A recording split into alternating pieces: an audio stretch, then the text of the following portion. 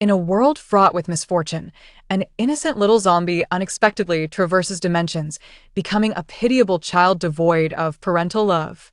Fortuitously, on a moonless, stormy night, a beautiful master appears like a beacon of hope, rescuing the little sweet bean and bringing her back to the Taoist temple, where she is pampered by her 7 elder brothers as if she were a princess.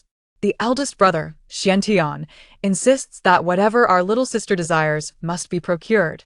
The second brother, Xuandi, declares that anyone who dares to bully her shall face dire consequences. The third brother, Xuanxian, incredulously exclaims, "What? Our little sister has emptied your storeroom? But she is merely a child." Since the arrival of the little sweet bean at the Taoist temple, her brother's mystical abilities have advanced remarkably, and the temple's reputation has spread like wildfire, compelling the elite of the entire capital to kneel in reverence. Chapter 1: Howl. The little zombie has crossed over. Cursed wretch, after 5 years of raising you, this is how you repay me? On that fateful night, in a dimly lit, dilapidated earthen house in Zhao family village, a series of curses erupted. A corpulent woman viciously grasped the frail little girl before her face contorted with rage. The girl's tiny, bruised arm was being mercilessly pinched, yet she remained eerily silent, eyes tightly shut, resembling a lifeless doll. "Keep your voice down, don't wake our son. This unfortunate child didn't just throw herself into the lake for no reason. It must be your cruel treatment that led her to it. We ought to bury her quickly, or, well, attract misfortune." The woman was obstinate. Just bury her like that? After 5 years of providing for her, it would be a waste. What else do you expect? She is beyond saving. Do you still think a corpse can earn you money? At that moment, Zhao Qian's words sparked an idea in Sun Jue, causing her sagging cheeks to quiver. "Clever as ever, Zhao. I've heard that the deceased can be used for ghost marriages. This wretched girl is quite presentable. She would fetch a good price." In a daze, Zhao Tiando seemed to hear someone plotting to sell her. With a frown, she turned over, sitting up abruptly. The sudden movement startled Zhao Qian and Sun Jue, causing their legs to buckle, their faces paling in terror. By the heavens, she's risen from the dead. Their eyes were fixated on Zhao Tiando, who had frightened them out of their wits. The scene before her bewildered Zhao Tiando. This was not the laboratory she remembered. Where was she? Turning her head, she saw 2 rotund figures dressed in ancient attire, huddled together, staring at her in horror as if they had seen a ghost. "Oh. Today's meal consists of fresh human flesh?" Tilting her head in confusion, Zhao Tiando mused, "Is this a new experimental environment? Are you the food sent by the professor?" No. Even if she were a lab-grown little zombie, the professor would not casually provide her with meat. It had been several months since she last tasted flesh. Moreover, these 2 grotesque beings emitted a foul odor, unpalatable even to dogs, which made Tiando feel disgusted. Suddenly, a flood of unfamiliar memories surged into her mind. As she processed this information, her brows furrowed. It was revealed that she had not entered a new experimental environment. Rather, she had crossed over into the body of a pitiful girl who had been neglected by her parents and abused daily by her adoptive ones. The original Tiando could no longer endure such inhumane treatment and had ultimately drowned herself. Yet, these heartless creatures did not mourn her passing. They intended to exploit her last vestige of worth by selling her for a ghost marriage. Zhao Tiando was originally a little zombie from a post-apocalyptic world. Infecting her during infancy, the zombie virus had taken hold. Fortunately, technology had advanced sufficiently to suppress the virus's growth, allowing for the training of juvenile zombies to regain their consciousness. Having grown to the age of 8 in the laboratory, she was imbued with knowledge and skills by her professors, who hoped to awaken her humanity one day, liberating her from the need for medication to suppress her bloodthirsty instincts. However, before that day could arrive, an explosion in the lab had catapulted her into this realm. Freed from the confines of the laboratory and the researchers' control, Zhao Tiando savored the taste of freedom for the first time, her small face breaking into a smile. Yet this smile, coupled with her still pallid and bruised visage, gave her the appearance of a ghostly doll, causing Sun Jue to faint on the spot, her eyes rolling back as she collapsed. A pool of foul liquid spread beneath her, as she had been so frightened that she lost control. Zhao Qian, the coward, thought only of his own escape, abandoning his wife and child to flee into the night. Watching his disheveled figure disappear into the darkness, Zhao Tiando finally composed herself. The grotesque, foul-smelling food had fled. As for the venomous sun jewer, Zhao Tiando regarded her with an innocent gaze before descending to the floor to rummage through her belongings. Eventually, she unearthed a tattered yellow apron and a handful of broken silver coins. Oh, how repulsive! She felt disgusted. Waving her tiny hand in dismissal, she thought to herself how unpleasant it was. Yet, the knowledge implanted in her mind indicated that this substance was silver, worth a considerable amount. After collecting all the valuables she could find in the room, Zhao Tiando glanced at the chubby child sleeping soundly, her lips curling in disdain. This child was neither as cute nor as clever as she was, yet she had everything she desired while Tiando had to endure beatings. Clearly, this family of three were not good people. In the future, she would make it a point to hold hands with kind souls while steering clear of the wicked. If any ill-intentioned individual sought to harm her, she would ensure they tasted poison, sending them to meet the king of hell. In the embrace of the night, Zhao Tiando felt a sense of novelty in everything around her. She had never encountered the true human world before. All her knowledge had been acquired through images. The researchers had always portrayed the human world as complex, unlike their zombies, who could feast without worry for days. I am a little zombie, unafraid of anything. I'll gobble up little friends, I must have meat.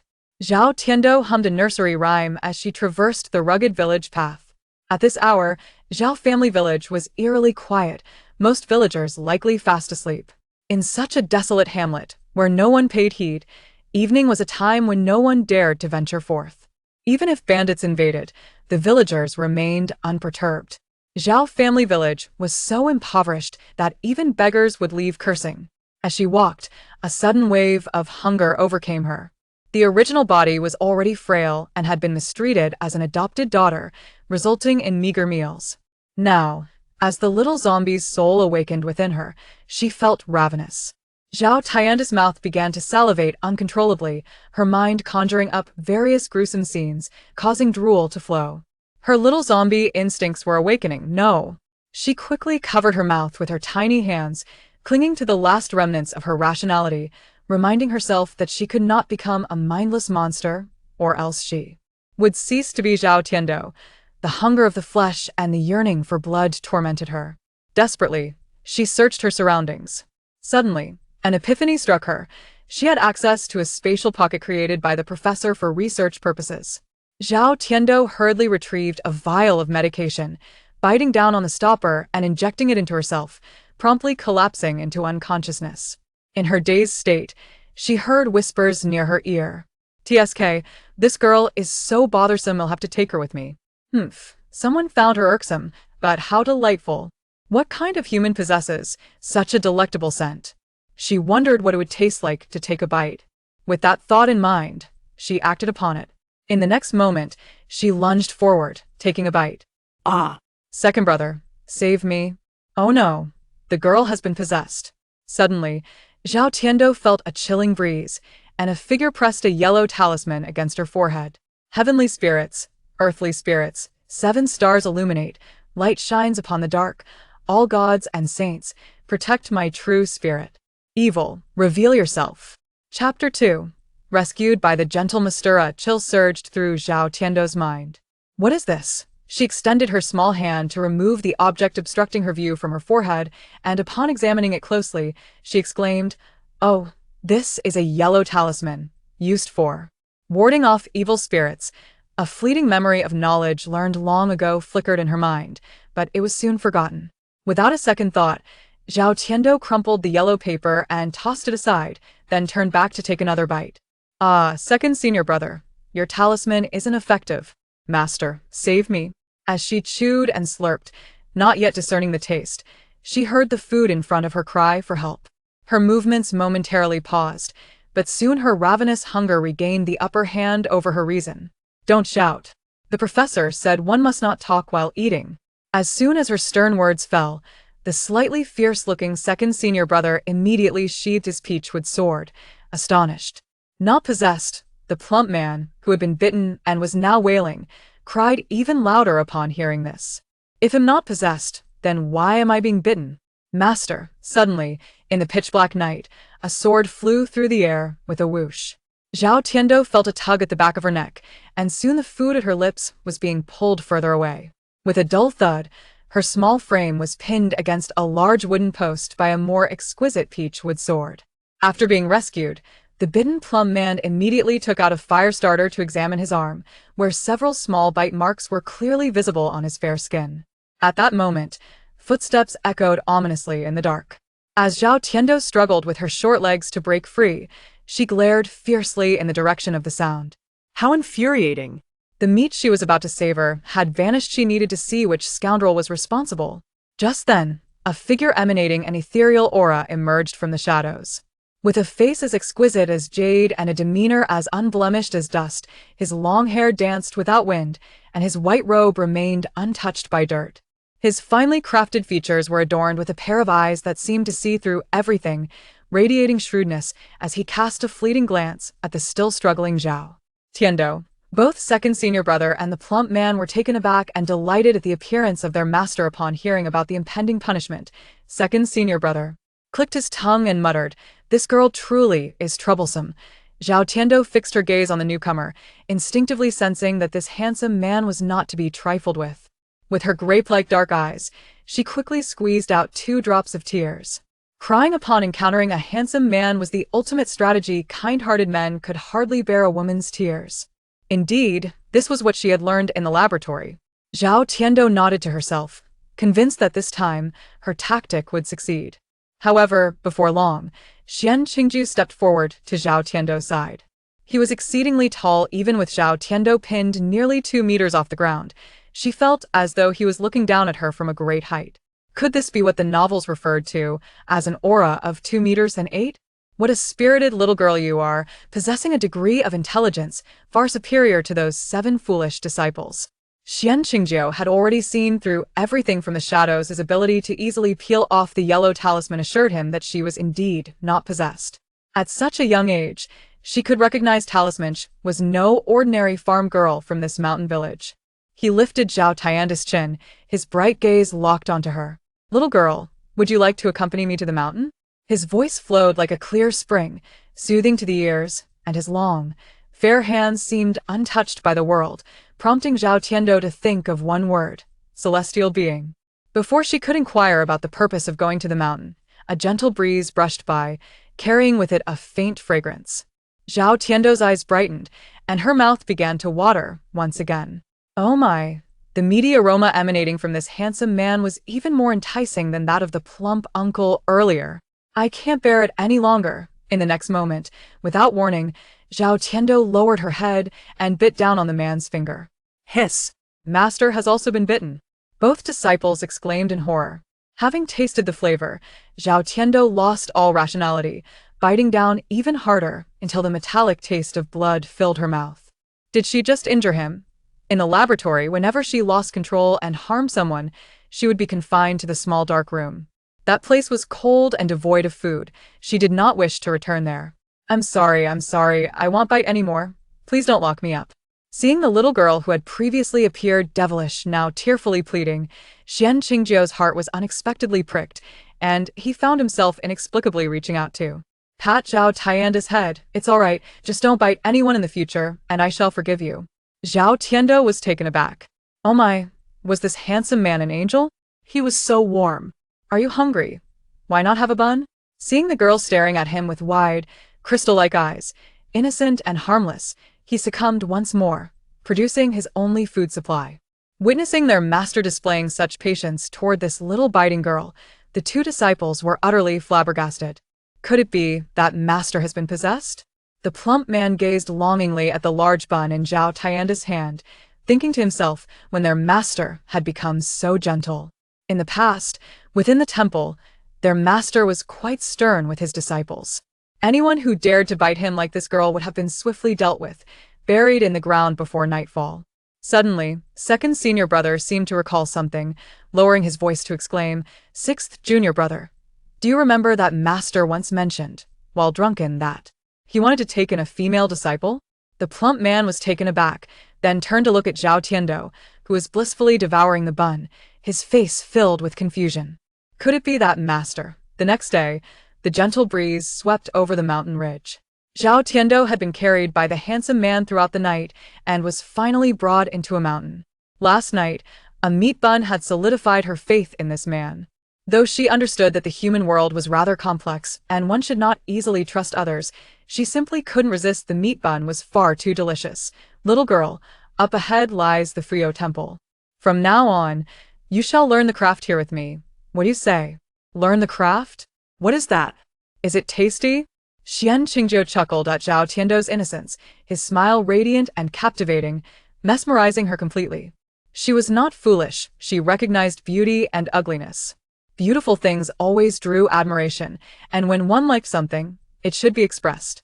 In the next moment, Zhao Tiando leaned closer to Xuanqingjiu and planted a kiss on his cheek. It was truly delightful. Although she could no longer bite him in the future, it was a bit of a pity. But she was no longer a little zombie, and that meat bun was indeed delicious. Xuanqingjiu, experiencing a kiss from a girl for the first time, though she was merely a child, felt his face flush instantly. The two disciples nearby stifled their laughter behind their hands. Ha ha ha, who would have thought that their master was such an innocent man? Chapter 3. A few more distinct senior brothers. Upon entering the temple, Zhao Tiando was filled with excitement, her eyes darting around eagerly. The architectural style here closely resembled the descriptions from her ancient studies. The antique pavilions, coupled with the vibrant flora, were far more comforting than the cold, black and white laboratory. Zhao Tiando instantly fell in love with this place. Xuanqingjiu turned to find a childlike smile finally gracing her face, and he too smiled gently. Do you like it here? Zhao Tiando nodded without reservation. I really like it here. It would be even better if I could have meat every day. Xuanqingjiu subtly furrowed his brows. His new disciple was quite perceptive and shared a deep connection with him, yet she was just as much of a glutton as his sixth disciple. Despite the temple's outwardly respectable appearance, it was perilously close to closing down. There was no incense, and the few townsfolk who came seeking help were exceedingly rare. They were all here to help exorcise evil. The most valuable asset within the temple at present is, undoubtedly, the neglected vegetable garden in the backyard. Zhao Tiando failed to grasp the implication that it meant they could not afford to eat meat every day, and instead, she looked at her senior brothers with admiration, exclaiming, "Wow, you're all so impressive." The two companions trailing behind her, upon overhearing the conversation between their master and the newly initiated junior sister, felt an overwhelming sense of despair. In the past, when the temple was struggling, their master had never compelled them to descend the mountain for exorcisms, yet now, with the arrival of a junior sister, he suddenly seemed preoccupied with their livelihood. Upon entering the main hall, Zhao Tiando was startled by the fierce bronze statue, but fortunately, being in her master's embrace provided her with a sense of security. "Xuanji, go fetch your senior brothers," instructed her master. Xuanji, the portly man whom Zhao Tiando had previously bitten, turned around eagerly and hurried off. Before long, he returned, leading a group of puzzled Taoist priests into the hall. Upon seeing their ethereal master seated with a seemingly well-behaved little girl on his lap, the atmosphere erupted in astonishment. "I knew it! With such a handsome master, he must have been flirtatious. Look, he even has a love child. Seventh brother, cease your nonsense, or you shall incur master's wrath," another warned. Once everyone had gathered, Xuanqingjiu spoke. "From now on, she will be your junior sister. As her senior brothers, you must protect her and ensure she suffers no grievances. Is that understood?" With the master's firm declaration, the 5 young men exchanged glances before turning their attention to their adorable yet frail little junior sister, each nodding in agreement. After imparting his instructions to the disciples, Xuanqingjiu turned to Zhao Tiando with a gentle smile. "My precious little disciple, these 5 will be your brothers. Allow me to introduce them. This broad-faced giant is your eldest brother, Xuantian. Though his appearance may be a bit rough, his heart is kind and easily swayed, so feel free to seek his assistance often." Xuantian, handsome and upright, despite the rough description, managed a friendly greeting towards Zhao Tiando, who instantly craned her neck, sniffing the air. Her eldest brother smells delicious. This is your second brother, Xuandi. You've met him before. Don't be misled by his fierce demeanor. Is quite gentle and easy to influence." Xuandi turned his head away, clearly displeased with Xuanqingji's portrayal. Zhao Tiando blinked at Xuandi and suddenly remarked, "Second brother must have been hurt by a woman, how pitiful." Little Tiando won't bully second brother. As her words fell, Xuandi's expression froze, while the other disciples erupted into laughter. Embarrassed by their teasing, Xuandi's ears turned crimson. Zhao Tiando blinked in confusion, wondering if she had misspoken. Yet, her learned knowledge suggested otherwise. If a man kept his distance from women, it must be due to past heartbreak. The laughter subsided, and Xuanqingjiu proceeded to introduce the remaining three brothers. The fourth brother, Xianhuang, was taciturn. Zhao Tiando smiled at him, but he remained silent. However, the aroma of his presence caused her to salivate. Then there was the sixth brother, the plump one she had bitten, known as Xuanji. His name was derived from his insatiable appetite, as bestowed by their master. The youngest, the seventh brother, was the latest addition to their ranks. Before Xuanqingjiu could introduce him, he squatted before Zhao Tiando, eagerly proclaiming, "Little junior sister, I am your seventh brother. Titles are unimportant, I shall take you out to play, far from these rough men." Seventh brother's smile was genuine, revealing two sharp little canine teeth, which Zhao Tiando admired greatly. If only she had such delightful little teeth, she might have already indulged in the delicacies of her sixth brother and master. Resolutely, Zhao Tiando made a mental note. Tonight, she must sharpen her little teeth. Unaware of Zhao Tianda's mischievous thoughts, Xuanqingjiu, having dismissed the playful seventh brother, turned serious. "You must not let him lead you astray." The sixth brother chimed in with a teasing tone. "Be cautious. Little junior sister, your seventh brother's name signifies abstinence." Abstinence? Zhao Tianda's mind raced, quickly recalling the rare term. Oh, it must be because seventh brother is overly fond of women, hence master's command for him to abstain. Little Tiando understands. As she spoke, she tightened the tattered fabric of her clothing, genuinely believing Xuanji to be a licentious character. Xuanji, feeling wronged, shot a mournful look at their master, who disregarded the matter entirely and tightened his hold on Zhao Tiando. "You still have two brothers attending to affairs outside. I shall introduce them to you later. If you cannot find me, do not hesitate to seek help from these brothers, understood?" Zhao Tiando nodded, her mind wandering elsewhere. Having spoken so much, she wondered when mealtime would commence. Chapter 4. The face of the 5-year-old was adorned with a smile filled with resignation towards life. After enduring a long wait until noon, Zhao Tiando finally revealed a smile. However, upon being led to the dining hall and glancing at a plate of pickled vegetables and a plate of stir-fried beans, her smile faded. "Master, where's the meat?" Holding a small bowl of rice mixed with beans, Zhao Tiando gazed longingly at Xuanqingjiu. Xuanqingjiu was momentarily taken aback, unsure of how to explain to his young disciple. He possessed considerable skills, adept at vanquishing demons and malevolent spirits. Yet, times were tough, and their temple was already stretched thin. While it was acceptable for the few men to make do, it seemed unreasonable for his little junior sister, who had just arrived at the temple, to have to subsist on meager fare. Just as everyone was left speechless in front of the 2 plates of unappetizing food, a loud voice suddenly rang out from outside the dining hall. "Oh my, how did a little white rabbit appear in the field?" "What? A little white rabbit? The one for spicy rabbit stew?"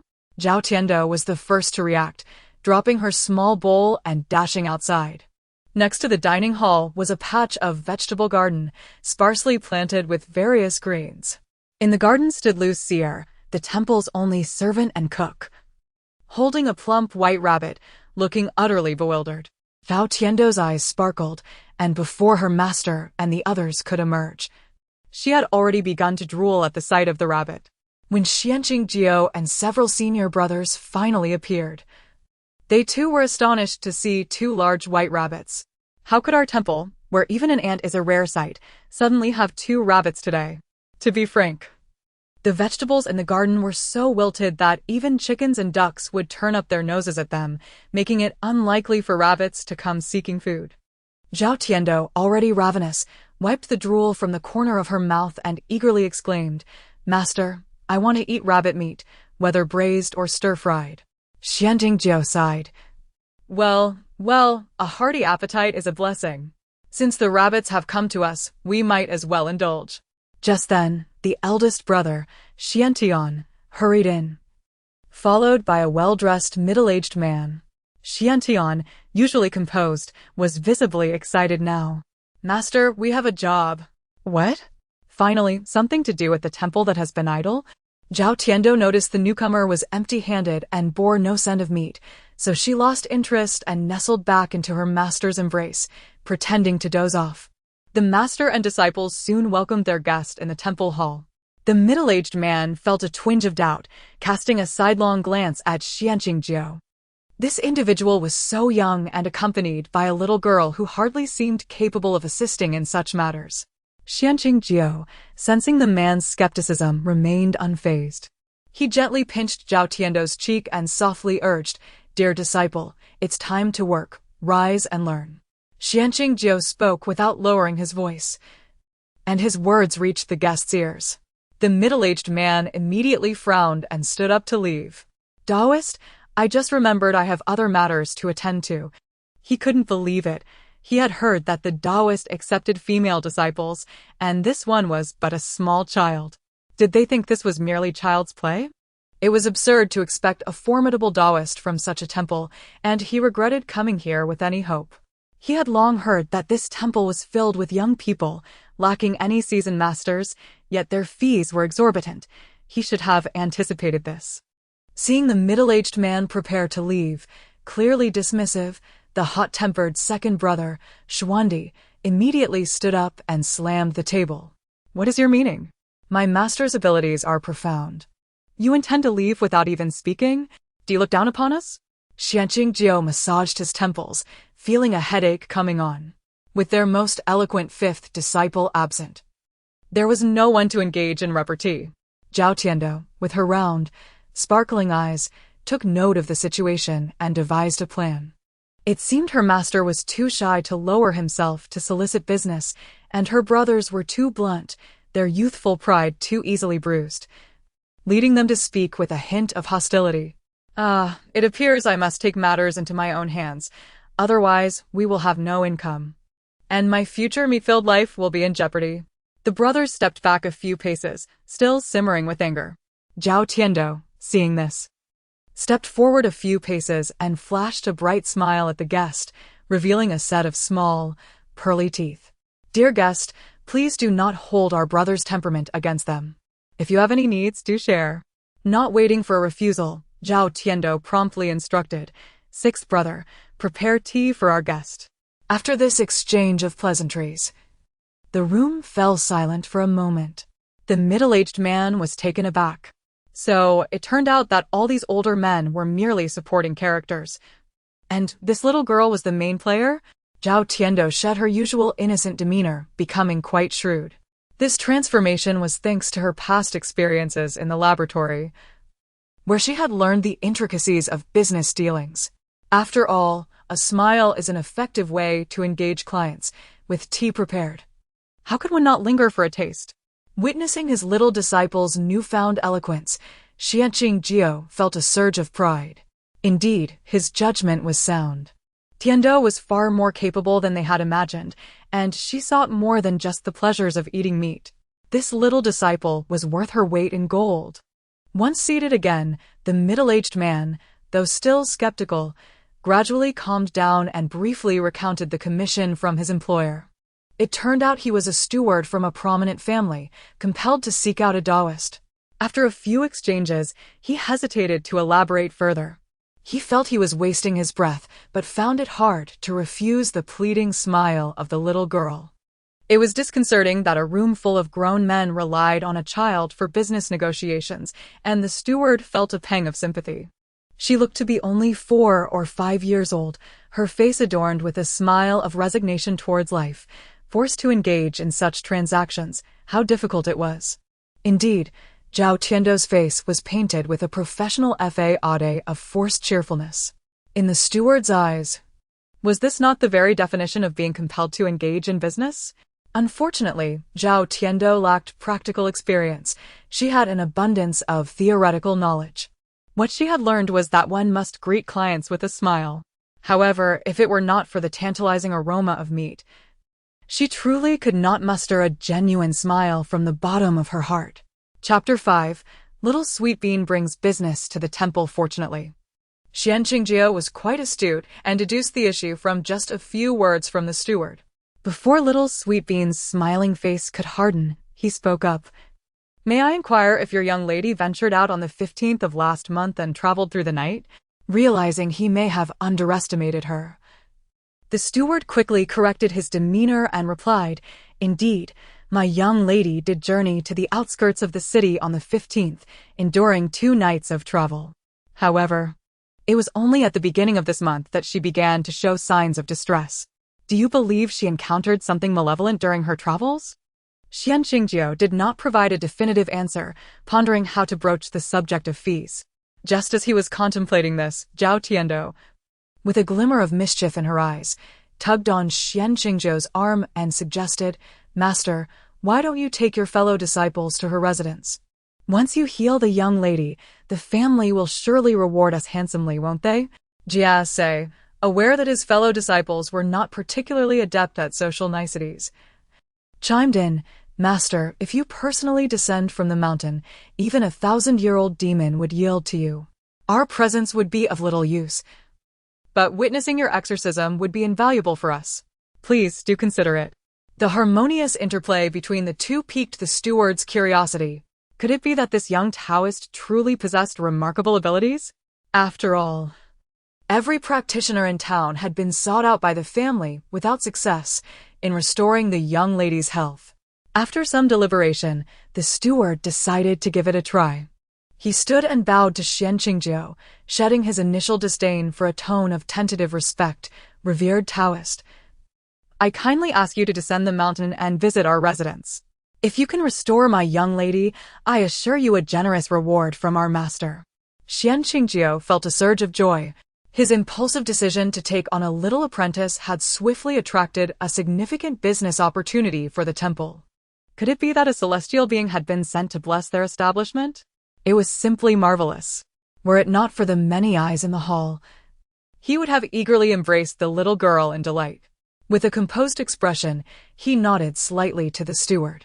"Since my apprentice wishes to witness my exorcism in action, I shall accompany you down the mountain." The steward, elated, quickly led the way, fearing that Xuanqingjiu might change his mind. Little Sweet Bean tugged at Xuanqingjiu's sleeve, looking up with eager eyes. "In the laboratory, everyone treated me well, but I never dared to ask for something extravagant like meat. Now it is wonderful. I have met a good man from the temple who will provide me with meat." Xuanqingjiu was momentarily taken aback. "My dear apprentice, are you not coming with me?" That simply cannot be. This clever little girl had a way with words. If she did not accompany him, how could he expect to successfully earn a reward alongside his straightforward disciples?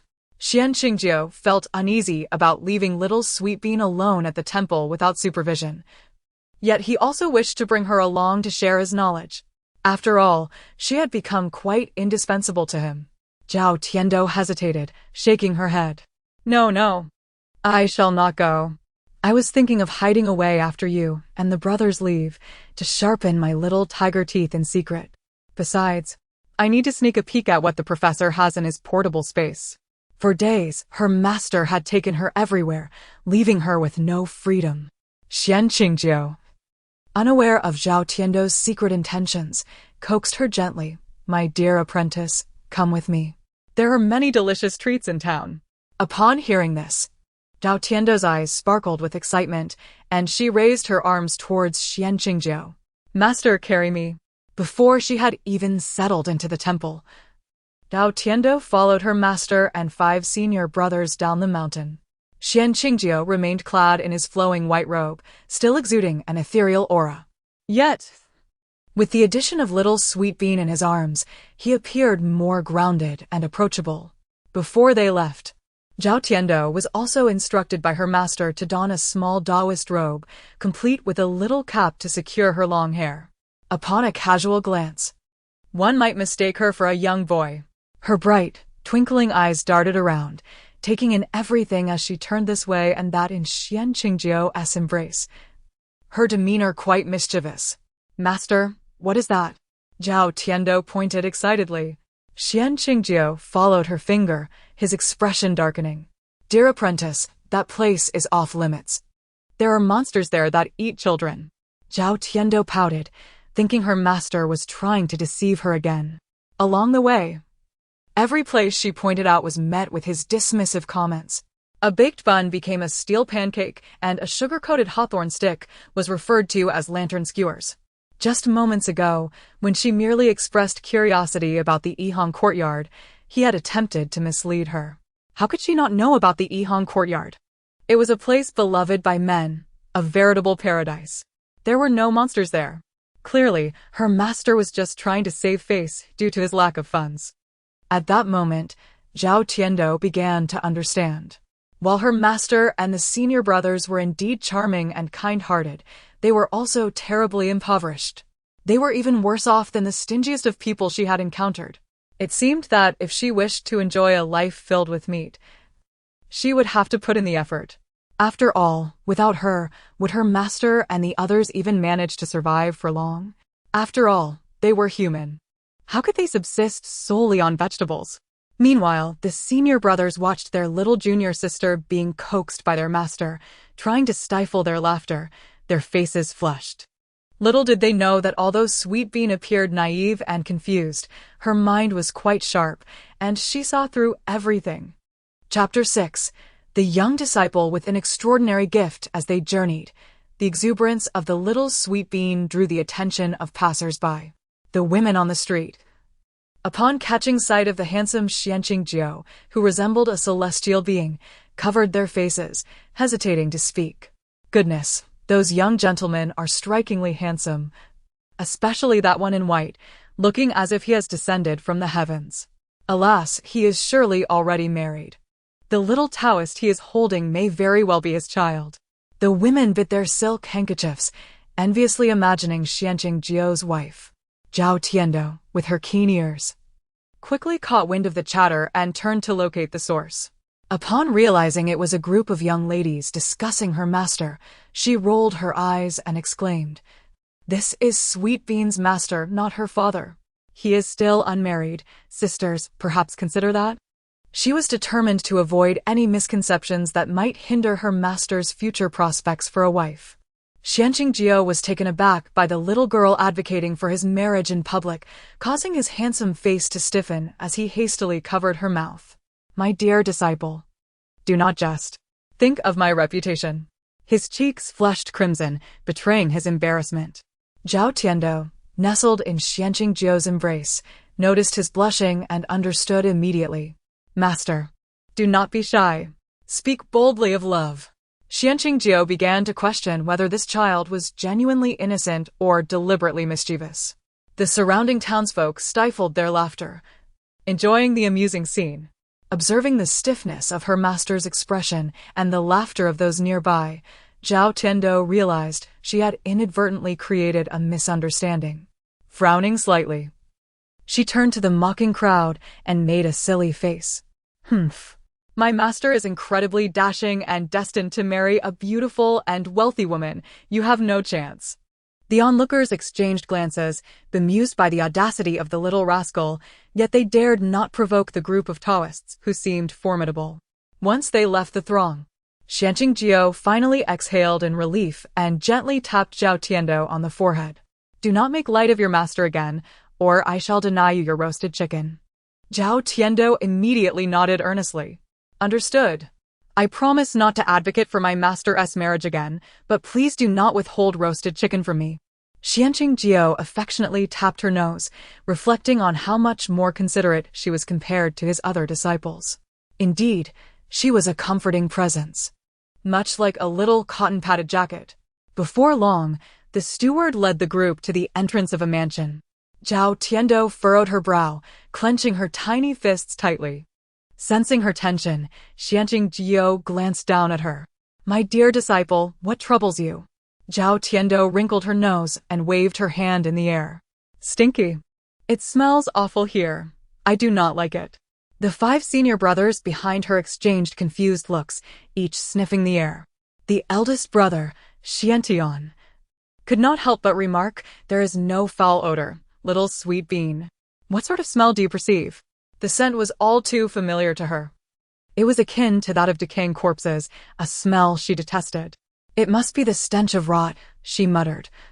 Having just enjoyed a delicious braised rabbit dish, and fearing she might regurgitate it. As she spoke, she covered her mouth and nose with her small hands, worried she might accidentally expel the food she had so eagerly consumed. The senior brothers were taken aback. Xuanji, looking astonished, exclaimed, "Master, could it be that our little junior sister possesses a natural heavenly nose that can discern cleanliness from afar?" The term heavenly nose was a rare gift spoken of in the Taoist realm, allowing its bearer to effortlessly detect the presence of malevolent forces nearby, exhibiting a sensitivity beyond that of ordinary Taoists. Zhao Tiando promptly shook her head, pointing at her own nose. "This is a little upturned nose, quite perky. Many young ladies aspire to have a nose like mine." Xianqing Jiao and the others looked at her in bewilderment. "My dear disciple, you speak nonsense again," he gently corrected her. "Regardless, your talent is remarkable. I shall teach you to exorcise spirits in due time. Strive to catch up with your senior brothers next year." Zhao Tiando nodded seriously. "Yes, I will endeavor to surpass my brothers by next year." The 5 senior brothers exchanged glances, unsure how to respond. Could we please proceed inside? The master has been waiting." The steward, noting the encroaching dusk, urged them onward. They hastily followed him into the mansion. Inside, the stench intensified, causing Zhao Tiando to press her nose against Xianqing Jiao's chest, desperately trying to escape the foul air. Xianqing Jiao frowned, quickly discerning that the interior was far from clean, explaining his little disciple's strong reaction. "Quickly, take this pill," he instructed, producing a small medicinal tablet and placing it in her mouth.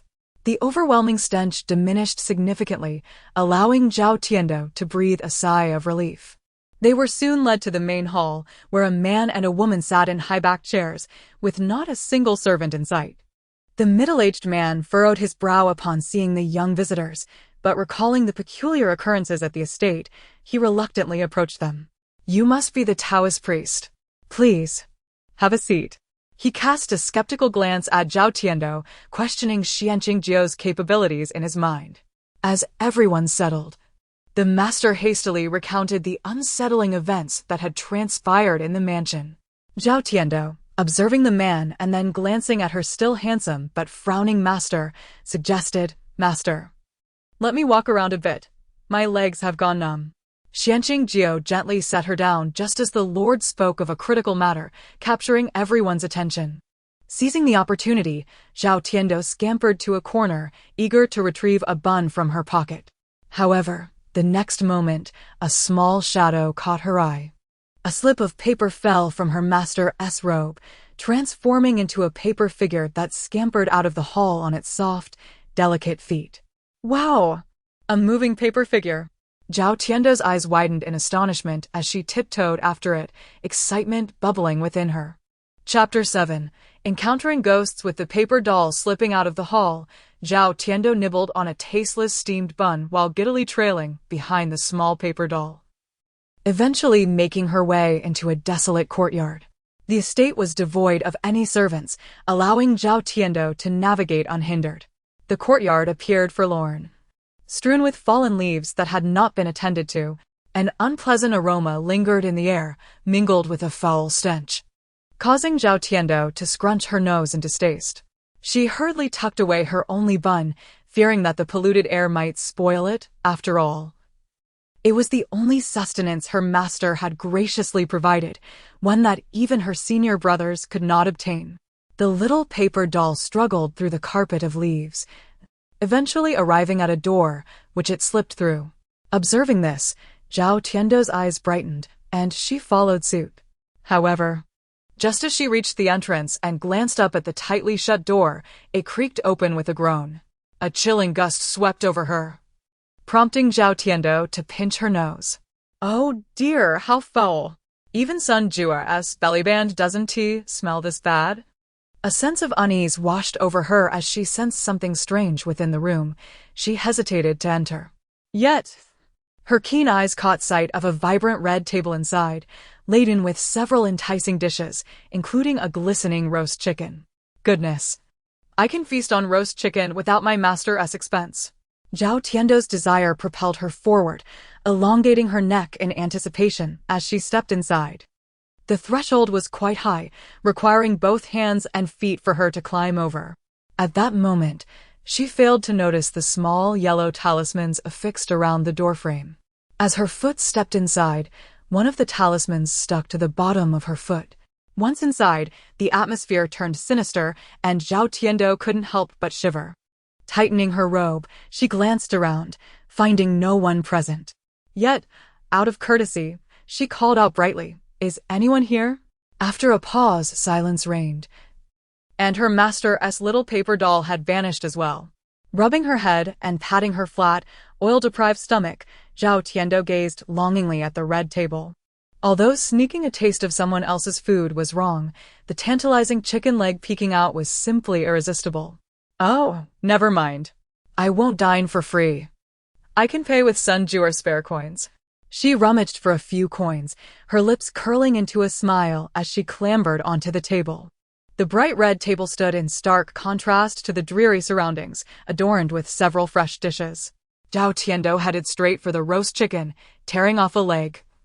Licking her small tongue in delight as she muttered, "I won't eat for free, I will pay."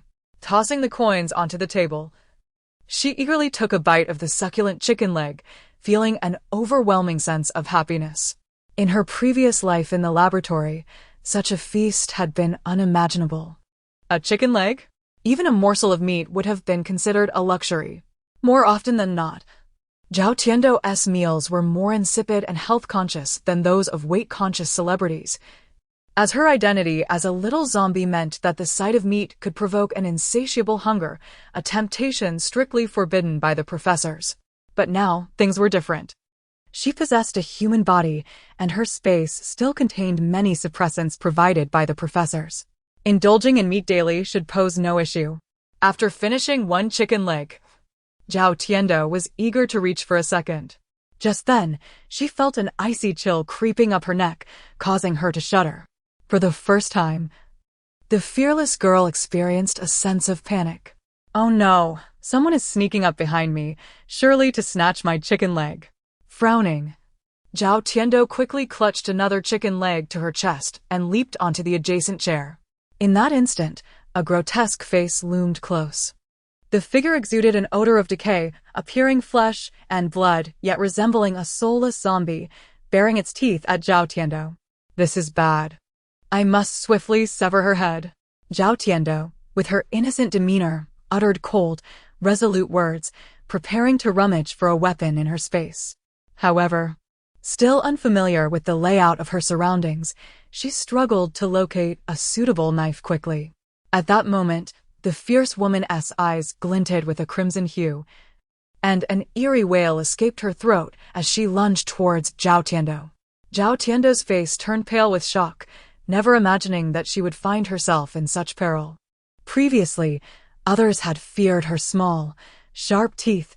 Now, she finally understood the feeling of helplessness. Being just a child, Zhao Tiando panicked, and 2 tears the size of soybeans welled up in her eyes. Woo-woo, could you please wait until I finish my chicken leg before you eat me? Even faced with imminent danger, her thoughts remained fixated on the chicken leg in her hand. After all, she had scarcely enjoyed any meat in her lifetime. It would be a shame not to savor it before her end. Yet, the monstrous woman paid no heed to Zhao Tiando's pleas, resembling a ghost devoid of emotion, as she continued her relentless advance. Gripping the chicken leg tightly, Zhao Tiando caught sight of a small piece of yellow paper peeking from the bottom of her shoe. A talisman for exorcism. Without hesitation, she peeled it off her shoe. So tiny. This talisman is practically a baby, much smaller than the one Senior Brother conjured. Regardless, it was her only lifeline. In the next moment, Zhao Tiando resolutely pressed the small talisman onto the woman's forehead, mimicking Senior Brother as she chanted, "Heavenly spirits, earthly spirits, 7 stars, illuminate the dark, all deities, protect my true spirit. Evil spirit manifest." Suddenly, a gust of wind swept through the room, blowing the woman's disheveled hair behind her and revealing her complete visage. The ghostly face bore the small talisman, causing her menacing expression to freeze in place for a moment. Zhao Tiando felt a surge of joy. Surprising as it was, this small talisman, seemingly ineffective, appeared to be more potent than the 1-second senior brother had used. Heavenly spirits, earthly spirits, 7 stars, evil spirit manifest. She recited the incantation once more, her voice clear and resolute. This time, the talisman reacted on the woman's face. A flash of golden light flickered, and something flew out from the woman, accompanied by a piercing scream. Meanwhile, Xuanqing, still in the hall, sensed something amiss and grew anxious. Turning around, he realized his precious disciple was missing, startling him into a sudden stand from his chair. "Where is my dear little Tiando?" Chapter 8. My dear junior sister is consuming a ghost. Everyone was startled by the commotion caused by Xuanqing. The master of the house furrowed his brows in displeasure. "Just as I was trying to explain to you about my daughter's peculiar situation, you couldn't even listen properly. And suddenly you stand up and act out? What is this treasure of a sweet little bean? If you, Taoist, lack the ability, I kindly ask you to leave at once." The steward was equally anxious. He was aware that Xuanqing's cherished little disciple had gone missing. Yet he couldn't convey this to the master directly. Bringing a small child to exorcise spirits was already absurd enough, and now that the child had wandered off to play, who could be held accountable? Both parties were in a state of distress. The master, noticing the ominous change in the sky, felt a mix of urgency and anger. Meanwhile, Xuanqing suddenly sensed something, his expression shifting dramatically. Without waiting for others to react, he dashed outside with great urgency. The master and the steward hastily followed suit. "Taoist, you may choose not to assist, but how dare you recklessly invade my humble abode?"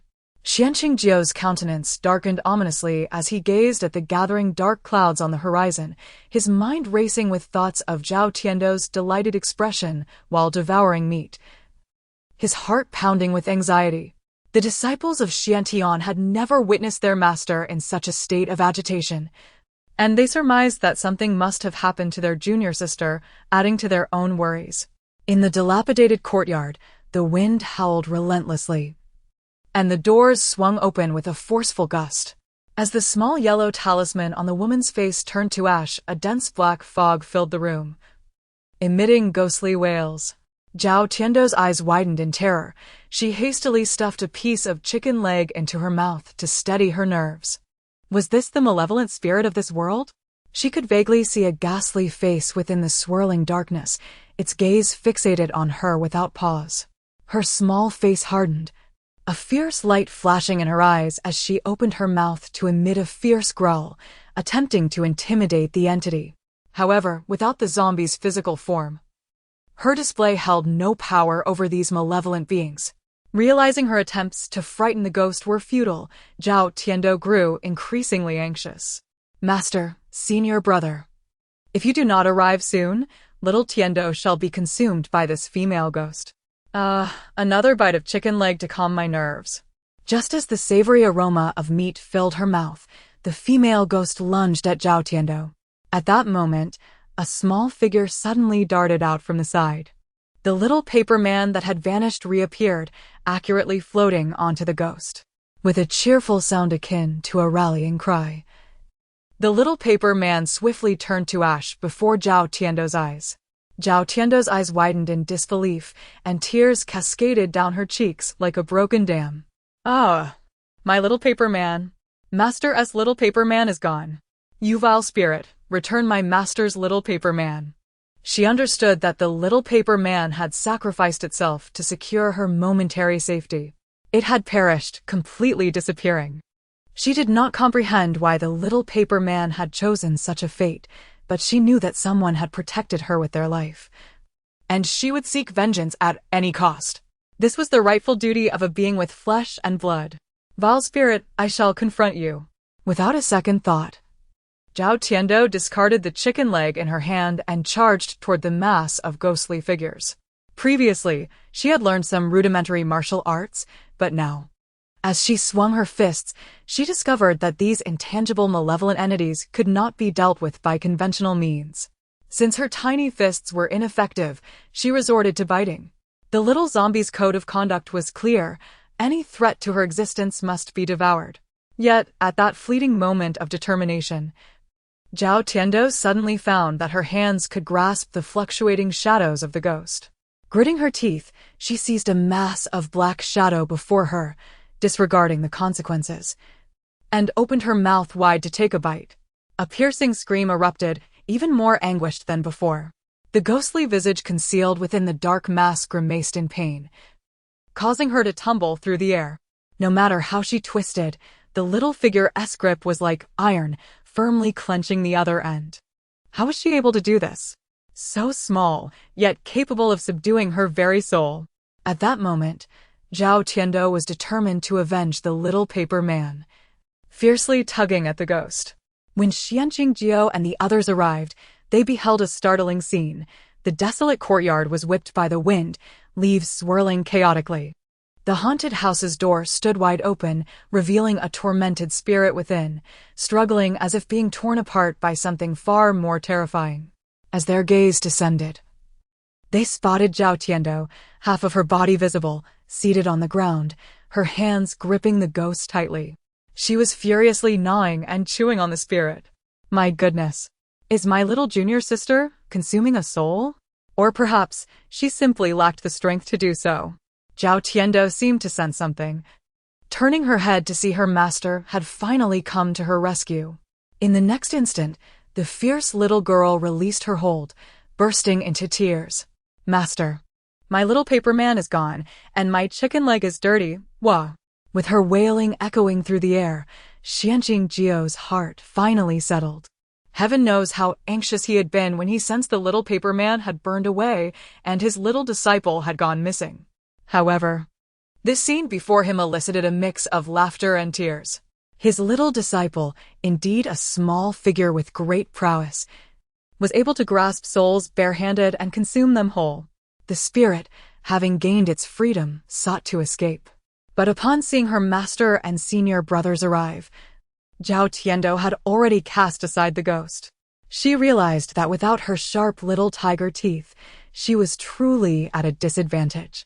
The ominous black spirit looked vulnerable, yet she could not bite through. With Xianqingjio's arrival, the little ghost had nowhere to hide. Soon, a spiraling yellow talisman struck the fleeing spirit, scattering it in a frenzied rush.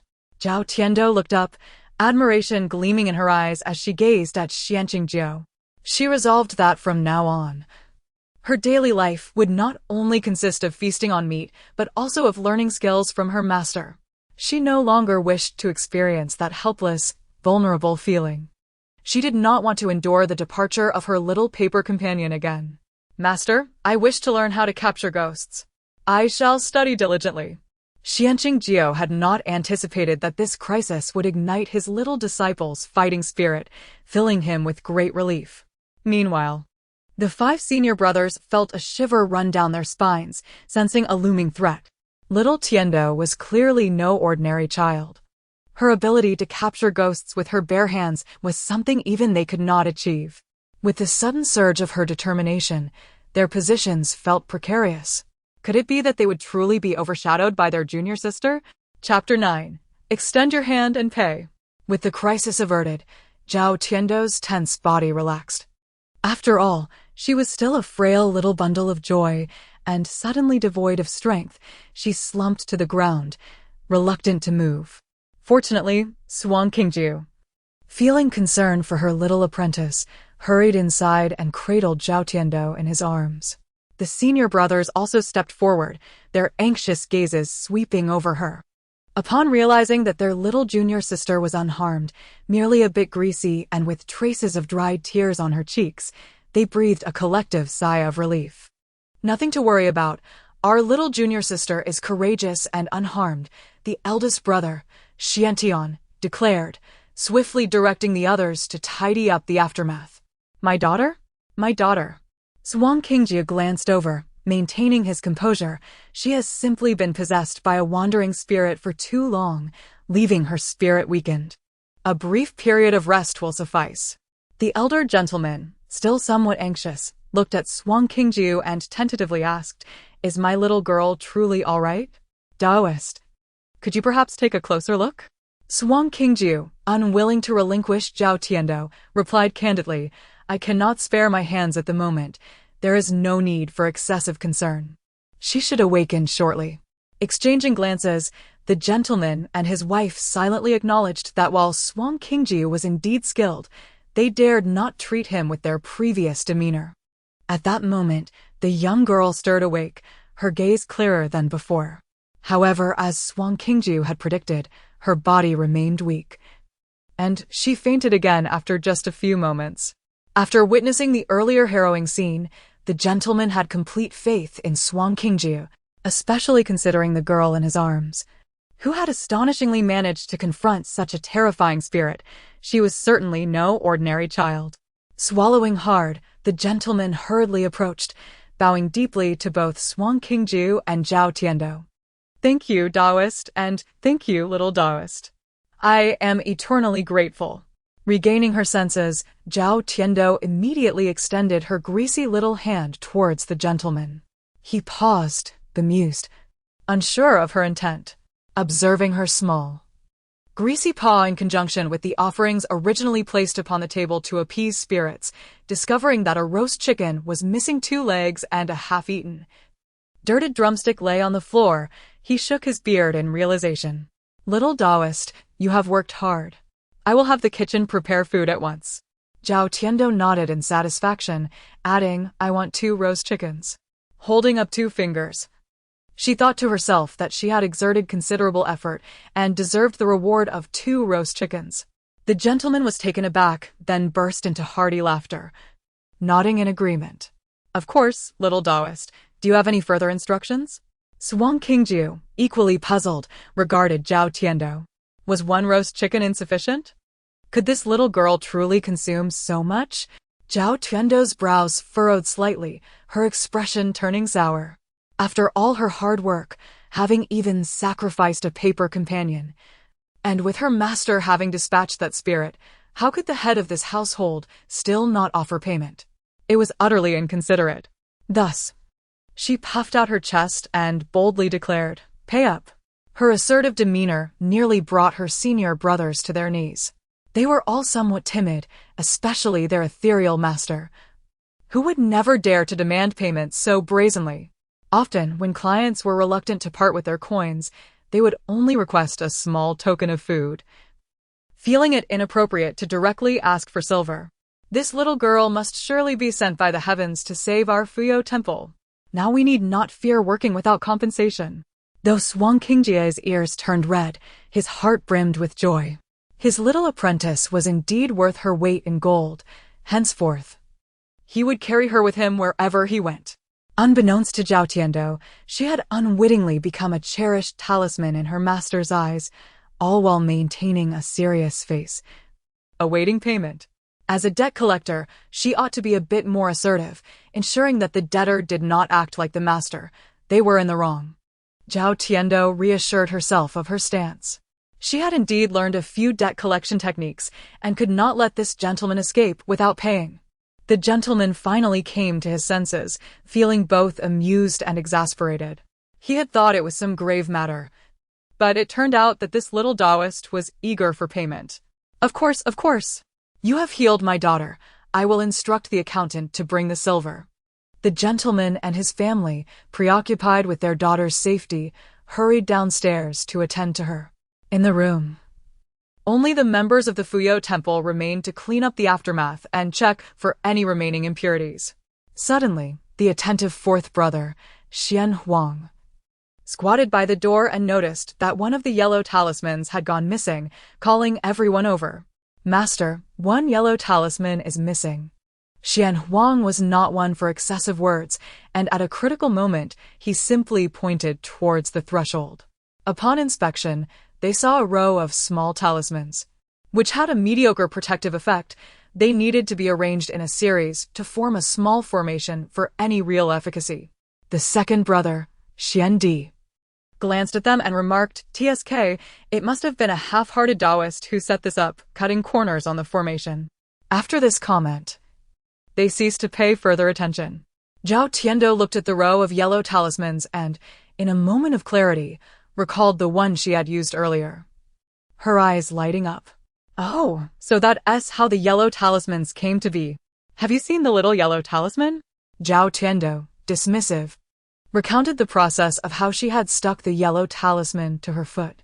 In conclusion, she added, "Master, this little yellow talisman is quite small.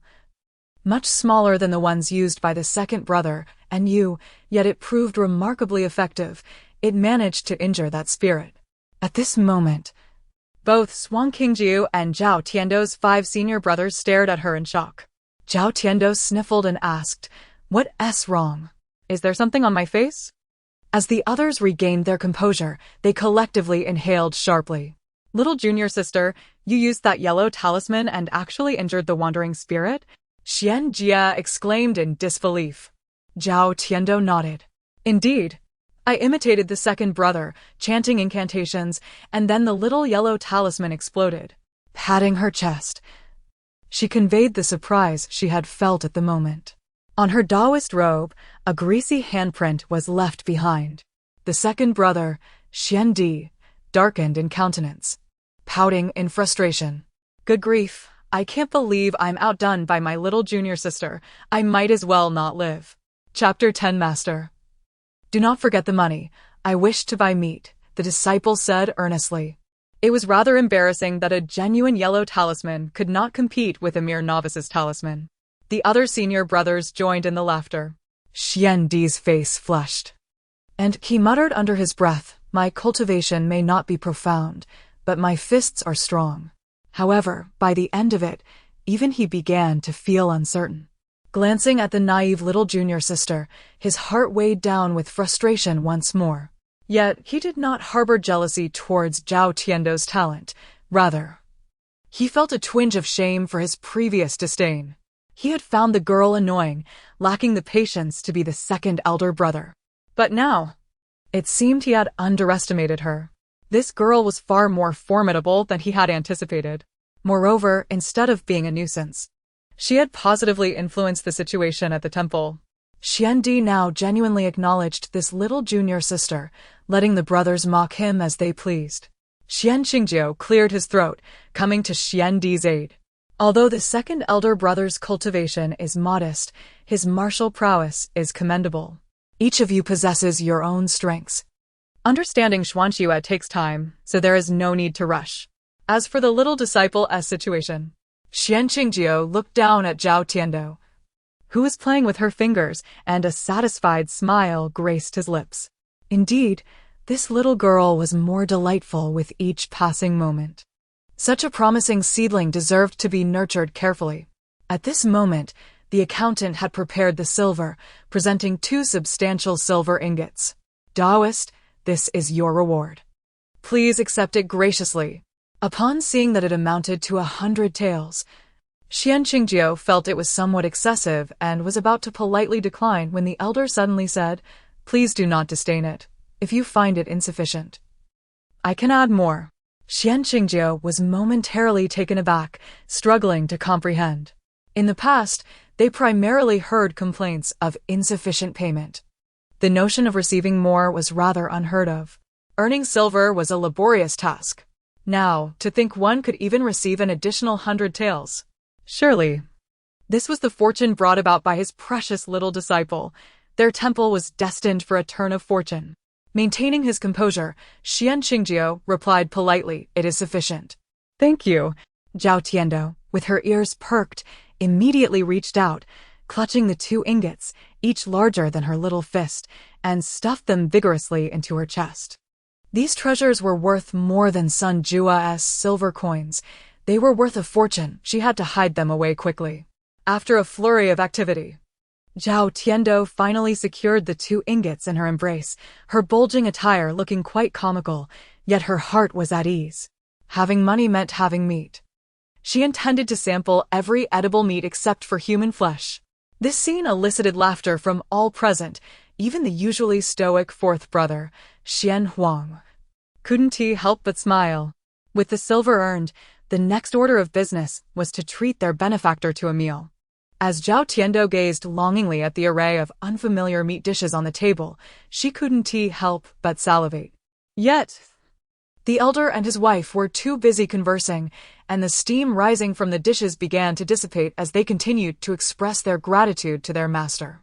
Zhao Tiando, feeling anxious, squirmed in Xian Qingzhou's arms. "Master, when can I pick up my chopsticks?" Unable to suppress a chuckle, Xian Qingzhou pinched Zhao Tiando's little hand and, after a moment of contemplation, turned a serious expression towards the elder. "The dishes are cooling. Would it not be wise to commence the meal?" Without further ado, he added, "I am merely here to conduct business." The elder and his wife exchanged glances, hurriedly beckoning to fill their plates. "Master, that. And that. What is that red dish in front of the eldest brother? It looks delicious." Throughout the meal, Zhao Tiando's little mouth was nonstop, and she finally filled her once flat belly until it resembled a round ball. Xian Qingzhou, too, was tirelessly engaged, alternating between serving her dishes and wiping her mouth, only managing to take a bite for himself at the very end. Yet he was more than willing to do so. Seeing his little disciple enjoy her meal heartily uplifted everyone's spirits. At last, satiated and filled with food and drink, little Tiando succumbed to sleep, nestling softly in her master's embrace. Meanwhile, the elder invited the others to take a seat in the main hall, offering tea and discussing the matter at hand. "Taoist, might I inquire why my daughter has been troubled by a wandering spirit? Recently, there has been no death in our household, and the town has remained peaceful. I have not heard of any hauntings." Xian Qingzhou, calm and composed, replied, "Your daughter walked home alone on the 15th of last month. That night was when the spirits roamed freely. The yin energy was at its peak, and women are particularly susceptible to harm. Your daughter is likely of a yin disposition, making her prone to being possessed by wandering spirits. Caution is advised in the future." The elder lady gasped in alarm. "What should we do? Please, Taoist, help my daughter." Xian Qingzhou glanced at his slumbering little disciple and thoughtfully said, "I possess a talisman that can ensure your daughter's safety." Carefully, he retrieved a triangular talisman from his robes and handed it over. Just as he was about to explain that this talisman was a gift, the little girl stirred slightly. Mumbling sleepily, "Master, do not forget the money. I wish to buy meat." With that, Zhao Tiando fell back into a deep slumber. Sitting nearby, sixth brother Xuanjia could not help but chuckle at her words. "Our little junior sister is even more gluttonous than I am, Master. Why not just pass my talisman to her?" Xian Qingzhou's expression darkened. "Nonsense. How could such a lovely little sister be called gluttonous, Jia?" Xian Jia protested, "Master. Does that mean your sixth disciple is not adorable?" Meanwhile, the elder had overheard Zhao Tiando's mumblings and paused with the talisman in hand, chuckling as he presented a small ingot of 10 taels. "Of course, payment is necessary. Taoist, please accept it." Finally, the elder could not resist glancing at the peacefully sleeping Zhao Tiando and remarked, "Taoist, your little disciple is truly delightful. May I ask which family she hails from?" Seeing the elder's eyes gleaming with interest in the little girl, Xian Qingzhou tightened his hold on the sleeping child, adopting a serious demeanor. "I do not sell my disciples. I cherish her too dearly to even consider such a thing." The elder replied, "I merely inquired. I meant no offense." With the first business transaction successfully concluded, Xian Qingzhou was eager to leave, carrying the still sleeping Zhao Tiando as he departed the residence. Upon stepping outside, he noticed the sun had already begun to set. Yet the streets were bustling with an increasing number of pedestrians. The town remained lively. Before nightfall, the street vendors had already begun their calls. Passing by a candied hawthorn stall, Xian Qingzhou paused thoughtfully. "Jia, go buy a skewer for your little junior sister. A girl cannot survive on meat alone. She must have some sweets as well." Xian Jia licked his lips and asked, "Master, shall I buy just one skewer?" Chapter 11. Returning to the Temple. Hiding away to secretly polish my little fang's Xuanqingjiu was momentarily taken aback, gazing at the eager expression of his sixth disciple, whose eyes sparkled with a gluttonous desire. A subtle smile tugged at the corners of his mouth. Today, he decided to let his disciples share in the joy. With this thought, Xuanqingjiu produced 10 taels of small gold ingots and handed them to Xuanjia, instructing, "Buy a large skewer for your little junior sister. And each of you pick a small one. I shall not partake." The disciples, upon hearing this, beamed with delight. Thanks to their little junior sister, these rough men could finally savor the sweet taste of candied hawthorn. The group ambled through the bustling streets, drawing attention as they went. Zhao Tiando, nestled in her master's embrace, lay with her cherubic face turned skyward, occasionally smacking her lips, exuding cuteness. Bystanders could not help but steal glances at the strikingly handsome Taoists. They seemed to have emerged from the residence of an elderly gentleman, where a succession of Taoists had recently departed in dismay, their prospects evidently unpromising.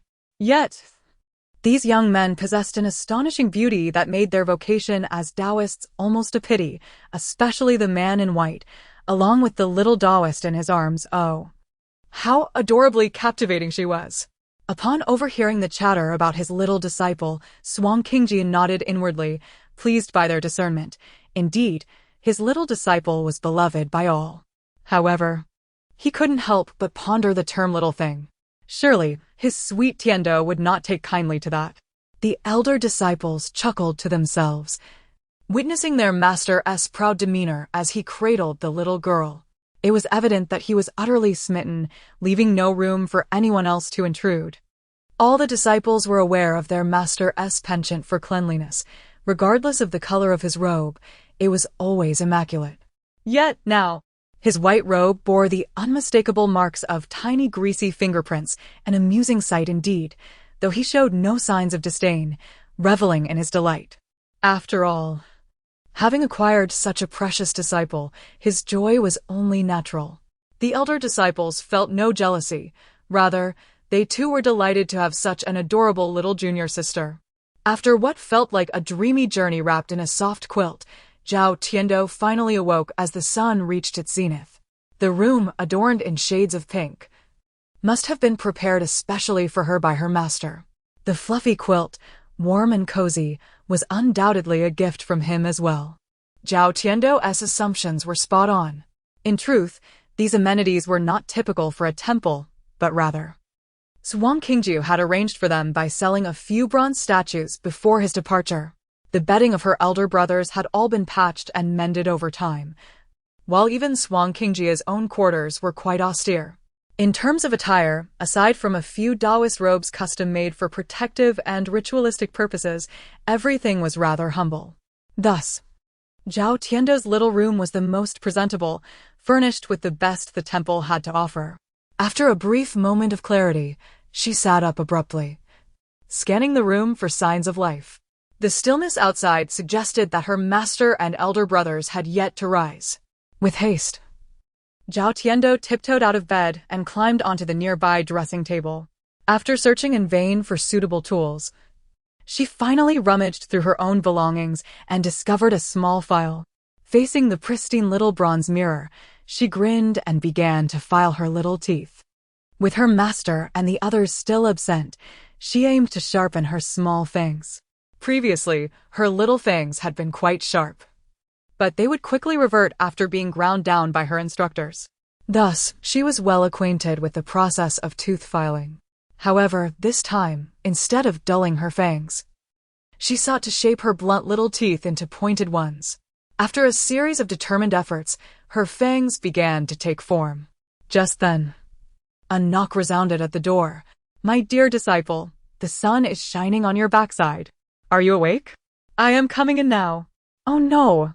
It was her master summoning her to rise. He had explicitly stated that she was not to bite indiscriminately, and the act of sharpening her little fangs was highly suspect. Instinctively sensing she was engaged in a misdeed, Zhao Tiando hurriedly concealed the file and pressed her tiny hands over her mouth. You may enter, master." Xuanqingjiu, hearing the muffled sounds from within, grew concerned that something was amiss with his little disciple and quickly pushed the door open. Upon entering, he beheld a small figure perched barefoot on a round stool, covering her mouth and blinking up at him innocently. "My dear disciple, what are you up to?" Zhao Tiando shook her head vigorously, too frightened to speak. Xuanqingji stepped forward, lifting her into his arms while feigning anger. "Remove your hands so that I may see." In truth, he was not overly concerned about her indulging. Rather, he feared she might suffer a stomach ailment from consuming leftover food. Fearing reprimand, Zhao Tiando slowly lowered her hands and blinked at Xuanqingji, revealing her newly sharpened little fangs. "Master, I was just admiring myself in the mirror." Xuanqingji, skeptical but noticing the absence of any lingering odors of meat or vegetables, was suddenly dazzled by her pristine little fangs, realizing they had indeed transformed. My dear disciple, how have your teeth become so sharp?" Zhao Tiando felt a pang of dread at being discovered. Before she could explain, Xuanqingji's eyes lit up with realization. "You, even with sharp teeth, cannot directly bite the wandering spirits. You must learn the Taoist arts alongside me." Zhao Tiando froze, sensing her master's misunderstanding. Yet, perhaps this was for the best. She could keep her little ambitions concealed from him. Upon the mention of wandering spirits, her expression fell, and she began to sniffle. Xuanqingji, assuming his earlier pretense had frightened her, quickly reassured her. "I did not mean to scold you. Little fangs are quite charming, enhancing your whimsical nature. They may even serve as a weapon when you encounter danger. I shall keep this between us." Chapter 12. A little grave for the deceased paperman crying it out. The crisis was averted. Zhao Tiando seemed to have opened the door to a new world. She should have realized that the tears of women and children could make men forget their transgressions. Being both a woman and a child, her tears were indeed invincible. Yet, it appeared that her master had not witnessed her weeping. However, the thought of that lonely spirit made Zhao Tiando's heart feel hollow once more. "Master, the little paper man has perished." She had been drawn to the house by the little paper man her master had released. Despite having savored the roasted chicken she had longed for, she had inadvertently attracted the attention of the lonely spirit. The little paper man had sacrificed itself to save her, and she felt guilty for that. Xuanqingji had not expected that his little disciple would still be preoccupied with the little paper man. Seeing her so heartbroken, his own heart ached in sympathy. After a moment's contemplation, Xuanqingji retrieved a piece of paper from his pocket. "My dear disciple, what do you see here?" Zhao Tiando looked up. "A little paper man." Upon closer inspection, however, she noticed that this small figure was not quite the same as the one that had sacrificed itself. "Master, this is not Xiaobai." Xuanqingji was taken aback. "Who is Xiaobai?" Zhao Tiando explained. "It was the little paper man that sacrificed itself to save me. It was entirely white, so I named it Xiaobai." She pointed to the little figure in her master's hand, which had a small red on its head. "This one is not Xiaobai." Xuanqingji smirked. "You are quite the observant one." Understanding that his innocent and endearing disciple did not fully grasp the nature of the little paper man, he patiently squatted down and shook the little figure in his hand. "My dear disciple, this little paper man is a tool commonly used by Taoist priests. It possesses no life of its own, but upon the user's infusion of Taoist energy, it can move." Xiaobai was indeed harmed because of me." Zhao Tiando, unable to wait for her master to finish speaking, threw her head back and began to wail uncontrollably. The commotion quickly alerted her 5 elder brothers, who rushed over in a panic. Finding their master sweating profusely while attempting to console their little sister, whose face was streaked with tears, Xuanji could not help but approach Xuanqingji, frowning. "Master, how could you have bullied our little sister to the point of tears?" Without hesitation, he crouched down to wipe Zhao Tiando's tears. The eldest and 6th brothers also stepped forward to cheer her up, while even the usually taciturn 4th brother, Xian Wang, shook his head at their master in disapproval. Xuanqingji was flustered. "This is a misunderstanding, my dear disciples. This little girl is as delicate as a flower. How could I ever bully her?" He lamented his earlier enthusiasm for teaching, which had caused him to forget her distress and inadvertently reveal too much about the little paper man's fate. After a prolonged effort from her brothers to cheer her up, it was the promise of a string of candied hawthorns from the sixth brother that finally brought Zhao Tiando's tears to a halt. With food in hand, her troubles were momentarily forgotten. Struggling to lift the large string of candied hawthorns, she gazed at it with curiosity. Sixth brother, what is this? Having never seen such a treat in the laboratory, she lacked knowledge about culinary delights, as conversations about food often tempted her cravings for meat, which her professors avoided discussing. Seeing that their little sister had finally ceased crying, the brothers collectively sighed in relief. Xuanji pointed at the candied hawthorns, grinning widely. Little sister has never had candied hawthorns? How delightful! You must take a bite. It's guaranteed to be delicious. Hey, sixth brother, why would you want our little sister to cry again? You should say it's delicious enough to make her fly. The others shot disapproving glances at Xuanji. If you can't speak properly, it's better to say less, they chided. Realizing his mistake, Xuanji quickly apologized. My bad. Little sister, please take a taste. Zhao Tiando, amused by the banter among her brothers, finally broke into a smile. She opened her mouth wide to take a bite, only to discover that one candied hawthorn was larger than her mouth, leaving her momentarily at a loss. Xuanqingjie, witnessing this, rolled up his sleeves, seizing the opportunity to assist. My dear disciple, let master help you break it down a bit before you eat, so you don't choke.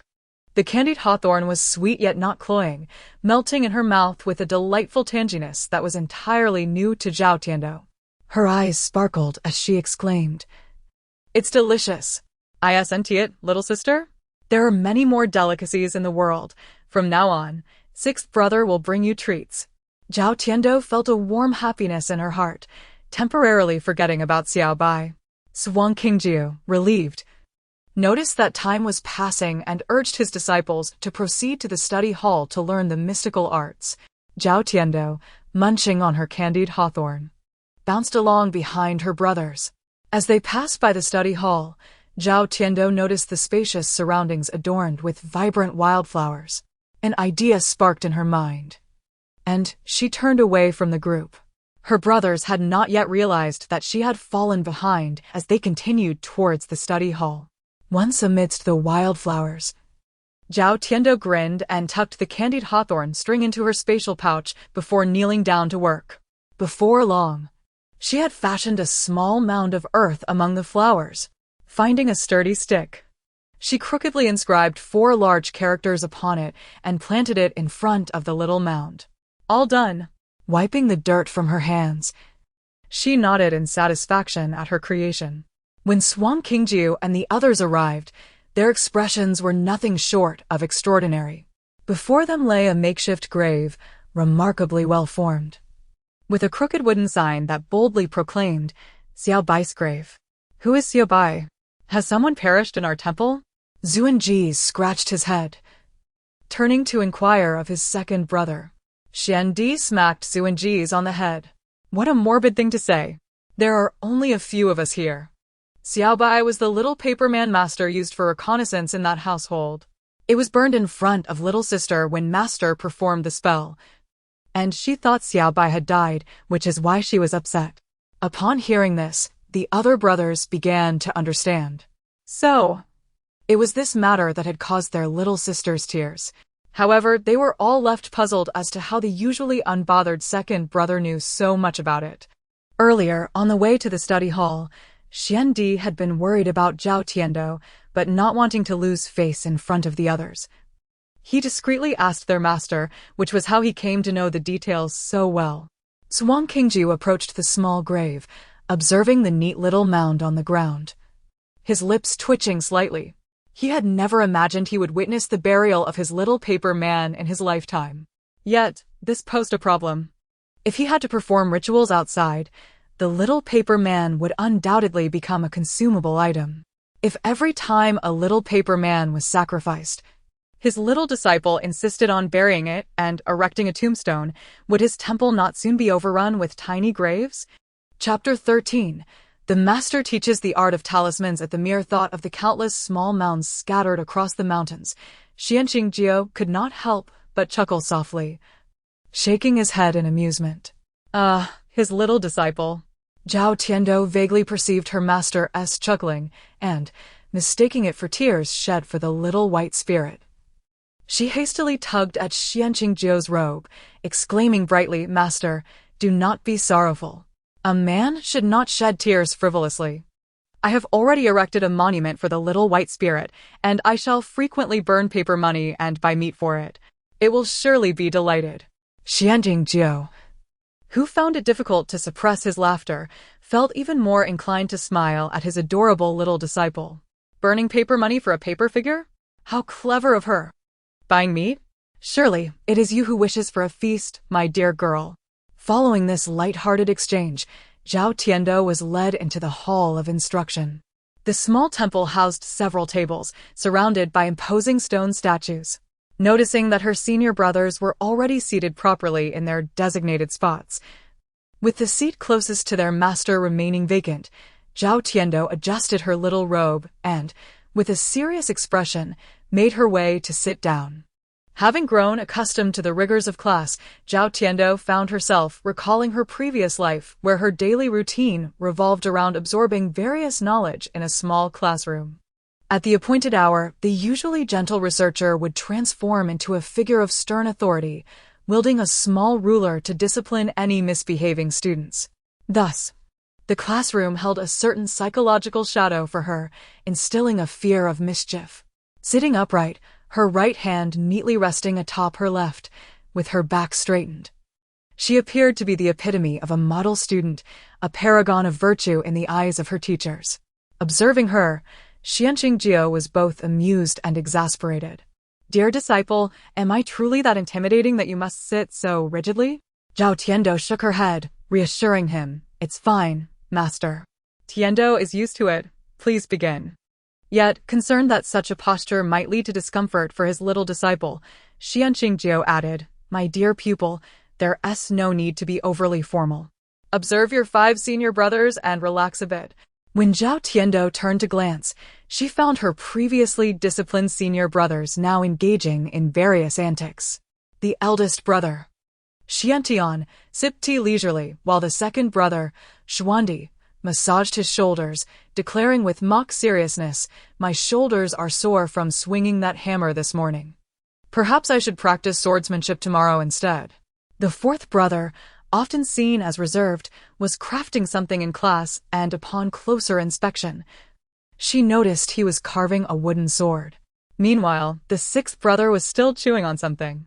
The seventh brother, merely 14 years old and still playful, had already drawn a pig on his talisman paper before the lesson commenced. In the confines of a traditional classroom, the instructor's ruler would have been swiftly brandished by now. Turning her head back, Zhao Tiando nodded slightly. Without a ruler, and no need to sit so rigidly, perhaps I might actually enjoy class." Seeing his little disciple finally relax, Xuanqing commenced the day's lesson. He produced a piece of talisman paper and addressed Zhao Tiando, "As your master, I must attend to my little disciple's pace, so today we shall focus solely on talisman drawing.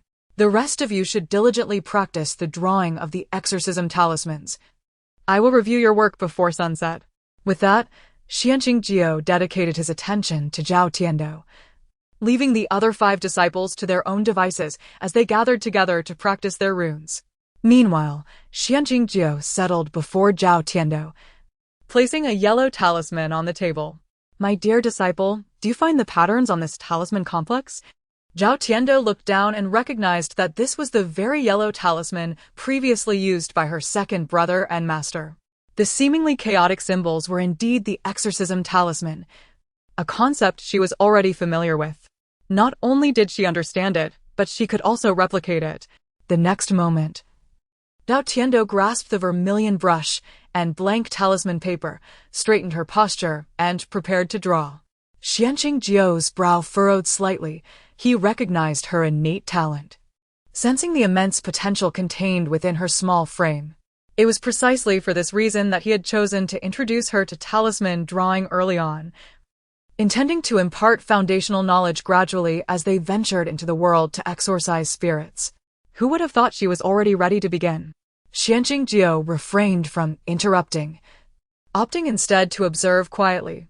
At that moment, the 5 senior brothers took notice, their expressions a mix of astonishment as they gathered around. "Master, is our little junior sister learning far too quickly?" one remarked. "Indeed, her talent surpasses our own. I envy her greatly." Xianqing shook his head, signaling for silence. Pondering to himself that he had yet to teach her anything, yet she appeared so confident. Should she succeed on her first attempt, he might find his own role as a master diminished. In these times, having disciples with exceptional gifts could prove disadvantageous, rendering the master's presence less significant.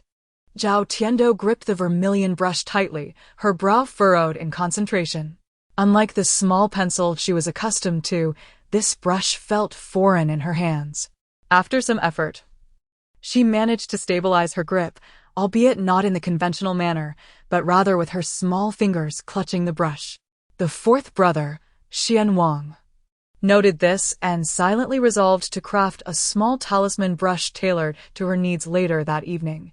Everyone's attention was riveted on Zhao Tiando's every move. Just as they observed her flattening the blank talisman paper and hovering the brush above, an unexpected turn of events unfolded. Zhao Tiando placed the pre-drawn yellow talisman underneath the blank paper, then, covering it, she resumed her grip on the brush, dipping it into the vermilion ink before letting it touch the paper. With a stroke, her lines were crooked and somewhat unsightly. Yet, upon closer inspection, it was evident that each stroke closely aligned with the correct symbols, landing precisely where they ought to be. Before long, Zhao Tiando had filled the once blank talisman paper with her drawing. "Done. Master, please take a look at the talisman I have drawn." Zhao Tiando presented her creation eagerly, her face brimming with anticipation. Xianqing accepted the talisman, his brow furrowing slightly. Initially, he suspected that his little disciple might have underestimated the intricacies of talisman drawing. However, considering her tender age of 5, it was understandable that she might rush to showcase her work, eager for his praise. Yet, the more he examined her creation, the more he sensed something amiss, leaving him momentarily speechless. Chapter 14. The eccentric yellow talismans proved effective upon witnessing this. The 5 senior brothers hastily gathered to take a glance. Their expressions were somewhat peculiar. It must be said that the little junior sister's wrist strength was still lacking. The characters inscribed were reminiscent of those scrawled by a child. However, none of them mocked the little sweet bean. After all, they had never contemplated the method of sketching the talisman by placing a pre-drawn one beneath it. The little sister's cleverness was quite admirable.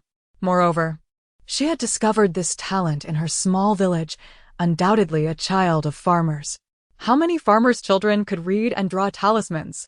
In her own way, the little sister was already a prodigy among children. Tiando tilted her head, feeling a bit disheartened as she received no praise. "My dear disciple, you are truly remarkable.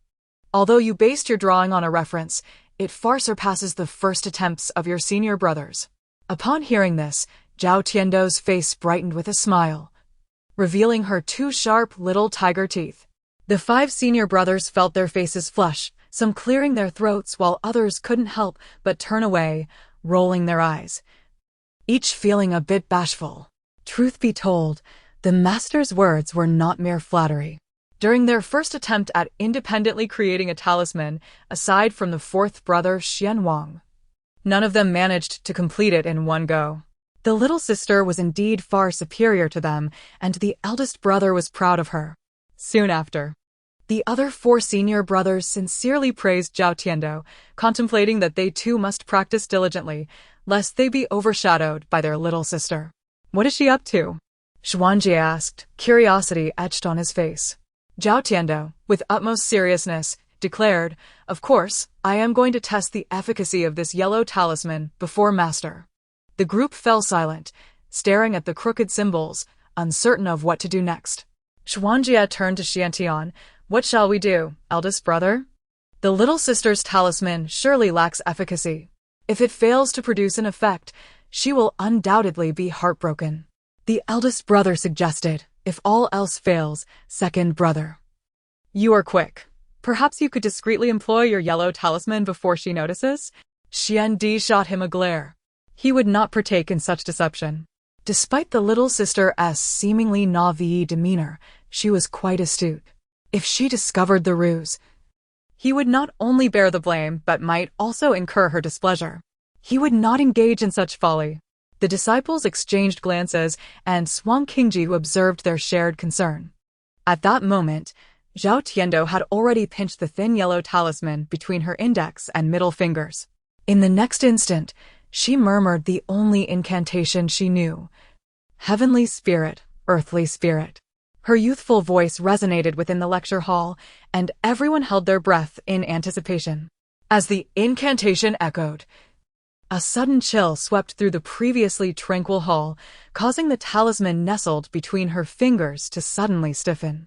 The 5 senior brothers were taken aback, their eyes widening in shock. Xuanqingji maintained his composure externally, yet inside, he felt a tempest of emotions stirred by the eerie wind and the talisman's reaction. Once the wind subsided, tranquility returned. Zhao Tiando, brushing her disheveled hair, furrowed her brow and whispered, "It failed." The talisman had not emanated a glow like before. It remained firmly in her grasp. She couldn't help but feel disheartened, yet simultaneously, she recognized that crafting a talisman was not as simple as she had thought. At that moment, Xuanqingji slightly crouched, gently flicking the talisman with his fingers.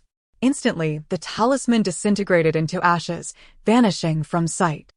Zhao Tiando's eyes widened in disbelief as she looked up at Xuanqingji. "Master, the talisman." Fearing she might lament, "The talisman is dead," and burst into tears. He quickly lifted her into his arms, exclaiming, "My dear disciple, the talisman proved effective. You succeeded." "Really?" Zhao Tiando's face was a picture of confusion, suspecting that Master might be merely comforting her with a lie. Yet, seeing the astonished expressions on her 5 senior brothers' faces, she pondered. Could it be that she had truly succeeded? "My dear disciple, our temple is blessed with an abundance of treasures, and with your master and these senior brothers here, no malevolent spirits can harm us. Thus, although your talisman may not seem potent, I assure you, you have succeeded." Zhao Tiando's face broke into a beaming smile. "What? So, drawing talismans is this simple?" The little one squirmed in Xuanqingji's embrace, evoking envy from her 5 senior brothers, who felt deeply ashamed. Heavens, in just a few days, the little sister had already outshone them. Was she even human? Xuanjie was the first to lament, his heart feeling like it had taken 1,000 blows, beginning to doubt his existence. The eldest brother shook his head in amusement, secretly marveling at the little sister's astonishing talent and genuinely feeling happy for her. The second brother thumped his chest twice, ensuring he wasn't dreaming, realizing everything had indeed transpired. He had always lacked the talent for the arcane arts and held deep admiration for those like Master, who possessed profound wisdom at such a young age. Thus, in this moment, Xuandi had mentally elevated Zhao Tiando to the status of a revered ancestor, planning to honor her henceforth. The 6th and 7th brothers huddled together, questioning their life choices. The usually reticent 4th brother was the most straightforward. He took Master's yellow talisman and sat down at the desk, beginning to replicate Zhao Tiando's symbols. The others soon gathered around to observe. Xianwang quickly completed his drawing, and Xuanqingji nodded approvingly. "It appears correct, 4th brother. Give it a try." At this moment, everyone felt the tension, especially Xuanqingji, who valued talismans as a master of the arcane arts. The process of drawing a talisman was intricate, requiring every step to be perfect, which made them highly prized and not to be used lightly. If the little disciple's unconventional method succeeded with others, it would be invincible. Xianwang tightened his grip, then released it, beginning the verification process. After a series of actions, nothing occurred. Xianwang immediately shook his head at the others. "It's ineffective." At this, Xuanjie instantly felt disheartened. "I thought it might actually work." If it had, we wouldn't have to worry about talismans anymore. It seems we still need our little sister. A flicker of disappointment crossed Xuanqingjiu's eyes, but he quickly regained his composure. The little disciple was indeed an unexpected gem. Perhaps her innate talent exceeded his expectations. As for drawing talismans, it was a sacred act, requiring great focus and effort, which was entirely reasonable. Seeing her senior brother's downcast, Zhao Tiando couldn't help but pat her small chest, exclaiming, "Do you need yellow talismans, brothers? Tiando will help you draw." Chapter 15. The failed attempt to cling to the young junior sister. As soon as Zhao Tiando's words fell, she prepared to get busy. The 5 senior brothers immediately brightened at the prospect. With the talisman drawing techniques of the young junior sister, surely these charms would be effortlessly completed in no time? This way, they would no longer need to toil away at their desks every day, drawing talismans. Anticipation filled the air, but Xuanqingjiu, standing to the side, was not pleased. He crouched down to take away the vermilion brush from Zhao Tiando's hand, his expression serious. "My dear disciple, we shall not grant your senior brothers the opportunity to slack off.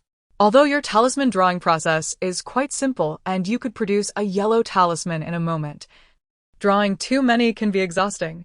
You are still growing, so do not overexert yourself." The 5 senior brothers were momentarily taken aback.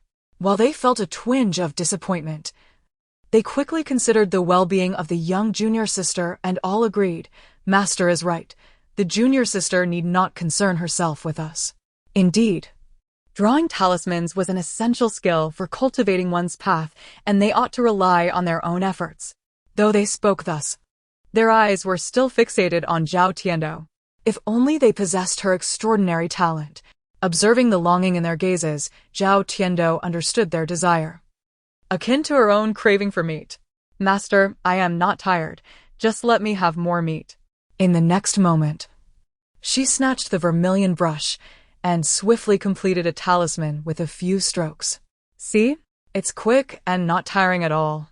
Xuanqingjiu was taken aback, his perception of his little disciple's astonishing speed being refreshed once again.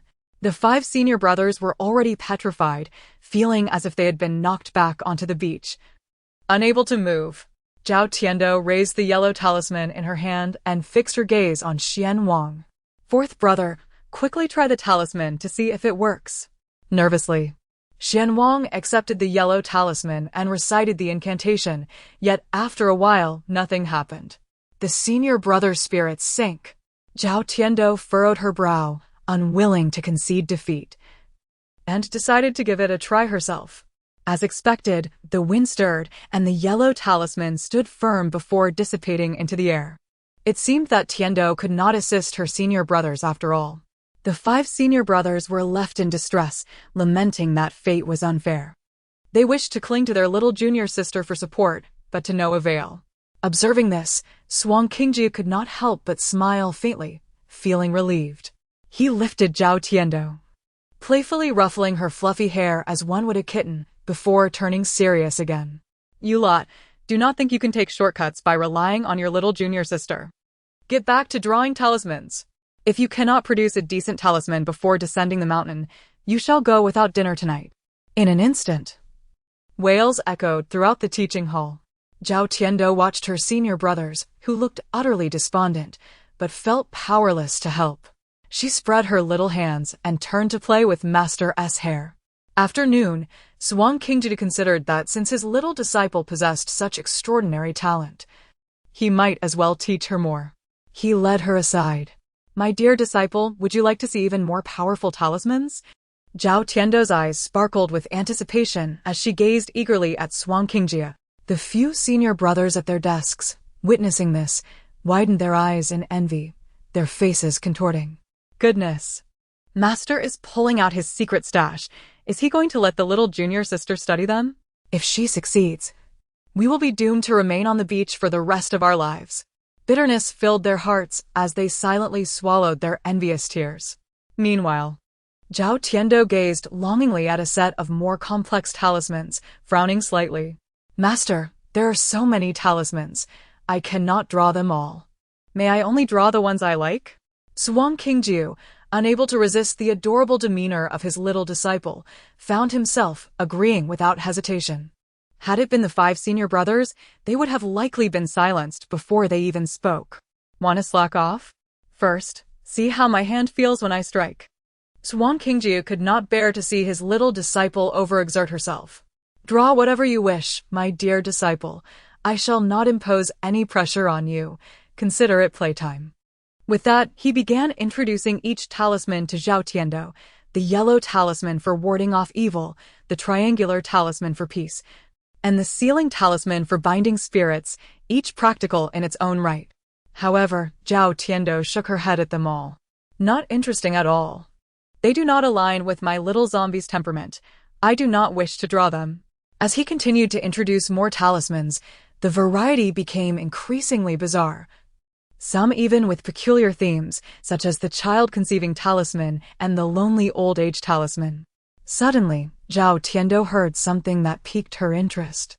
Her lips curled into a smile, and she made her decision. Once Xuanqingjiu handed her the blank talisman paper and turned to assist the 5 senior brothers.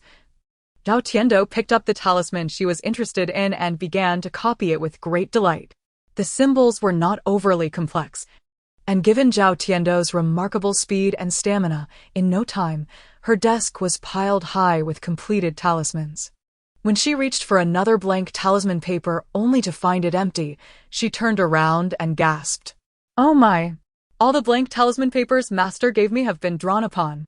Seeing her serious master, Zhao Tiando hesitated to disturb him and instead trotted off to fetch more blank papers from his desk, resuming her drawing with gusto.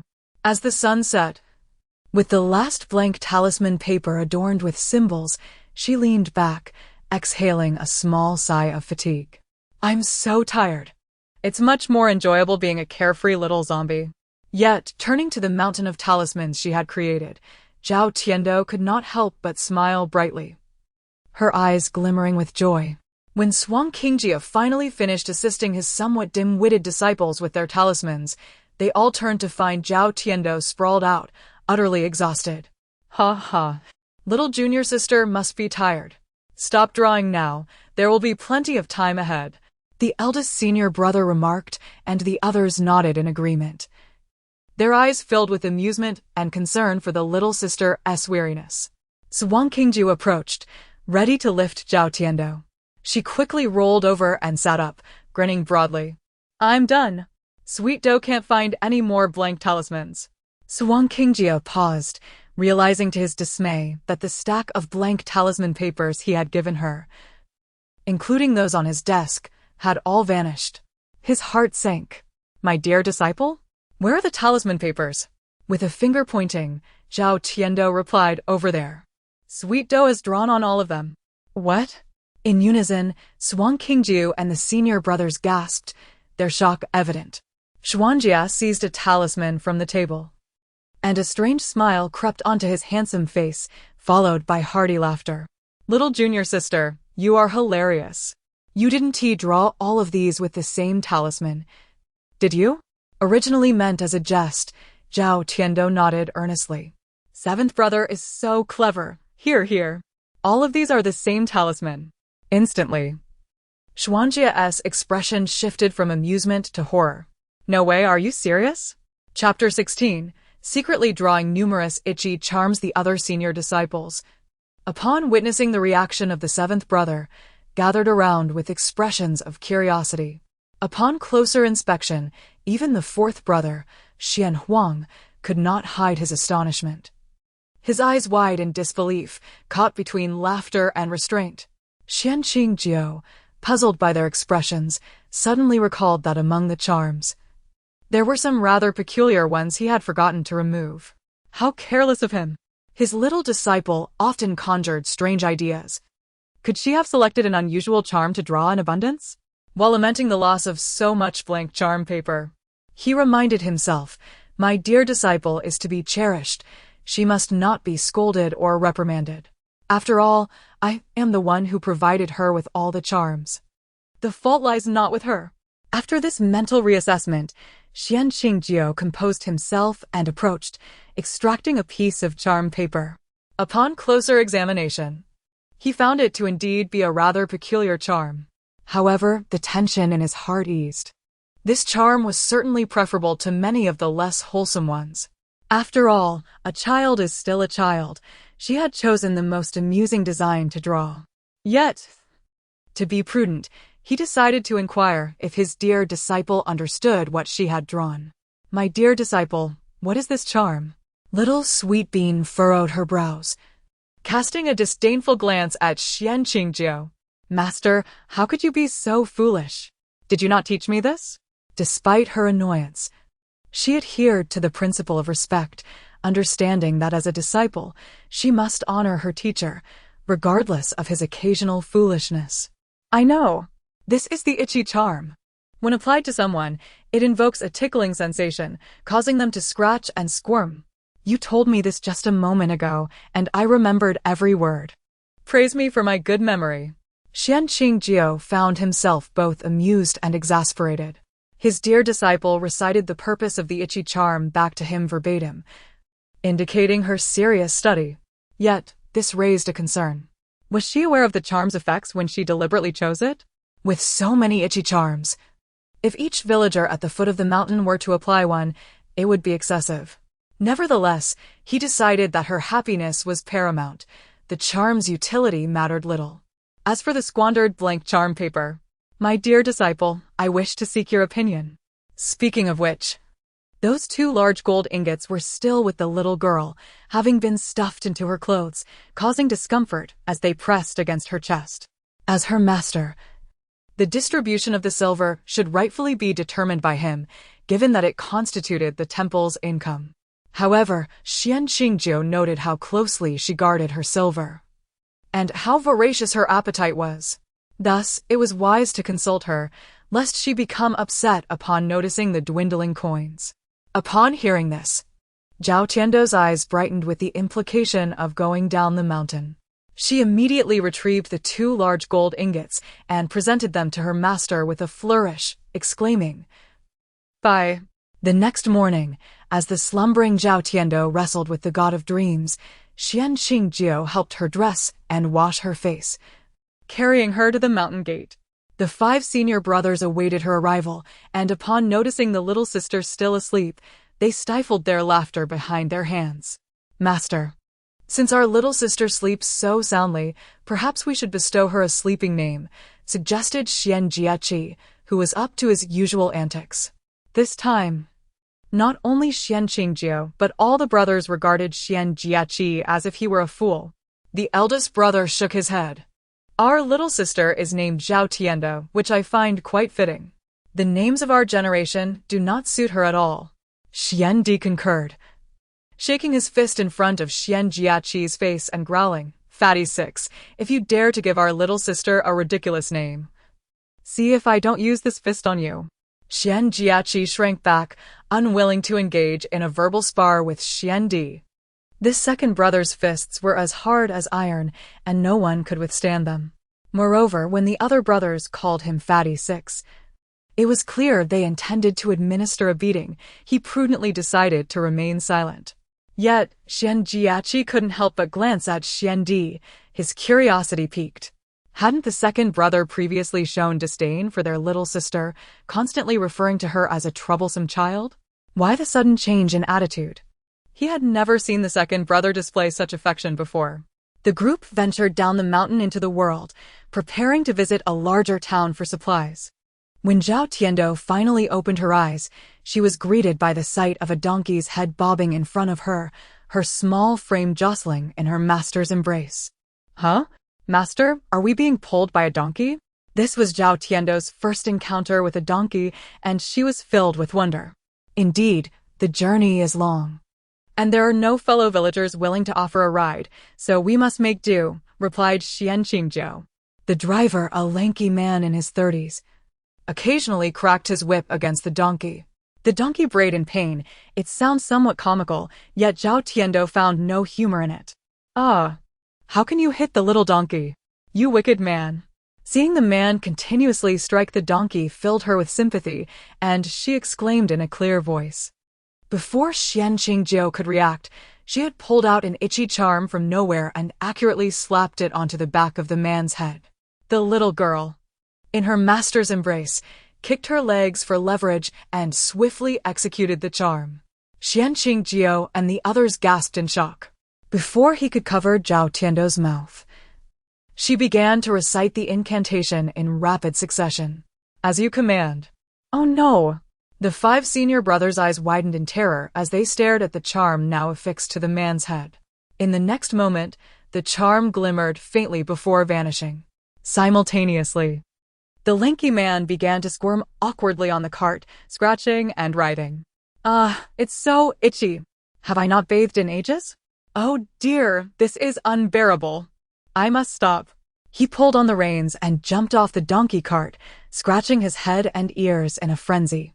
Xianqing, unable to contain himself, facepalmed and shook his head repeatedly. This little girl certainly had a quick tongue. He could not have anticipated her speed. Had he known the incantation for the itchy charm should not have been taught to her so soon. The 5 senior brothers exchanged glances, their expressions a mix of amusement and disbelief. Zhao Tiando quickly hopped down from her master's arms, placing her hands on her hips, and sternly addressed the driver. Apologize to the little donkey. If it forgives you, I will lift the charm's effects. With a serious face, she felt quite proud of her actions, even waving her hand at the donkey, assuring it, "Fear not, Sweet Bean will stand up for you. I won't let him hurt your little behind again." Chapter 17. Farewell. Little donkey, until we meet again. The coachman, preoccupied with scratching himself, hardly noticed Zhao Tiando's playful babble. Xuanqing couldn't help but place a hand on his forehead in exasperation. The young girl had just constructed a small grave for her paper doll and was now stepping in to defend the donkey being whipped. Innocence was indeed endearing, yet there was a hint of naivete that made one ponder.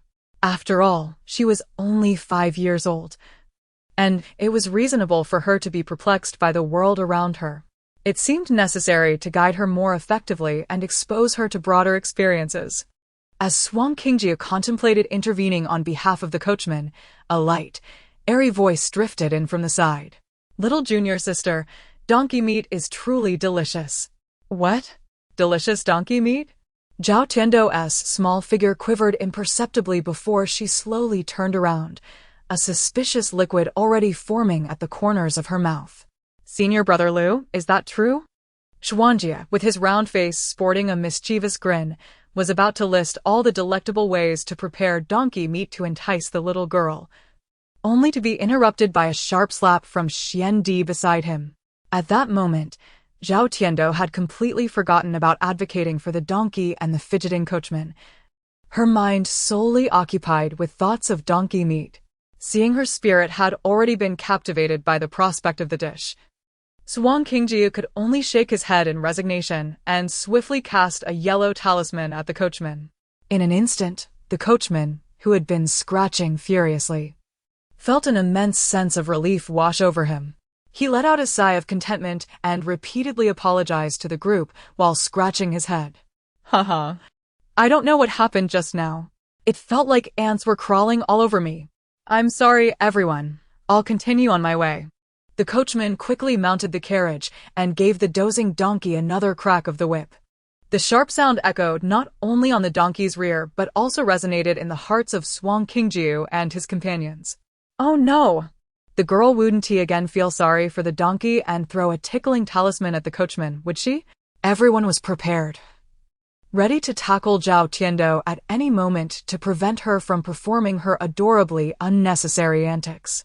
However, as the sound of the whip continued to crack, the cart rolled faster, and Zhao Tiando no longer felt sympathy for the donkey. Instead, she summoned the coachman with a tickling talisman. The coachman, blissfully unaware of the source of his previous discomfort, drove the donkey with great enthusiasm. Seeing that nothing untoward had occurred, Xuanqing and his 5 senior brothers breathed a collective sigh of relief. Xuanjia, feeling the weight of Zhao Tiando's gaze upon him, was inexplicably reminded of the night he first encountered his little junior sister when she had bitten his arm, causing him to shudder. Little junior sister, once we enter the city, I'll help you find some donkey meat, but please don't be tempted by the little bit of meat on me, all right? Zhao Tiando beamed, satisfied with the answer, and felt reassured. Xuanqingjiu, seizing the moment, began to gently instruct her. Dear disciple, your heart aches for the donkey being whipped, which is commendable, but it is not right to act against the coachman. You mustn't do that in the future, even in his admonishment. Xuanqingjiu couldn't bring himself to use a harsh tone, speaking softly in hopes of not startling his little disciple into tears. In truth, Zhao Tiando was beginning to realize her mistake. She had only felt pity for the donkey, not considering that the coachman was also innocent in this scenario. Thankfully, she had only used a tickling talisman, sparing the coachman any harm. Otherwise, her master would surely have scolded her. Zhao Tiando pondered for a moment, looking up with her big, watery eyes and said, Master, I understand my mistake now. Will you forgive me? Xuanqingjiu felt his heart melt at her cuteness. How could he truly be angry with her? Thus, the journey continued peacefully. After a long stretch of travel, during which Tiando had taken several naps, they finally approached the city gates. The coachman dismounted, addressing Xuanqingjiu and the others warmly. Fellow villagers, I must go unload my cargo over there. I'll leave you here. After expressing their gratitude, Xuanqingjiu and the others, feeling a bit guilty about earlier events, offered a few extra coins as a token of thanks. Just as they were about to leave, Zhao Tiando, with a quick flick of her sleeve to wipe her mouth, turned to the coachman. Uncle, is your donkey for sale? Xuanqingjiu felt a jolt in his heart and hastily bid farewell to the coachman before he could respond. Zhao Tiando, unable to suppress her longing, reached out to pat the donkey's rear and said, Goodbye, little donkey. I'll return another day to eat you. Xuanqingjiu. Goodness. No wonder this girl had been unusually quiet on the journey. She was preoccupied with thoughts of how to obtain that donkey. The donkey, seemingly understanding Zhao Tiando's words, kicked up its heels and galloped forward, the coachman unable to rein it in. Zhao Tiando, with keen observation, intently watched the coachman's lips for a moment, then turned to Xuanqingjiu with utmost seriousness. Master, that uncle said his donkey isn't for sale. He suggested we buy one in the city. Xuanqingjiu. Ha ha. Little junior sister, how are you so adorable? Outside the city gates, a long line of people awaited entry. The soldiers guarding the entrance wore stern expressions, glaring menacingly at everyone trying to enter, roughly inspecting their bags. Zhao Tiando tightened her grip on her small parcel, feeling a bit anxious. This was the small suitcase her master had packed for her, which she was carrying herself. Inside were a clean set of robes and some meat buns, along with 2 large gold ingots. Noticing her anxiety, Xuanqingjiu gently patted her head, offering reassurance. Do not fret, dear disciple, I am here. With Master's comforting words, Zhao Tiando's heart settled. However, when it was finally their turn to enter the city, 2 long, sharp spears were pointed in their direction, startling Zhao Tiando.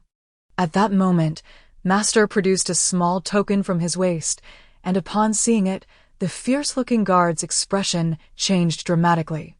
Master Celestial, please enter. You need not undergo inspection. Xuanqingjiu tucked the token away and winked at Zhao Tiando. See? As I said, you need not fear with me around. Zhao Tiando's eyes sparkled, and she leaned in closer to Xuanqingjiu, whispering, Master, they called you Celestial Master, so you are a celestial being. Xuanqingjiu, thinking she understood the significance of a celestial master, nodded. Zhao Tiando continued, What was that thing you took out? It seems very useful. Xuanqingjiu chuckled, feeling a tickle in his ears from her innocent curiosity. However, he knew that his token was not an ordinary object, and even with his affection for her, he couldn't casually share it. After a moment of contemplation, Xuanqingjiu replied, Do you wish to have one, dear disciple? Zhao Tiando nodded vigorously. Of course I want one. Didn't you see how those fierce-looking guards turned into frightened mice the moment they saw it? It's so impressive. I want one too. Chapter 18. A contest to see who can obtain the Celestial Master token. First noticing the keen interest in little Tiando's eyes, Xianqing seized the moment and said, "That is the Celestial Master Token, a symbol only bestowed upon those with exceptional Taoist skills. If my little disciple diligently follows my teachings, you too shall possess one before long." Zhao Tiando's expression brightened. She was unaware that celestial masters had their own specific tokens. She silently committed this knowledge to memory, while her fellow senior brothers gazed at her with admiration. The playful Xuanjia, rarely motivated, turned to the others with a mix of jest and seriousness, suggesting, "How about we have a little competition among ourselves?" Competition? The ever-competitive second brother, Xuandi, immediately clenched his fists and responded, "What shall we compete in? And what are the stakes?" Though the other three remained silent, they all cast expectant glances at Xuanjia. After a moment's consideration, Xuanjia took a deep breath and declared, "Let us compete to see who can be the first to obtain the Celestial Master Token." At this proclamation, the others exchanged wary glances, uncertain about committing to such a challenge.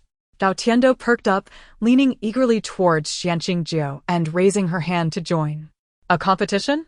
I want to participate too. The winner must surely receive a reward."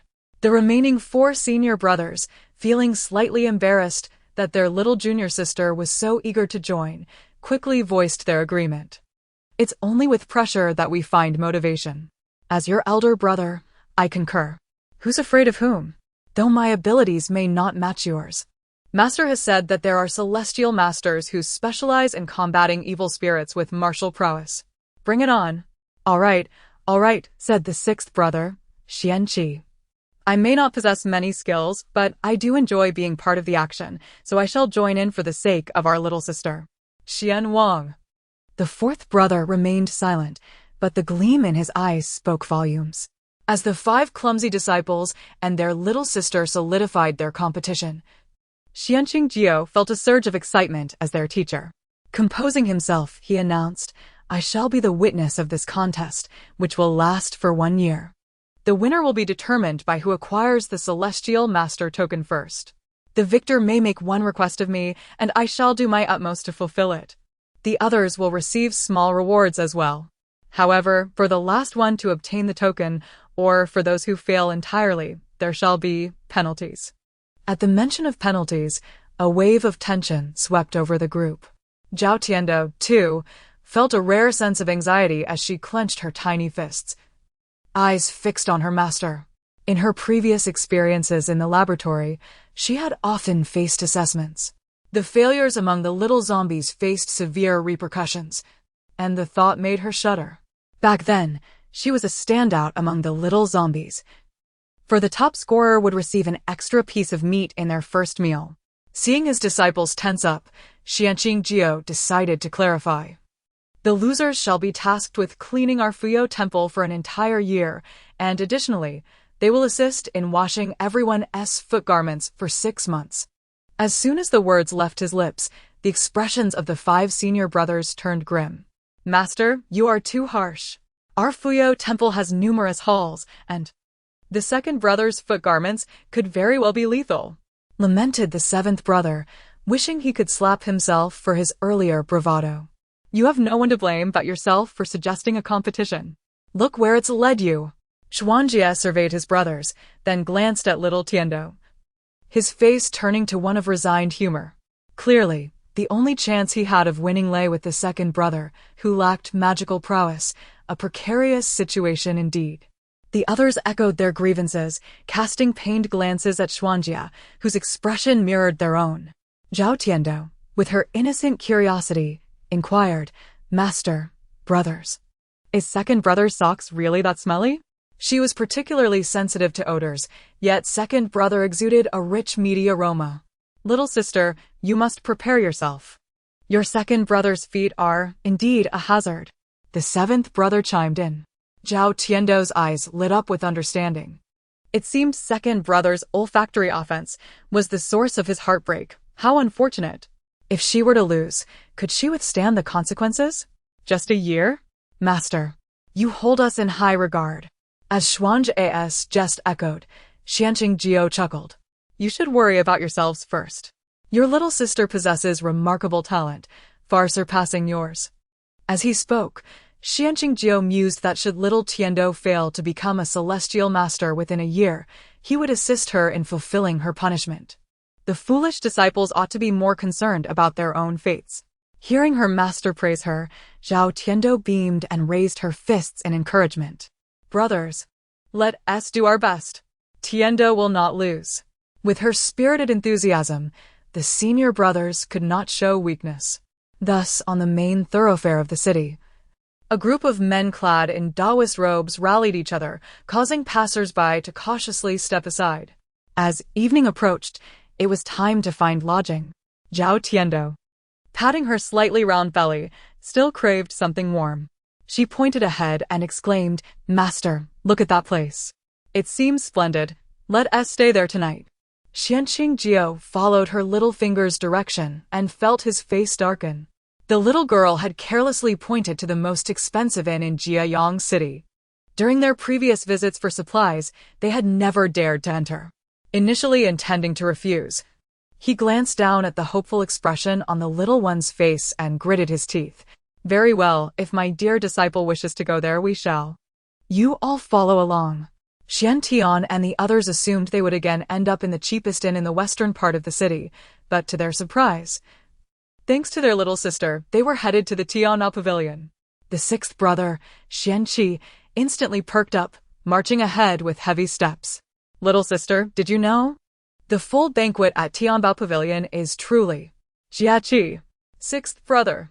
In an instant, the tense group almost simultaneously hushed him. Realizing his slip, Xuanqi froze, nervously swallowing. Zhao Tiando, initially oblivious, noticed the peculiar reactions of her master and brothers. With a spark of cleverness, she quickly grasped the significance of the sixth brother's words. A full banquet? What could that be? It was clear that anything mentioned by the sixth brother was related to food, and she was resolute in her conviction. The reason her master and brothers were so tense must be that the full banquet was exorbitantly priced. They feared they could not afford it. After all, their temple was quite impoverished and had only recently come into a bit of fortune. Chapter 19. The contest of celestial masters at the exorbitant tavern. Zhao Tiando rolled her eyes and refrained from further questioning, causing Xuanqing and her 5 senior brothers to breathe a sigh of relief in unison. Fortunately, the junior sister did not press for further details, otherwise their master would surely have indulged her to ensure her happiness. However, the current conditions of the temple remained dire, and purchasing talisman paper required a substantial sum of silver. Xuanqing glanced at her little disciple, relieved to see she was not drooling, and simultaneously shot a fierce glare at Xuanjieki. The latter trembled, perspiration forming on his back. Recalling the exorbitant expenses at Tianbage, he had been so focused on eating that he had forgotten this crucial detail.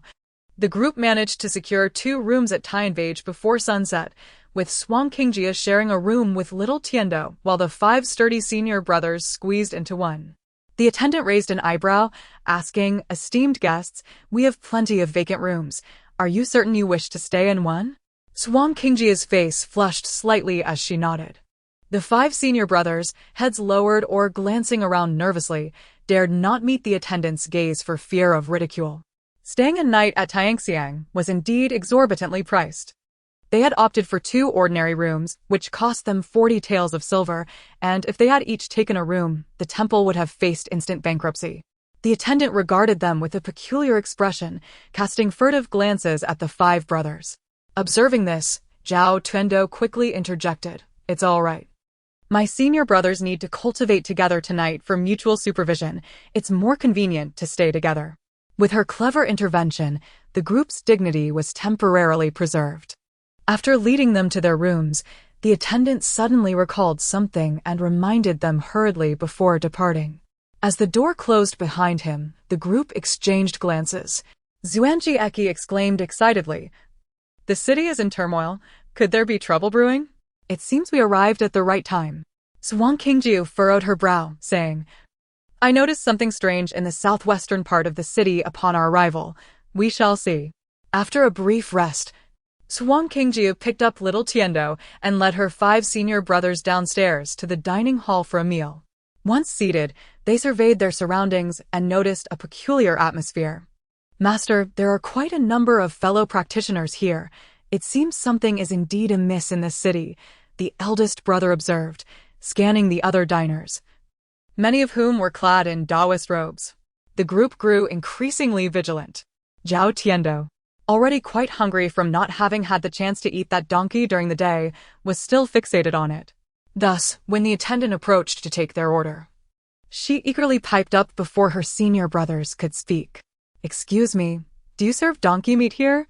The attendant, taken aback by the bright, sweet voice of the little girl popping out from behind the elegant figure of a young man in white, turned to find her. With her hair tousled from having peeked out from the long robes, she appeared quite endearing. The attendant's demeanor softened as he smiled. "Little Taoist, we offer a full range of dishes. Of course, we have donkey meat. Would you prefer it stewed, braised, or stir-fried?" Zhao Tiendo furrowed her brow, contemplating. "Indeed, there are many methods of preparing meat. I would like to try them all." "Then let us have one of each," Xuan Qingjiu interjected. The attendant's eyes brightened at the prospect of catering to the whims of this charming little Taoist. "What else would you like, little Taoist?" Zhao Tiendo pondered for a moment, her eyes sparkling with sudden inspiration. "What is your restaurant's Manchuhan Imperial Feast?" At her words, the expressions of Xuan Qingjiu and the attendant shifted dramatically, both revealing a mix of excitement and concern. The attendant, filled with anticipation, thought to himself that if he could sell a Manchuhan Imperial Feast, he would surely become the sales champion of the month, earning a handsome reward from the owner. Meanwhile, Xuan Qingjiu and the others felt a wave of anxiety wash over them. They had calculated every possibility, believing that little Tiendo had forgotten about the feast, only to discover she had been waiting for the opportunity to mention it. Just as Xuan Qingjiu was about to speak, a mocking laughter erupted from nearby. "Oh, what an audacious little Taoist, daring to ask for the Manchuhan Imperial Feast here? Look at those impoverished Taoists beside her. Their faces have gone pale." The laughter caught Zhao Tiendo off guard, and it took her a moment to realize they were mocking her companions. Instantly, her cheeks puffed in indignation. "What are you laughing at? That's very rude." These individuals, also clad in Taoist robes, had no right to deride her master and brothers. Tiendo was convinced they were up to no good and bared her little tiger teeth at them. "Laugh again, and I'll eat you all up." Yet, despite her fierce display, she remained adorably innocent, lacking any real threat. The other Taoists and patrons laughed even louder at her antics. Xuan Qingjiu narrowed his eyes, feeling a deepening frown as he observed his little disciple's frustrated expression, but before he could intervene, a venerable elder in Taoist robes descended from the second floor, flanked by attendants, exuding an air of reverence. His arrival immediately commanded the attention of the diners, who fell silent, their expressions shifting to one of apprehension. "Ah, so many fellow practitioners have gathered. Let the contest commence tonight," the elder proclaimed. Upon hearing this, one of the Taoist attendants beside him added, "Tonight, our temple's master will host a competition in collaboration with the owner of Tianbage. The victor will not only enjoy 3 nights of complimentary lodging, but also 3 meals free of charge, along with the opportunity to enter our temple for further cultivation." Excitement erupted among the diners at this announcement. "That is the master of Qingshan Temple, Ziyang Celestial Master.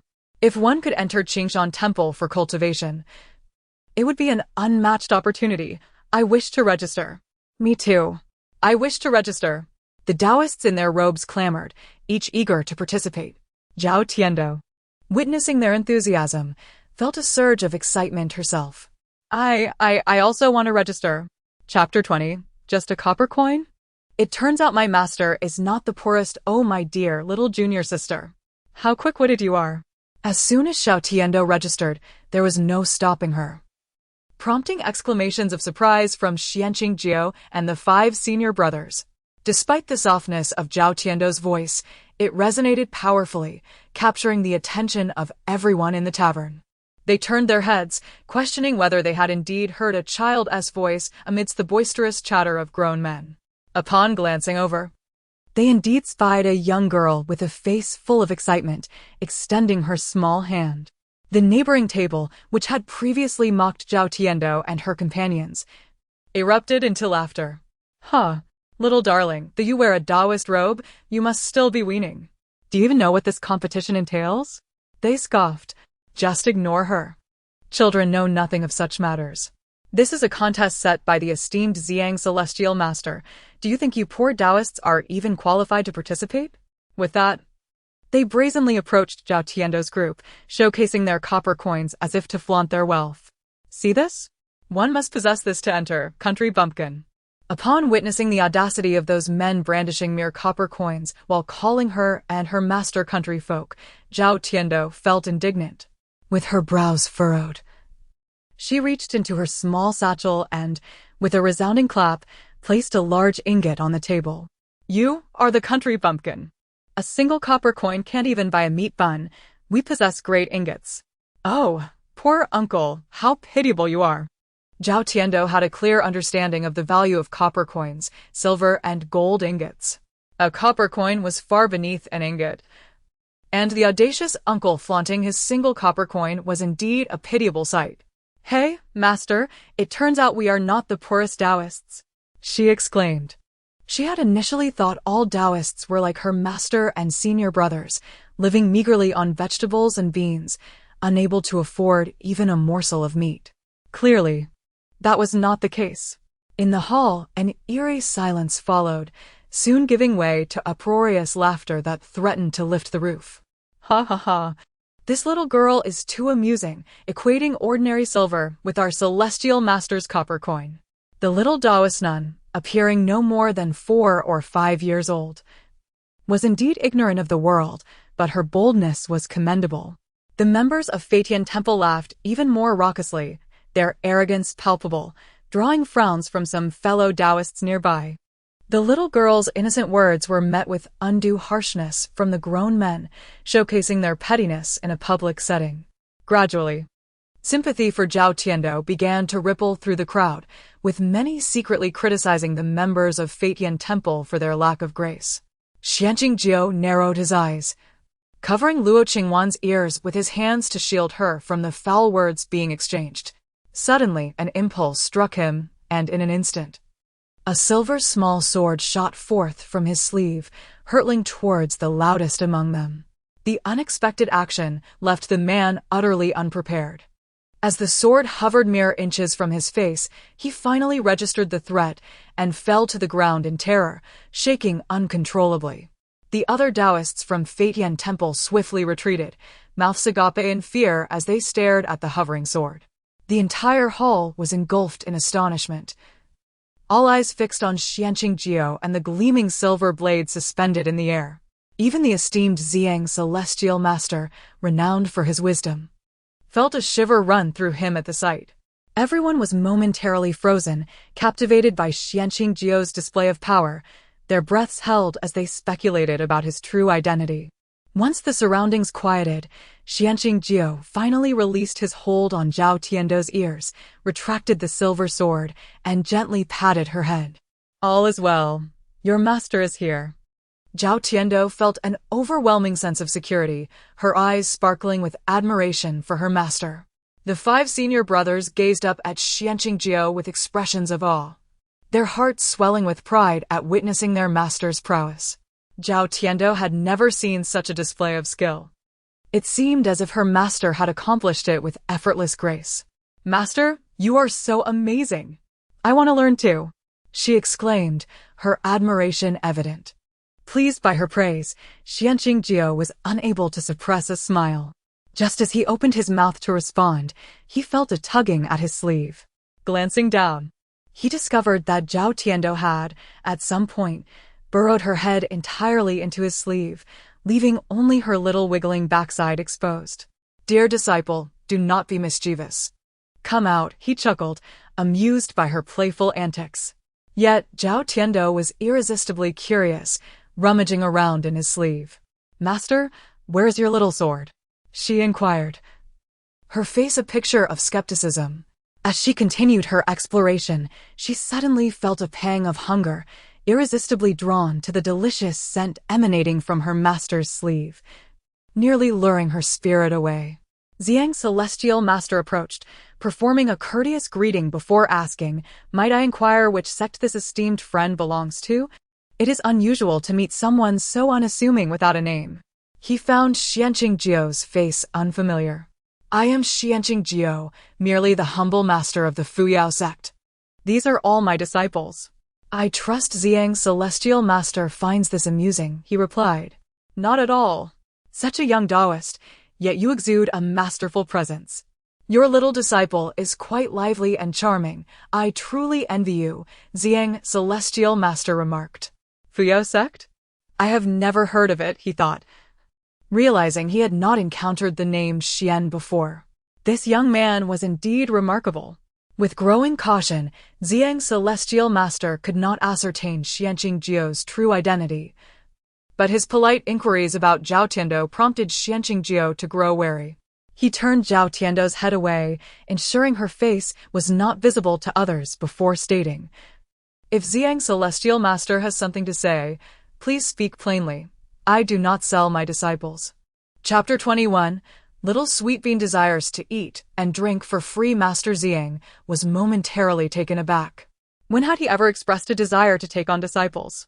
Moreover, at Qingshan Temple, they never accepted female disciples. The Taoist priests and priestesses had always been segregated. Men and women did not mingle. In his view, priestesses could never rival their male counterparts. Therefore, he was somewhat astonished when he noticed that Xianxu had taken a young girl as a disciple. Xianxu nodded seriously, but fearing that his precious disciple might be too attached to meat, he decided to caution her, saying, "These people will not buy you meat. If anyone invites you to their place, claiming they can provide you with plenty of meat, it is surely a deception. Do you understand?" Upon hearing about the lack of meat, Zhao Tiando immediately nodded fervently. "Rest assured, master. Once a disciple, always a child of the master. I understand." She declared that she would always remain with her master and elder brothers, never to part ways. Was it a joke? Which temple could afford to provide her with meat daily? Were the inhabitants of the temple all fragrant and delectable? Could she sneak a bite when hungry? She was not foolish. Her master and elder brothers treated her so kindly, she could never bear to leave. Besides, she had long decided that as a reformed little zombie, she could not slack off. She must strive to earn a fortune, reveling in the joy of eating meat every day. She also wanted to study diligently under her master, aiming to become a formidable little Taoist like him, vanquishing demons and protecting the little paper figures and her elder brothers. He could not help but gently ruffle Zhao Tiando's hair, speaking with a soft yet resolute tone. "Very well, my obedient disciple. I shall never part ways with you." This warm scene completely disregarded the group from Fatian Temple. With Xianxu's earlier display of swordsmanship, they understood that Zhao Tiando and her companions were not to be trifled with, thus adopting a much more subdued demeanor. Master Xiang turned his gaze back to Zhao Tiando and inquired, "Taoist Xianxu, your little disciple just mentioned her desire to participate in the Heavenly Master Tournament. I have no objections on my end, but I wonder if you truly wish for her to join?" This unexpected question redirected everyone's attention to Zhao Tiando. The girl's master had just demonstrated a remarkable ability to control the flying sword, truly awe-inspiring, even within the realm of heavenly masters. Were they to assume that his disciple was also extraordinary? Zhao Tiando, upon hearing this, was eager to participate, clenching her tiny fists and declaring, "Master, I want to join." Observing her enthusiasm, Xianxu surmised that her eagerness was likely related to the rewards for the victors. However, contests among heavenly masters were no ordinary affairs. His little disciple had only just begun learning talisman drawing, merely tracing the techniques. Such astonishing skills were not meant to be revealed, so he pondered and asked, "My dear disciple, do you wish for a grand feast?" Zhao Tiando nodded vigorously, adding, "Not just a grand feast. I also want to stay here for 3 days for free and eat for 3 days without charge." She was aware of her temple's financial constraints. If she could save some money, her master and elder brothers would surely be delighted. Xuanxuan wore an expression that seemed to say, "I knew it would be like this," and turned to Xuanxuan Huang, who, with a serious demeanor, produced a pristine whisk and stood up. "Little junior sister, I am off." Zhao Tiando's eyes welled up with tears at this news. How wonderful it was that she wouldn't have to compete against those unpleasant uncles and could still receive rewards. Her fourth elder brother was truly the best. "Go, fourth elder brother. You're amazing," she exclaimed, waving her tiny fists in support. Seeing this, the other elder brothers also rallied behind Xuanxuan Huang, pumping their fists in encouragement. To some Taoists, this scene resembled children playing house. Observing the youthful appearance of the disciple sent to compete, they estimated he was not yet 20, lacking the insignia representing the status of a heavenly master. And with a small and low-grade whisk in hand, they felt a sense of relief. They had expected the formidable master of the demon-subduing temple to send forth a fierce disciple, but it turned out to be this. Consequently, they felt one competitor had been eliminated. After serving as a cheerleader for a while, Zhao Tiando began to feel apprehensive. She could discern that the older Taoists around her were far from inexperienced. Each bore an air of confidence. Her fourth elder brother was the youngest among them, and she feared these unpleasant uncles would bully him. Noticing the worry etched across his little disciple's face, Xuanxuan gently reassured her, "Do not fret, my disciple. Your fourth elder brother is the most diligent and talented among your siblings. He is more than capable of competing with these heavenly masters." Zhao Tiando looked puzzled. "What is a heavenly master? I don't understand. Since they are all Taoists, why are they called heavenly masters? Shouldn't angels have wings and halos? They are supposed to be divine and beautiful like you, master. I can accept that you are an angel, but how can those unpleasant uncles also be angels?" Chapter 22, The Underachiever's Abundance of Stationery. After an extended and rather perplexing conversation, Xianqing eventually realized that his young apprentice had possibly misunderstood the situation. The bird person mentioned by her was lost on him, and he clarified that the term tianshi referred to a Taoist with a certain status, a concept that his apprentice was not familiar with. To elucidate, Xianqing dipped his brush in tea and inscribed the characters for tianshi on the table. Zhao Tiando craned her neck to take a closer look.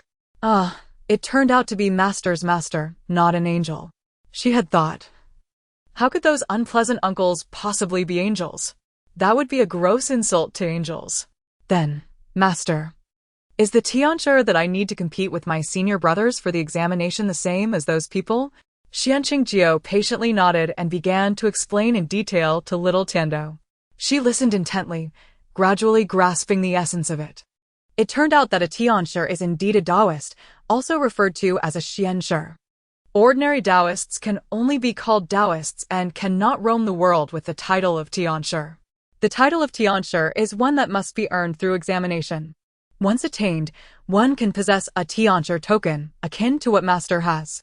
Only those who hold a tianshi token are considered to have entered the realm of Taoists. In other words, she and her senior brothers had yet to truly step into this world. They could only be referred to as little Taoists, subordinate to the tianshi. Apprentice. Do you see the coins hanging from those individuals' chests? They symbolize the strength of a tianshi. One who bears a single coin is known as a one-coin tianshi. The weakest among them. The more formidable the tianshi, the greater the number of coins they display. Of course, if one wishes to conceal their identity and strength as a tianshi, they can hide the coins to avoid detection. Zhao Tiando nodded, half comprehending, then innocently asked, "Master, how many coins should the most powerful tianshi have?" "The most formidable, naturally, is the 10-coin tianshi." Zhao Tiando responded with an then began rummaging through her pockets.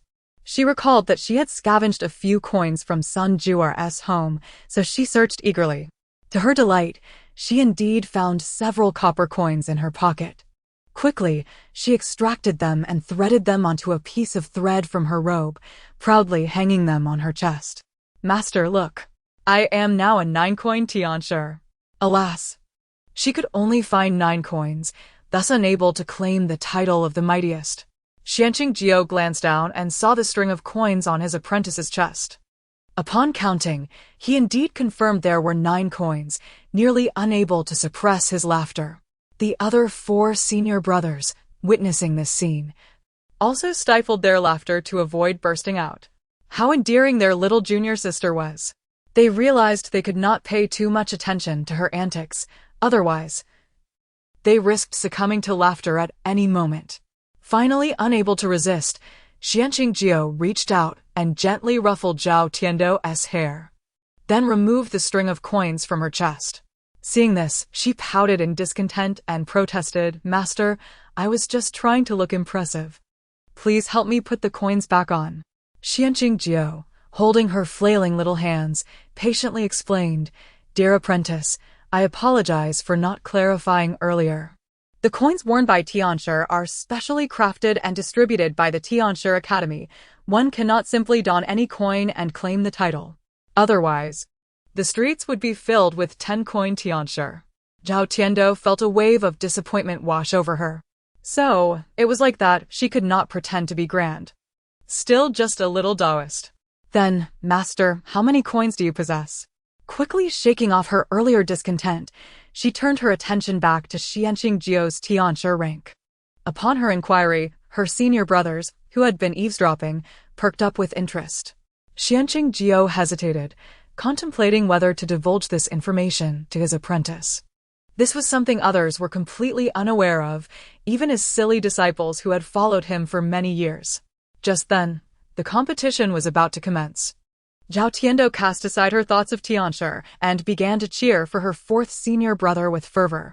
The 4 senior brothers thought, "If only our little junior sister could hold on a bit longer, we might finally learn of Master S. Tianshi rank." Unfortunately, Zhao Tiando's curiosity was fleeting. She was easily distracted and soon captivated by something new. The Ziyang Tianshi scanned the dust whisk in his hand and declared, "For today's first examination, we will test your talisman drawing skills. Each of you must draw a yellow talisman to ward off evil, and I shall determine the victor." As soon as the Ziyang Tianshi finished speaking, the gathered Taoists relaxed, thinking the task was simple. What a trivial test! It's merely drawing a talisman. Drawing talismans was an essential skill for us Tianshi. Did the Ziyang Tianshi underestimate our abilities? With a few haughty remarks echoing in the air, a subordinate beside the Ziyang Tianshi lit a stick of incense. "You have the duration of this incense to complete your talisman." As the incense began to burn, curling wisps of smoke spiraled upward. The participants' expressions shifted to one of tension. Drawing a quality talisman within the time it took for a stick of incense to burn was still a considerable challenge for them. Before long, the participants began to take action. Each occupied a table, swiftly retrieving various small tools from their bags. Ritual brushes, talisman paper, cinnabar, and ink were the basics, alongside vessels for water, incense burners, candles, and more. Before long, each table was cluttered with an array of items, causing Zhao Tiando to furrow her brow in confusion. So complex. Why do they need so many things just to draw a talisman? Is this what they mean by underachievers have an abundance of stationery? Chapter 23 Little Sweet Bean. "I do not wish to overexert my little mind," Zhao Tiando inquired curiously of her master. "Master, why are there so many tools for drawing talismans? It appears quite complex."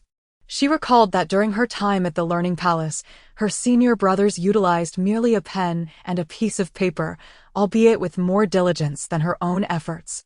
Xianqing's expression flickered as he leaned down to whisper softly in Zhao Tiando's ear, "My dear disciple, the methods employed by your master and your senior brothers are considerably simpler than those of others. While these individuals adhere to more traditional practices, it cannot be said that they are incorrect." Zhao Tiando nodded in understanding. "Then, Master, is my method of drawing talismans even simpler and more effective?" Xianqing was momentarily taken aback, pondering that this little one, merely tracing her drawings, could hardly be surpassed in simplicity. While it was indeed effective, regrettably, such an uncomplicated approach could not be easily replicated by others. He had secretly tried it himself to no avail. Thus, It seemed that this method was exclusively suited for his little disciple, a unique talent. Contemplating this young girl's distinctiveness and the frequent interest from others in acquiring her as a disciple, Xuanqing's demeanor turned serious as he cautioned, "Disciple, in the future, you must never draw talismans in front of outsiders, nor reveal your method to others. Can you manage that?" Seeing the gravity in her master's expression, Zhao Tiando recognized the importance of the matter and nodded obediently.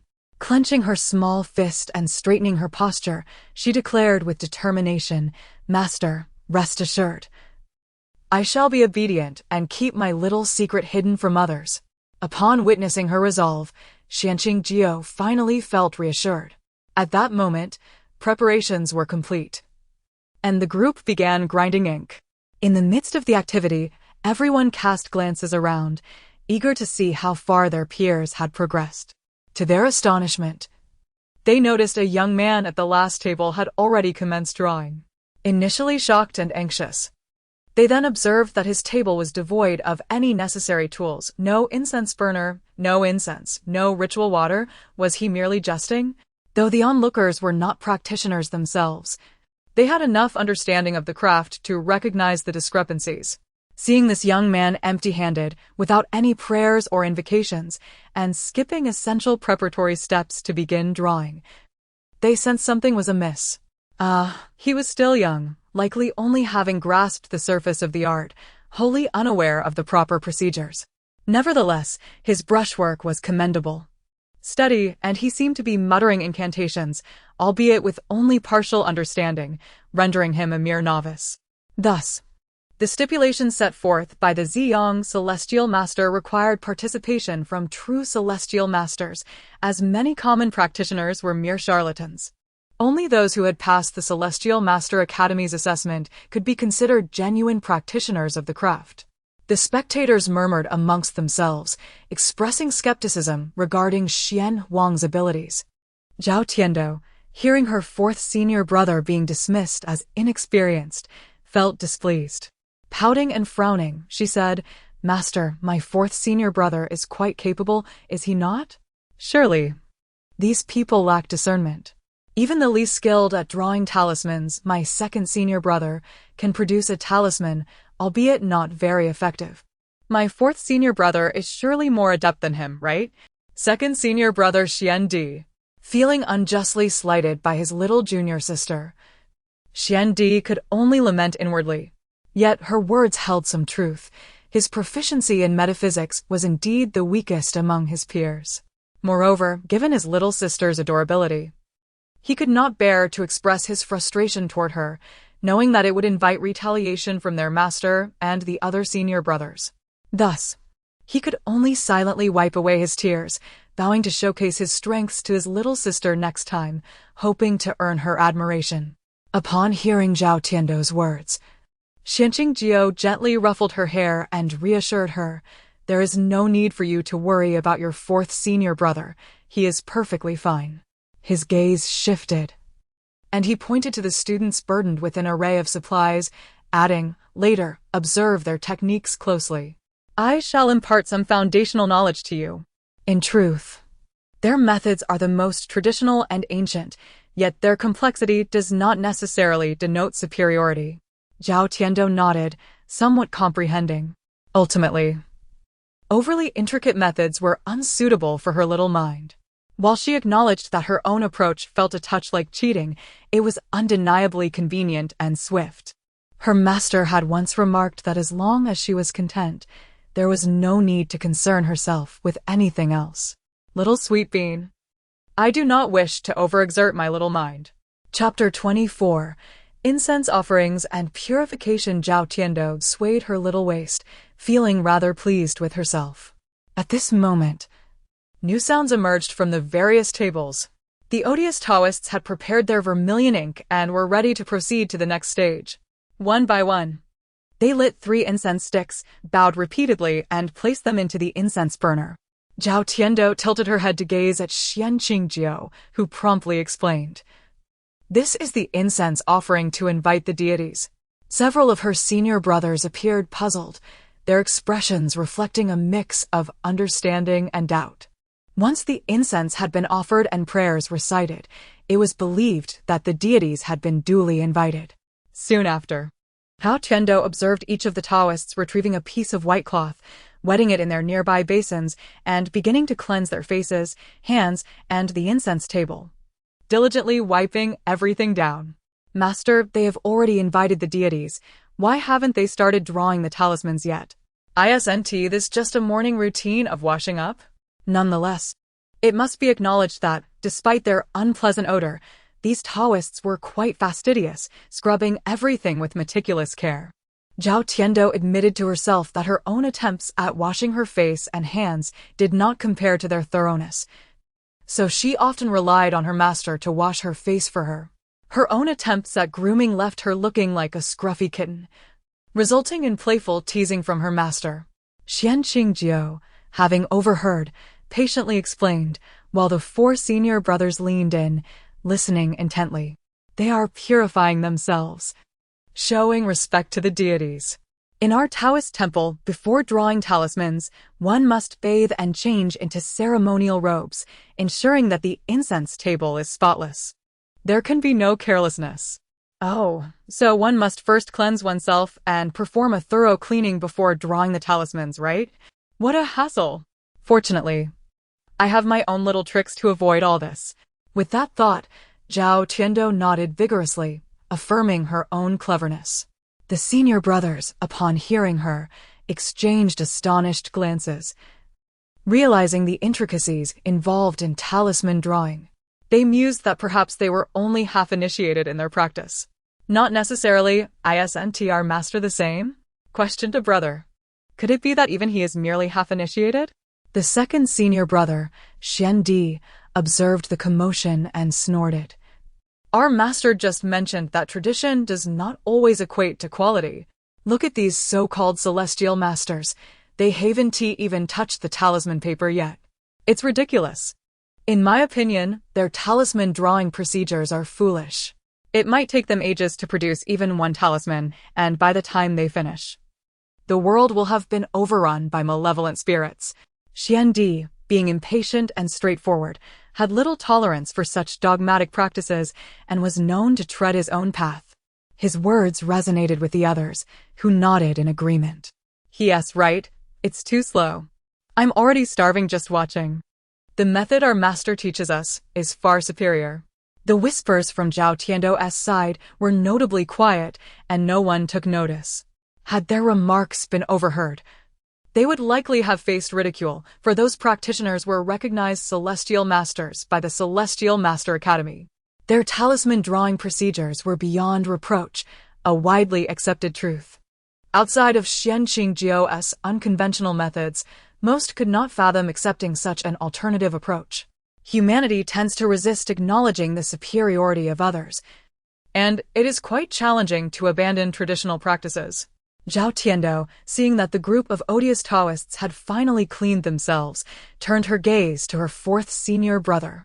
At that moment, Xian Huang completed his final strokes, setting his brush down gently and carefully lifted the yellow talisman for inspection.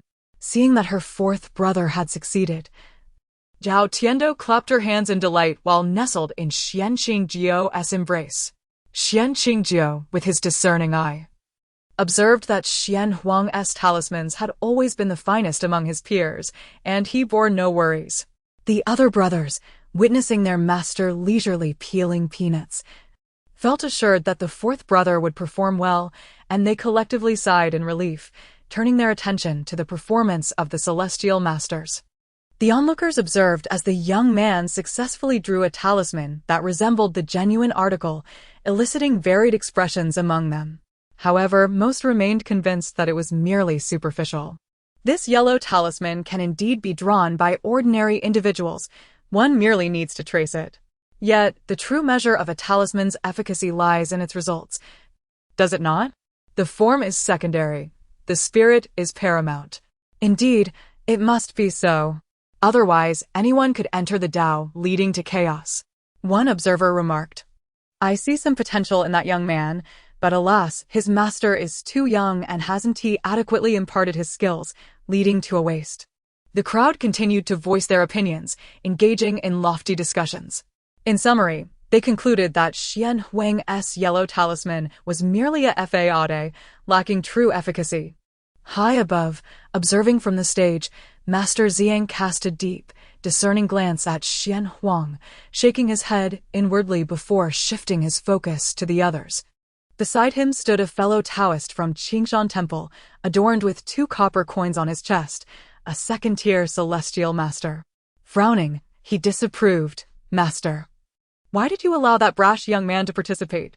He doesn't even grasp the fundamental steps of talisman drawing and has yet to invite the deities. It is entirely inappropriate.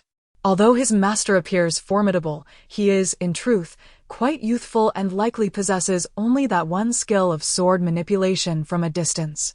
Master Xiang remained silent, yet internally, he had begun to reassess his judgments. He realized he had been too hasty. He should have refrained from bestowing such high respect upon the young man.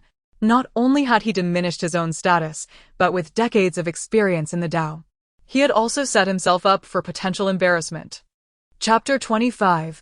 The healing from the blow received from the junior sister Xian Wang had successfully completed the drawing of the yellow talisman, gaining an absolute advantage in time.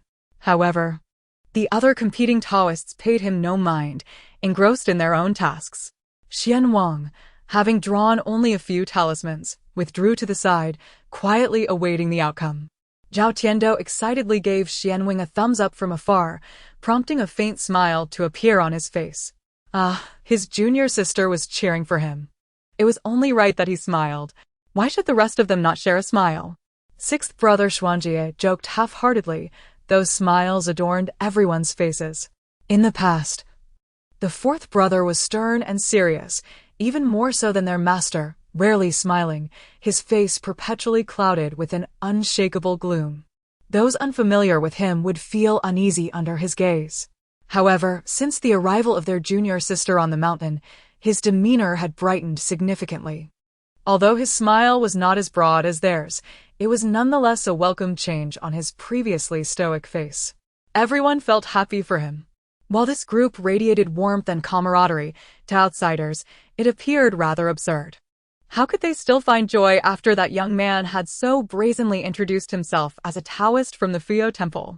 If he were to lose face here, it would surely deter others from seeking their services in the future. Why bother worrying? There were countless charlatans masquerading as Taoists. The Huang family was no exception, which might save them from future deception. As the conversation unfolded, the remaining Taoists finally commenced a crucial step. They each took up their brushes to begin inscribing the talismans. The art of talisman drawing emphasized precision in every stroke, and everyone understood the importance of this moment, lowering their voices in mutual respect, fearful of disturbing the concentration. Zhao Tiando blinked her round eyes a few times before, with her master's guidance, popping 2 peanuts into her mouth. She then waved her little hand at Xuan Qingjiu. Understanding her intent, Xuan Qingjiu immediately bent down, bringing his ear close to his little disciple's mouth. "Master, I just thought of a way to make some silver." "Oh!" "My clever disciple, do tell." Zhao Tiando whispered, wary of others overhearing her entrepreneurial scheme, fearing it might infringe upon their Fuyo Temple's livelihood. "Master, Jiuyang City is vast, and the townsfolk seem to hold great faith in Taoists. We could set up a stall." "Set up a stall?" A series of relatively disheveled and unflattering images flashed through Xuan Qingjiu's mind. He glanced down at his clean robe, and the thought of sitting on the ground, hawking wares and haggling loudly, filled him with reluctance. "My dear disciple, our temple is not so impoverished." Zhao Tiando scrunched her nose. "Then why do you frown when I wish for some meat? And why are my senior brothers all crammed into one room at the Tianbao Pavilion?" Though Zhao Tiando was naive, her master's attitude made her feel exasperated. Caught off guard by his little disciple's candid remarks, Xuan Qingjiu felt a mix of embarrassment and sympathy. While he could afford to treat his disciple to meat, the thought of spending a considerable amount of silver would instinctively make him furrow his brow. He was acutely aware that his little disciple adored meat, and he regretted not managing his expressions better, allowing her to see his hesitation. He realized that he had become too accustomed to the temple's frugality, counting every coin at the thought of spending. A man should not be so miserly. From now on, when his disciple wished for meat, he must agree without a moment's hesitation, without furrowing his brow.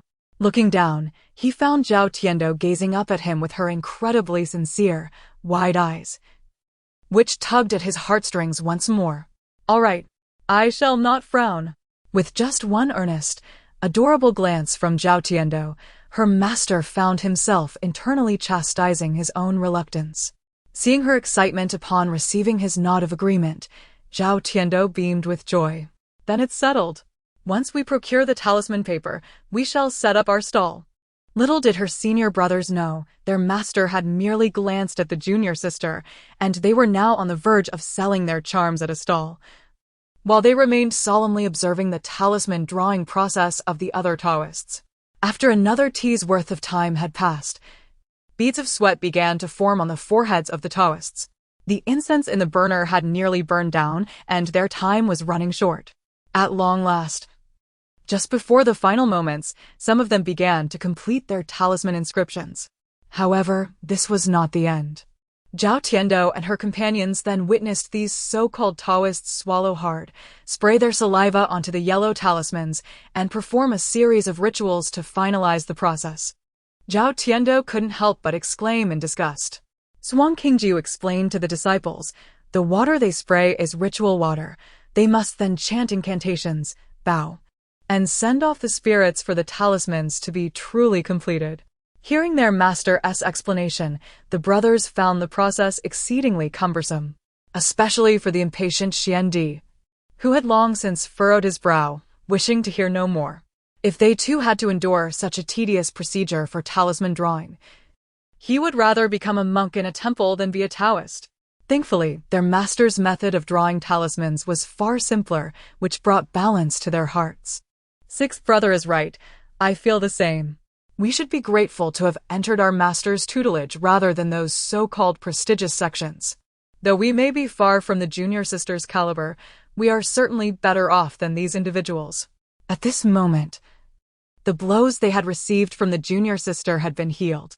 Radiant smiles blossomed on the faces of the brothers. Chapter 26. One must obtain whatever the junior sister desires. As the last wisp of incense extinguished, a servant of the master of Xiang bellowed for them to cease. The hall was immediately filled with several lamentations.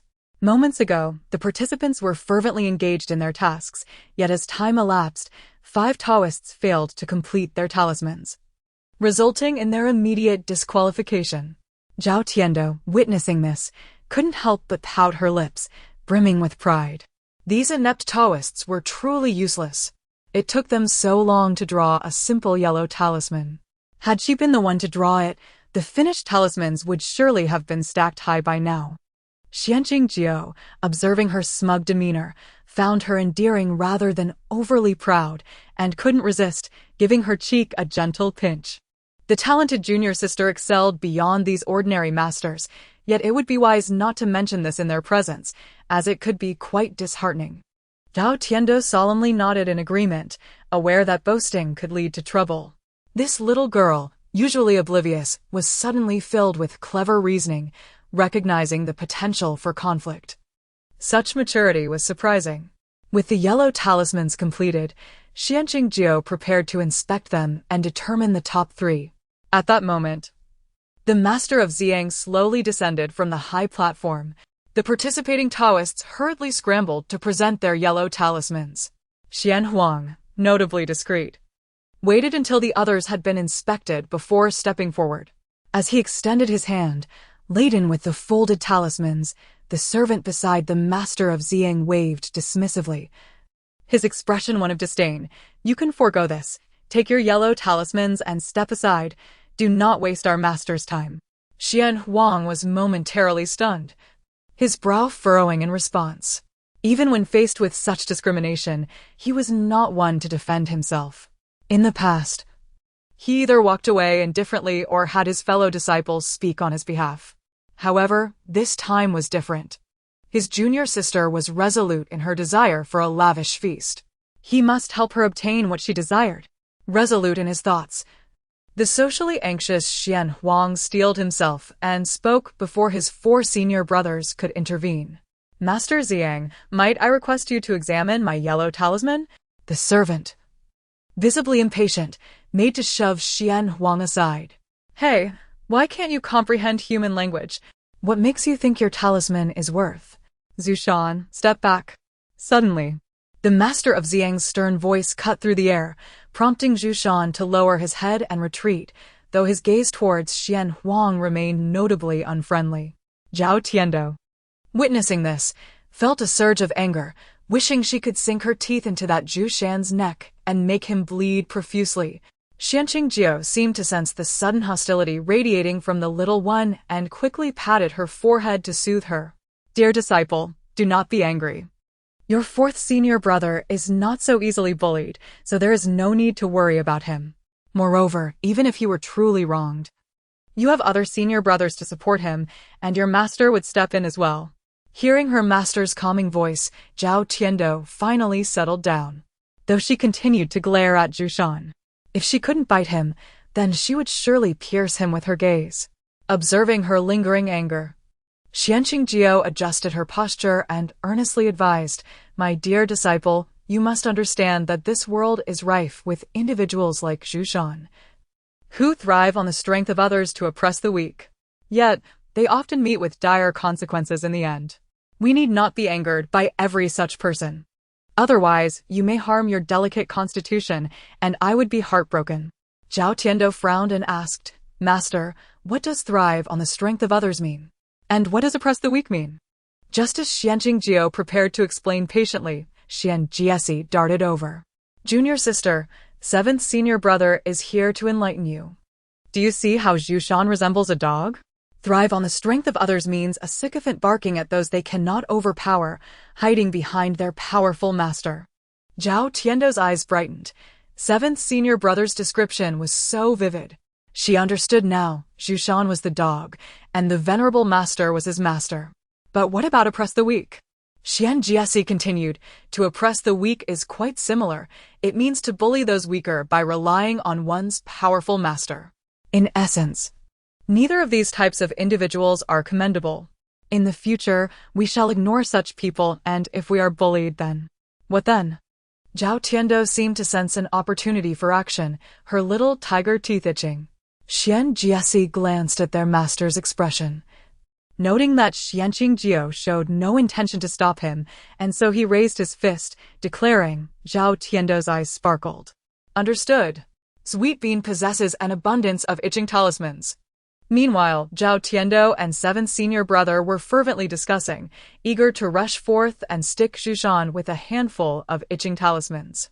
On the other side, the master of Xiang was examining Xian Huang's yellow talisman. As a traditional master, he commanded considerable respect, and as he scrutinized the talisman, his expression shifted increasingly to one of astonishment. Xuxian, sensing something amiss, grew anxious. He had assumed that the young man's talisman was doomed to fail, hence his unkind demeanor. If the master were to discover the efficacy of that talisman, would it not lead to his own embarrassment? Master, is there an issue with this young man's talisman? You've been inspecting it for quite some time. After a moment of contemplation, the master of Xiang suddenly raised Xian Huang's yellow talisman high and proclaimed, in the talisman competition, this young brother is the victor. His exorcism talisman surpasses all others. As the words resonated through the hall, a wave of disbelief swept over the crowd. Xuxian stumbled backward in shock, his face draining of color. What? How is this possible? Master, please look again. He hasn't lit incense or summoned spirits. This is entirely wrong. How can he possibly? Before he could finish, the master of Xiang's piercing gaze fell upon him, silencing his protest. The words caught in Xuxian's throat, his eyes flashing with madness. Today's competition concludes here. The final match will resume tomorrow morning.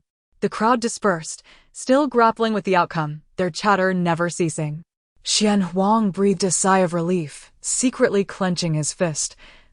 thinking he had taken a step closer to fulfilling his junior sister's desire for a grand feast. Tomorrow, he would strive even harder. At that moment, Zhao Tiando noticed Jushan preparing to leave with the master of Xiang and promptly jumped down from Xianqingjiu's lap, dashing forward. Xianqingjiu assumed she was heading to greet her fourth senior brother and did not intervene. Little did he know, Zhao Tiando bypassed Xian Huang entirely and sprinted directly towards Jushan. Before Xianqingjiu and the senior brothers could react, it was too late. With a sharp smack, Zhao Tiando struck Jushan squarely on the backside. A perfectly aligned yellow talisman adhered to him. Xianqingjiu. 5 senior brothers. Hey, hey, hey. Little disciple, junior sister. That's not how you sneak attack. Chapter 27. The tickling charm strike against villains. The expressions of Xianqingjiu and her 5 senior brothers were exceptionally vivid. The one closest, Xian Huang, rushed forward in a flurry, shielding his little junior sister behind him. When he noticed the little girl making a mischievous face at him, his expression contorted with irritation. Why are you hitting me, you little rascal? Jushan, sensing something amiss, turned to check his back. Zhao Tiando's heart raced, and she quickly spoke up, I'm sorry. I accidentally hit you just now. Does it hurt? Do you want me to blow on it for you? With a calm demeanor, she spun her little lie with ease, leaving Xianqingjiu and her senior brothers momentarily stunned.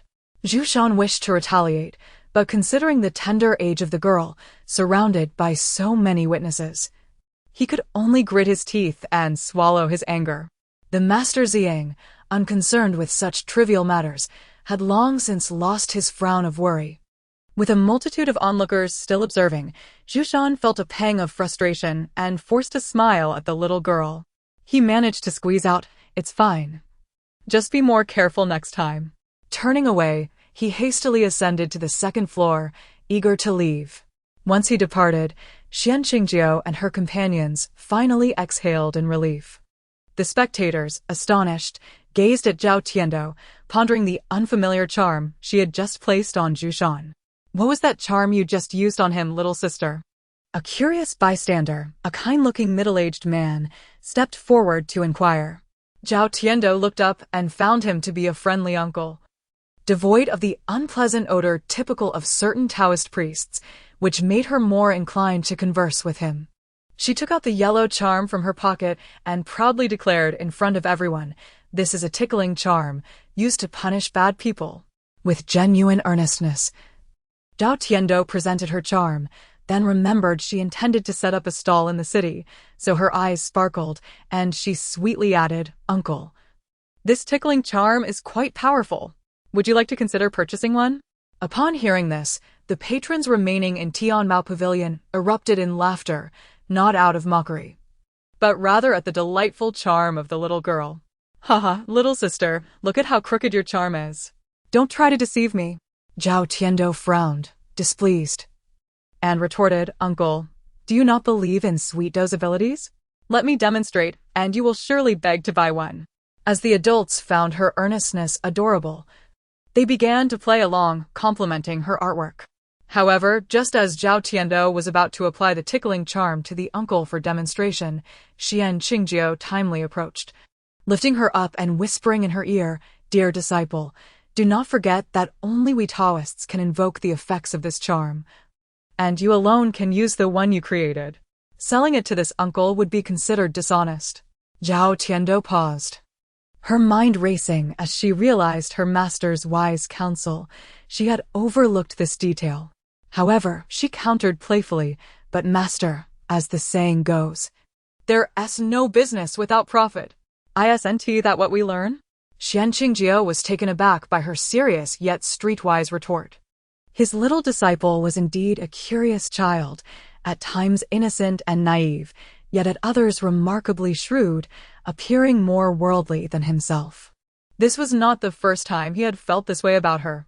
Regardless of who imparted such notions to his disciple, it was crucial to correct her perspective.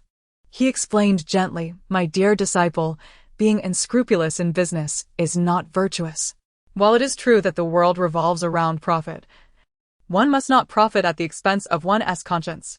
If you know this charm is ineffective for him, selling it would be improper. Zhao Tiando, though somewhat confused, understood that her master had her best interests at heart, guiding her on how to conduct herself.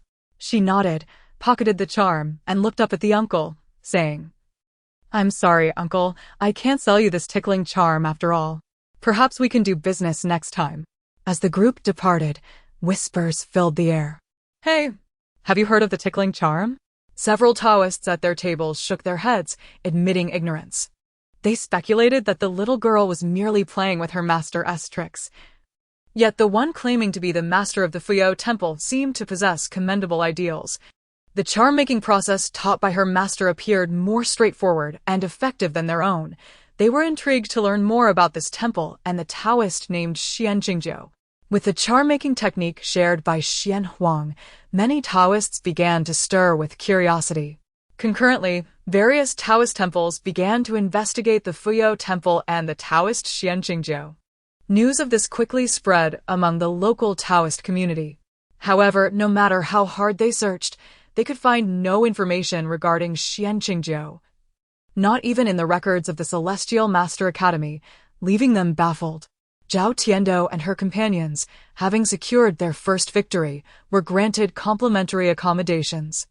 Their senior brothers joyfully settled into their little rooms, wishing only for the freedom to indulge. Almost as soon as the incantation was completed, a peculiar figure in one of the rooms on the same floor began to scratch and squirm. It itches. Xuanxian thought a mere scratch would suffice. But to his dismay, the itching only intensified to an unbearable level. After a torturous quarter hour of scratching, his entire body was left marred with angry red welts. Even his face bore the marks of his distress. With no way to identify the cause, he had no choice but to seek assistance from the temple master. Meanwhile, Zhao Tiando had already sensed the successful activation of her tickling charm and gleefully rolled around on her bed. Hehe, that LL teach you to bully my fourth senior brother. This is your punishment. Tickling charm, go forth. Chapter 28. The little paper man observes in secret upon witnessing this. Xianqingjiu merely chuckled lightly. His little disciple, after all, was still a child, playful and full of mischief. Yet Xianqingjiu firmly believed that under his guidance, the young girl would undoubtedly blossom into a virtuous and capable Taoist priestess. Meanwhile, Master Ziyang, taken aback by the astonishing fact that such a talisman could still hold power, found it utterly incomprehensible. He insisted that Xuanxian remain prostrate for his examination, and as time passed, Xuanxian writhed on the floor like a maggot, desperately itching yet receiving no relief, his plight exacerbated by Master Ziyang's dismissive strokes of his feather duster. Xuanxian was tormented, wishing he could just scratch himself in solitude. Master, please save me," he cried out, yet Master Ziyang paid no heed to his lamentations, engrossed in his thoughts. What sort of talisman is this? I have never encountered such incantations before. As a leader of a Taoist temple, encountering such a miraculous talisman was an opportunity for thorough investigation. As for Xuanxian, who cared about him? After a moment of joy, Zhao Tiando sprang up from the bed, exclaiming, "Master, is my itching talisman undone?" She had read reports suggesting that prolonged laughter could lead to dire consequences. While the detestable fellow was indeed annoying, his transgressions did not warrant death. For ordinary Taoists, alleviating such an affliction would be quite challenging. As the itching talisman was not commonly known, many Taoists might have never seen it. However, Master Ziyang was surely capable of dispelling it, so the young disciple felt reassured. Zhao Tiando nodded, puffing out her cheeks and tilting her head. That's strange. If that odious Taoist cannot resolve it himself, he must seek assistance from the elder, right? It has been quite a while. Why hasn't the itching talisman been lifted yet? Seeing Zhao Tiando's growing impatience and eagerness to witness the situation firsthand, Xianqingjiu quickly approached, lifting her onto his lap and retrieving a piece of paper from his robe. Wow! It's the little paper man. Upon seeing the long-awaited paper figure, Zhao Tiando's face lit up with glee. Seizing the moment, Xianqingjiu began to impart knowledge to his young disciple. Dear disciple, There are many varieties of these little paper men. Would you like to learn about them? Zhao Tiando immediately shook her head. These little figures all looked too alike. If her master were to teach her, he would surely devise a way to test her understanding, and she was not falling for that. Master, I already have so much in my little head. Can we learn another day? Xianqingjiu. He had intended to show her the little paper man, but she wished to postpone learning. He suddenly felt that this little disciple was surely sent by the heavens to challenge him. How else could she consistently manage to evade his grasp? He could easily be stricter with her, as he was with his other, less astute apprentices. However, this little one was simply too adorable, making it hard for him to be harsh. Alas, if his disciple preferred to learn another day, then so be it. However, the little paper man he held could allow her to know what Zhu Shan was up to without leaving the room. Would she like to learn? In an instant, Zhao Tiando's eyes sparkled, and she enthusiastically nodded her head. Xianqingjiu's eyes gleamed with delight, pleased with his cleverness. He spoke earnestly. The little paper man you buried among the flowers is a reconnaissance figure. It is bare, with no incantations inscribed upon it. At the mention of the sacrificed paper man, Zhao Tiando felt a pang of sorrow, forcing back her tears with a soft hum. Seeing that she managed not to cry, Xianqingjiu sighed in relief and continued, "The one I hold now is called the Divine Eye. Look. The small eyes of the Divine Eye need to be painted red with cinnabar ink, and at the moment of the starting of the eye, the corresponding incantation must be recited." Zhao Tiando, having ample experience in listening and learning, quickly grasped the concept. "I understand, Master. After the eyes are dotted, the little paper man becomes the Divine Eye, allowing us to see what is outside, right?" Xianqingjiu's expression brightened. He had not anticipated his clever disciple would comprehend so swiftly, making his task much easier. Soon, he activated the Divine Eye, and nestled in their room, he and Zhao Tiando began to observe the outside world. The tiny paper figure slipped through the crack of the door and swiftly followed the scent of the itching talisman, making its way to Zhu Shan's side. The much-anticipated Divine Eye did not disappoint Zhao Tiando. Soon, she saw the little paper man enter a room, revealing two oddly positioned men. Zhao Tiando furrowed her brow. "Master, what are they doing?" It was evident that Zhu Shan lay face down on the floor, while the elder sat cross-legged, meticulously examining Zhu Shan's rear end, completely unaware of the Divine Eye's intrusion. Xianqingjiu smirked slightly. "Perhaps he is studying your itching talisman? It does seem rather peculiar." One could imagine that the elderly Taoist was scratching his head in confusion, utterly baffled as to why such a talisman would manifest its effects. Chapter 29. The Second Contest. Exorcising evil spirits, how curious it is. Who could have possibly inscribed this talisman? Why can I not fathom its meaning? The expression on the face of Master Ziyang twisted in confusion as he pondered over the matter. He did not consider inquiring downstairs, where he would undoubtedly learn that this talisman was crafted by the young child, Zhao Tiando. Should he discover this, his resolve would likely shatter on the spot. Xuan, already numbed by the torment of the itching talisman, lay prostrate on the ground, resembling a lifeless mass of clay, submitting himself to Master Ziyang's scrutiny. The Divine Eye cautiously approached, inching forward on its tiny, flaccid legs, coming to rest just beneath the bed, merely an arm's length away from the two individuals. Upon closer inspection, Zhu Shan's face was a sight to behold, marred by scratches both horizontal and vertical. One might mistakenly assume he had been caught peeping at a woman bathing, only to be clawed by an irate matron.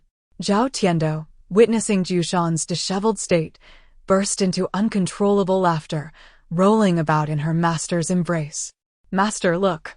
Is my itching talisman not remarkable?"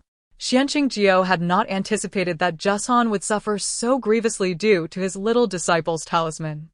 He had regarded the itching talisman merely as a playful charm, devoid of lethal potency. Yet, it now appeared that this seemingly innocuous talisman could indeed serve as a formidable weapon, capable of disfiguring one's visage and inducing unbearable itchiness, leading to utter psychological collapse. His expression momentarily flickering, he glanced at the exuberant Zhao Tiando, resolving in his heart that this gifted disciple possessed extraordinary talent. The itching talisman flourished in her hands. Perhaps other seemingly unremarkable talismans could likewise reveal new wonders under her guidance. However, given her playful and indulgent nature, akin to a blend of mischief and indulgence, he deemed it necessary to provide her with proper guidance to prevent her from becoming a source of worry like others before her. Yet, there was no rush. The little girl was only 5 years old, in a phase of innocent exuberance. He thought it best to wait a few years before exposing her to the world's harsh realities. Unbeknownst to her, her charming master was already formulating plans to introduce her to the various adversities of life, facilitating her growth. At that moment, Zhao Tiando tilted her head, a sudden spark of inspiration igniting within her. She clenched her small fists and broke into a silly grin. Xuanqing couldn't help but smile in response. "What has you so jubilant?" Little Tiando covered her mouth, shaking her head. "I cannot say, master. It is my little secret, but you will know soon enough." The precocious child harbored her own thoughts, and Xuanqing refrained from pressing further. However, it wasn't long before Zhao Tiando piped up again, her voice sweetly coaxing, "Master, please teach me how to fold little paper figurines." Seeing her rare eagerness to learn, Xuanqing found it hard to refuse, quickly acquiescing. "If you wish to learn, you must do so diligently and not abandon it midway." Zhao Tiando nodded earnestly, her little eyes filled with determination, and thus their plan was set. Suddenly, new commotion arose from Master Xiang's chamber. Through the divine eye paper figurine, Zhao Tiando and Xuanqing observed Zheson wailing once more, tears streaming down his face as he beseeched Master Xiang for assistance. Master Xiang, possessing a sense of compassion, could not bear to ignore him any longer. He recited a series of incantations, sweeping his talisman to dispel the itching charm. In an instant, the talisman was reduced to ashes in Master Xiang's hands, leaving no trace behind. With a thud, Master Xiang struck his thigh in anguish. "You worthless fool! You are always so obstinate. Why could you not endure just a little longer? I would have soon comprehended it." Faced with the elder's reproach, Zheson could only silently lament, his face a picture of despair. If he had endured any longer, he feared he might truly have itched himself to death. With a furrowed brow, he rummaged through a wooden box on the table, retrieving a long talisman. Upon seeing it, Xuanqing's expression shifted dramatically. Zhao Tiando quickly noted her master's unease and leaned in for a closer look at the talisman. The talisman bore the same emblem as the master talisman, but its hue was a regal purple gold, exuding an air of mystery and superiority. Unable to discern its significance, Zhao Tiando boldly inquired, "Master, what is this talisman?" "That is a purple gold talisman. Its appearance indicates the emergence of a formidable evil spirit nearby, posing a threat to the safety of the populace. It seems the gathering of so many practitioners in Jieyang City is not without cause." Zhao Tiando, only partially grasping the weight of her master's words, sensed his gravitas and refrained from jesting, sitting obediently on Xuanqing's lap, perfectly still. The following day, Master Xiang announced the second contest, aligning precisely with Xuanqing's earlier conjectures. In Jieyang City, recent disturbances had arisen due to malevolent spirits afflicting the populace, and the objective of this second contest would be for each participant to exorcise the evil spirits plaguing the city. Not only would victors receive the previously mentioned rewards, but Master Xiang would additionally provide an entire year's worth of materials for talisman crafting on behalf of the Talisman Academy. As Master Xiang's words filled the hall, excitement surged among the gathered crowd. Zhao Tiando, comprehending the additional rewards, looked up at Xuanqing and blinked rapidly. Master, a year's worth of materials. Our Fuyou Temple will be saved." Originally, they had arrived in Jieyang City with merely 2 silver ingots to procure materials, and now, victory would mean saving their resources. Chapter 30. Embracing the little junior sister's short legs. After the Grand Master of the Purple Sun Temple elaborated on the rules, the bustling Tianbao Pavilion quickly became deserted. as all the Taoists ventured into the city to investigate. At this moment, the participants from the Fuyo Temple remained the only ones inactive. Within the guest room of Xuantian, several senior brothers gathered around a round table, awaiting their master to assign tasks. Unexpectedly, the second competition segment required action on the basis of the temple, which would disadvantage those solitary Taoists. After the eldest brother, Xuantian, analyzed this, he soon brightened. With our master here, victory is assured. Coupled with the fourth junior brother's triumph in the talisman drawing contest, the top position is certainly secured. As Xuantian finished his remarks, the other junior brothers grinned in agreement. However, before their laughter could fully unfold, Xuantian doused them with a cold reality. I shall not intervene. You must devise your own strategies. Whether you win or lose is entirely up to you. What? Master, you are not joining us? The disciples exclaimed in unison. Even the usually composed eldest brother could not suppress his surprise. Although the fourth brother, Xianwang, did not vocalize his shock. His momentarily bewildered gaze revealed his incredulity. Master, when others hear that they can compete as a temple, they will surely summon their masters or old guardians. How can you refrain from participating? Our Fuyo Temple cannot lag behind. The little junior sister is still waiting for a grand feast. The sixth brother, Xuanjia, was the first to voice his thoughts, mentioning the little sweet bean's desire for a grand banquet, while he himself was salivating. The brothers gazed eagerly at Xuanjia, while only Zhao Tiando sat in a corner, engrossed in devouring a chicken neck, entirely oblivious to the murmurs of her master and brothers. Occasionally, she would lift her head at the mention of the grand feast, only to return to her meal. Once she had thoroughly consumed the chicken neck, Zhao Tiando approached the round table, tossing the bone onto the plate, and quickly climbed into Xuanjia's embrace, leaving a trail of greasy paw prints. The brothers exchanged glances at the new stains on their master's robe and the now emptied chicken neck, each suppressing a grimace. Suddenly, an idea struck them, and they collectively turned their hopeful gazes towards the little sweet bean. Little junior sister, do you wish for the grand feast? The sixth brother inquired, lounging and drooling. Encourage our master to lend a hand. With his involvement, victory is guaranteed.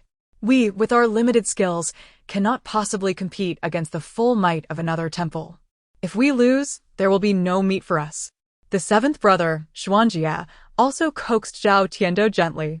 The brothers, resembling wolves eyeing a little rabbit, made Zhao Tiando shiver. She turned to Xuanjia, her eyes glistening with innocence, silently pleading, Master, what is happening? Why do my brothers look like wolves? I am scared. With a sigh, Xuanjia, despite his desire for his little disciple to enjoy the grand feast, resolutely maintained his stance.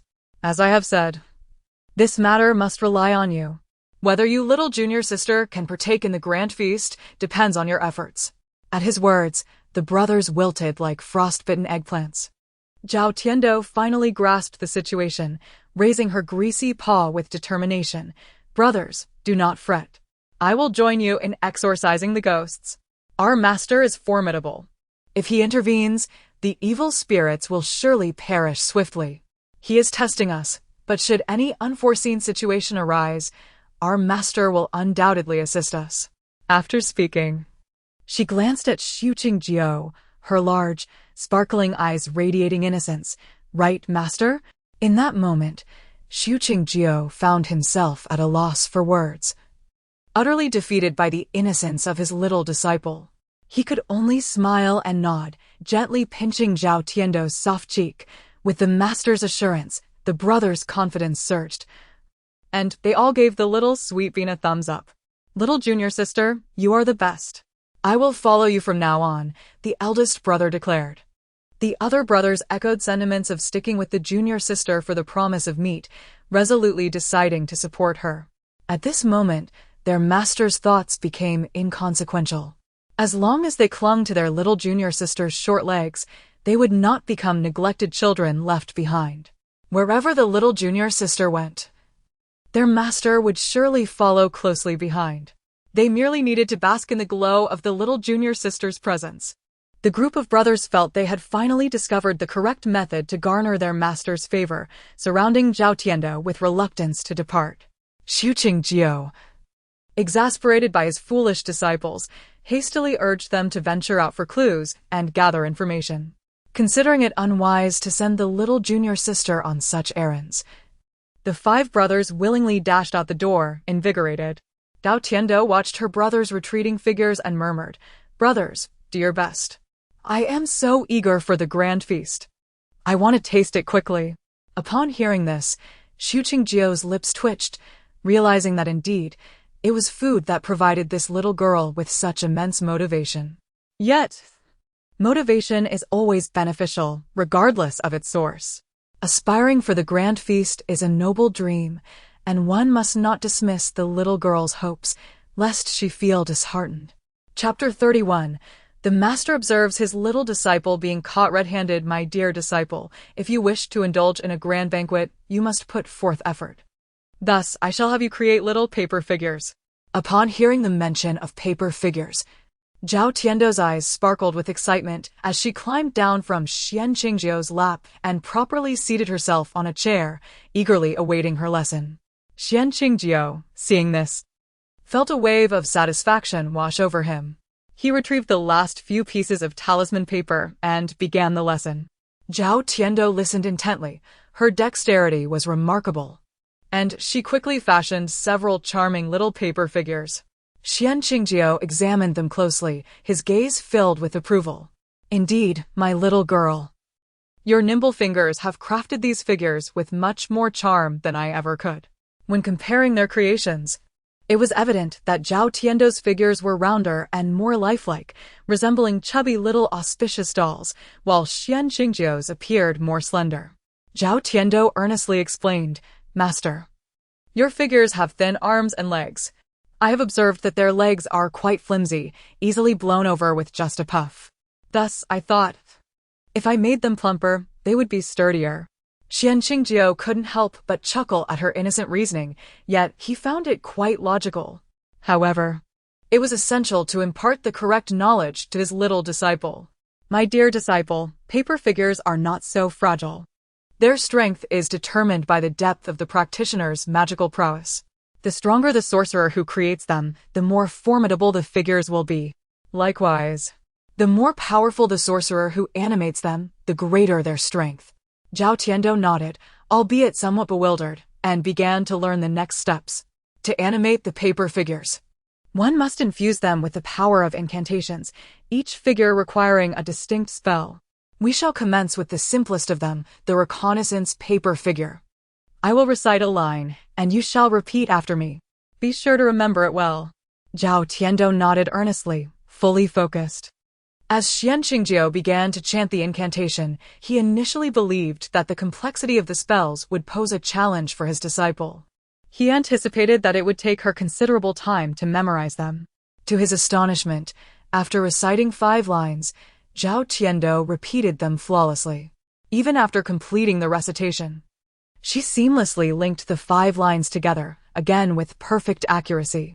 Once the incantation was completed, the magical essence naturally entered the little paper figure, causing it to tremble as if it had come to life, before settling into stillness. Zhao Tiando's heart swelled with joy as she picked up the plump paper figure and squinted at Xuanqing, asking, "Master, has it worked?" "That was quite simple," Xuanqing nearly exclaimed in disbelief. This little one's intellect was astonishingly sharp, surpassing even his own understanding during his formative years. Unbeknownst to him, Zhao Tiando was a linguistic prodigy, adept at mimicking anything she encountered. While the spells may seem intricate and difficult for others, they posed no challenge for her. A little zombie at heart. With the reconnaissance paper figure freshly completed, Zhao Tiando appeared unusually excited and promptly decided to shoo Xuanqing out of the room. "Master, I need to enter seclusion. I cannot concentrate with you here. Would you kindly entertain yourself outside for a while?" Xuanqing was taken aback, gazing incredulously at Zhao Tiando. Was she truly sending him out? This little girl was remarkably pragmatic. Without allowing him to protest, she tugged him out the door and, with a resounding bang, closed it tightly behind him. Outside, Xuanqingjiu stood in bewilderment, pondering the peculiar behavior of his disciple. What could she possibly be up to that required such secrecy? Growing more curious, he decided to employ a familiar tactic. Entering the room of his eldest disciple, Xuantian, he unleashed his spying assistant, the Divine Eye. With a few swift motions, the Divine Eye, ever diligent, maneuvered across the threshold, stealthily infiltrating the adjacent room. Xuanqingjiu mused that his little disciple was still somewhat naive. He possessed ample means to observe her clandestinely. He was eager to discover what mischief she was planning this time. After all, she had previously hidden away to sharpen her teeth.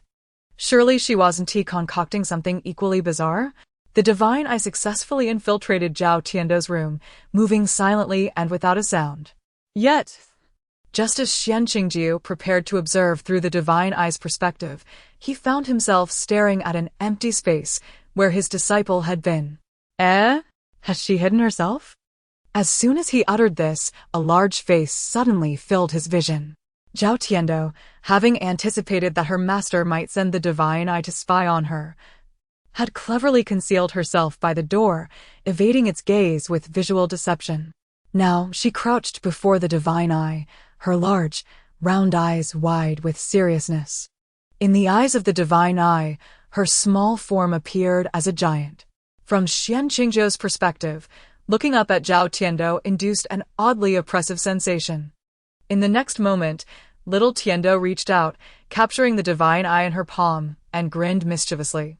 Master, this is not right. Peeking into others' privacy could earn you a spanking. With that, her small fingers tightened, and with a swift motion, she crushed the unfortunate paper figure into a ball. Xuanqingjiu's magical barrier was effortlessly dispelled by Zhao Tiando, leaving him both astonished and amused as he stifled a laugh within the room, his shoulders shaking in mirth. This little girl truly left him at a loss for words. Chapter 32. Since it is a secret. It must be kept. My master cannot be separated from me for even a moment. It truly leaves me at a loss. At this moment, several plump little paper figures had gathered on the table, though they were merely in form and had yet to be animated by incantations. For the little bean, reciting spells was effortless. With just a flick of her tongue, she could conjure obedient and useful little companions. Such an easy task was a rarity, prompting the little bean to invest even more effort.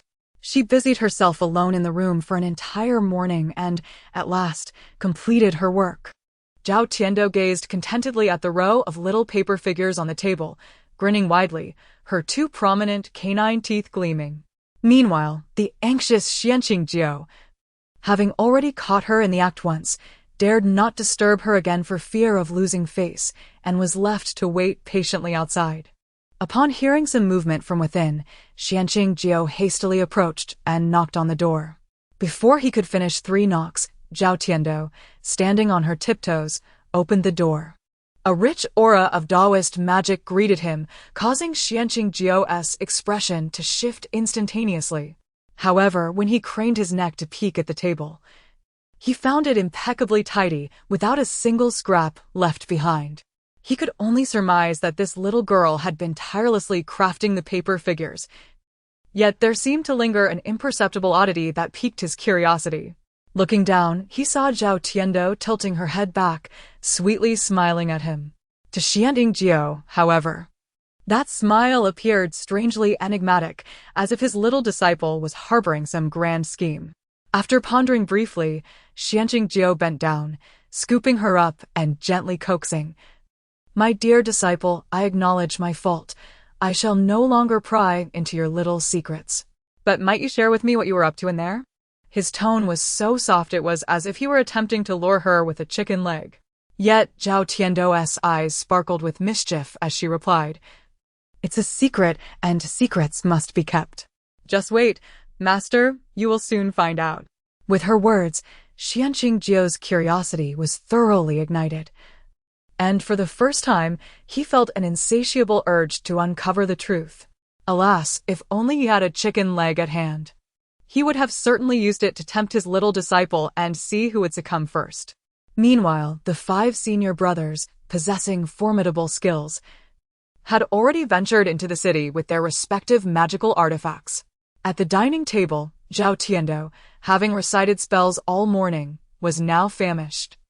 Entirely oblivious to the long chopsticks in her hands, which were flailing about as she attempted to eat. Her speed of consumption astonished even the gluttonous Xuanjia, who immediately teased her. The sixth brother merely made a casual jest without much thought. However, upon hearing this, the other brothers exchanged glances, suddenly setting down their bowls and turning their attention to Xianqingjiao. Without uttering a word, their gazes were explicit, as if demanding, "Master, what have you done to our little junior sister?" Xianqingjiao felt wronged and hastily attempted to explain. In the eyes of his rather dim-witted disciples, he had always been a figure of reverence, mysterious, aloof, strict, and imposing. Yet now, even the seventh brother, who had often been reprimanded by him, dared to regard him with such an accusatory stare. Xianqingjiao found himself feeling quite aggrieved. However, the disciples' protective stance towards their little sister was understandable. They meant no disrespect to their master. Knowing that there were these loyal guardians for his little disciple gave him peace of mind. Even when he was not present beside her, she would have someone to watch over her, which was quite reassuring. In the midst of this silent exchange of glances, without a single word being spoken, Xianqingjiao had already successfully engaged in self-reflection and forgiven the impertinent looks from his disciples. He then naturally filled Zhao Tiando's small bowl with rice, gesturing with his chopsticks to the others. "Stop dawdling, you all should eat as well. Report back on your findings once you're done." The five brothers exchanged glances, silently acknowledging that indeed something was amiss with their master today. He was unusually accommodating. Under normal circumstances, they would never witness their master inviting them to dine. In an instant, they looked once more at their little sister, who was fervently devouring her food, and silently reached a mutual understanding. Indeed, carrying their little sister would be advantageous. In the future, if they found themselves in trouble with their master, they could simply bring up their little sister, and all would be forgiven. Oblivious to the unspoken dynamics between her master and the five senior brothers, Zhao Tiando focused solely on her meal. It was not until her belly was completely full, unable to hold another morsel, that she set down her bowl and wiped her mouth, preparing to hear what discoveries her brothers had made. Chapter 33. The ghostly aura in the southwest. Upon observing that their junior sister had satisfied her hunger, the senior brothers commenced reporting the results of their investigations. After compiling the information, Xuantian addressed Xuanxuan, saying, "Master, we divided into 5 groups to investigate the city in the cardinal directions. Ultimately, we discovered a suspicious accumulation of unknown ghostly aura in the southwest." Xuanxuan, upon hearing this, was not surprised by the revelation of issues in the southwest. He had sensed something amiss in that direction upon entering the city, subsequently realizing that the entire town was filled with Taoist practitioners. Such a large congregation of Taoists was an uncommon sight. It typically indicated that the area was profoundly afflicted by malevolence, drawing the attention of the Heavenly Master Academy. However, he was perplexed that the Ziying Heavenly Master would dare to use such a matter as a competition item. The disturbances that had even stirred the Heavenly Master Academy were undoubtedly complex, and the mediocre Heavenly Masters who had previously participated could not hope to address them with ease. Following this, Su Nu-ing and Su Njich, who were responsible for scouting the southwest, reported, "I investigated the southern part of the city, where the ghostly aura is not dense. However, as one moves westward, the aura intensifies, and the residents there exhibit varying degrees of insufficient yang energy." Su Nu-ing elaborated, to which Su Njich added, "In the western part of the city, there are traces of minor ghostly activities, although the aura is not overwhelming. Sunlight can dissipate much of it. Yet, as one approaches the southern part, the ghostly aura thickens, with the most significant concentration located in the southwestern sector. Furthermore, I learned that since 10 days ago, there have been mysterious deaths occurring at night, with the deceased appearing remarkably serene. Several experienced forensic experts within the city have been unable to determine the cause of death. It is evident that these fatalities are the result of malevolent forces. After a moment of contemplation, just as Xuanxuan was about to speak, the attentive Zhao Tiandu had an idea. She climbed down from her stool, swiftly approached the window, and gazed into the distance. Finally, pointing towards the southwest, she declared, "It is over there, isn't it? It appears dark and foreboding, as if a storm is imminent." The group rose to their feet, realizing that the direction indicated by the little sweet bean was indeed the southwest, and they were all slightly astonished by her observation.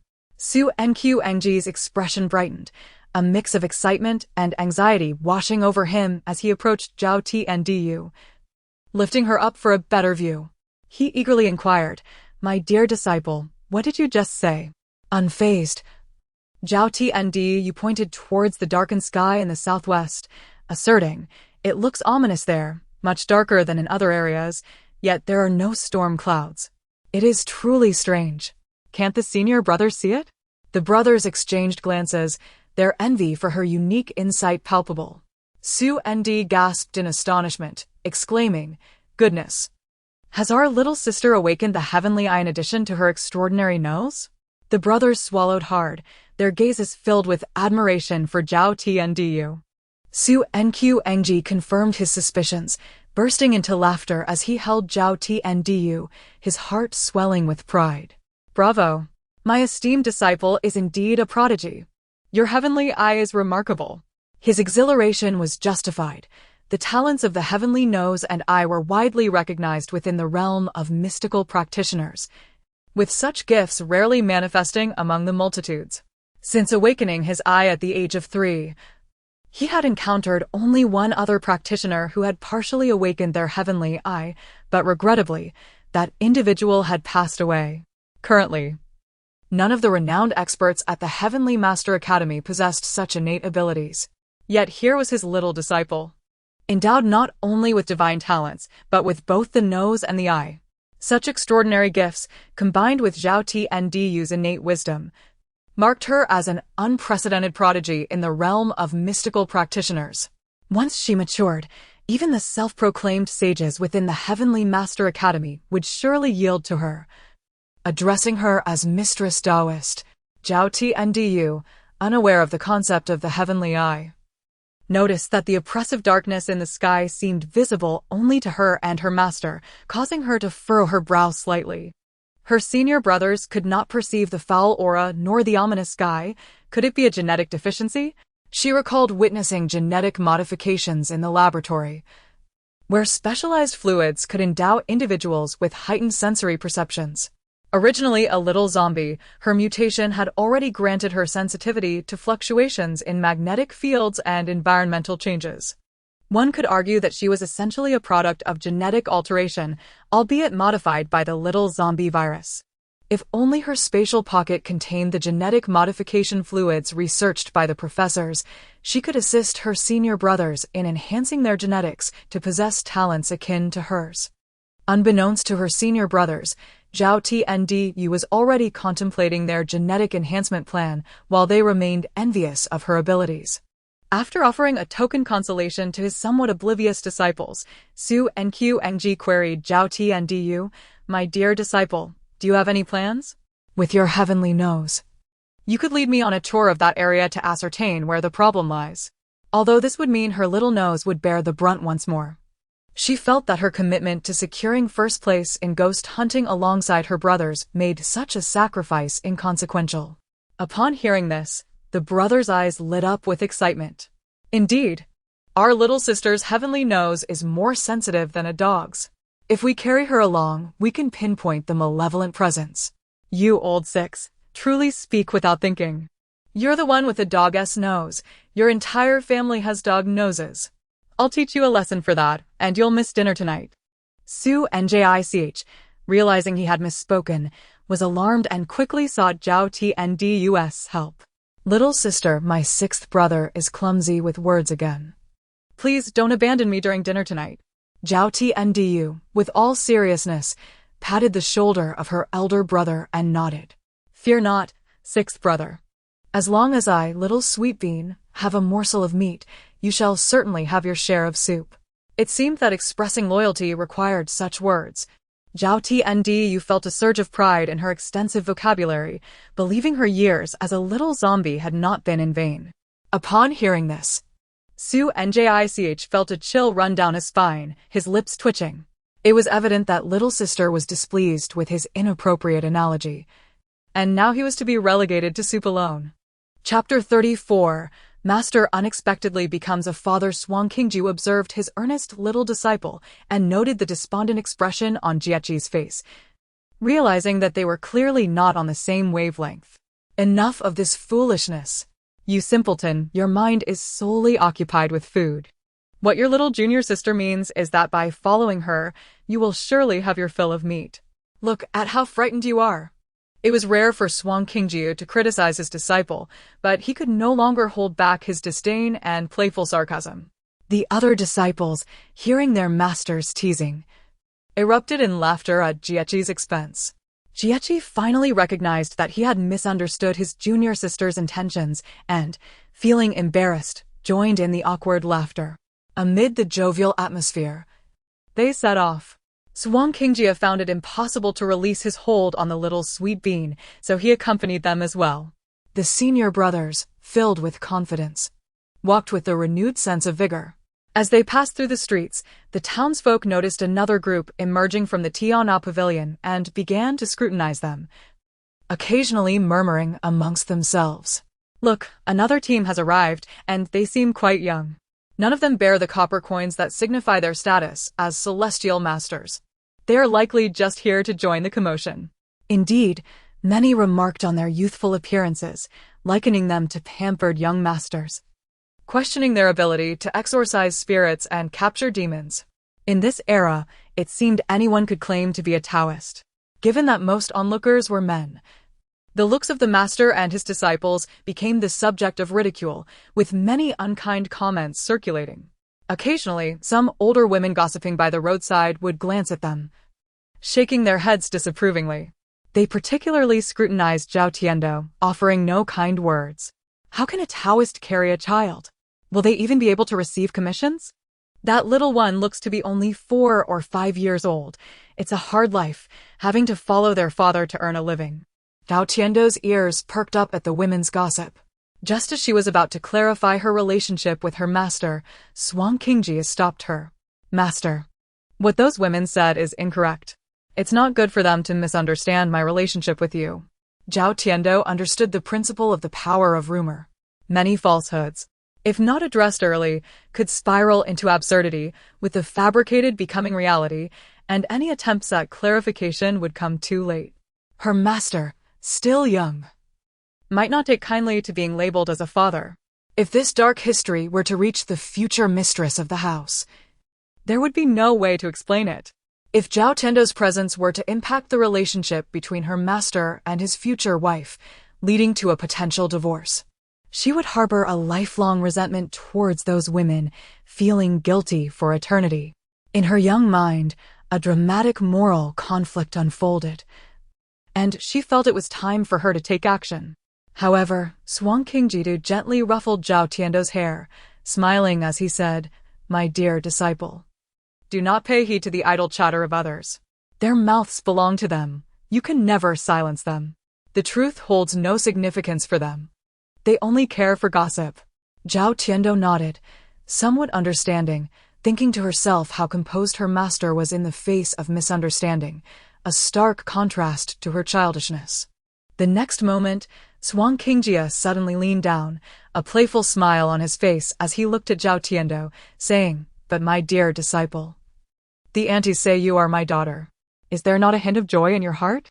Xuanqingji's gaze was penetrating, and the 5 disciples trailing behind were taken aback, exchanging glances. "Guys, does our master wish to have a daughter?" "Shut up, sixth brother. Our master is not inclined towards women. Whether he can start a family is uncertain.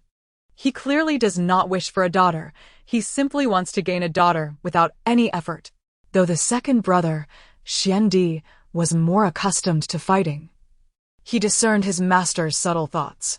Jiechi was astonished, his chubby face trembling. "Is that true?" Where can one just acquire a daughter? I want one too. The brothers collectively rolled their eyes at Jiechi. Isn't there a perfectly good one right in front of you? Jiechi paused, then suddenly enlightened, stammering, "What? Are you saying little junior sister? No way. If she becomes our master's daughter, things will get complicated." How could he possibly prefer the short legs of his daughter over little junior sister's charm? Although it was not unusual for someone of their master's age to have a 4- or 5-year-old child, all 5 brothers shook their heads internally, unable to accept this change in identity. Their master, so exalted and ethereal, could not possibly be a doting father. However, they would gladly accept being subordinate to him as disciples. Moreover, the little girl was so endearing and charming that they all wished to consider her as a little sister. If everyone recognized her as such, it would surely lead to chaos. Chapter 35. The eerie malevolence in the ordinary Longyang city. It appears that the young girl is not particularly keen on the idea of becoming his daughter. Several senior brothers also sensed the awkwardness and promptly fell silent on the matter. At this moment, Xiao Tiando finally concluded her serious contemplation and solemnly shook her head at Xianqingjiu. "Master, after careful consideration, I believe I cannot become your daughter. I have my own family, albeit they have lost me, and you will eventually start a family of your own as well. I cannot usurp the role of a father to your children." Xiao Tiando's earnest declaration left Xianqingjiu momentarily taken aback, dispelling any flicker of disappointment within him. All he wished for was to embrace this adorable girl and provide her with comfort. "My dear disciple, you are so lovable and intelligent. No one would willingly forsake you. Your parents surely did not intend to lose you, and I shall assist you in finding your family." The senior brothers, witnessing the maturity of their little junior sister, felt a surge of compassion and pledged their support. Overwhelmed with emotion, Xiao Tiando wiped her little tears and clenched her tiny fists in determination. "Thank you, Master. Thank you. Brothers, it is truly a blessing to have encountered you all." The atmosphere was saturated with sentiment, and the eyes of the brothers glistened with tears, Xianqingjiu being no exception. The onlooking townsfolk were bewildered, observing how these robust men were suddenly on the verge of tears. Perhaps they were grieving their own roles as mere pawns. As they continued walking, the once bustling street gradually became desolate. The further they ventured towards the southwestern part of the city, the sparser the crowd became, and the air grew increasingly sinister. Under the bright daylight, an eerie wind howled, penetrating Xiao Tiando's robes, causing her to shiver. Xianqingjiu, noticing her discomfort, quickly wrapped her in her small Taoist robe and drew her closer. However, the chilling wind persisted longer than they anticipated, chilling her little face to a ghostly pallor.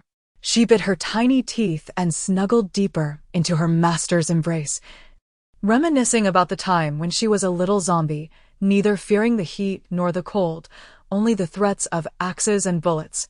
Ultimately, she was still too young. And being a girl, it was perhaps too much to bring her to such a place. Suddenly, piercing screams erupted from the alleys flanking the street. The senior brothers exchanged glances and immediately dispersed to investigate the situation. Upon encountering individuals collapsed on the ground, their faces marred with bruises, Xianqingjiu narrowed his eyes. "Oh, how foul. These people reek. We must leave swiftly." Xiao Tiando wrinkled her nose in disgust, nearly brought to tears by the stench. The brothers were startled and poised to unleash their talismans, but Xianqingjiu halted them. "We must conserve our talismans. These individuals are likely rogue Taoists seeking to make a name for themselves, their skills inferior to yours. They have been assaulted by the nearby malevolence." Xiantian was alarmed. The mere aftermath of such an attack left a thick aura of ghostly energy. Evidently, the malevolence lurking within the city was formidable. The expressions of the brothers turned grave as they brandished their respective artifacts, instinctively placing Xianqingjiu, who cradled Xiao Tiando, in the center for protection. Curious, Xiao Tiando peered through her fingers, fascinated. The eldest brother wielded a peachwood sword, adorned with a small talisman on the hilt, though it lacked a grandiose presence. It must surely be a commendable artifact. The second brother, however, brandished a hefty iron hammer, which, paired with his imposing stature, seemed quite fitting. The fourth and seventh brothers held dusters, while the plump sixth brother's artifact was the most refined, a square piece of jade. Upon learning that she too could possess her own artifact, Zhao Tiando felt a surge of excitement. As a young Taoist, she had sensed something was amiss. As if she were missing an essential component, it was indeed the absence of a protective artifact. With the brothers vigilantly surveying their surroundings, Zhao Tiando felt the oppressive wind diminish slightly, and warmth began to return to her body. Suddenly, she spotted a long trail of black mist drifting through the air, disappearing into the distance. Concurrently, the acrid odor intensified as they faced that direction. Zhao Tiando pointed eagerly. There! The brothers, without hesitation, moved towards the indicated direction. In the shadows, several pairs of malicious eyes observed the situation, revealing sinister smiles as they stealthily followed. The second brother, Xuandi, immediately sensed these ominous presences, his expression darkening as he approached Xianqing Jiao and whispered, "Master, we are being targeted by those individuals." Those individuals were indeed the Taoists who had participated in the competition at Tiangong Pavilion. Xianqing Jiao, unfazed, calmly replied, "Just flies, pay them no mind. Let us proceed." With their master's command, the brothers disregarded the lurking followers and quickened their pace. Zhao Tiando, glancing back and forth, could not see the flies her master referred to and could not help but ask, "Master, I do not see any flies. However, it seems several foul Taoists are tailing us." "Oh, I understand now. The flies Master mentioned are those foul Taoists." Chapter 36. They are flies. We are different. Zhao Tiando suddenly appeared enlightened, and she began to stifle her laughter. It was amusing to hear her master refer to others as flies. Suan Qingjiu, unaware that his young disciple was laughing at him, also managed a smile. "My dear apprentice, while it is sometimes advantageous to hide behind others, one must exercise caution, for one may become cannon fodder. Do not emulate those flies that rush headlong into everything they see." Zhao Tiando nodded, somewhat understanding. Yet she grasped the meaning of cannon fodder. She realized that had she known she would be cannon fodder, she would certainly avoid crowded places, keeping her distance. As long as she stayed away from the throngs, the persona of cannon fodder would not catch up with her. Seeing her insightful conclusion, Suan Qingjie felt a swell of pride and couldn't help but lift Zhao Tiando into his embrace, his mood buoyed. The group of Taoists trailing them remained blissfully ignorant that in the eyes of the master and disciple, they were mere flies or cannon fodder, still pleased with themselves, believing they were cleverly hidden. "Let us follow closely behind them. They shall scout ahead while we reap the benefits from the sidelines." "Truly, my master is wise." "Let them be the fools." "Master, shall we not take the initiative?" one of them inquired. "Initiate? This malevolent spirit is not as simple as you think. It is likely a vengeful ghost that has roamed for over 5 centuries. Those individuals seem to have a way of pinpointing the source. Let us lie in wait and ambush, seizing the fruits of victory." "Understood, we shall heed the master's words." At this moment, Zhao Tiando and her companions followed her guidance, arriving at an exceptionally oppressive location. It appeared desolate, with the 2 main roads empty and scattered with disheveled stalls. The row of houses lining the street had long been abandoned, devoid of any vitality. It was evident that this place had once been bustling. Many stalls had not even been taken down, suggesting a sudden upheaval that sent everyone fleeing in haste. Zhao Tiando diligently shifted her position, sniffing the air, and at last detected a distinct scent amid the overpowering stench. "Master, there should be someone in that house. The smell of human flesh is unmistakable. It is something zombies excel at. Regardless of whether the scent is fragrant or foul, it is always different from the aura of malevolence." With Zhao Tiando's lead, the 5 seniors brandished their talismans and surrounded the house. Meanwhile, Zhao Tiando was not idle. She quickly retrieved a talisman from her pocket, ready to deploy it at a moment's notice. Suan Qingjie glanced over, noticing that the young girl seemed to have quite a few valuable items tucked away, her pockets bulging. It appeared that when she had shut herself away, she was not merely slacking off, but had diligently crafted numerous talismans. Before long, the seniors gathered before the door of the house. The second senior, bold and skilled, kicked the door open, eliciting two weak cries from within. Upon closer inspection, they discovered an elderly man and woman huddled together in a corner, their faces etched with terror. The seniors, having assumed suspicious figures, were hidden inside, raised their talismans and bore expressions of grim determination as the second senior kicked the door. Particularly the second senior, Xuandi, with his proud visage and towering physique, wielding a hefty iron hammer, would frighten not only the elderly couple but even a robust adult. The two elders trembled in fright, desperately pleading for mercy. The seniors, equally bewildered, wondered how it was possible that in such a place heavy with malevolence, two elderly individuals could be found. Zhao Tiando promptly tapped her master's arm. Understanding her cue, Xuanqingji lowered her down. Once her feet touched the ground, Zhao Tiando confidently scampered into the house, waving at the second senior. Second senior, put away your iron hammer, you frightened them. Xuandi finally grasped the situation, scratching the back of his head as he stepped back outside. The other seniors, concerned for their little junior sister's safety, did not exit but followed Zhao Tiando inside. Little Tiando flashed a sweet smile at the elderly couple, revealing her two sharp little teeth. Hello, Grandpa and Grandma, I am Zhao Tiando, a little Taoist priestess. These are my senior brothers. They are all formidable Taoists as well. You need not fear. We are here to exorcise ghosts. Do you have any clues to share with us? In critical moments, Zhao Tiando's clarity of thought shone through, and her diplomatic skills were exceptionally effective. The seniors felt reassured, ready to protect her and wait for her instructions. The elderly couple, charmed by the adorable and gentle little girl, felt their fear dissipate, gradually finding their strength. The elderly woman helped the frail old man to a chair and lamented. What difference does it make that you are Taoists? This malevolent entity is too powerful. Many Taoists have come before you, claiming to be strong, yet none have managed to capture that evil ghost. What can you children possibly do? Zhao Tiando's eyes sparkled, her fists clenched as she replied, Grandma, we are not like those others. They are merely flies. Our exorcist temple is 100 times more formidable than them. Just you wait. We are not here to meet our demise. We are certain to capture that ghost. Chapter 37. Sneakily releasing a small paper doll at a critical moment. Zhao Tiando adeptly spoke on behalf of her companions, articulating nothing but the truth.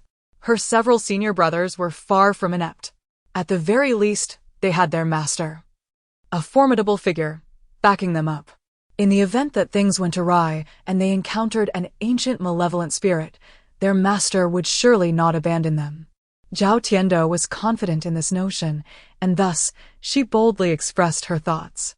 The elderly woman, however, was skeptical, eyeing the boastful young girl with narrowed, triangular eyes. Despite her appearance as a Taoist priestess and her companions clad in similar attire, the act of exorcising spirits was no trifling matter. Who were these children playing pretend? This was no game. Just as the old woman was about to dismiss them, an old man beside her suddenly spoke up. If you truly possess such abilities, you might as well go check that row of houses ahead. The Great Spirit resides within. It will reveal whether you are indeed capable. Upon hearing this, the old woman's expression faltered, and she shot a glare at the old man. Observing this, Zhao Tiando swiftly turned to leave, beckoning her senior brothers to follow. As she closed the door, she peered through the crack, then turned away and departed. Once they had distanced themselves, the brothers gathered around their junior sister and master, murmuring amongst themselves. The old woman had displayed such disdain. While they might not be exceptionally powerful, their junior sister and master were indeed formidable. Old Seven is right. That old woman is infuriating. One of them expressed. Xuanjia, clutching his jade seal, huffed. Though the others remained silent, their expressions conveyed their discontent. Noticing that neither their master nor junior sister spoke, the brothers fell silent, curious as to why their junior sister was not angered. At that moment, Xuanqingji lifted Zhao Tiando, squinting with a smile, and asked, "Now, tell me, what were you up to in that house just now?" The brothers gasped in surprise, their curiosity piqued. What had their junior sister done that they hadn't noticed? Judging by their master's demeanor, it seemed she had indeed engaged in some mischief, igniting their intrigue. Understanding that her little antics could not escape her master's discerning gaze, Zhao Tiando readily confessed. Sticking out her tiny tongue, she replied, "Hee hee. It seems I cannot deceive, master. I found those two elders a bit odd, so I quietly released a divine eye into their room." In a dim corner of the shadowy room, a limping cabinet concealed a small paper doll. Having been discreetly shaken out from her sleeve by Zhao Tiando, it hastily scurried into the cabinet. Through the slightly ajar door, one could glimpse the divine eye's crimson pupil. The elderly couple, with their failing vision and the room's gloom, remained oblivious to the doll's presence. Zhao Tiando gleefully recounted her actions, casting mischievous glances at Xuanqingjiu. "Master, I assure you, I am not indulging in wrongdoing, so please do not punish me." Xuanqingjiu chuckled, unable to resist, tapping the little trickster on the nose. "Very well. I shall overlook this time. However, such actions are perilous. You must refrain from such recklessness in the future. If discovered by the other party, what would you do? With your petite stature, you might not manage to escape." To his surprise, Zhao Tiando tilted her head, pointing at her senior brothers, declaring, "I'm not afraid. My brothers will help me. Second brother's hammer surely packs a punch. One hit could crush a skull." Xuanqingjiu. Such words were not typical of a little girl. How could such an adorable child speak of violence so casually? Second Brother Xuandi, upon hearing her, brandished his large hammer in a demonstration, assuring her, "I vow to be my little sister's protector. No one shall compete with me for that title. Should anyone dare to bully her, I would gladly engage in a friendly contest." Zhao Tiando turned her head, lifting her chin towards Xuanqingjiu, her eyes sparkling with mischief as if to say, "Master, look. One hammer to crush a head, and I have nothing to fear." The atmosphere was harmonious and light-hearted, starkly contrasting the ghostly surroundings. However, those lurking nearby, anticipating a chance to gain from the situation, found themselves in dire straits. Following them into the desolate and eerie street, the surrounding bleakness startled them. Being concealed in the shadows for even a brief moment, many began to feel unwell. Some felt an icy chill, their breath visible in the air despite it not being winter, as if they were plunged into a frigid season. Others were drenched in cold sweat, feeling dizzy and wishing to collapse at any moment. A few, resembling frail creatures, fainted outright after only a short stay amidst the ghostly atmosphere. Those with some cultivation understood the area was steeped in malevolence, and those of lesser spiritual fortitude could hardly endure for long. Yet, what they never anticipated was that the very group they deemed expendable, the trailblazers, the brave few, were not only lively and animated at the edge of the desolate street, but were also sharing laughter and joy. To their utter disbelief, the youngest among them, a mere 5-year-old Taoist girl, remained unaffected by the ghastly aura, her cheeks still rosy. Her smile was wide, revealing pearly white teeth that sparkled enticingly. This was unexpected. Could it be that we are the real expendables? Chapter 38. The unique constitution of Little Sweet Bean. The atmosphere here is malevolent, with an unsettling presence lingering even in broad daylight, becoming utterly unbearable as night falls. We must retreat, we must retreat. Let us withdraw and devise a new strategy. The flies hastily began their exodus, creating such a commotion that it was impossible not to notice their frantic departure. Their earlier bravado and confidence upon entering were starkly contrasted by their current, comical retreat. Zhao Tiando and her companions quickly sensed the disturbance and, upon realizing it was the swarm of flies, erupted into laughter. "Master, why have all these flies fled? Do they not seek victory?" Zhao Tiando wore an innocently bewildered expression as she observed the limping, disheveled Taoists escaping, her thoughts visually manifesting as question marks hovering above her head. Her senior brothers shared a bemused yet perplexed expression, unable to fathom the situation. Perhaps they recognized the perilous nature of this place and fled in advance? One suggested. They must have been terrified. After all, they lack a master as formidable as ours, Xianke remarked confidently. Upon hearing this, Zhao Tiando nodded in agreement.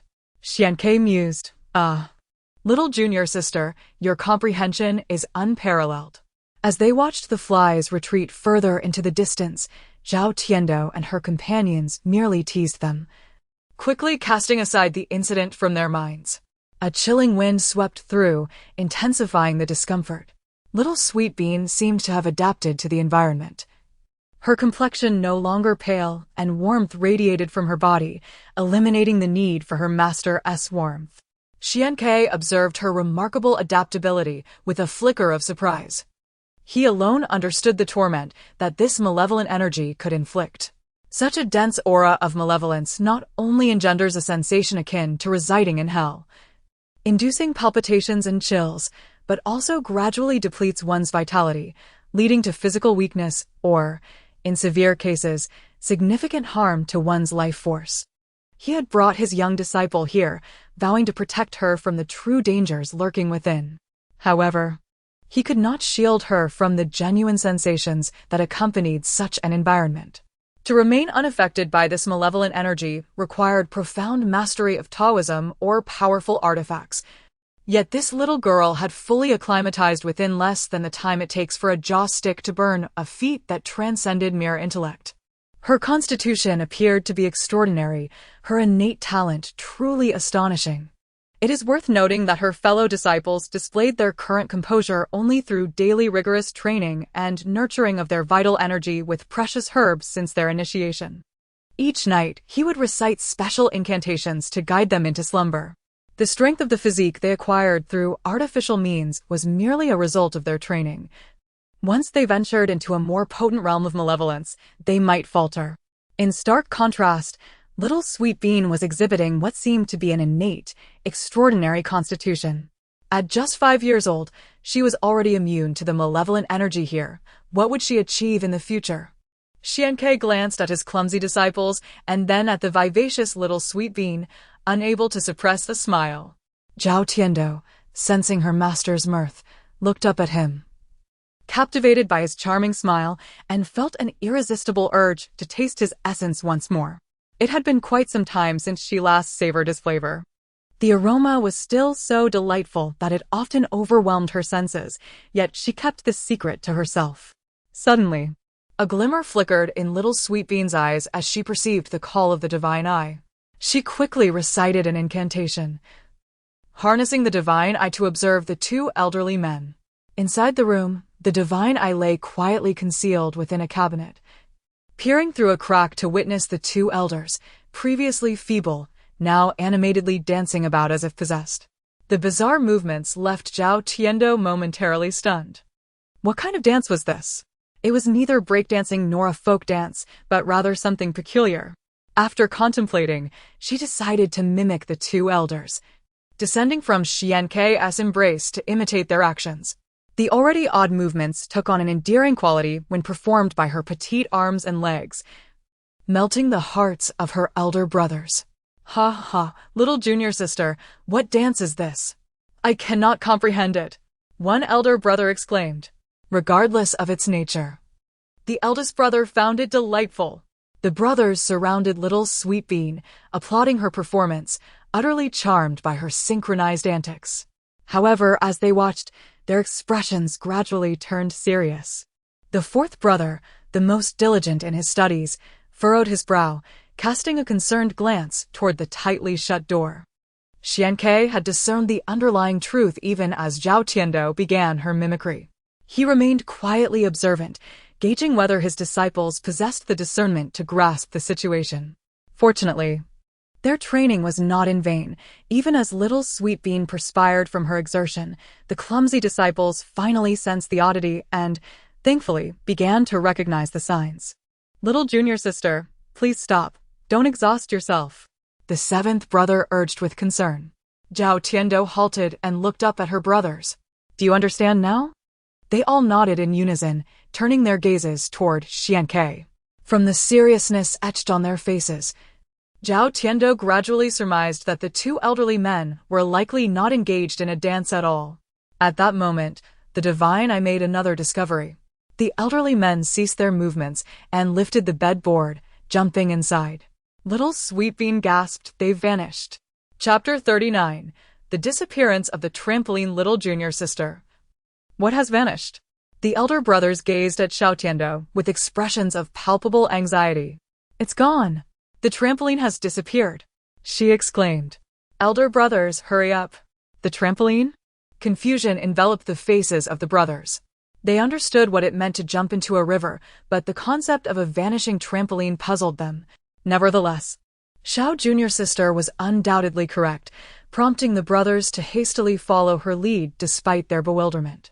Second Brother Xuandi, irritated by Xiao Tiando's short legs and slow pace, unceremoniously hoisted her onto his shoulder and charged forward.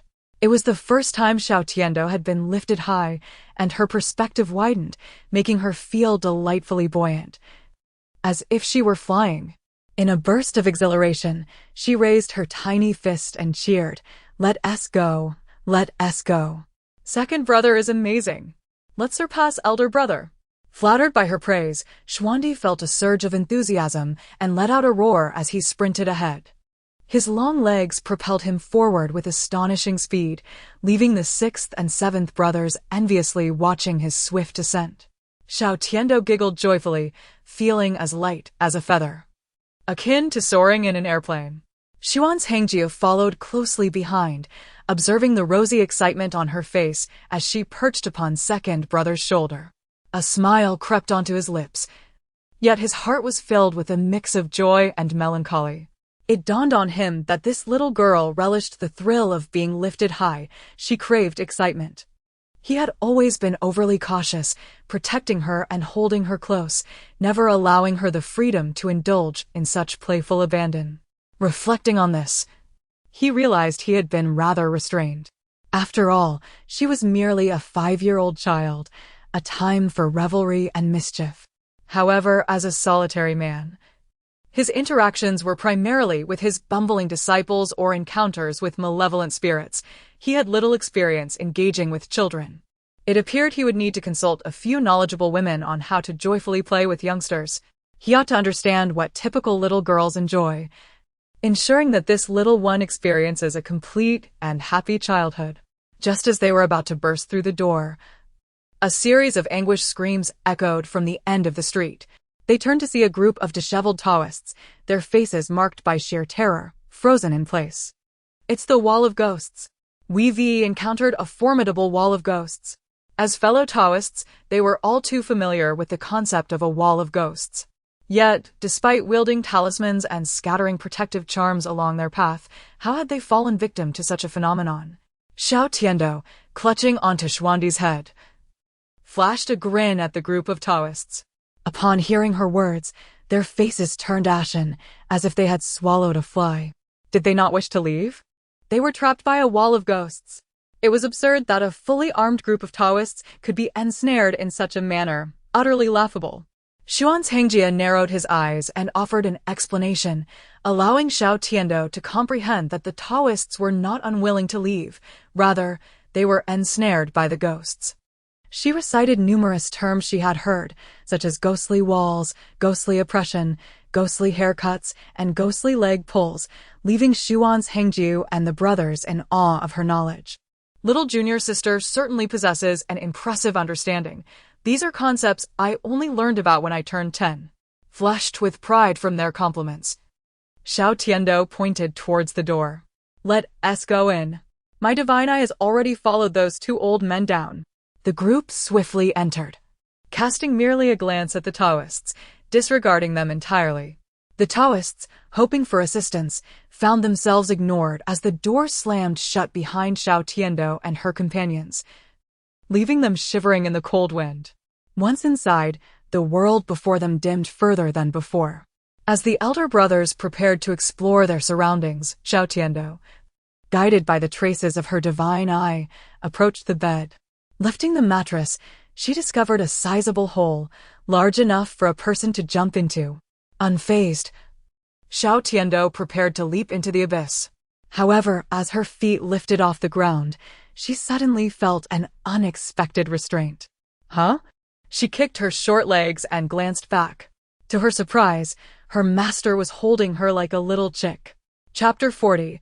The Mysterious Underground Passage. Filled with forbidden spells, you audacious little one, allowing your elder brothers to venture forth and scout the path while you remain behind, obediently nestled in my arms, murmured Xuanqingjiu as he unceremoniously scooped Luo Qinghuan into his embrace. Casting a swift glance to the side, a sudden chill enveloped the 5 elder brothers, who promptly lined up in obedient formation, descending one by one into the depths below. Zhao Tiando wriggled in Xuanqingjiu's hold, pouting in mild displeasure, and muttered, "Master, I wish to charge into battle and scout for my brothers. Look how pitiful they are." At her words, the previously melancholic expressions of her elder brothers instantly brightened, as they turned to her with smiles. "No need to feel pity, little junior sister. We are more than willing to scout for you," they exclaimed. "Indeed. You must remain safe. You are the talisman of our temple, the precious darling of Master and your elder brothers. How could you risk yourself in battle? That's right. Little junior sister, let Master carry you. We have little purpose without our roles. If you take our responsibilities, we might as well be useless." The 7th elder brother chuckled, feeling quite justified in his assertion. However, upon his remarks, the expressions of the other 4 elder brothers fell, and they cast reproachful glances at the 4th brother. "You are the useless one. You are the most useless." The group continued down the elongated path, illuminated only by the dim flicker of a firebrand, revealing intricate and sinister inscriptions etched into the surrounding stone walls. These inscriptions were unfamiliar to both the elder brothers and little Tiando, prompting them to seek Xuanqingjiu's wisdom. Xuanqingjiu, upon a cursory glance, discerned the hidden meanings, his expression shifting subtly. "Master, this appears to be a type of sacrificial inscription. How could anyone possess such forbidden knowledge here?" Xian Huang, particularly keen on the intricacies of Taoist practices, was compelled to engage in discussion under such circumstances. Nodding in affirmation, Xuanqingjiu noted the change in the countenance of the other elder brothers. Little Tiando, understanding the gravity of the term forbidden, prudently sealed her lips, awaiting her master's explanation. Taking a deep breath, Xuanqingjiu began, "What the 4th brother said is correct.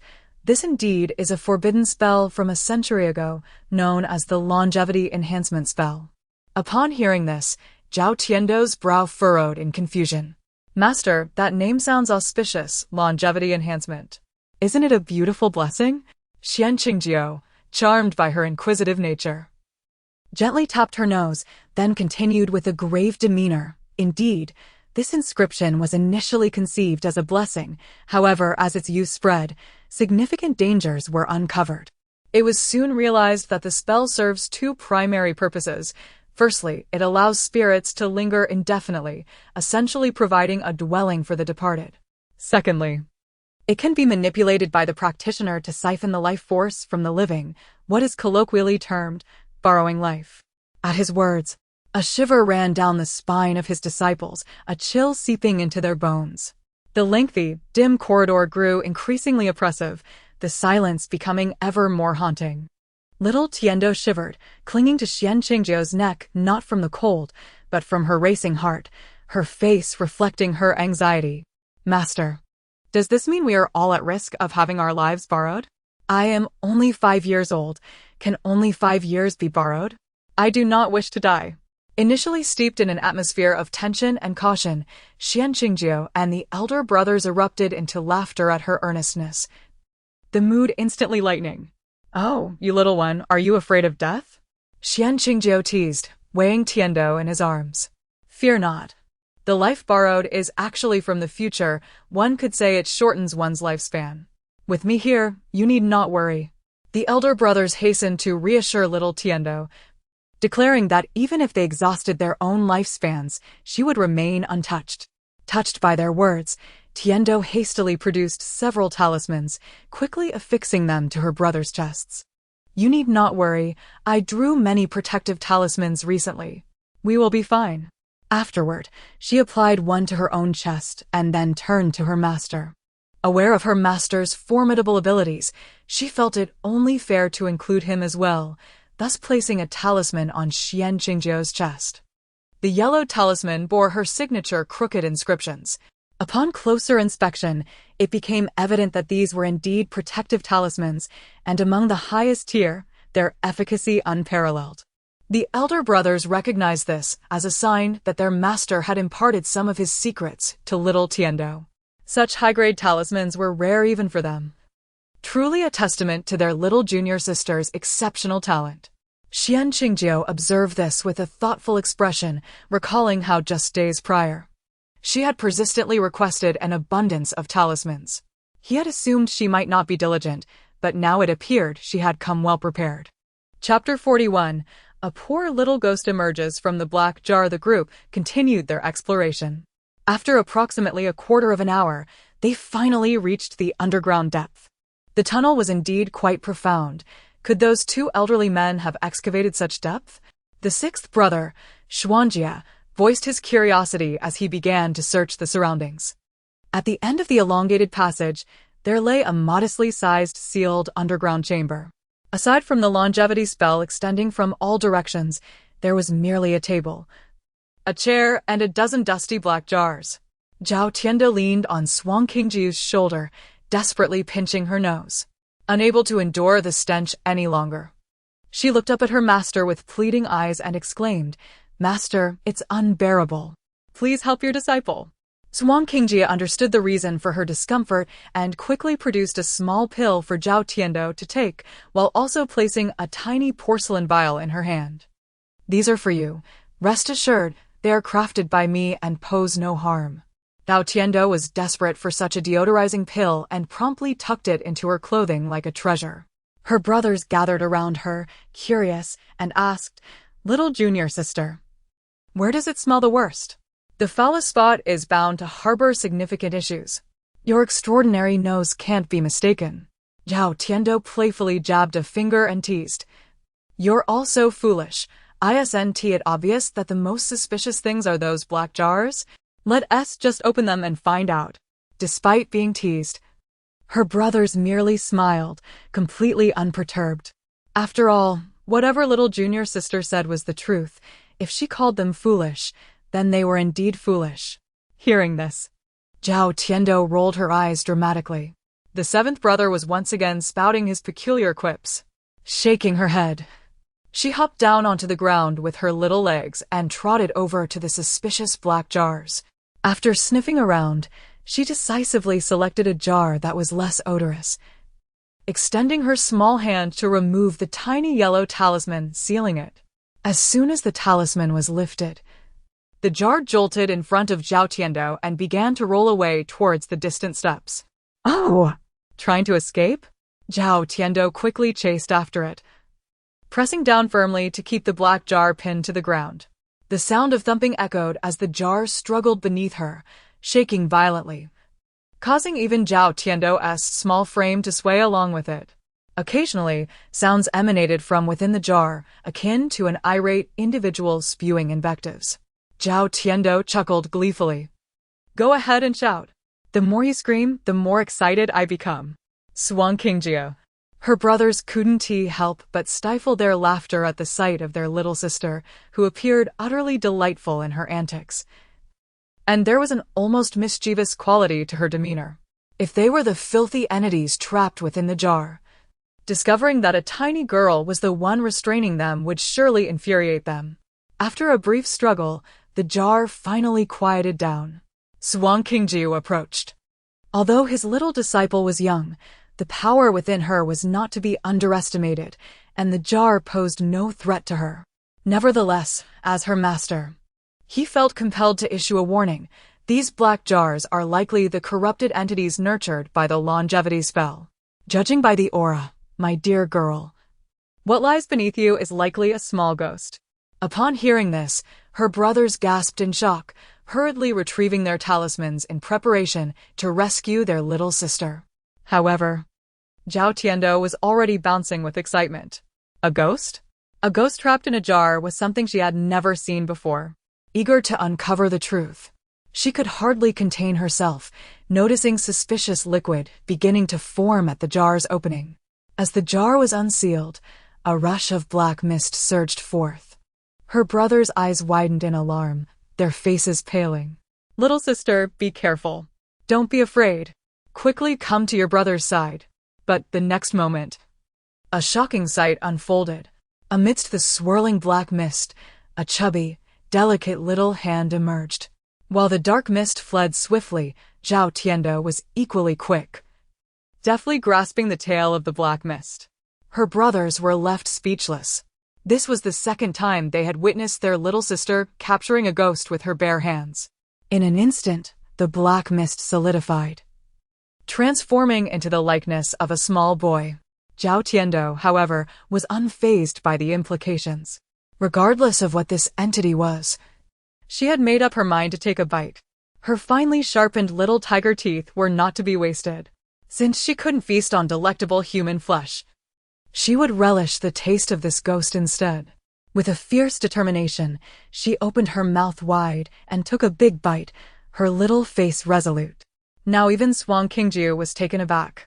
This little girl was an unabashed foodie, and how could she possibly bring herself to bite into such a thing? Chapter 42. A weeping coward. Zhao Tiando found her mouth to be rather small, and as she bit down, her jaw ached intensely. Yet, in the very next moment, the flavor burst forth, illuminating her eyes with wonder. How delightful! The taste was surprisingly pleasant, not much inferior to aromatic meat. Tiando, akin to an explorer discovering new lands, increased her biting force, gnawing enthusiastically. Her playful demeanor elicited hearty laughter from her fellow disciples. However, amidst the laughter, a sudden wailing broke the air, capturing everyone's attention. Tiando, who had been diligently munching away, was startled by the sound and curiously lifted her head. "Who was crying? Did you wish to join me in my feast?" She recalled her days in the laboratory, living alongside zombie children of similar age.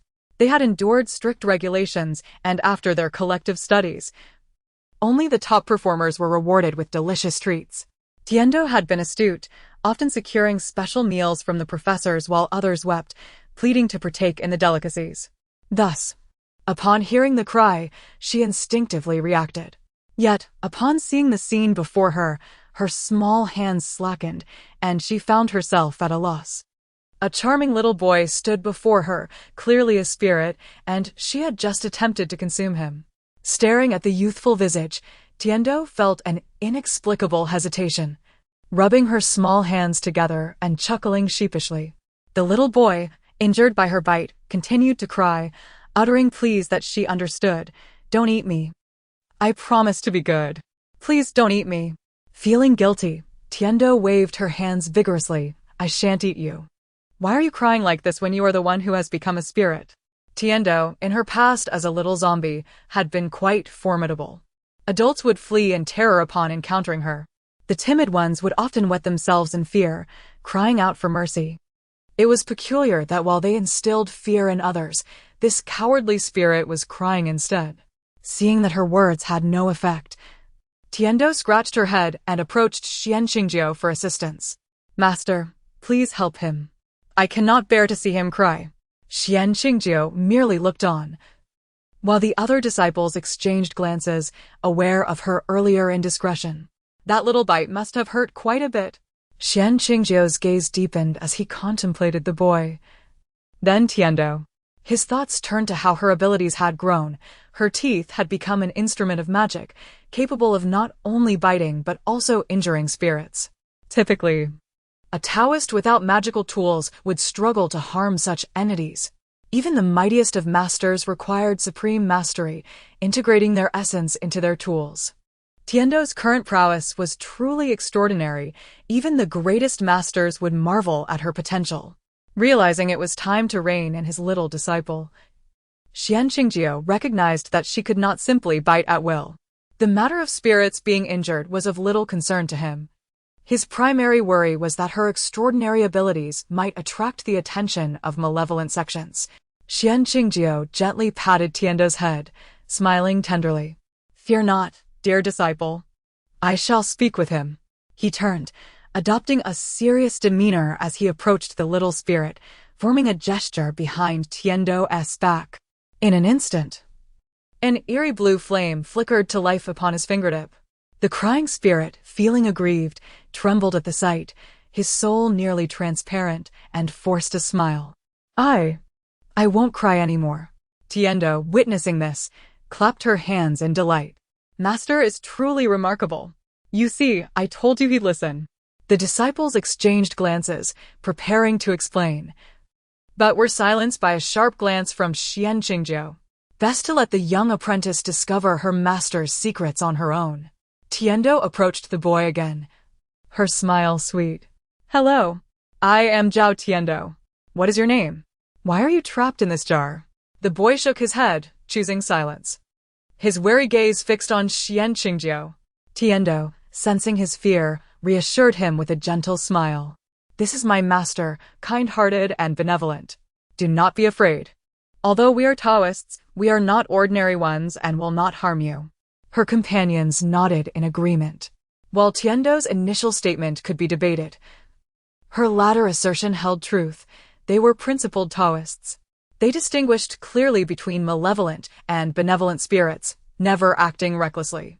Yet, upon hearing Tiendo's words, the little spirit's smile was more pitiful than his previous tears. Is that what you call kind-hearted? He nearly extinguished me with a flick of his flame. Chapter 43. Do not recklessly agree to the requests of vengeful spirits. Noticing the evident disbelief on the little ghost's face, Zhao Tiendo adopted a serious expression, revealing her small tiger teeth as she half smiled, half threatened. Do you not believe me, little brat?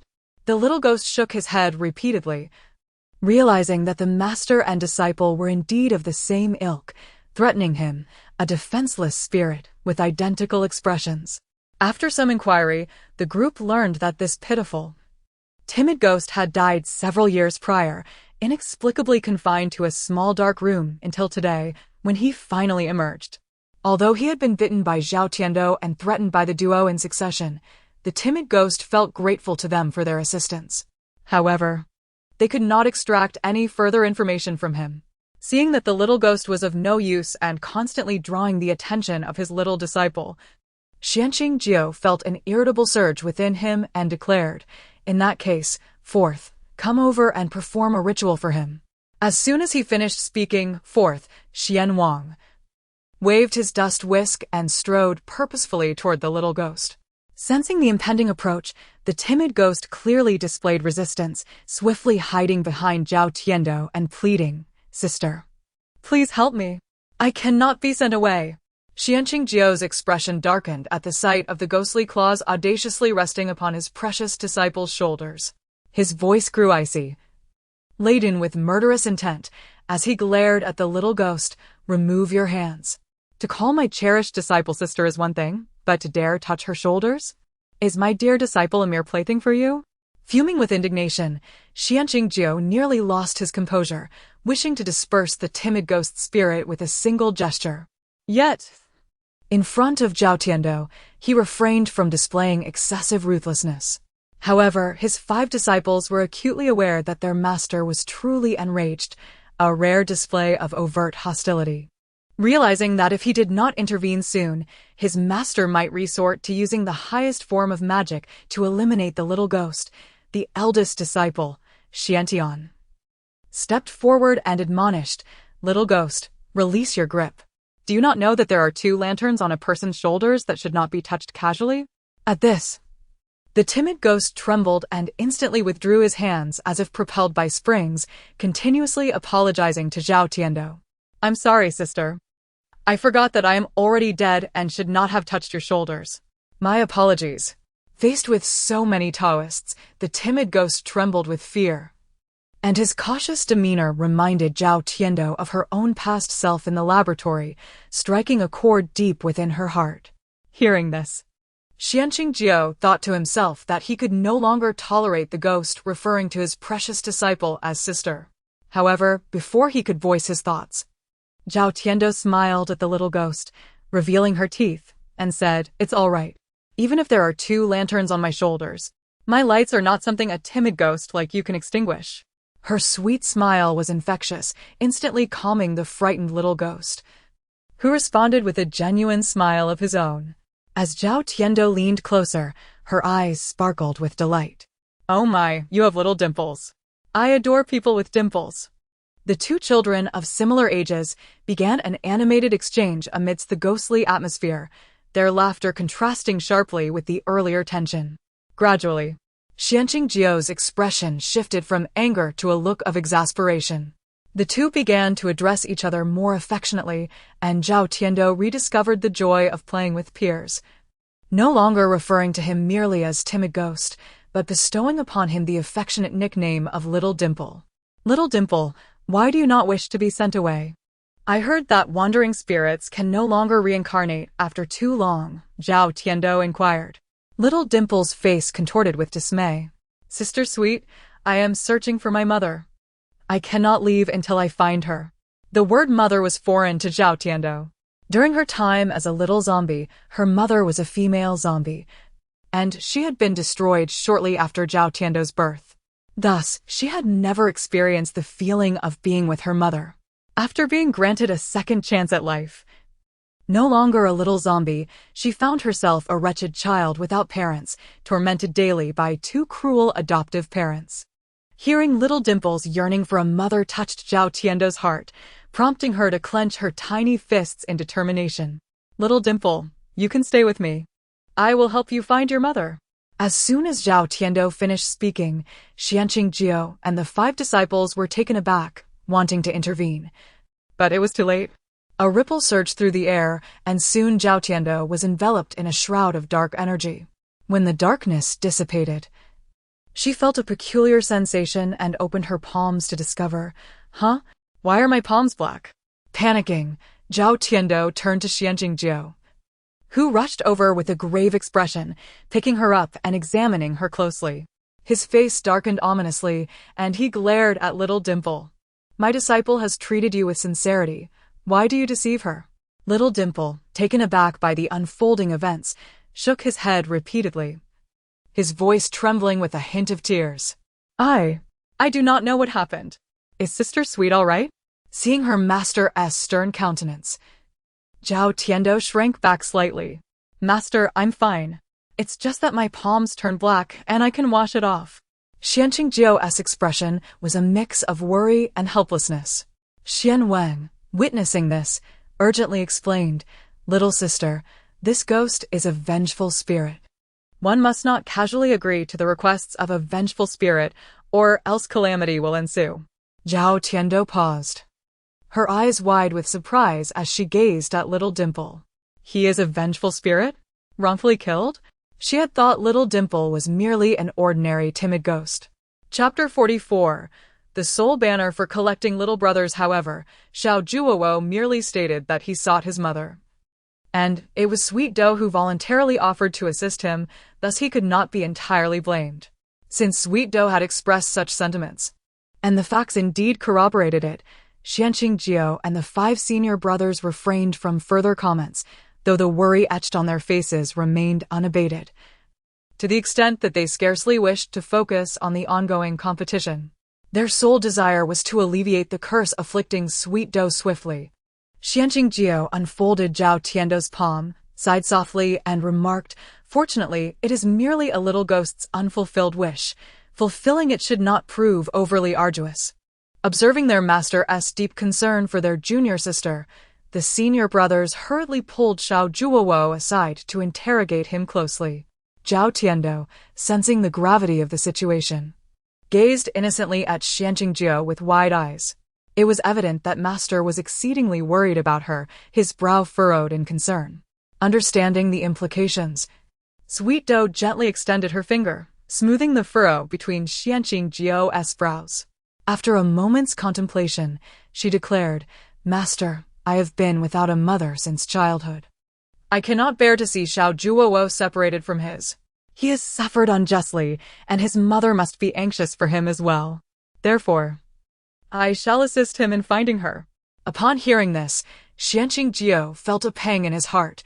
He had not anticipated that this seemingly carefree girl who often only thought about indulging in meat, possessed such a delicate sensibility.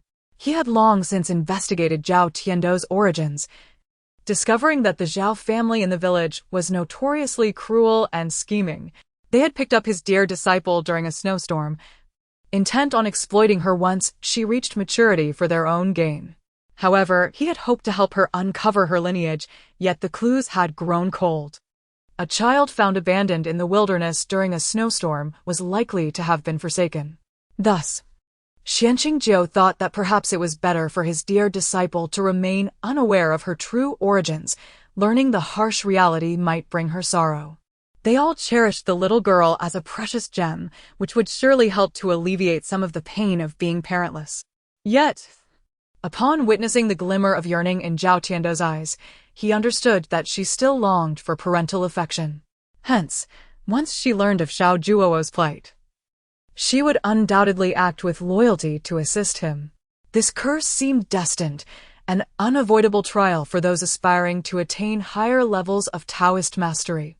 Although his dear disciple was still young, her petite frame already bore the potential for formidable powers. Perhaps this curse would serve as a pivotal opportunity for her growth. Having come to this realization, Xuanqing relaxed his stern demeanor, pinching Zhao Tiando's cheek in a gesture of comfort, saying, "I am delighted to see my dear disciple possess such awareness. However, should a similar situation arise again, you must consider it carefully, do you understand?" Zhao Tiando tilted her head, pondering the notion of next time.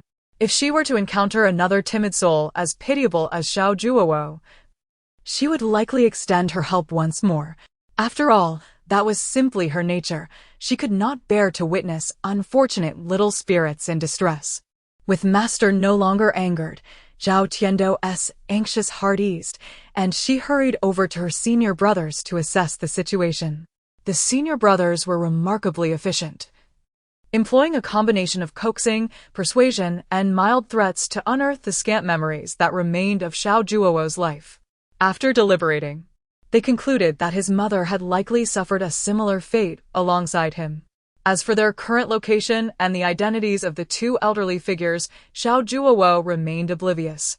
Zhao Tiando then turned her attention to the other 10 or so black jars.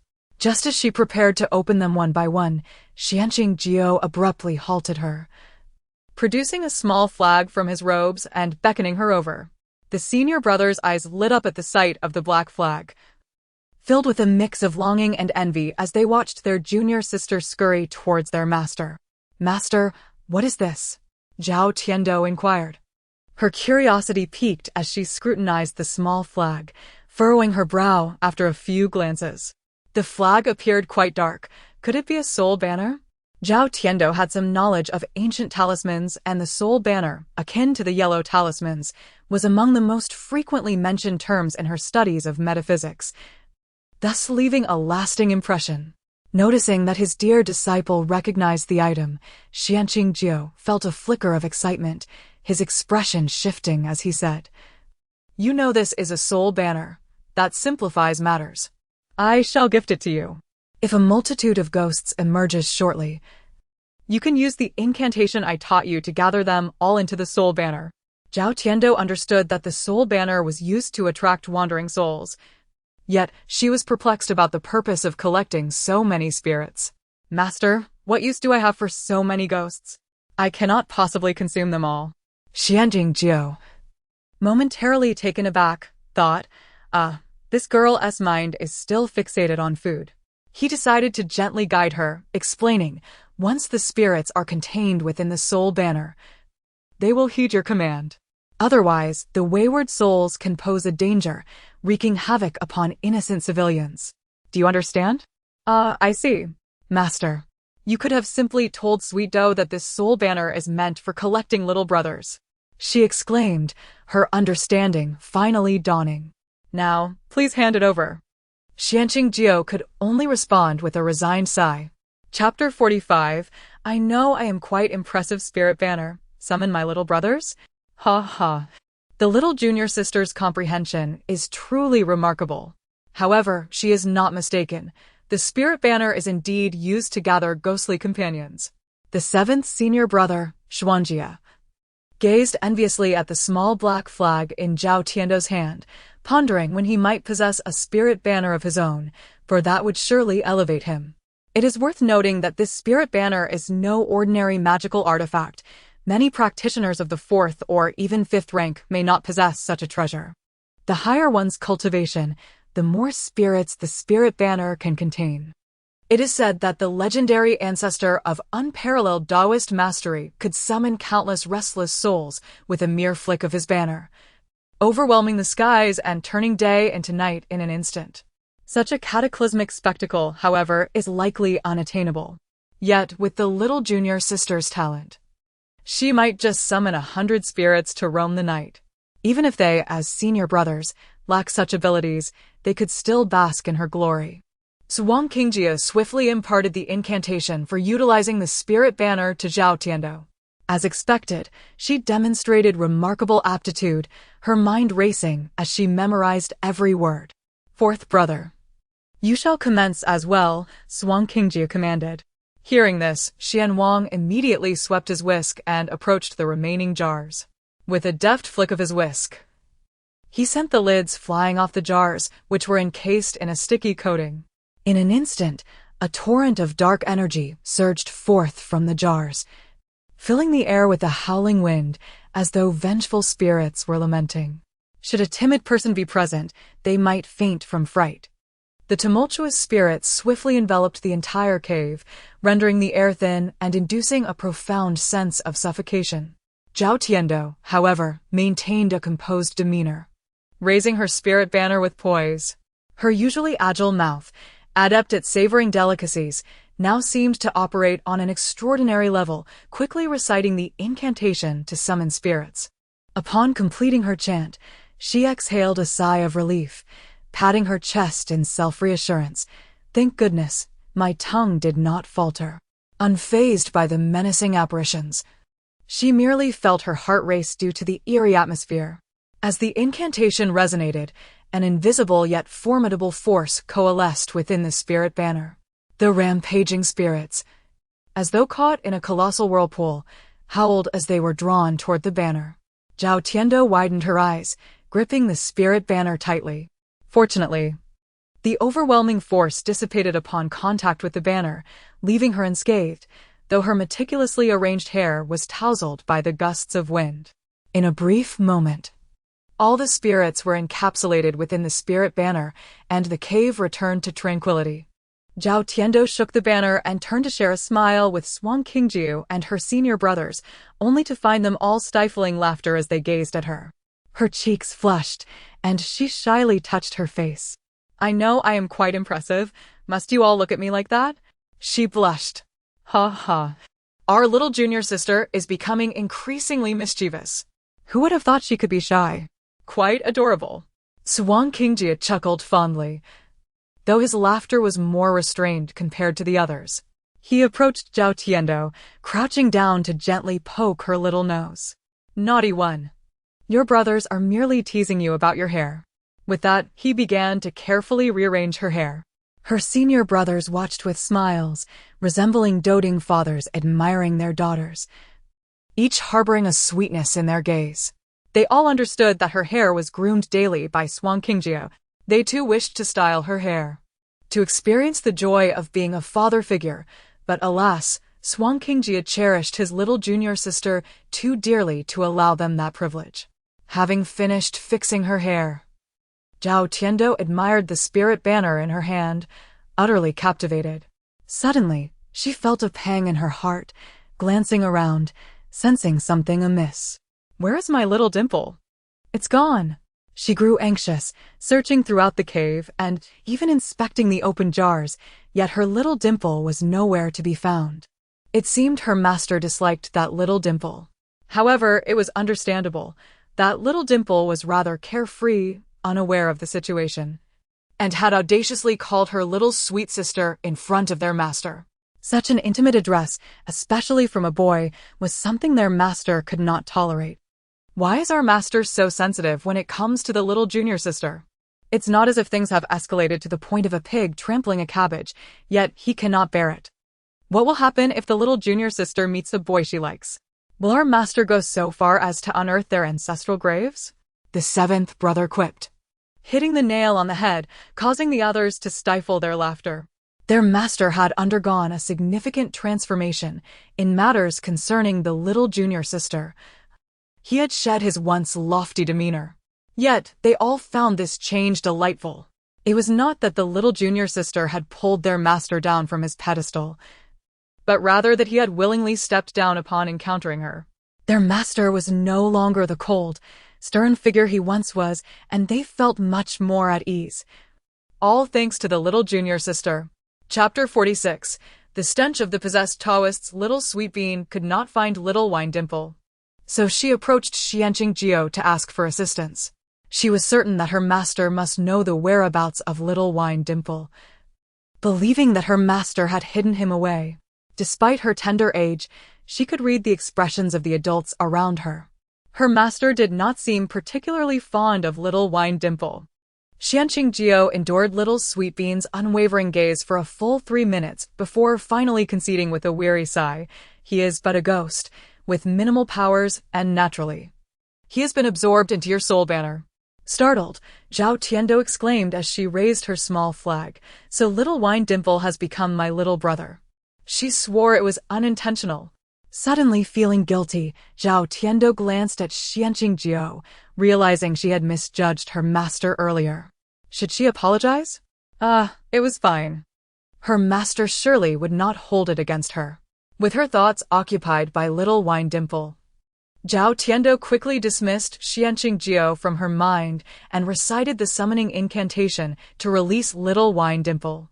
Upon their reunion, Zhao Tiando felt a distinct shift in her emotions.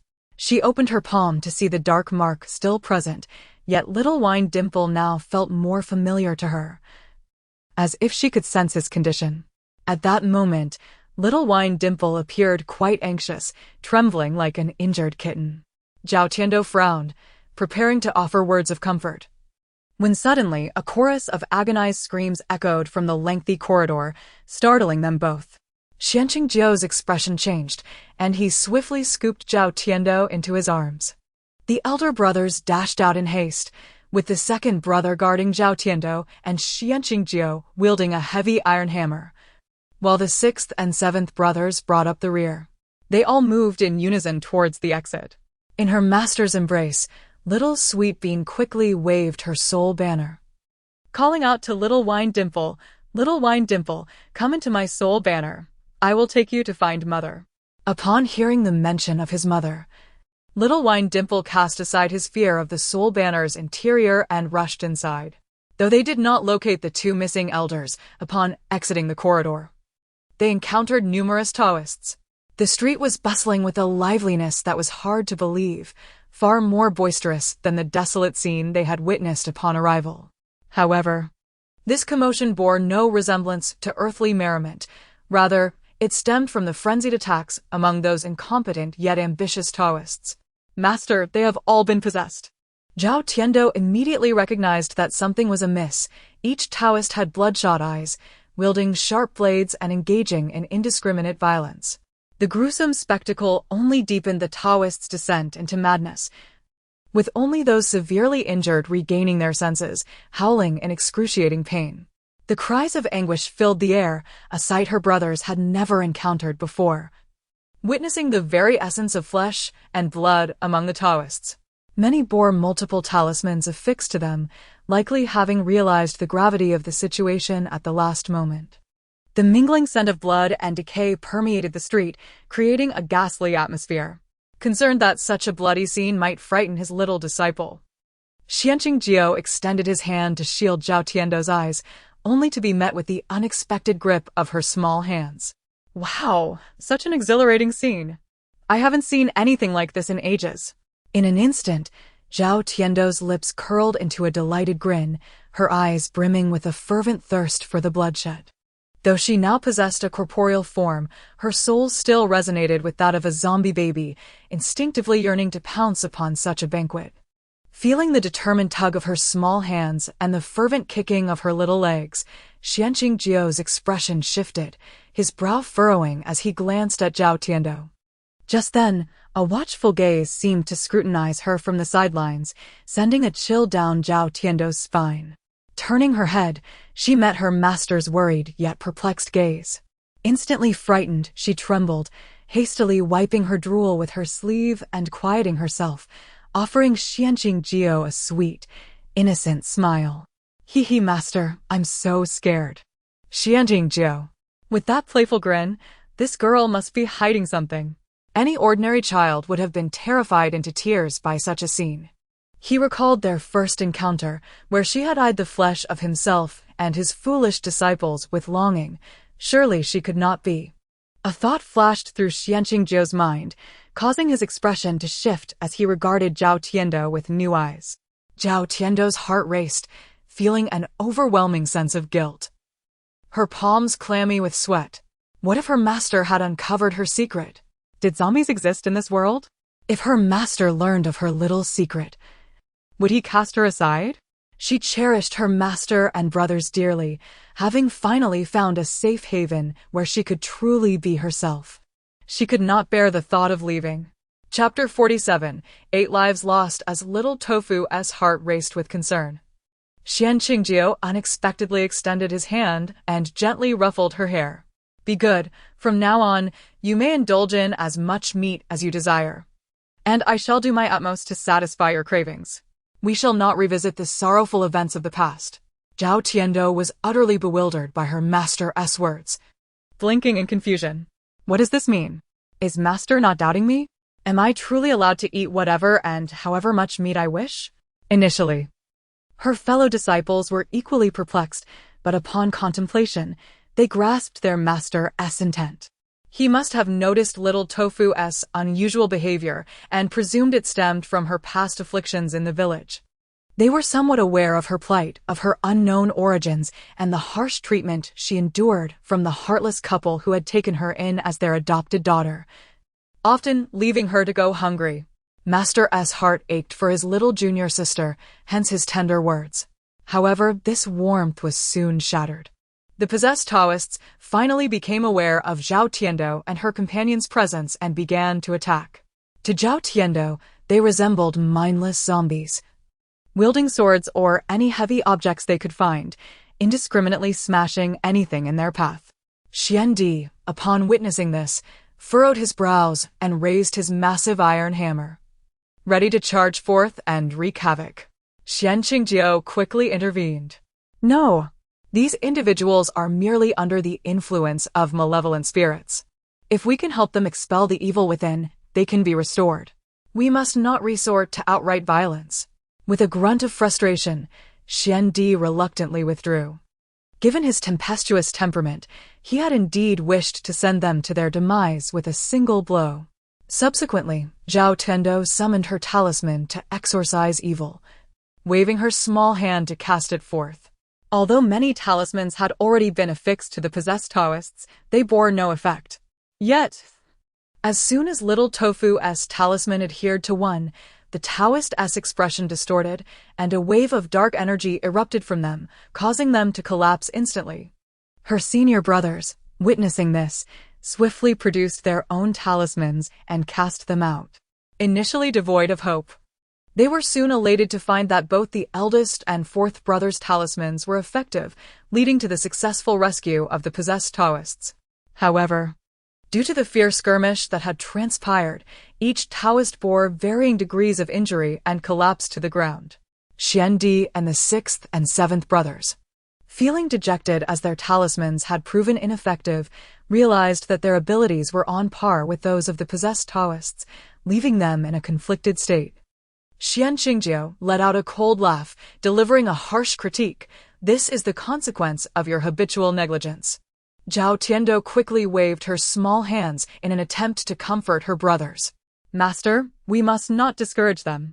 While the brothers were uncertain of what cheer up entailed, they could easily deduce that little junior sister was offering encouragement, moving them deeply. Though the Taoists had been saved, the malevolent spirits that had infiltrated their bodies now occupied the entire street, rampantly drifting through the air.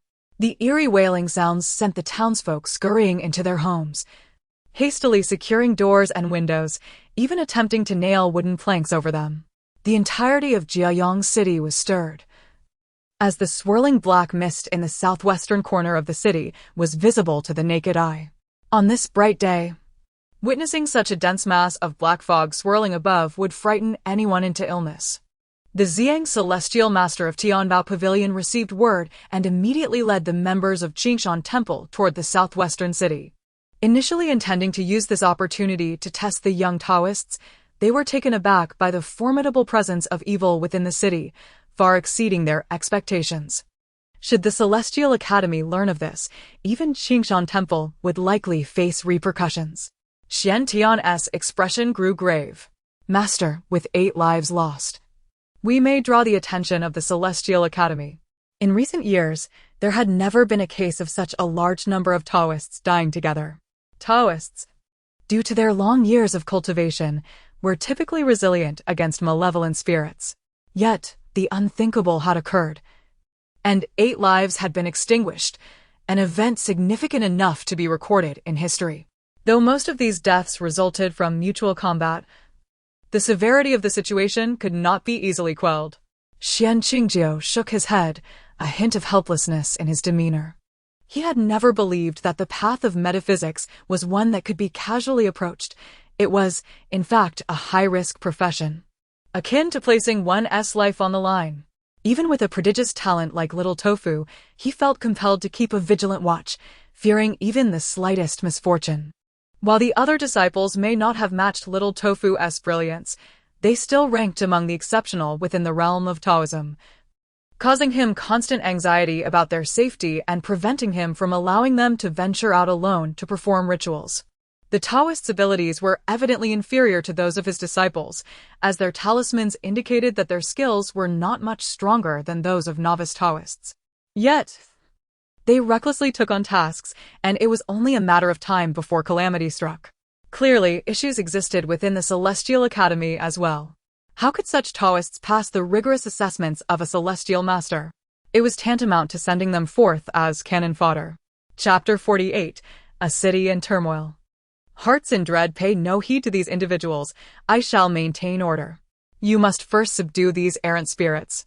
With these words, Xian Qingjiu commanded, and 5 senior disciples stepped forward. Zhao Tiando desired to join them, yet sensing her master's intention to first test the senior brothers, she nestled obediently in his embrace, clutching the soul banner tightly, ready to act at any moment. Under Xuantian's guidance, the senior disciples quickly formed a peculiar formation, with the most accomplished, 4th Brother Xuanxuan, standing at the center. Each disciple held a yellow talisman in their left hand and a magical instrument in their right, gazing solemnly into the half-light above. The spirits seemed to sense the impending threat, wailing as they rapidly advanced to attack the brothers. Zhao Tiando's expression tightened with anxiety as she clutched her master's robe, her heart racing for her seniors. The swirling shadows of the spirits descended like a tempest, overwhelming the brothers with their relentless assault. The entire street transformed into a scene of unprecedented chaos, with the ominous air being palpable even from a kilometer away, instilling panic among the populace. The members of Qingshan Temple who arrived on the scene were struck with shock at the sight. Zhu Shan, who prided himself on his extensive experience, found himself utterly unnerved. His face contorted in fear, especially after being tormented by the itching talismans. He appeared more frightful than the spirits themselves, causing many nearby young Taoists to steer clear of him. Master, what should we do about this? Zhu Shan began, yet upon reflection, he realized his current predicament was a direct result of that master-disciple duo, while capturing spirits was indeed a duty of their order. Witnessing Zhao Tiando and Xian Qingjiu amidst the fray stirred a sense of satisfaction within him, as he secretly wished for the spirits to exact vengeance on his behalf. It became evident to all that the spirits swarming around were exceptionally formidable, rendering ordinary yellow talismans nearly ineffective. Thus, until the temple head provided further instruction, they had no intention of offering assistance. Meanwhile, Xuantian wielded his treasured sword, relentlessly attacking the spirits. Xianwang and Xuanjia, each armed with a dust whisk, simultaneously cast talismans while sweeping away the spirits.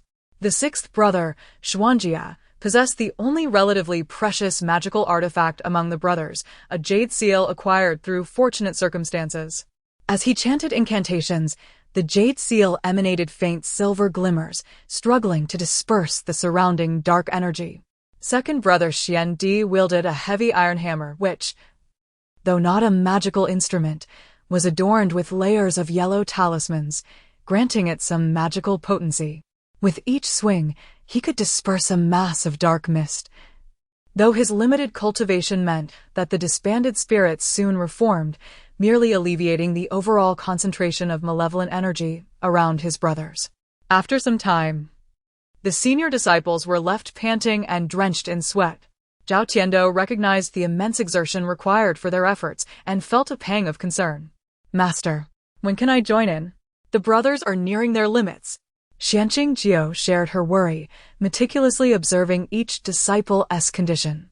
Confident that they could endure a little longer, he reassured Zhao Tiando, "Patience, these brothers seldom have the chance for such rigorous training. Allow them a bit more time." Furrowing her brow, Zhao Tiando understood the rationale. Despite her concern, the brothers' skills could only be truly honed through real combat. It was akin to her former life as a mercenary, where one had to confront zombies in training to enhance their survival odds on the actual battlefield. The same principle applied to her senior brothers. Although this world lacked the zombies she once faced, spirits were plentiful. Since her arrival at the Fuyo Temple, she had encountered hundreds of spirits, their appearances almost rivaling the frequency of donkeys in a production team. As Taoists, her senior brothers would eventually need to stand on their own. Thus, her master's approach to their training was not misguided. As time passed, the gravity of the situation became increasingly apparent. The spirits did not dwindle, rather, their numbers swelled, darkening the skies above and filling the air with their mournful howls, audible even across several streets. The citizens within the city fled in terror, shoving each other as they rushed home, locking doors and windows, their faces pale with fright. "Heavenly spirits, protect us. Great deities, please do not let the spirits come for me." In their sheer panic, the terrified populace knelt and prayed fervently to various deities, while those of means hastily retrieved their most potent talismans, desperate to weather this calamity. Meanwhile, the previously passive members of Qingshan Temple observed the escalating crisis, their expressions shifting to one of urgency. "Master, we must intervene. The Lord of Jiuyang City has bestowed many offerings upon us. If a catastrophe were to occur, we could not justify our inaction." An elder Taoist from Qingshan Temple addressed Tianshar Ziang. Just as Tianshar Ziang prepared to direct his fellow Taoists to assist, he noticed that Xianqing Jiao seemed poised to take action. His expression flickered, and he raised a hand, signaling for restraint. "Let us wait a moment. I shall gauge the situation." Chapter 49. Release the little junior sister. Allow me to step in. The Taoists of Qingshan Temple observed with trepidation as their leader showed no inclination to assist. Meanwhile, Zhao Tiando and her senior brothers exerted their utmost efforts to dispel the malevolent spirits. Yet, to their dismay, a surge of dark energy emerged from the horizon, teeming with countless wandering souls and restless ghosts. Gazing into the thickening blackness, they discerned that the spirits were emanating from a particular courtyard. On the rooftop of that very structure stood two indistinct figures, appearing frozen in a trance. Those with keen eyesight could perceive that these eerie silhouettes were, in fact, two elderly men, each having surpassed the age of 50. Their faces bore twisted expressions of malice as they stood motionless, allowing the chilling wind to touzle their gray hair. Their gaze fixated intently on Zhao Tiando. Sensing an ominous presence, Zhao Tiando's heart skipped a beat. Instinctively, she glanced upward, her eyes widening in astonishment, and pointed with her little finger. "Master, look. It's those two old men." Su Nq Engji followed her diminutive finger and confirmed her observation. Rather than being alarmed by the elderly figures, he was astonished by Zhao Tiando's perception. Dear disciple, how did you discern their presence? The rooftop was a considerable distance away, at least several hundred meters, and the chaotic swarm of spirits obscured much of the view. Most individuals would have remained oblivious. Just moments ago, the young girl had been preoccupied with the safety of her 5 senior brothers, showing no inclination to scan her surroundings. I didn't see them. I felt them, Zhao Tiando replied. I looked up and then noticed them. Xuanxuan was initially taken aback, but upon reflection, he deemed it entirely unsurprising that such an event would unfold in the presence of his little disciple. With the true culprits revealed, Xuanxuan could no longer neglect his students. He gently patted the small Zhao Tiando and whispered, "Go assist your brothers." Upon hearing this, Zhao Tiando immediately straightened her petite frame, clutching the spirit banner in her hand and beginning to wave it vigorously. In an instant, the previously rampant dark energy, which had been engaging with her senior brothers, emitted a series of anguished cries, uncontrollably revealing its true form before hurtling towards Zhao Tiando. Her senior brothers were initially startled, fearing that the spirits had suddenly redirected their aggression towards their little sister. Although they were aware of their master's presence and the consequent safety of Zhao Tiando, the sudden turn of events ignited a moment of panic, compelling them to rush towards her. "Little junior sister, be careful. Protect the little junior sister."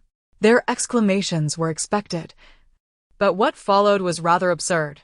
Suddenly, the second brother, Xuandi, charged in with a massive iron hammer, exclaiming something that would surely infuriate Xuanxuan. "Master, step aside. I will protect the little junior sister."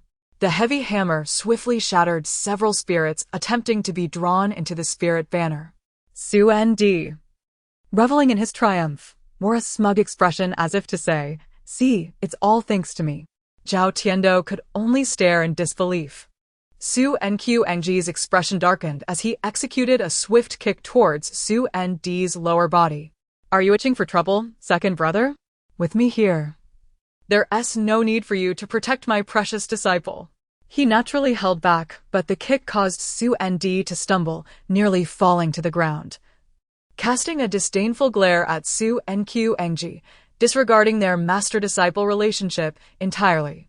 "Master, you always hold onto the little junior sister. We brothers never have a chance to dote on her properly. Let us have our moment too." The eldest brother, hastening to join the fray, voiced his discontent with Xuanxuan as well. The other brothers gathered around, now realizing the situation. Indeed, it was the little junior sister who had taken action. Xuanxuan enveloped Zhao Tiando protectively, fearing that his clumsy disciples might inadvertently snatch her away. "At this juncture, can none of you maintain decorum?" Xuanxuan admonished, assuming the authoritative demeanor of a master. His disciples dared not challenge him openly, yet internally they grumbled. Their master was the one lacking decorum.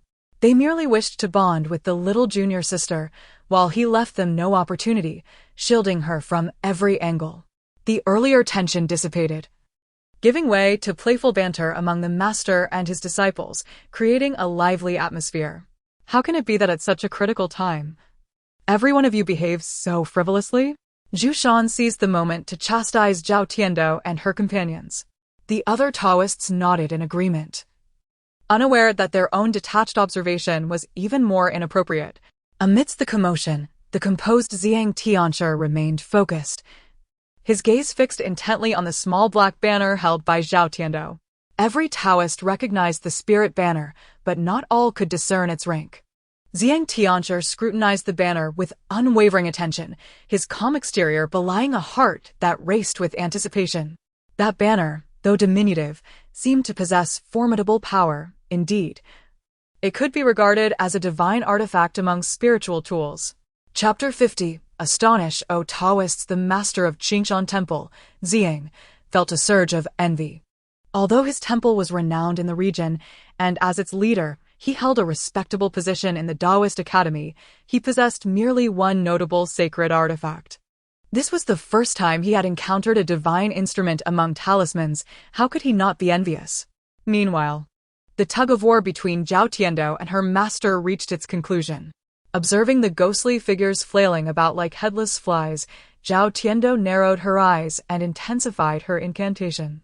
As her lips moved in rhythmic incantation, the multitude of dark apparitions lost all resistance, surging towards the soul banner. The heavens shifted dramatically, and the clouds began to part. Even those of lesser cultivation could discern that the malevolent spirits hovering above were being drawn away by some force, losing their menacing presence. The onlookers from Qingshan Temple finally noticed the small flag in Zhao Tiando's grasp. It was, indeed, a soul banner, and they gasped in astonishment. The little Taoist nun wielded such a potent object that she could ensnare so many ghosts. What was so extraordinary about that? Their temple head possessed a much larger soul banner. That little flag was hardly worth noting, being so diminutive. Moreover, the efficacy of a soul banner largely depended on the skill of its wielder. Surely, their temple leader's powers far surpassed those of the girl.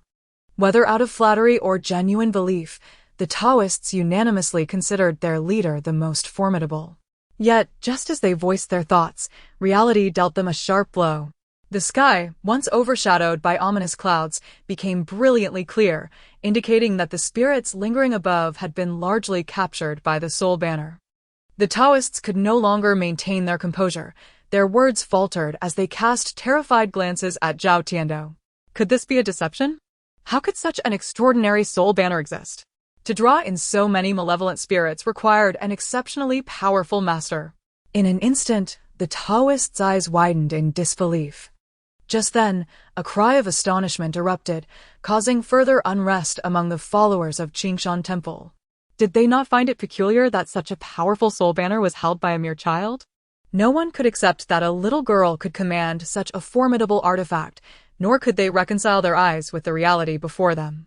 Surely, it must be her master who wielded such power. After all, the girl was scarcely 10 years old. How could she possibly control a soul banner, let alone capture so many spirits? They all understood that to truly master advanced Taoist techniques, such as the soul summoning spell, one had to be at least 10 years old and possess an innate Taoist body. The Taoists reflected on this, realizing that within their Qingshan Temple, only the leader and a few elders possessed such capabilities. How could a mere toddler achieve this? As the realization dawned upon them, the Taoists could not help but exhale in relief. However, this was merely self-deception. Only the deeply knowledgeable Master Ziyang understood that the soul banner was indeed manipulated by the little girl. The ability to invoke spells through a sacred artifact is a common characteristic of items of higher order.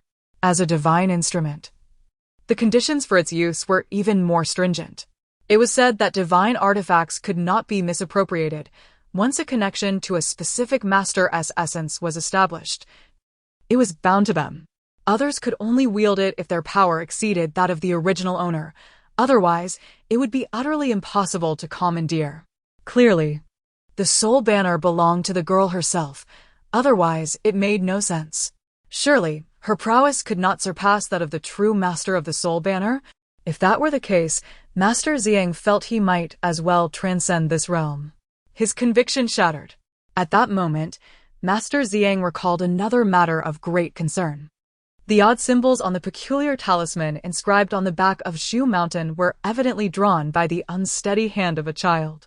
Initially, he had hesitated to entertain such thoughts, for who could imagine that a 5-year-old child could draw talismans? But upon reflection, he found it increasingly plausible. A girl who could both inscribe talismans and wield a divine soul banner to capture such a multitude of spirits. Was she even human? A thought struck Master Ziyang, and his expression shifted subtly, rendering him unable to maintain his composure. Had she captured every last one? At that moment, Xuanqingjie weighed Zhao Tiando in his arms and inquired earnestly. Zhao Tiando quickly tilted her head, inhaled deeply, and sensed the surroundings before nodding affirmatively to her master. All collected. Master, not a single one escaped. They've all become my little ghostly minions. Xuanqingjie couldn't help but nod in approval. However, he had been so preoccupied with the dispute over his little disciple's affiliations that he hadn't considered the number of spirits involved. After a moment's thought, he posed the question. Zhao Tiando's eyes twinkled as she recited the summoning spell once more, releasing the ghosts from within the soul banner. The spirits, who had moments ago been struggling, now found themselves confined in a small dark space, only to be released, bewildered and dazed, floating aimlessly and exchanging puzzled glances.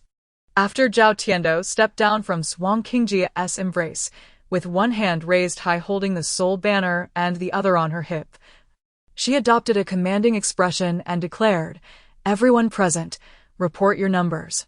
Chapter 51. Eyes reflecting clear foolishness, gazing upon the vast assembly of spirits. Zhao Tiando had no desire to count them. In truth, her utmost disdain lay in the realm of arithmetic. The task of counting, a favorite challenge among adults to test children, was one she felt she had long outgrown and wished to avoid. Thus, she decided to let the ghostly minions tally themselves. However, upon issuing the command, the spirits were left utterly perplexed.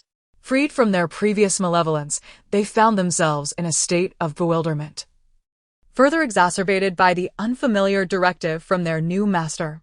"Brother, I've been dead for nearly a decade. Could you kindly enlighten me on what counting entails?" "Only a decade? I've been dead for almost 20 years. Address me as uncle, and I shall enlighten you." "Uncle, what does counting mean?" Even I do not know." The spirits, reverting to their true natures, engaged in a myriad of curious exchanges, transforming the streets into a cacophony of ghostly banter. Observing this colorful congregation of spirits, the disciples exchanged glances, realizing that they had never witnessed such a spectacle throughout their years of practice. Not only they, but even the onlookers from Qingshan were equally stunned. Is it possible to utilize the soul banner in such a manner? And judging by the recent occurrences, these spirits seemed to heed the words of the young girl. Could it be that she was the one who activated the soul banner? 1,000 questions swirled in the minds of the Qingshan disciples, grappling with the realization they were reluctant to accept. Taoist Ziyang inhaled deeply, striving to quell the strange emotions rising within him. Turning to the assembled priests, he observed their troubled expressions and steadied his own demeanor, saying, "Listen well, my disciples. Do not allow your thoughts to wander or become entangled. Guard your hearts against distraction. A wavering spirit renders all discourse meaningless." Upon hearing this, the disciples of Qingshan promptly quelled their errant thoughts. They all shared the same realization, and Ziyang was no exception.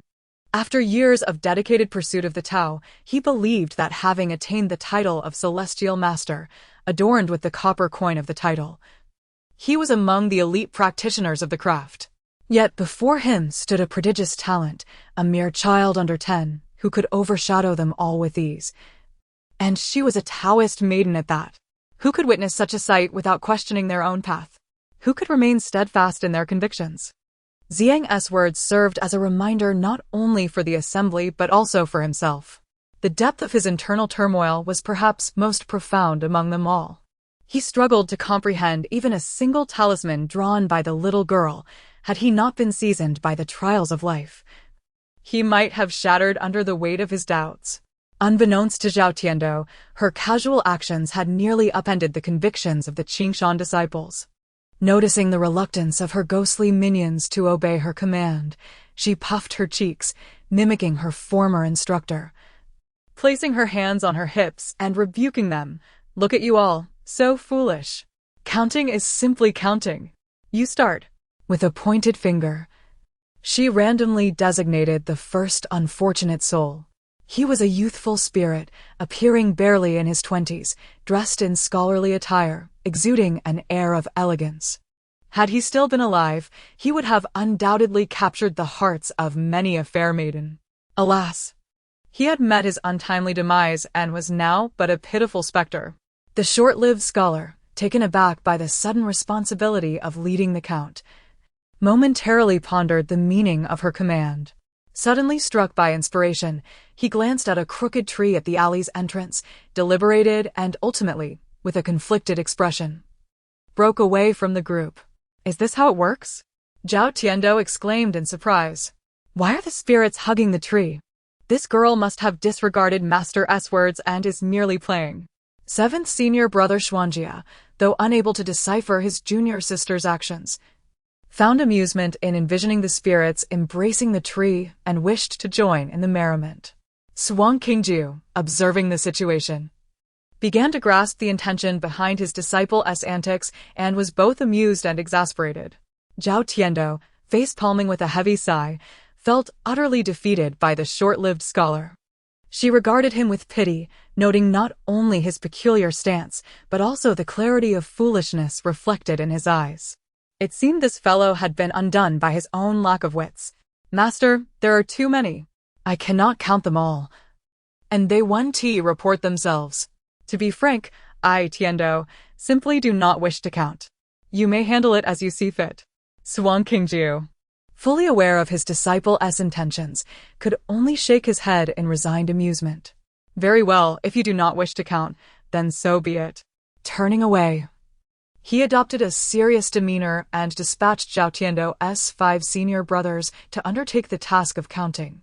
Though they were disgruntled by their master's seemingly dismissive attitude, the thought of working for their junior sister quelled their complaints, and they descended to commence the counting. Chapter 52. The fierce little sweet bean engages in verbal warfare with the odorous Taoist. The senior disciples collaborated to count, and upon reaching a total, they turned in astonishment to Zhao Tiando, their eyes clearly expressing their incredulity. "Master, our junior sister is truly remarkable. She has captured a total of 800 ghosts in her sole banner, bringing the total close to 1,000 when combined with the previous ones." The eldest brother, usually composed, was utterly taken aback by this figure. The other brothers were equally astonished, left speechless and feeling quite overwhelmed. Initially, they had assumed that being outdone by their junior sister would be a matter for years to come, yet here they were, barely days later, already being pressed down into the sand. If they, as senior brothers, were to fall too far behind their junior sister, it would be a source of great embarrassment. Upon hearing the numbers, Xianqingjiu's eyes sparkled with surprise, gazing incredulously at the young girl in his embrace. He recalled when he first utilized the soul banner, achieving unprecedented success. At that time, his master had remarked that his talent was unparalleled, likely to remain unmatched for generations. Little did he anticipate that, after a span of over a decade, his little disciple would not only surpass him, but do so by a considerable margin. Unmatched? Who could have foreseen the emergence of such an extraordinary young lady as Zhao Tiando?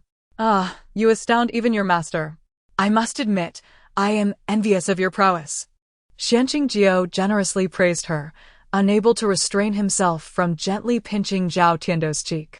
Surrounded by the affection of her master and senior brothers, Zhao Tiando felt an overwhelming sense of happiness, her radiant smile completely overshadowing the presence of the ghostly little brothers. At that moment, the onlookers from Qingshan Temple, led by Master Ziyang, finally approached Xianqingjiu and his companions. Aware of their arrival, Xianqingjiu and the others had opted to remain aloof until the situation was resolved. Master Ziyang, receiving a frosty reception, understood his fault and could only manage an awkward smile. However, Zhu Shan was less than pleased. "What is this attitude? Our temple master has come here specifically to supervise you, and yet you treat him with such disdain? If you wish to continue participating in the competition, it is imperative that you clarify what transpired here so our temple master can assess your performance." Zhu Shan was convinced that the sudden itchiness he felt was somehow connected to these individuals, thus his demeanor was quite unapproachable. Master Ziyang refrained from interrupting Zhu Shan's tirade, waiting until he finished before reproaching him. "Be courteous. Taoist Xian and his disciples have exerted tremendous effort to dispel the malevolent spirits here. Stand down." Zhu Shan, having said his piece, reluctantly retreated, though his expression remained unfriendly. Zhao Tiando observed this exchange with displeasure. Why was it acceptable to disparage her master and senior brothers? Although she did not fully grasp why these adults, who seemed to have such foul dispositions, spoke in ways that were so unpleasing, she understood that one need not tolerate those who caused her unhappiness. In the next instant, Zhao Tiando bared her sharp teeth and roared at Zhu Shan, "You foul creature! Your words are truly unpleasant. You've upset my master and brothers. Apologize to them at once. Impudent child, your tongue is quite sharp. I merely silence. How foul. Before Jushan could finish, little Tiendo wrinkled her nose in disdain, leaning back as she began her tirade. You lack any sense of shame. While we were here battling numerous ghosts, you merely stood by to watch the spectacle, offering no assistance. Don't think that just because I am young, I am unaware. You are all a bunch of cowards, spineless wretches, and repugnant toads.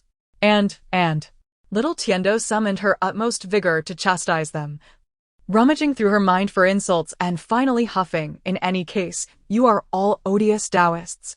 Sweet Bean does not like you. Hurry and apologize to us. Humph. Crossing her arms and raising her chin, her face flushed with anger, she was genuinely incensed. Xuanqing and the 5 senior brothers were taken aback by the unexpected outburst from the little girl who had spoken so forcefully on their behalf. Yet, they found themselves struggling to suppress their laughter at her inventive insults. The term spineless wretches might have been acceptable, but cowards sounded almost endearing. Xuanqing and his companions would never criticize their little sister. They were touched and concerned for her, overwhelmed with gratitude for her spirited defense, and did not care about anything else. Moreover, the behavior of the Qingshan Temple individuals had indeed been excessively rude, and they no longer wished to endure it. Little sister was right.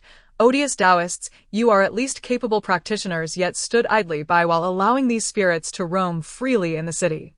Could you bear the responsibility for such negligence? The 6th junior brother is correct. Apologize. Apologize to our little sister. Apologize. Apologize. The 2nd senior brother stepped forward, brandishing a hammer as he blocked the path of the Qingshan Temple crowd. The frail Taoists from Qingshan Temple, who rarely practiced physical fitness, must have been frightened to the core by the imposing figure of Xuandi. Do not be angry, young lad. This child is right. The fault lies with me for not ordering them to assist. Zhao Tiendo frowned. I am not a mere child. Please refer to me as Sweet Bean the Little Taoist or Zhao the Little Taoist. While you may lack the stench of these foul Taoists, the words of the person beside you are truly repugnant. You should not allow him to wander about. It severely tarnishes the image of Qingshan Temple. Chapter 53. Apologies. My hand slipped sweet. What was the name of that little Taoist again? Zhao Sweet Bean, I sincerely apologize on behalf of my disciples. It was indeed wrong for us to stand idly by, yet I never anticipated that Zhao Sweet Bean would be so formidable at such a tender age. As he spoke, Master Xiang cast a meaningful glance at Xuanqing, expressing his admiration. Friend Xian, your young disciple is truly impressive. I envy you greatly. Xuanqing understood that the old Taoist was bound to praise the girl, so he subtly tightened his grip around Zhao Sweet Bean.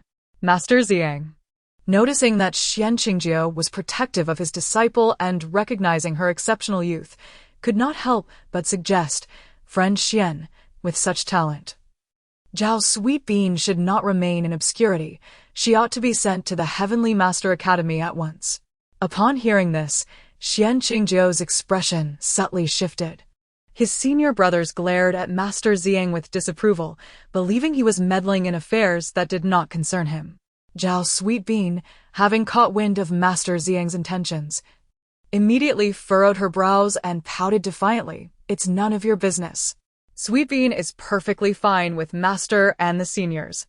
Why should I go to the Heavenly Master Academy? In her eyes, the Fuyo Temple was the best. She had no desire to attend any heavenly or earthly master academy unless her master and seniors went there too. Wherever her master was, there she would be. What business is it of yours, you old Taoist? Is Sweet Bean living off your rice? Master Xiang was momentarily taken aback by her retort. Jushan, unable to stand Zhao Sweet Bean's audacity any longer, disregarded Master Xiang's prior warnings and interjected, You little brat truly don't know what's good for you. Our temple leader sees your potential and suggests you attend the Heavenly Master Academy.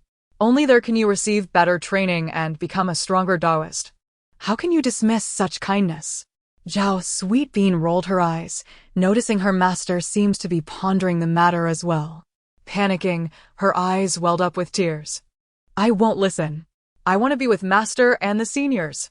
No matter how good the Heavenly Master Academy is, what use is it without Master and the seniors? You old Taoist simply do not understand. It was a rare opportunity for Sweet Bean to meet such wonderful people as her master and seniors. How could she possibly leave them so easily? Xuantian, in truth, did not care about Zhao Sweet Bean's future. He simply felt an instinctive urge to oppose her. The talisman that tormented him could be remembered for a lifetime. It was infuriating that the little girl was so oblivious, and the adults indulging her were equally clueless. Just as Xuantian was about to continue, a yellow shadow suddenly darted towards him, landing squarely on his face like an adhesive plaster, refusing to budge. Everyone from Qingshan Temple was taken aback by the speed of the little Taoist. In an instant, a talisman had flown onto Xuantian's face. Zhao Sweet Bean wasted no time, launching a tickling talisman at him. Xian Qingjiao had anticipated his disciple's impulsiveness, yet chose not to intervene. Zhu Shan's remarks had indeed been unpleasant, as he sought to irritate them under the guise of lofty principles.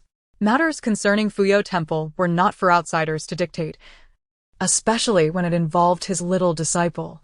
The senior brothers cheered, exclaiming that the girl had executed a splendid move. Though they were all adults now and feared that any altercation might provoke Qingshan Temple against Fuyo Temple, or worse, escalate to the Heavenly Master Academy, this did not apply to their little sister.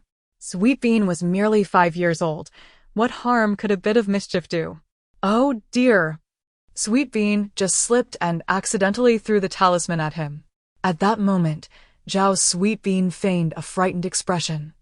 Her innocent face filled with uncertainty as she turned to Xian Qingjiao. Master, what should I do?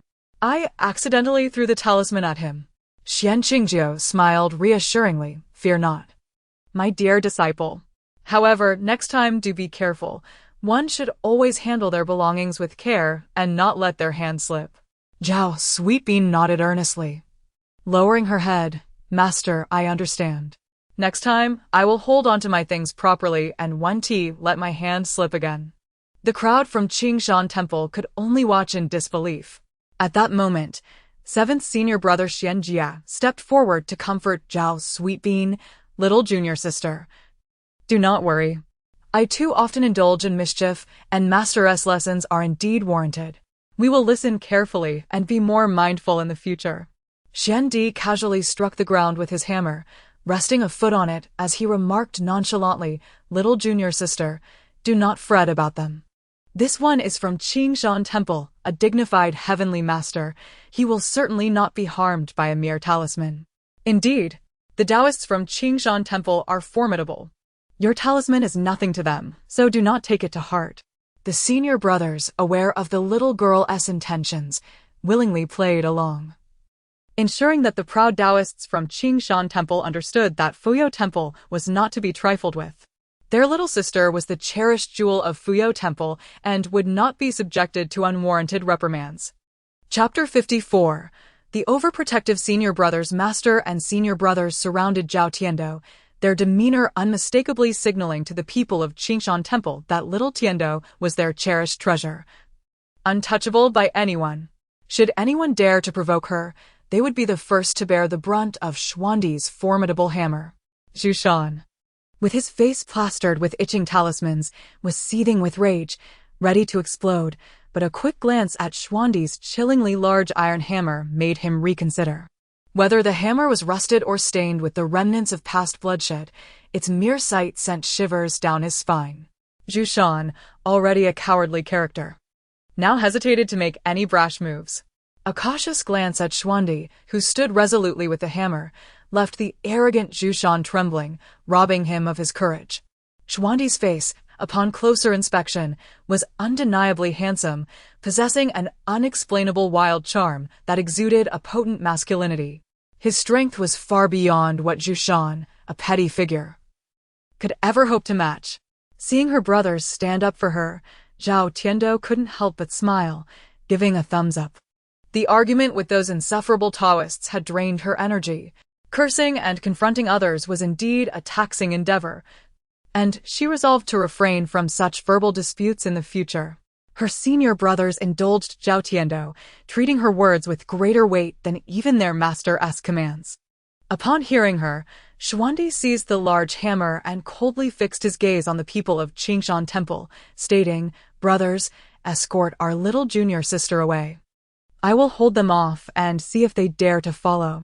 Upon this command, the eldest brother immediately led Su Qingjio and Zhao Tiando away, with the other 3 brothers closely trailing behind. Ziyang Tiancher watched helplessly as the young girl was carried off by Xuandi, realizing that his earlier inaction and words had ruffled the feathers of the people from the Fuyao Temple. With a sigh, he chose to avoid further conflict. The other Taoists from Qingshan Temple, although boiling with anger, dared not act recklessly in light of Xuandi's imposing hammer. As soon as Zhao Tiando and her company departed, they began to grumble and curse. However, Zhu Shan's unusual behavior soon caught the attention of his disciples. "Ah, Zhu Shan, what has happened to you?" one inquired. "Quickly remove the talismans from your face." Zhu Shan was already at his wit's end, having faced this predicament for the 2nd time.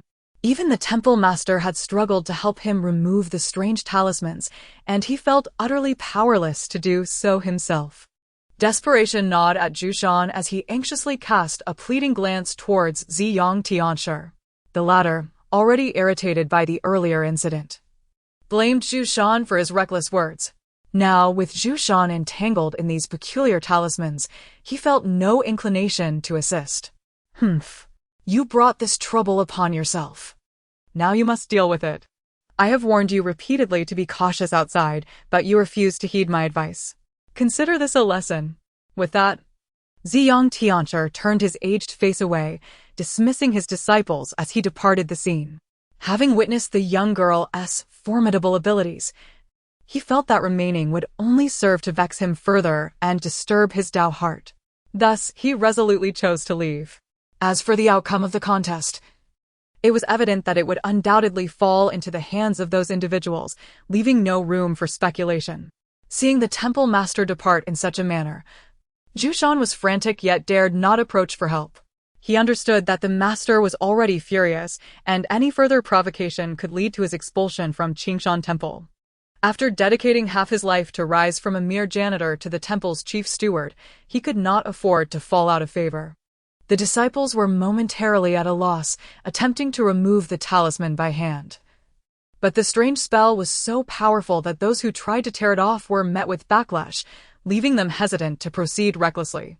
Gradually, the people of Qingshan Temple began to comprehend the implications of the earlier remarks. They were being mocked for their inability to deal with even a single talisman. "Chief Steward, what kind of talisman is this? We are utterly helpless." Zhu Shan felt himself nearing a breakdown. His eyes bloodshot with fury as he glared in the direction Zhao Tiando had departed.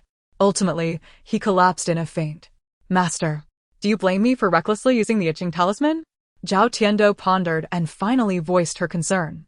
Su Qingjio replied, "Some individuals are not deserving of sympathy. My dear disciple, you handled this splendidly.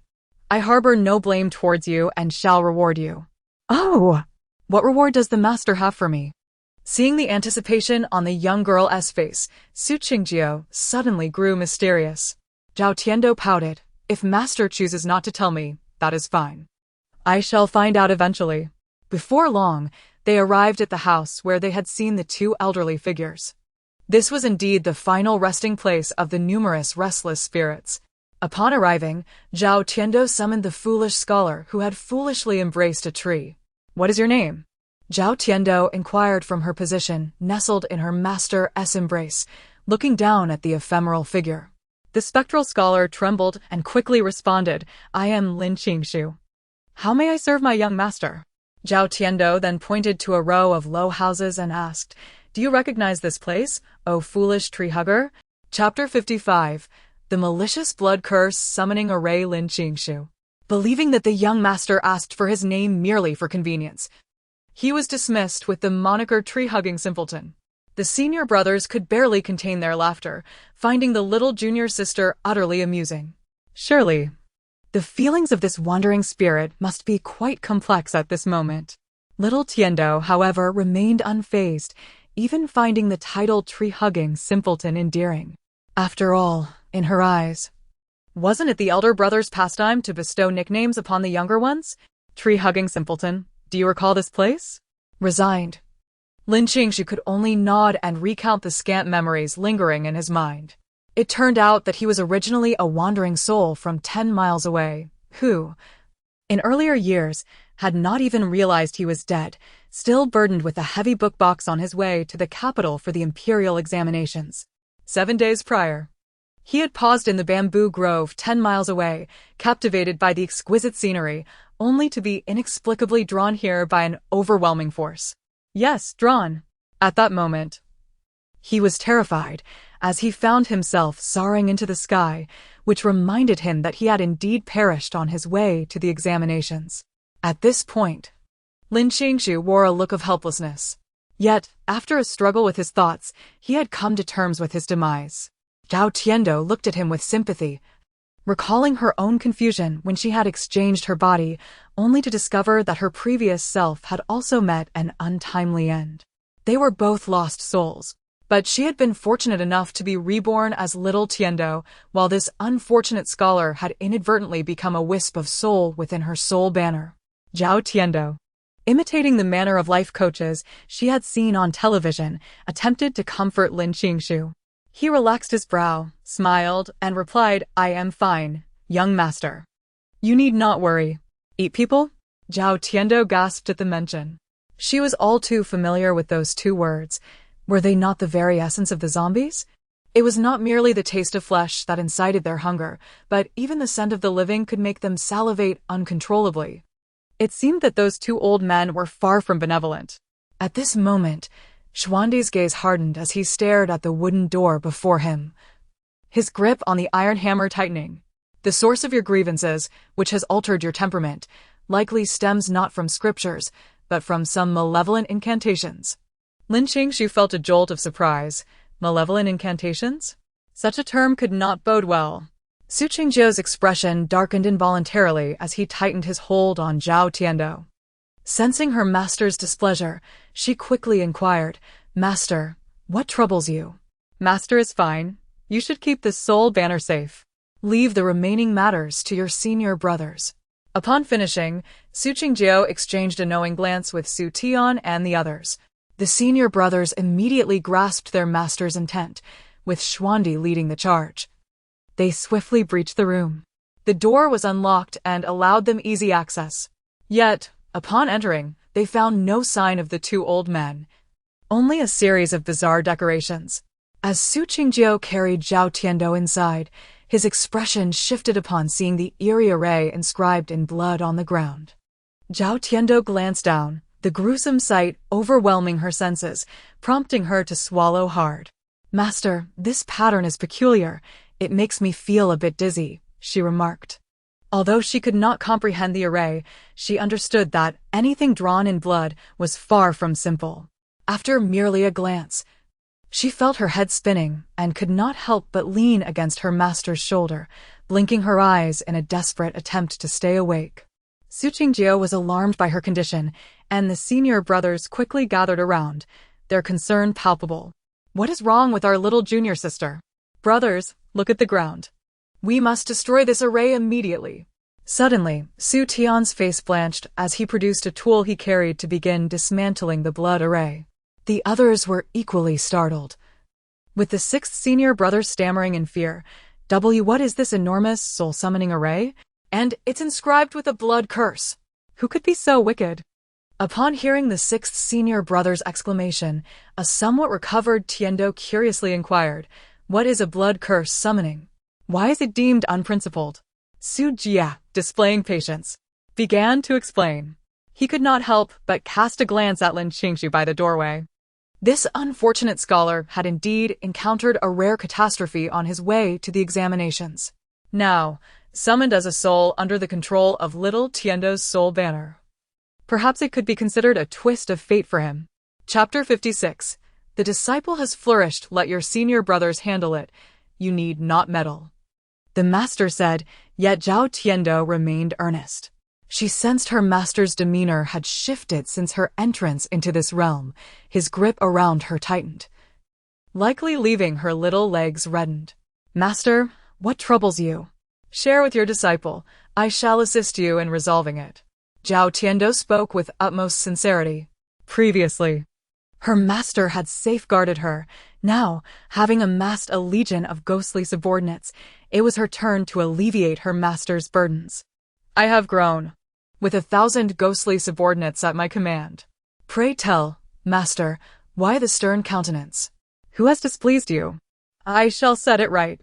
The spirited Zhao Tiando, with her youthful exuberance, repeated her offer of assistance, eliciting laughter from the solemn Su Qingjiu. The senior brothers, having just concluded a ritual to summon spirits, caught wind of her declaration and could not contain their amusement. "Ha ha, our little junior sister has truly flourished. Might we seek her aid in our own matters?" one exclaimed, envy lacing his tone. "When I first embarked on this path, I dared not even dream of 1,000 subordinates." "How enviable!" another chimed in, nodding in agreement. As the brothers clamored for Zhao Tiando's protection, the previously amused Su Qingjiu's mood soured. Why should these foolish disciples crowd around when his little apprentice was poised to assist him? The atmosphere quickly morphed into a comical contest for affection, not among delicate maidens or playful pups, but rather a cadre of burly men. Surrounded, Zhao Tiando clutched her small spirit banner, overwhelmed by the cacophony of her master's voice in one ear and her brother's in the other. Just then, Lin Qingshu, stationed at the entrance, timidly interjected. "I believe we should remain vigilant. This place harbors malevolent forces." With Lin Qingshu's words, Su Qingjiu and the others suddenly recognized the childishness of their previous behavior, their faces flushing as they dispersed. At last, Zhao Tiando's ears found respite as she leaned closer to Su Qingjiu, whispering, "Master, do not hold a grudge against my senior brothers. In my heart, you shall always reign supreme." Upon hearing this, Su Qingjiu felt a surge of warmth within. Casting a haughty glance at the foolish disciples before proudly departing with Zhao Tiando, "Shall we not investigate further?" Zhao Tiando asked, noticing the gravity in her master's tone. "The mastermind has escaped. If I surmise correctly, those 2 elders are practitioners of dark sorcery, elusive as shadows. This troublesome matter will be reported to the Celestial Master Academy, allowing them to grapple with it." This was, of course, intended for the ears of Su Tiantian and the others. Upon hearing this, the senior brothers ceased their inquiries and followed Su Qingjiu out. "Dark sorcerers? Those who dabble in wicked arts?" Su Tiantian inquired, to which Su Qingjiu nodded slightly, sighing. "Among them are individuals of formidable prowess. The Celestial Master Academy has long sought to eradicate them, yet few righteous practitioners dare undertake the bounty. Dark sorcerers possess knowledge of many forbidden spells, rendering them formidable adversaries." Zhao Tiando listened intently to her master's discourse. When she learned of the substantial bounty for capturing a dark sorcerer, her eyes sparkled with ambition, silently etching the information into her memory. Su Qingjiu, noticing her distraction as she toyed with the ribbons of her robe, mistakenly assumed her disinterest in dark sorcery and heaved a sigh of relief. Meanwhile, the esteemed Celestial Master Xiang awaited the assembly of various practitioners within the tavern, where many had suffered losses. Who could have predicted that these Taoists, accompanied even by a young girl on their missions, would emerge victorious? Despite the presence of their master, the malevolent forces within the city remained unresolved, with some small temples failing to locate the source of the malevolence. Had it not been for Celestial Master Xiang gathering them and elucidating the situation, they might still be floundering within the city, aimlessly lost. After Su Qingjiu seated himself with Zhao Tiando, Celestial Master Xiang honored the agreement by awarding the Fuyou Temple on behalf of Xian Wang for their ultimate triumph. However, some discontented temples expressed their dissent, alleging foul play. "And where is the malevolence?" Celestial Master Xiang retorted, declaring them the first to bear responsibility. The Taoists from Qingshan Temple, eager to voice their grievances, hesitated, recalling their previous failures, and fell silent, unwilling to defend the Fuyou temple. As Zhao Tiando observed her senior brothers seething with anger on the brink of confrontation, she contemplated summoning her 1,000 subordinates to showcase their prowess. Yet, before she could act, Su Qingjiu grasped her small hand firmly, preventing her impulsive gesture. Chapter 57. The pendant at the waist of the master. Upon hearing this, Zhao Tiando promptly secured the soul banner, guarding it closely. The master had proclaimed these individuals to be akin to dogs, and thus they were indeed dogs. In such moments, one ought to take out a little notebook to record these people, waiting for the opportune moment to teach them a lesson. Only those dogs that have been disciplined would not bite indiscriminately when released.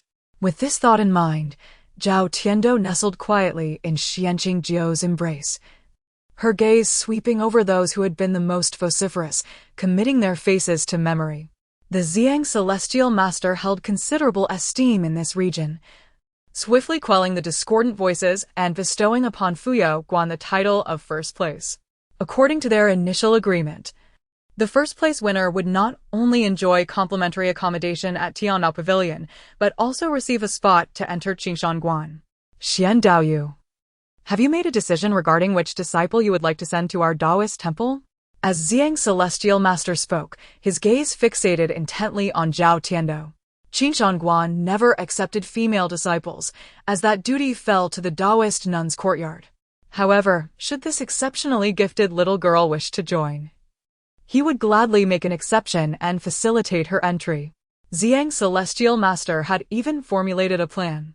If the other party indeed sent the little girl to Qingshanguan, he would devote all his resources to nurture her, striving to admit her to the inner sanctum of the Celestial Master Academy by the age of 10, without reservation. Such a prodigious talent from the realm of the Tao should be entrusted to the Celestial Master Academy as soon as possible to shine and thrive. Xiang Celestial Master, valuing talent, harbored this thought, which is why he proposed to Xuanqingjiu that the little girl attend the Celestial Master Academy. However, his gaze was so fervent that Xuanqingjiu and his fellow disciples immediately perceived his intentions, inwardly cursing him for his cunning. As for Zhao Tiando, though she was somewhat oblivious in most matters and inexperienced in the ways of the world, the intensity of the old Taoist's gaze sent shivers down her spine. A researcher sister had once informed her that if an old man were to fixate on her with a burning gaze, he was undoubtedly a pervert to be avoided. Now, it was not merely an old man, but one who could easily be her grandfather or even great-grandfather, staring at her. What was she to do? Xuanqingjiu's eyes turned cold, filled with extreme displeasure. He shifted his body to shield the little sweet bean and obstructed Xiang Celestial Master's overly attentive gaze, then coldly stated, "I appreciate the goodwill of Xiang Celestial Master, but our Taoist temple is small, with only a few of us. It would be unwelcome at Qingshanguan, so there is no need for your concern." The senior brothers, upon hearing this, immediately rallied behind their master, affirming with resolute words that they would remain at Fuyou Guan and would not go anywhere else. Xiang Celestial Master had anticipated such a response, but remained undeterred, probing further. What about your little disciple? Would the little girl like to visit Qingshanguan? There are many enjoyable activities here, few restrictions, and the food is quite good. Zhao Tiando, upon hearing that the food was excellent, perked up, her head popping out from Xuanqingjiu's embrace. Really? Seeing her eyes light up, Xiang Celestial Master secretly rejoiced at having placed his bet correctly. He recalled that this little girl had an insatiable appetite, particularly yearning for the lavish banquets at Tianao Pavilion, marking her as a little glutton. With such a temptation, he had indeed piqued her interest. The Taoists of Qingshanguan were astonished that their usually solemn and upright leader would resort to such methods to entice a child. Although there had been some discord with Zhao Tiando, they could not oppose the leader's approach. Xuanqingjiu and his senior brothers internally scolded Xiang Celestial Master for his shamelessness in using food to lure the little girl. The situation felt precarious to Xuantian and the others. Their little junior sister was still far too young and could easily be misled. Yet, when they looked at their master, who had always been protective of the little junior sister, he appeared remarkably composed, which only heightened their anxiety. Did their master truly not worry that the young girl would succumb to the temptation of delicious food and run off with someone? Xuanqing was indeed anxious. Yet, he chose to trust his little disciple this once. He had always treated her with utmost sincerity, and if she ultimately decided to leave, he would not force her to stay. As long as she felt happy and fulfilled, he would be content. Seeing that her master and senior brothers were silent, Zhao Tiando understood they wished for her to make her own decision. After pondering, she tilted her head and flashed a grin at Xiang's celestial master, revealing her two sharp little tiger teeth, and innocently asked, "What kind of meals does your temple usually serve? Is there spicy stir-fried intestines? Are there roasted ducks and chickens? Do you have a vegetable garden? Will little white rabbits grow there for me to catch and make braised rabbit meat? Or do you have beautiful flower fields? I often need to dig graves for my friends, and it's essential to have a decent burial site." Zhao Tiando spoke earnestly, genuinely contemplating her current needs. This question left Xiang's celestial master momentarily bewildered. Not only him, but everyone in the hall found themselves perplexed. Intestines? Roasted chicken and duck? Were these common fare at a Taoist temple? And how could little white rabbits grow in a garden? What was this nonsense about burial sites?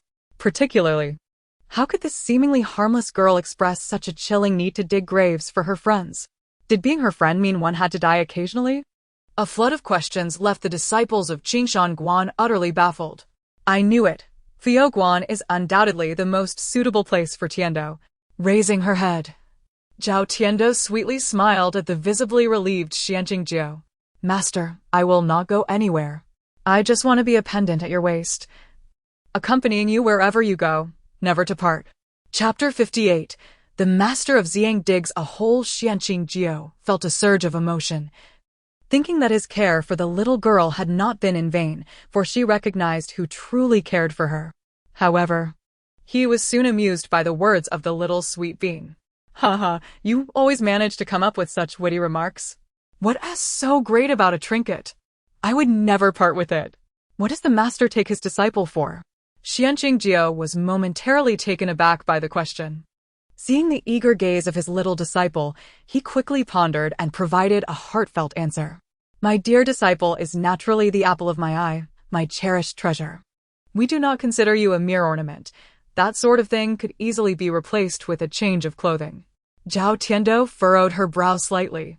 The terms apple of my eye and cherished treasure sounded delightful, giving her the feeling of being regarded as a precious gem by her master. However, she recalled that a cherished treasure was something edible, wasn't it? Oh well, it was clear that her master treasured her, so let it be.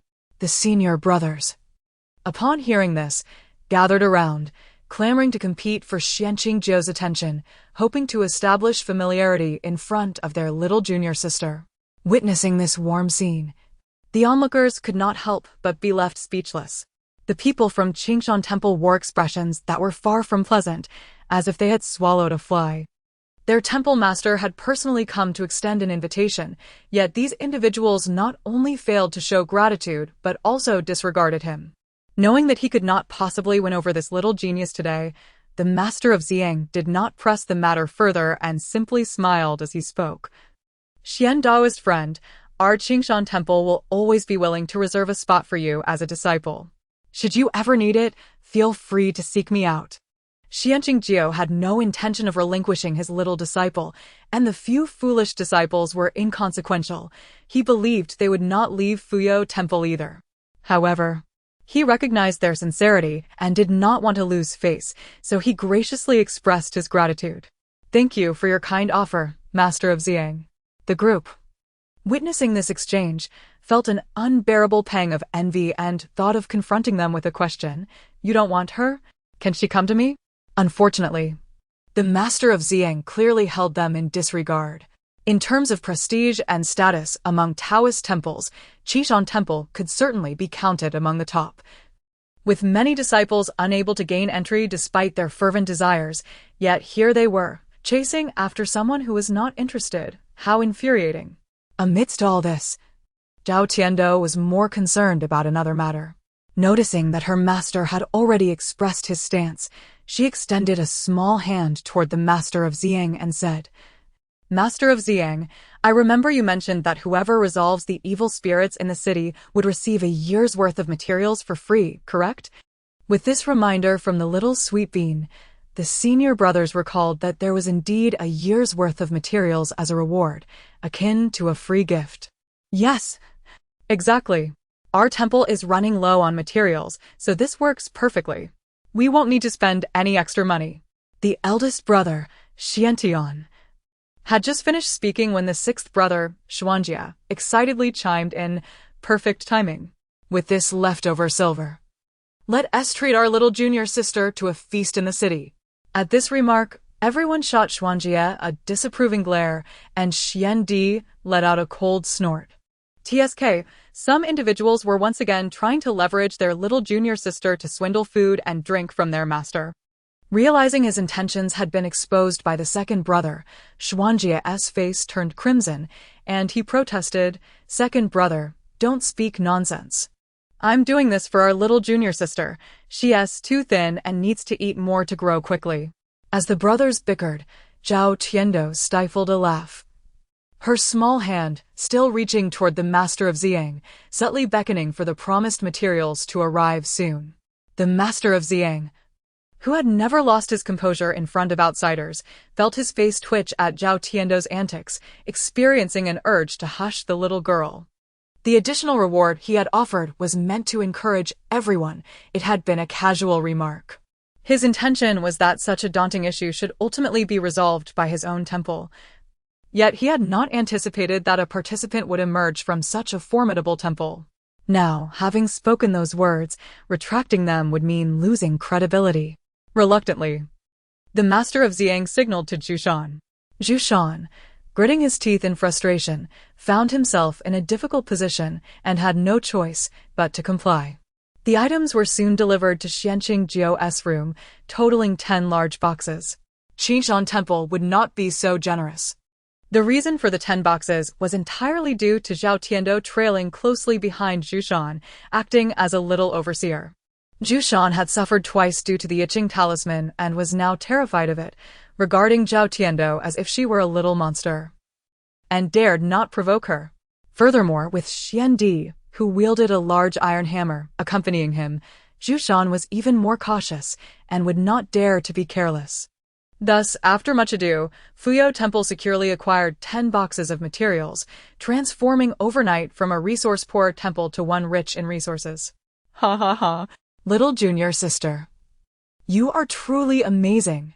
From now on, I will follow you wherever you go, Xuanjia exclaimed, having learned a new expression from Zhao Tiando and putting it to use. Zhao Tiando, basking in the praise, proudly placed her hands on her hips and laughed heartily in front of her master and brothers. "Indeed, I am quite impressive." Suddenly, mid-laughter, Zhao Tiando paused, her expression drooping as she recalled something. "Humph. A few arrogant Taoists dared to challenge me earlier. I've made a note of them. I'll show them later." Chapter 59. Zhao Tiando and Xuandi's mischievous scheme. Upon this thought, Zhao Tiando narrowed her eyes and promptly turned to leave. Despite her small stature, her little legs moved swiftly, and she vanished in an instant. By the time Xuandi reacted, the little one was nowhere to be found. Xuandi, her second elder brother, could not bear the thought of his precious little sister wandering aimlessly within Tiangong Pavilion and had already followed her discreetly. Zhao Tiando pushed open the door to the adjacent room and, upon seeing her elder brother rushing towards her, decided to let him in after a moment's consideration. "Little sister, are you planning something mischievous that must remain hidden from master? Fear not, I shall keep your secret." Zhao Tiando's eyes sparkled as she beckoned Xuandi closer. "You arrived just in time. Tiando needs your assistance."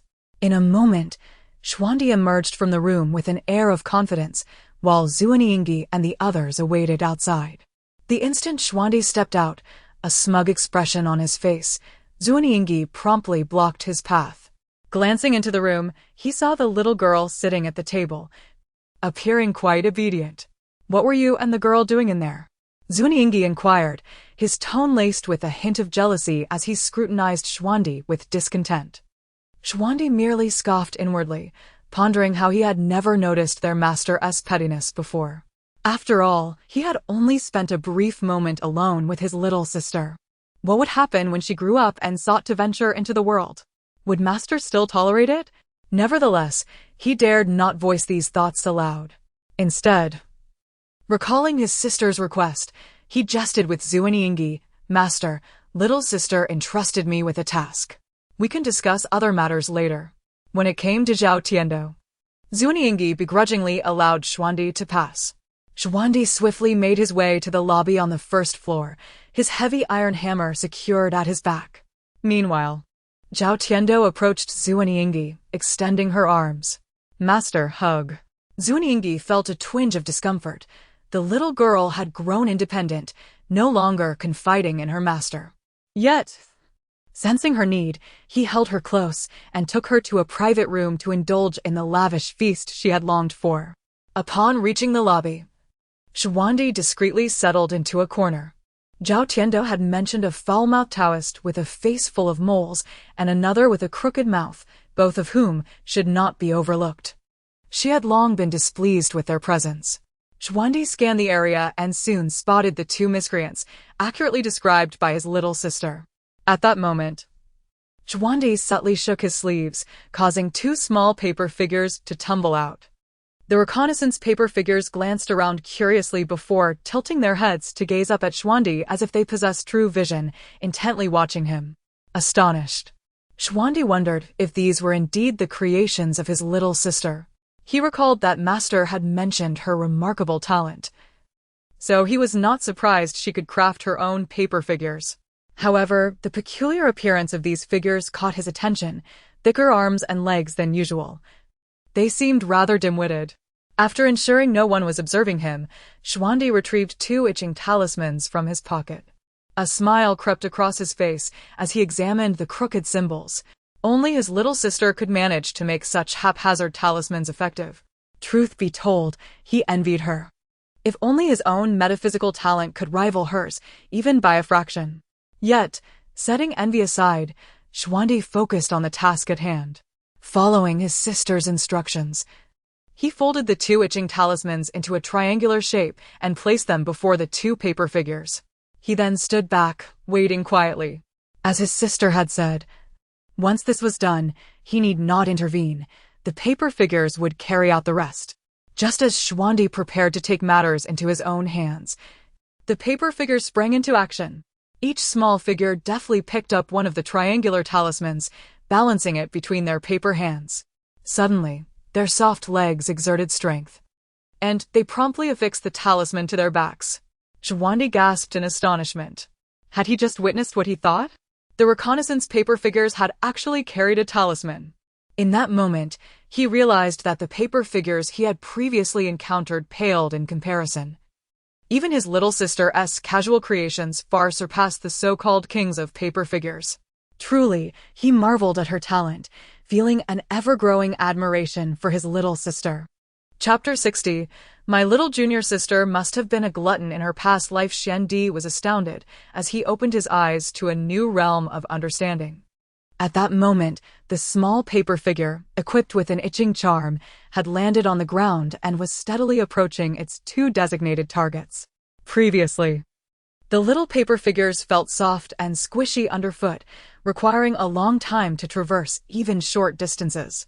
However, thanks to Zhao Tiando's modifications, the small paper figure, though somewhat comical in appearance, had a sturdy base, no longer resembling a cute, soft-footed shrimp. It dashed forward with remarkable agility, leaving Xuandi utterly bewildered. Yet, Xuandi quickly realized he could not remain so foolishly transfixed on the ground, as it would easily reveal the paper figure's presence. Thus, he feigned nonchalance, standing up and retreating while discreetly observing the situation of the little figure. The reconnaissance paper figure did not disappoint, swiftly reaching the leg of the target's chair, leaping into action. Remarkably, it could fly. Xuandi recalled his master had once educated his disciples that only a practitioner of formidable skill could conjure a paper figure capable of brief flight. Witnessing the prowess of his little junior sister once more filled him with pride. Truly, his junior sister was extraordinary. Before long, the two reconnaissance paper figures had stealthily positioned themselves behind their targets, dropping the itching charms and making their escape. Xuandi collected the two paper figures, now devoid of magic, and whistled as he ascended the stairs. Having climbed only halfway, the hall below erupted with hissing and exclamations. Just took a shower. Why am I so itchy? Ouch! I'm so itchy too! Soon, two rather disheveled figures in the hall began scratching themselves frantically, drawing the astonished attention of the diners. Despite no one approaching these two, they suddenly went into a frenzy, scratching themselves to the point of injury. Could they have been afflicted by something unclean? However, among the crowd were several Taoists who quickly disowned the situation. Oh my, isn't that the peculiar itching charm? How did it end up here? Are you referring to the itching charm from that little Taoist priestess at the Fuyo temple? No way. It looks so poorly drawn, it clearly wouldn't work. The issue must lie elsewhere. The hall soon devolved into chaos, the atmosphere rife with confusion. After completing his mission, Xuandi retreated to a private room, where he immediately gave Zhao Tiando a thumbs up. Little junior sister, you're incredible. I truly admire your skills. Your second senior brother, am in awe. Xuanxuan shot him a cold glance, admonishing, speak properly. In the presence of your junior sister, refrain from using coarse language. That girl learns quickly. Who knows when such crude words might slip into her ears and come out of her mouth. He did not expect Zhao Tiando to grow into a refined lady skilled in the arts, but at the very least, he wished for her to embody some femininity, not to become a rough and tumble brute like the others. Realizing his prior rudeness after receiving the reprimand, Xuandi quickly covered his mouth and nodded towards Xuanxuan, indicating he would be more mindful in the future. Meanwhile, Zhao Tiando was wholly absorbed in the various meats on her plate, oblivious to any conversations around her. Even when Xuanxuan addressed her, she barely acknowledged him, giving only a fleeting glance as she puffed her cheeks and murmured softly. As Xuandi was about to inform Zhao Tiando of the commotion below and inquire about hiding the two little paper figures, he turned to find a little hamster with a greasy face vigorously stuffing meat into its mouth. Xuandi sighed, knowing that in the face of culinary temptations, his junior sister would remain indifferent to everything else. Well, he thought, let us savor the feast first. The Tianao Pavilion's Manchuhan Imperial Feast is renowned far and wide. Thanks to his little junior sister, he too would indulge heartily. Under her influence, the other senior brothers also indulged in copious amounts of food. Even Xuanxuan, typically not one to have much appetite, joined in, eating and drinking with little restraint. Finally, with a satisfying burp, Zhao Tiando concluded her grand feast. With her noticeably rounded belly, she waddled over to Xuanxuan, opened her mouth, and let out a series of burps. Master, I burp. Your disciple, burp. Your disciple, oh burp. Goodness. How many burps came from such a short statement? His little junior sister truly exerted herself. He felt a pang of sympathy for her belly. It was as if her stomach were a bottomless pit. If there were such a thing as reincarnation, he would wager that his little junior sister must have been a glutton in her past life. Xuantian could not help but tease, his eyes filled with fondness.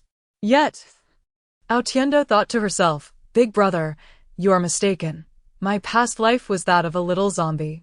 Just when Xuanxuan and the senior brothers assumed that Tiando was genuinely stuffed and would refrain from such reckless eating in the future, she suddenly perked up, managing to suppress her bloated belly, and exclaimed to Xuanxuan, Master, I want to eat the Manchuhan Imperial Feast tomorrow.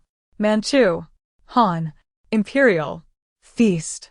Fearing Xuanxuan might not have heard her clearly, Zhao Tiando repeated those words distinctly, then patted her plump belly, producing a series of crisp sounds before climbing onto Xuanxuan's lap and promptly falling into a deep slumber. Chapter 61. This is the little paper man of the porter. Xuanxuan was momentarily taken aback, but soon burst into laughter. His senior brothers were also amused by Zhao Tiando, admiring how she could eat so much and still think about the next meal. Even Xuanjia, who prided himself on being a glutton and a big eater, had to concede defeat. Xuandi noticed that the little junior sister had already collapsed into their master's embrace. So he took out 2 chubby little paper figures from his pocket and handed them to Xianqingjiu, saying, "Master, these are the little paper figures made by our junior sister. Please keep them for her." The other senior brothers, having never seen the little paper figures crafted by Zhao Tiando, stared in astonishment. Did the little junior sister really make these? Are they reliable? After Xianjia posed his question, he pretended to slap himself in the face. How could I question our junior sister? Such behavior is utterly unfitting. The talent of their little junior sister had already surpassed their understanding. Making a little paper figure was undoubtedly an effortless task for her, and these figures were surely functional. The only issue was that they had never before encountered such large, robust versions of paper figures. The master's paper figures were always delicate and petite, easily fitting in the palm of one's hand, with slender arms and legs that allowed for discreet movement. In contrast, the paper figures that Xuandi had produced were not only thicker in limbs, but also larger overall, making them more conspicuous. Xianjia pondered aloud. Why would our junior sister create such clumsy-looking paper figures? And how did you come by them, second brother? Upon hearing this, everyone exchanged glances before finally looking at Xuandi. Seeing that Zhao Tiando seemed to have fallen into a deep sleep, Xuandi briefly recounted their earlier actions. Can the little paper figures carry the itching talismans on their backs? Such hefty paper figures can even fly for a short while? My goodness. Our junior sister is truly extraordinary. I wonder if we can use these paper figures. Xianjia, filled with curiosity, reached out to pick one up for a test. Xianqingjiu did not stop him, but instead imparted the incantation needed to animate the figures. Once Xianjia stammered through the incantation and infused it with his spiritual energy, the little paper figure indeed lay motionless on the table. The group was not particularly surprised, as they were aware that they could not activate the charms drawn by little Tiando, so the figure's inaction was understandable. Fourth brother Xuanxuan, intrigued, stepped forward to give it a try as well. Upon completing the incantation, the little paper figure suddenly twitched its legs, causing the others to widen their eyes in astonishment. It moved. It seems fourth brother is the key. Xianjia felt a wave of disappointment wash over him. It turned out the issue was not with the paper figure, but with his own lack of skill. Xuanhuang, however, furrowed his brow, attempting to command the little paper figure. After several attempts, the figure merely flopped on the table, failing to stand despite his efforts. Soon, beads of sweat began to form on Xuanhuang's forehead. Xianqingjiu, noticing this, chuckled and interrupted, "Fourth brother, perhaps you should stop. This little girl likely performed some trickery on the paper figures, making them impossible for ordinary folks to activate." Reluctantly, Xuanhuang ceased his efforts.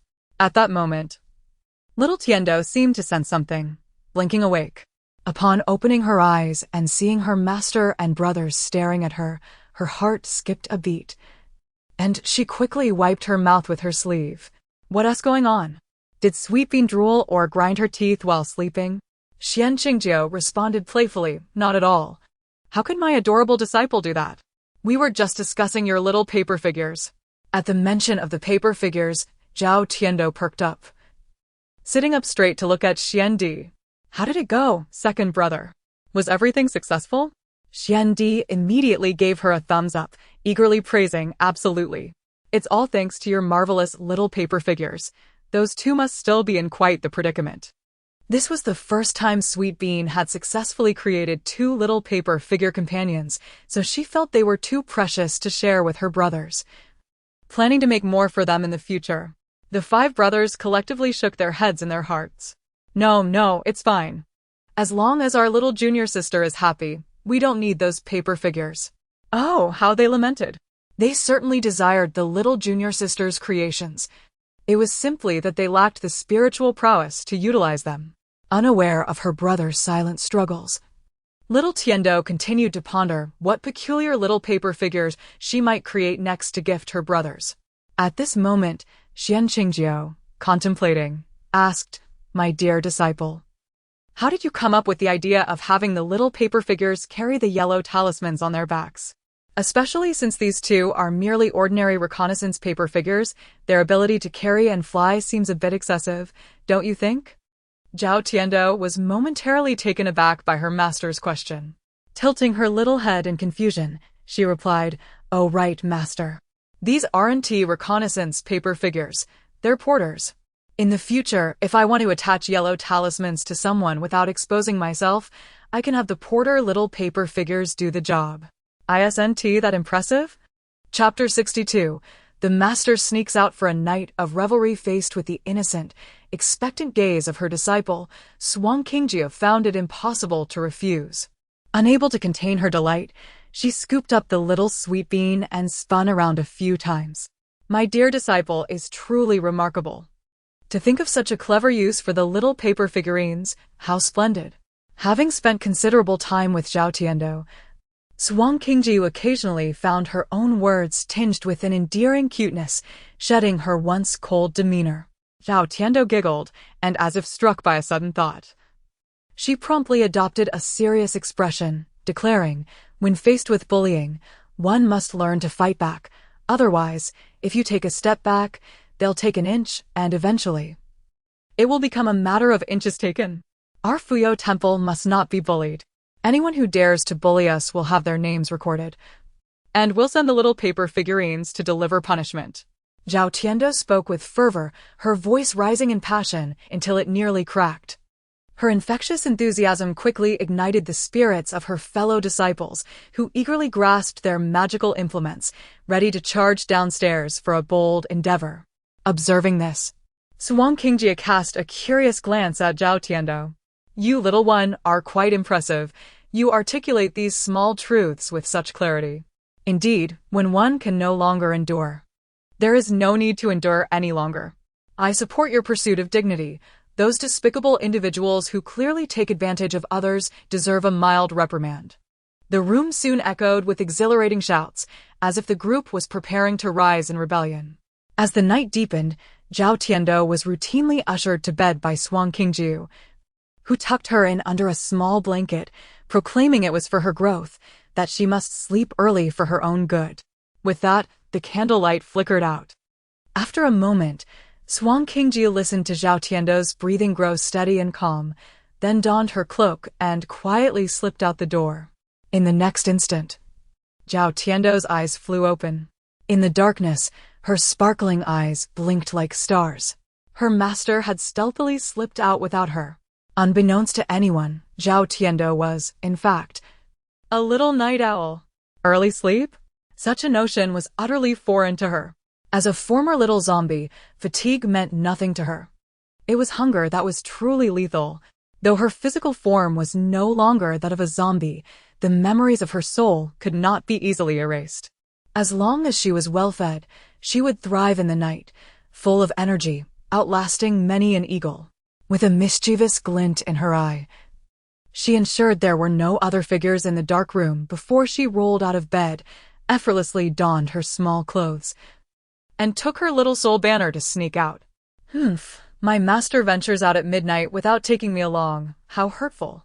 She had heard that adults were often busy, toiling away like cogs in a machine during the day, devoid of emotions, only to reclaim their freedom at night, indulging in a nightlife reserved for grown-ups. Such nocturnal escapades were strictly off-limits for children. Yet, Zhao Tiando was irresistibly curious. Her master, seemingly so pure and disinterested in worldly pleasures, what could possibly draw him out? Tonight, she was determined to uncover the nature of her master's nightlife. As she passed her fellow disciples' doors, she contemplated waking them to join her, but the long, sonorous snores quickly dissuaded her. Never mind, they sleep so soundly. To arouse them would be a crime. I shall bear the weight of the adult world alone. Shortly after Zhao Tiando left, a pair of eyes abruptly opened in the guest room. Xian Huang felt an odd sensation arise within him, an instinct that something was amiss, prompting him to rise and exit his room. Under the quiet blanket of night, Zhao Tiando stealthily slipped out of Tianmao Pavilion. mimicking the furtive movements of characters she had seen on television, hiding behind pillars, crouching left and right, advancing slowly. This was her first time undertaking such an endeavor, and she had no experience whatsoever. Fortunately, trailing her master did not require keen eyesight. She could simply lift her nose and catch his scent, following closely behind without losing track. However, the long night felt profoundly lonely, prompting Zhao Tiando to wave her soul banner, releasing two figures. Little Zhuo and Lin Qingxu soon encountered each other, quickly realizing that their little master was wandering alone in the deserted streets. "Little master, what are you doing?" Lin Qingxu exclaimed, startled, and hurriedly hid behind little Zhuo. Zhao Tiando pouted in exasperation. "You silly tree hugger, I never knew you were such a coward." Even more so than little Zhuo. She couldn't help but shake her head, feeling a twinge of concern for their spectral existence. According to her logic, as fellow zombies and spirits, entities often deemed terrifying, why should they cower? With a little more courage, haunting the night should be their domain. Fear was unwarranted. Clenching her little fist, she boldly marched forward, reveling in the liberation of her undead nature. Had Xuanqingjie been present, she would have widened her eyes in astonishment at her little disciple's remarkable transformation. For while innocence and cuteness may be fleeting, her identity as a member of society was eternal. Chapter 63. She is guilty. She misunderstood her master's sweet sister. Where are we headed? Although Xiao Zhuo was timid, he appeared much more composed compared to the quivering Lin Qingxu hiding behind him. Zhao Tiando gestured towards the dark and desolate street ahead, whispering, "Shu, Tiando is currently tracking her master.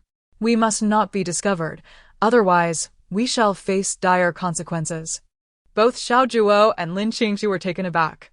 They had witnessed the terrifying capabilities of Tiando's master, particularly Xiao Zhuo, who had once been threatened by the dreadful Xuanhua. "Sweet sister, I just remembered that the soul banner contains the spirit of someone who has seen my mother. I must inquire about this." In an instant, Xiao Zhuo vanished without a trace. Lin Qingxu, wanting to flee as well, was petrified into place by a stern glance from Zhao Tiando. Soon, a look of disdain crossed Zhao Tiando's face as she waved her hand, unexpectedly drawing Lin Qingxu into the soul banner. Lin Qingxu. It turned out he was merely an afterthought, dispensable. The silence enveloped her, and Zhao Tiando sighed softly, feeling indifferent. For them, the undead, the night was their sanctuary, though she personally found it a tad desolate. Those unreliable ghostly companions seemed to tremble at the thought of their master, upon hearing she was tracking him. They nearly lost their wits. It seemed she would have to rely on herself. Taking a deep breath, Zhao Tiando continued her pursuit of Xuanqingjie. After following for what felt like the duration of a fragrant stick of incense, her feet began to ache, and Xuanqingjie's presence finally ceased its movement. Zhao Tiando hurried towards the alluring scent of her master. In the darkness, her small frame scampered with fervor. Were any night watchman to pass by or a resident to peek out for a midnight relief, they would be startled by Zhao Tiando's fervent dash through the streets. Who would expect a child to be racing about at such an hour? After exhausting herself, Zhao Tiando finally spotted Xuanqingjie standing alone before a withered tree, seemingly engaged in conversation with someone in the adjacent dark alley. Hiding amidst a pile of rags nearby, her innate undead instincts kicked in, allowing her to regulate her breathing and heartbeat to the point of remaining undetectable. Soon, she perched quietly like a young owl, observing her master. Zhao Tiando possessed remarkable night vision. Even from a distance, she could see her master's lips moving, evidently in dialogue with someone in the alley. Unfortunately, she had not learned to read lips. Otherwise, she would have discerned the content of their exchange.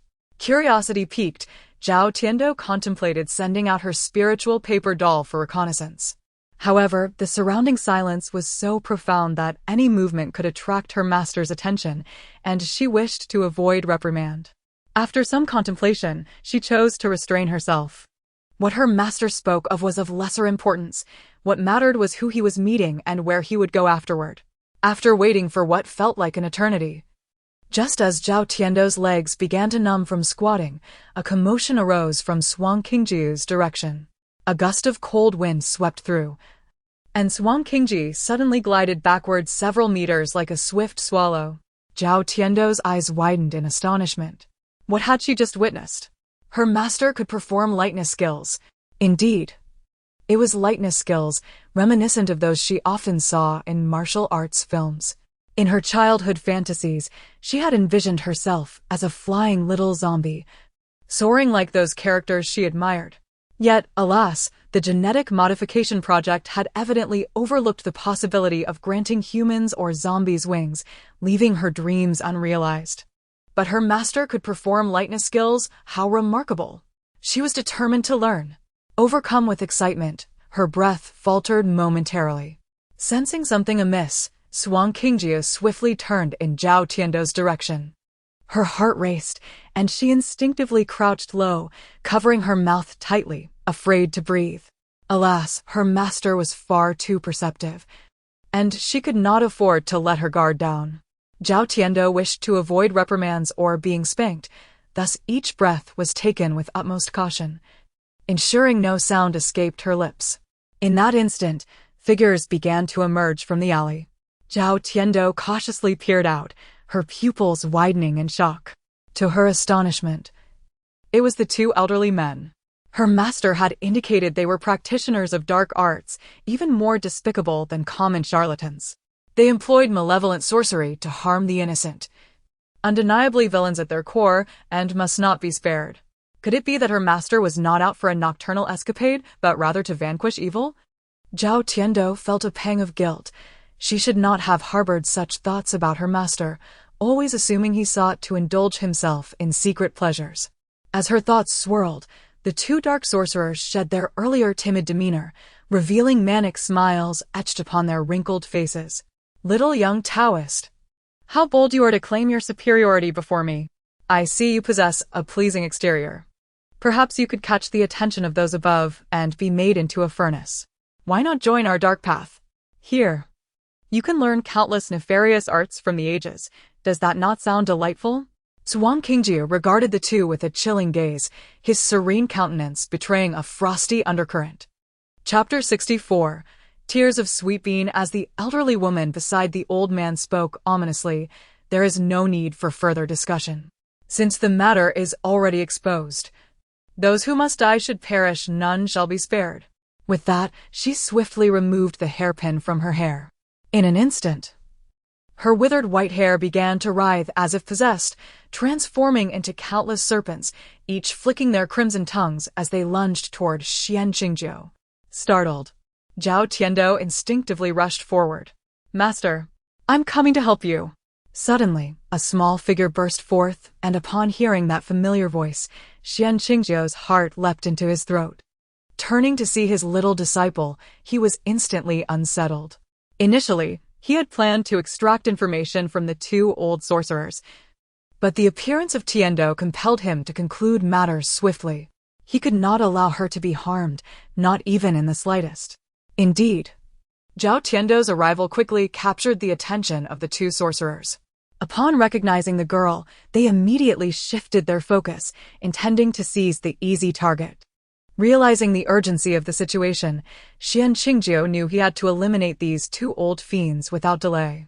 With a sudden whoosh, an eerie blue flame danced at his fingertips. The unexpected sensation of dread sent a chill racing through the hearts of the sorcerers. You could have lived a few breaths longer, but since my dear disciple has found me, it is time for you to meet your demise. At that moment, Xuanqingji resembled a harbinger of doom. With a snap of his fingers, the ghostly blue flame descended upon the two sorcerers. As the small azure fire made contact, it ignited with a ferocious intensity. Zhao Tiando stood frozen in shock, her mouth agape in disbelief, her voice trapped in her throat. Suddenly, a figure emerged from behind her, swiftly covering her eyes with a gentle hand. "Do not fear, little junior sister. It is your fourth senior brother. This scene is rather unsuitable for children. Let us avert our gaze." Relieved, Xian Huang felt his heart settle. Thankfully, He had arrived just in time to shield his junior sister from witnessing the gruesome spectacle of her master taking lives. Otherwise, at her tender age, she would surely be frightened into silence. Zhao Tiando, eager to witness how the blue flames consumed their victims, found her view obstructed. Frantically, she pushed Xian Huang's hand away, only to discover that the thrilling moment had vanished. The eerie flames had dissipated, leaving only 2 piles of ash before her master. Fourth senior brother. Unbeknownst to Xian Huang, Tiando was not afraid of the scene. In fact, she yearned to see more up close.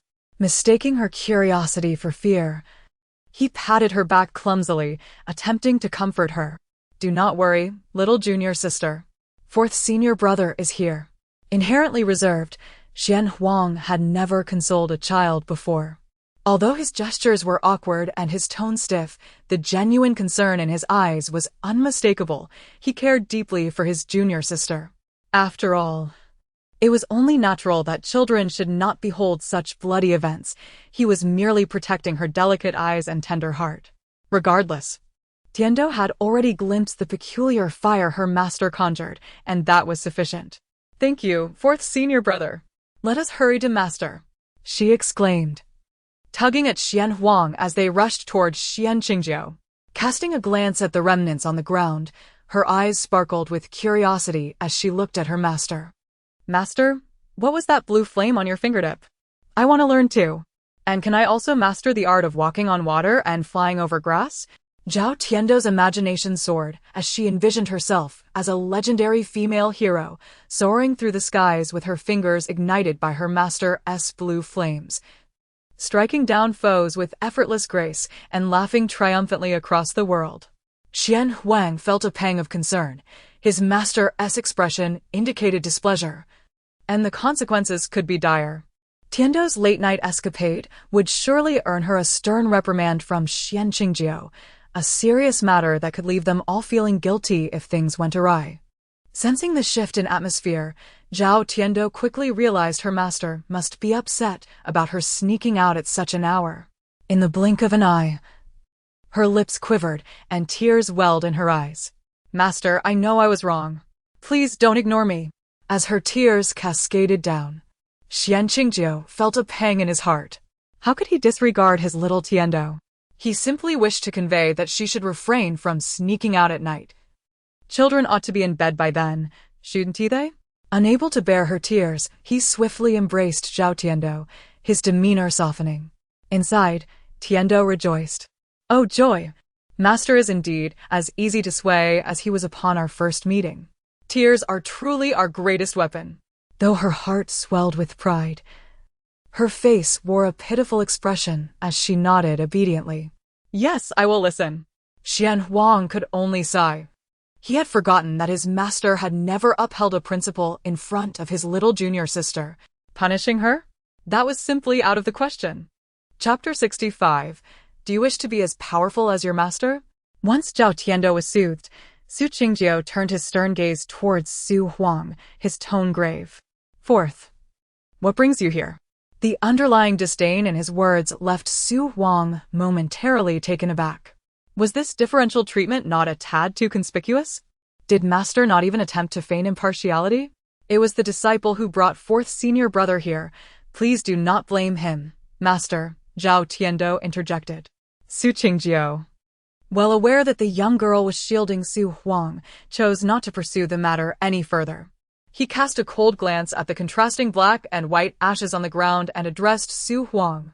Su Huang quickly began to tidy up the mess, while Zhao Tiando gazed intently at the 2 handfuls of ash, swallowing hard. 2 individuals had once stood there, reduced to mere ashes in an instant by Master's flames, a true on-site cremation. Master was indeed formidable, akin to the deities depicted in films. Noticing her unwavering focus on the human ashes, Su Qingjiu furrowed his brow and led her a bit farther away. After all, his young disciple was merely 5 years old. Such exposure to grim realities was far too early for her. He wished to shield Zhao Tiando from the brutality of bloodshed. However, Zhao Tiando exhibited no fear. Her curiosity piqued. Wherever Su Qingjio led her, her gaze persistently followed fourth senior brother as he cleaned the floor. Seeing this, Su Qingjio could only sigh in resignation. "Little one, are you not afraid at all?" "Why should I be afraid?" Her innocent, soft eyes sparkled with naivety, leaving Su Qingjio momentarily at a loss for words. After a brief pause, he suddenly chuckled, realizing he had overly worried and underestimated her capacity for acceptance. He had forgotten that this girl could even consume ghosts. What was there to fear? As he laughed, Su Qingjio's features softened, and he gently tapped Zhao Tiando's nose, affectionately asking, "Do you wish to be as powerful as your master?" Upon hearing this, Zhao Tiando's eyes brightened instantly. She excitedly threw her arms around Su Qingjio's neck and, without hesitation, planted a kiss on his cheek. "Master is amazing." "Thank you, Master. I will study hard." Su Qingjio smiled as he touched the spot where she had kissed him, warmth flooding his heart. Yet he soon retracted his affectionate smile, adopting a serious demeanor. "The blue flame I summoned earlier is called Xuanhua. It cannot be mastered merely through practice. It requires innate talent and destiny. Moreover, the art of lightness is not something one can learn overnight. It begins with mastering the basic stances, running every morning, and enduring the weight of heavy sandbags. You must also tolerate the aches and pains that come with it." Upon hearing this, Zhao Tiando's brows furrowed deeply. So, the path to becoming a master required enduring such hardships. Su Qingjio was not exaggerating to deter her. He merely spoke the truth. It was better to clarify these realities with Zhao Tiando now than for her to aspire too high and later regret not achieving her goals. "Thus, my dear disciple, do you still wish to learn?" Su Qingjio posed the crucial question. Pouting in contemplation, Zhao Tiando was interrupted by Su Huang, who had finished cleaning up the aftermath. He had overheard the conversation and could not help but speak up. "Master, is it not too early for junior sister to learn these things at just 5 years old?" Indeed, Xuanhua relied on innate talent, which could be assessed, but when it came to learning lightness, they all had a say. Master S philosophy had always emphasized the simultaneous cultivation of Tao and martial arts. In his eyes, a Taoist without martial prowess would not go far and would be vulnerable to danger without the means to protect themselves. From the moment they entered the fold, Master had begun imparting esoteric knowledge while also rigorously training their bodies. Now each of the brothers had acquired some skills, yet they were merely superficial. Lightness was a sophisticated martial art. Over the years, only second senior brother Xuandi had made substantial progress. The others could barely manage to be lighter on their feet than ordinary people. To attain the agility of their master, one would need to train for a decade or more. Su Huang felt a pang of sympathy for his junior sister, unable to fathom how such a small frame could endure such rigorous training. "Master, junior sister has us to protect her. Whether she learns martial arts is not a pressing concern." After saying this, he turned to Zhao Tiando and added earnestly, "Junior sister, practicing martial arts is arduous. Let us refrain from learning anything involving blades and weapons." Su Qingjio began to waver, contemplating whether to teach the young girl martial arts. After all, she was unlike other children, fearless, with a strong sense of justice and a penchant for noting down the misdeeds of wrongdoers. If she were to learn even a few techniques, combining her martial skills with talismans, it could prove quite formidable. After some thought, Su Qingjio quickly devised a gentle ruse. "My dear disciple, I believe it would be prudent to wait a few more years before you embark on martial arts training. If you overexert your little frame too soon, it may hinder your growth, and you might end up quite short." Upon hearing this, Zhao Tiando immediately shook her head. "That one do. I want to grow tall. Then I shall see if I can learn Xuanhua instead. After all, I am still small and often carried by master, which is quite comfortable." Learning Xuanhua first sounds splendid. Having flames at each fingertip would be quite impressive, even if I cannot fly. Chapter 66. Strolling through the market with fellow disciples on the following day, Longong City had returned to a state of tranquility. The citizens of the haunted street, having finally enjoyed a peaceful night's sleep, arose early to extol the virtues of the exorcist. Zhao Tiando accompanied her senior brothers to procure supplies, and wherever they went, she could overhear the townsfolk discussing their heroic deeds, causing her to lift her little head with pride. That night, amidst the howling winds, several highly skilled Taoist masters effortlessly captured all the malevolent spirits haunting the area. It seemed as though one had witnessed the events firsthand. However, rumor suggested that a group of handsome young men, led by a diminutive 5-year-old Taoist girl, had triumphed over the malevolent spirits, despite their humble temple remaining relatively unknown. Indeed, many echoed the sentiment, remarking on the striking young men accompanied by the little girl, who was said to possess remarkable abilities. As they spoke, a few figures strolled by, appearing both familiar and unfamiliar. Upon closer inspection, it was a group of dashing young men, alongside a small girl clad in Taoist robes, exuding an extraordinary presence. Could it be them? In an instant, the chatter among the spectators ceased, their heads turning in unison to follow Zhao Tiando and her companions. They gazed upon the handsome faces of the young men, their attention ultimately settling on the small girl. She wore a well-fitted Taoist robe. Her adorable face, so tender it seemed almost capable of yielding droplets of water.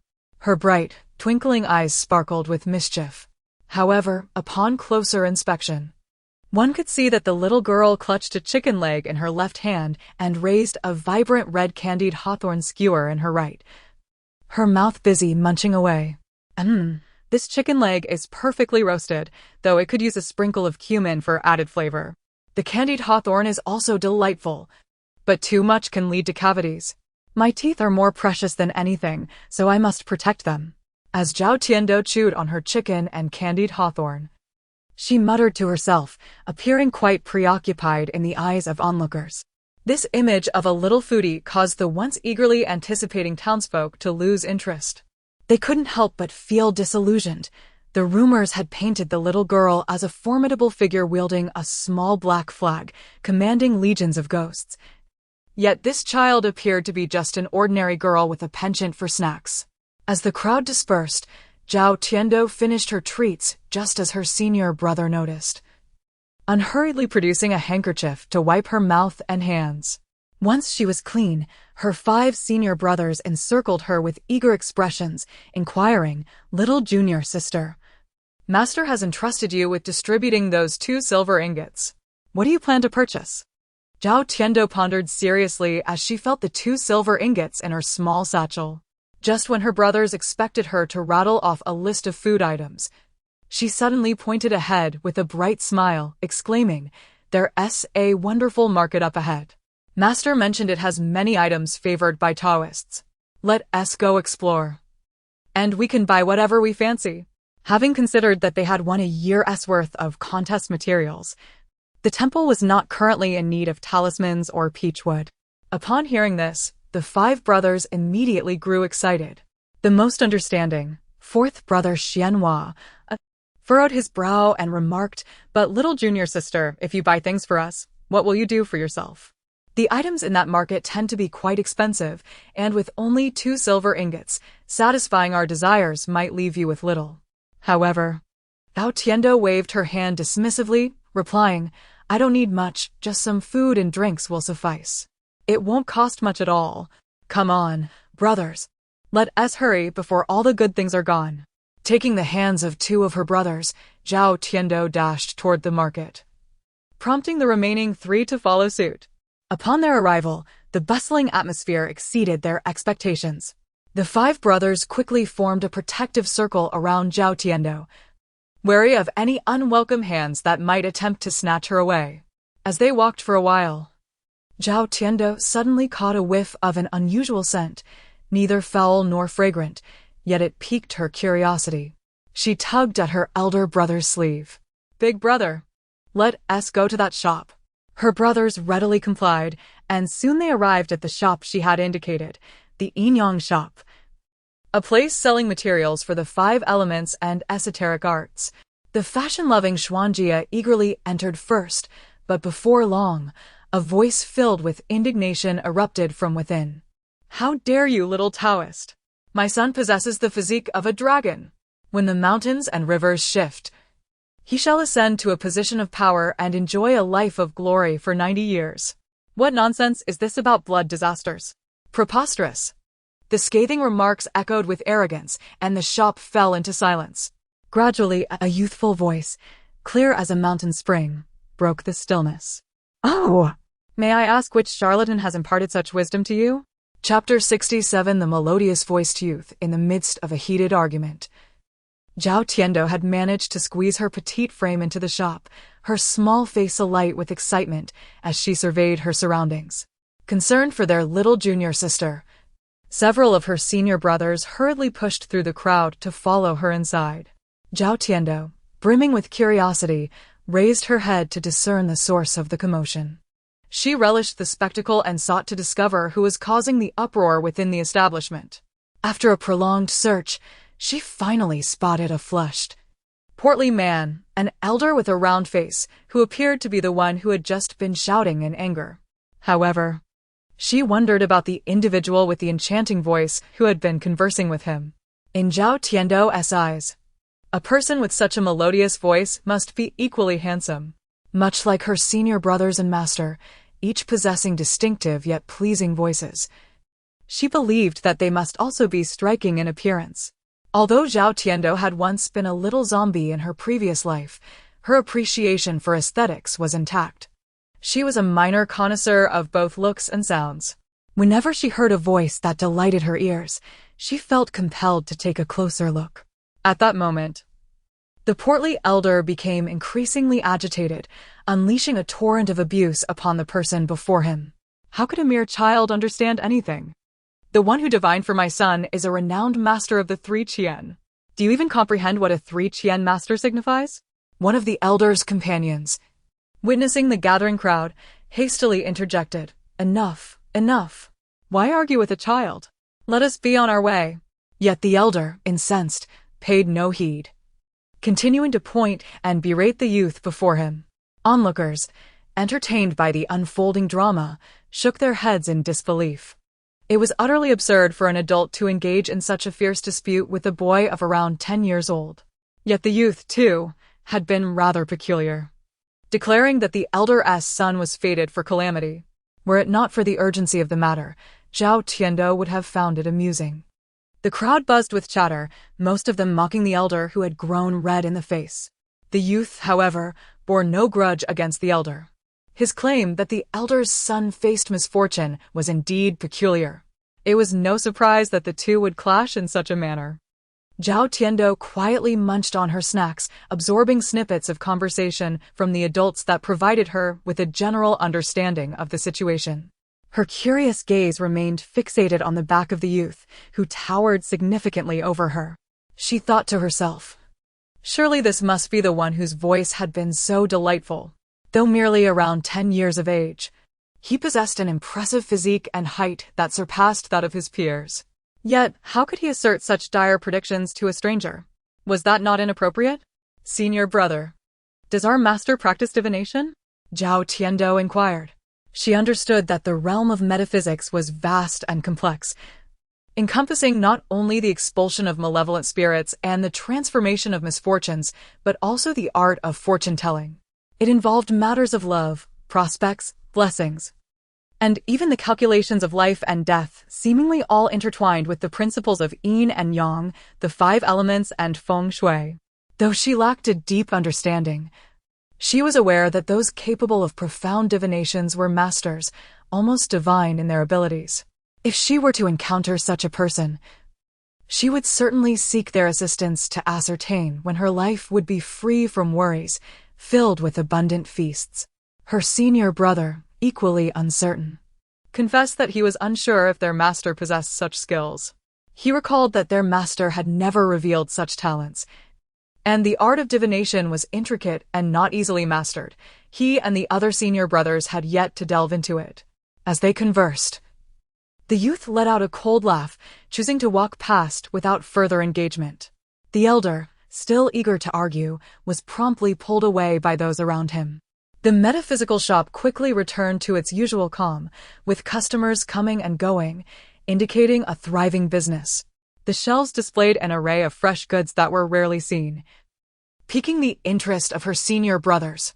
Seizing the opportunity while they were distracted, Zhao Tiando ventured forth, pursuing the youth until she reached the seldom-visited second floor. The second floor boasted a limited selection of exquisite items.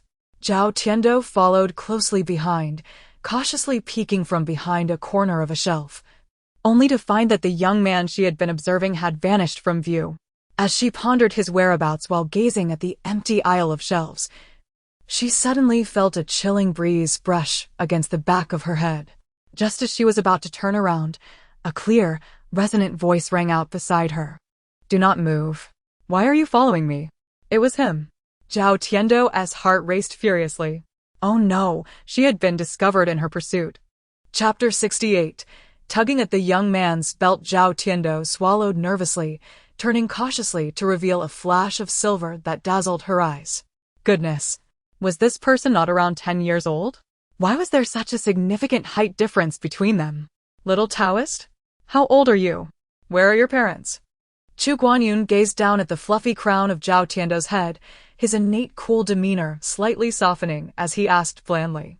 Zhao Tiando kept her head lowered, forcing a smile onto her face before slowly looking up at him and chirping, "I am 5 years old.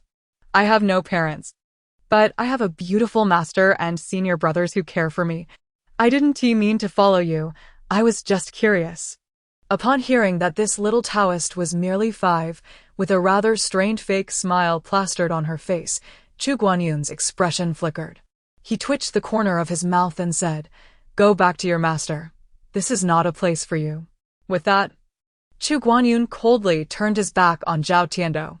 However, instead of feeling disheartened by his indifference, her eyes sparkled with excitement as she continued to hide behind a cabinet, stealing glances.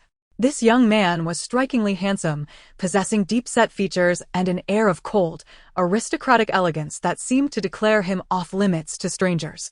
Yet, the thought that he was only 10 made her feel that he was perhaps a bit too mature for his age.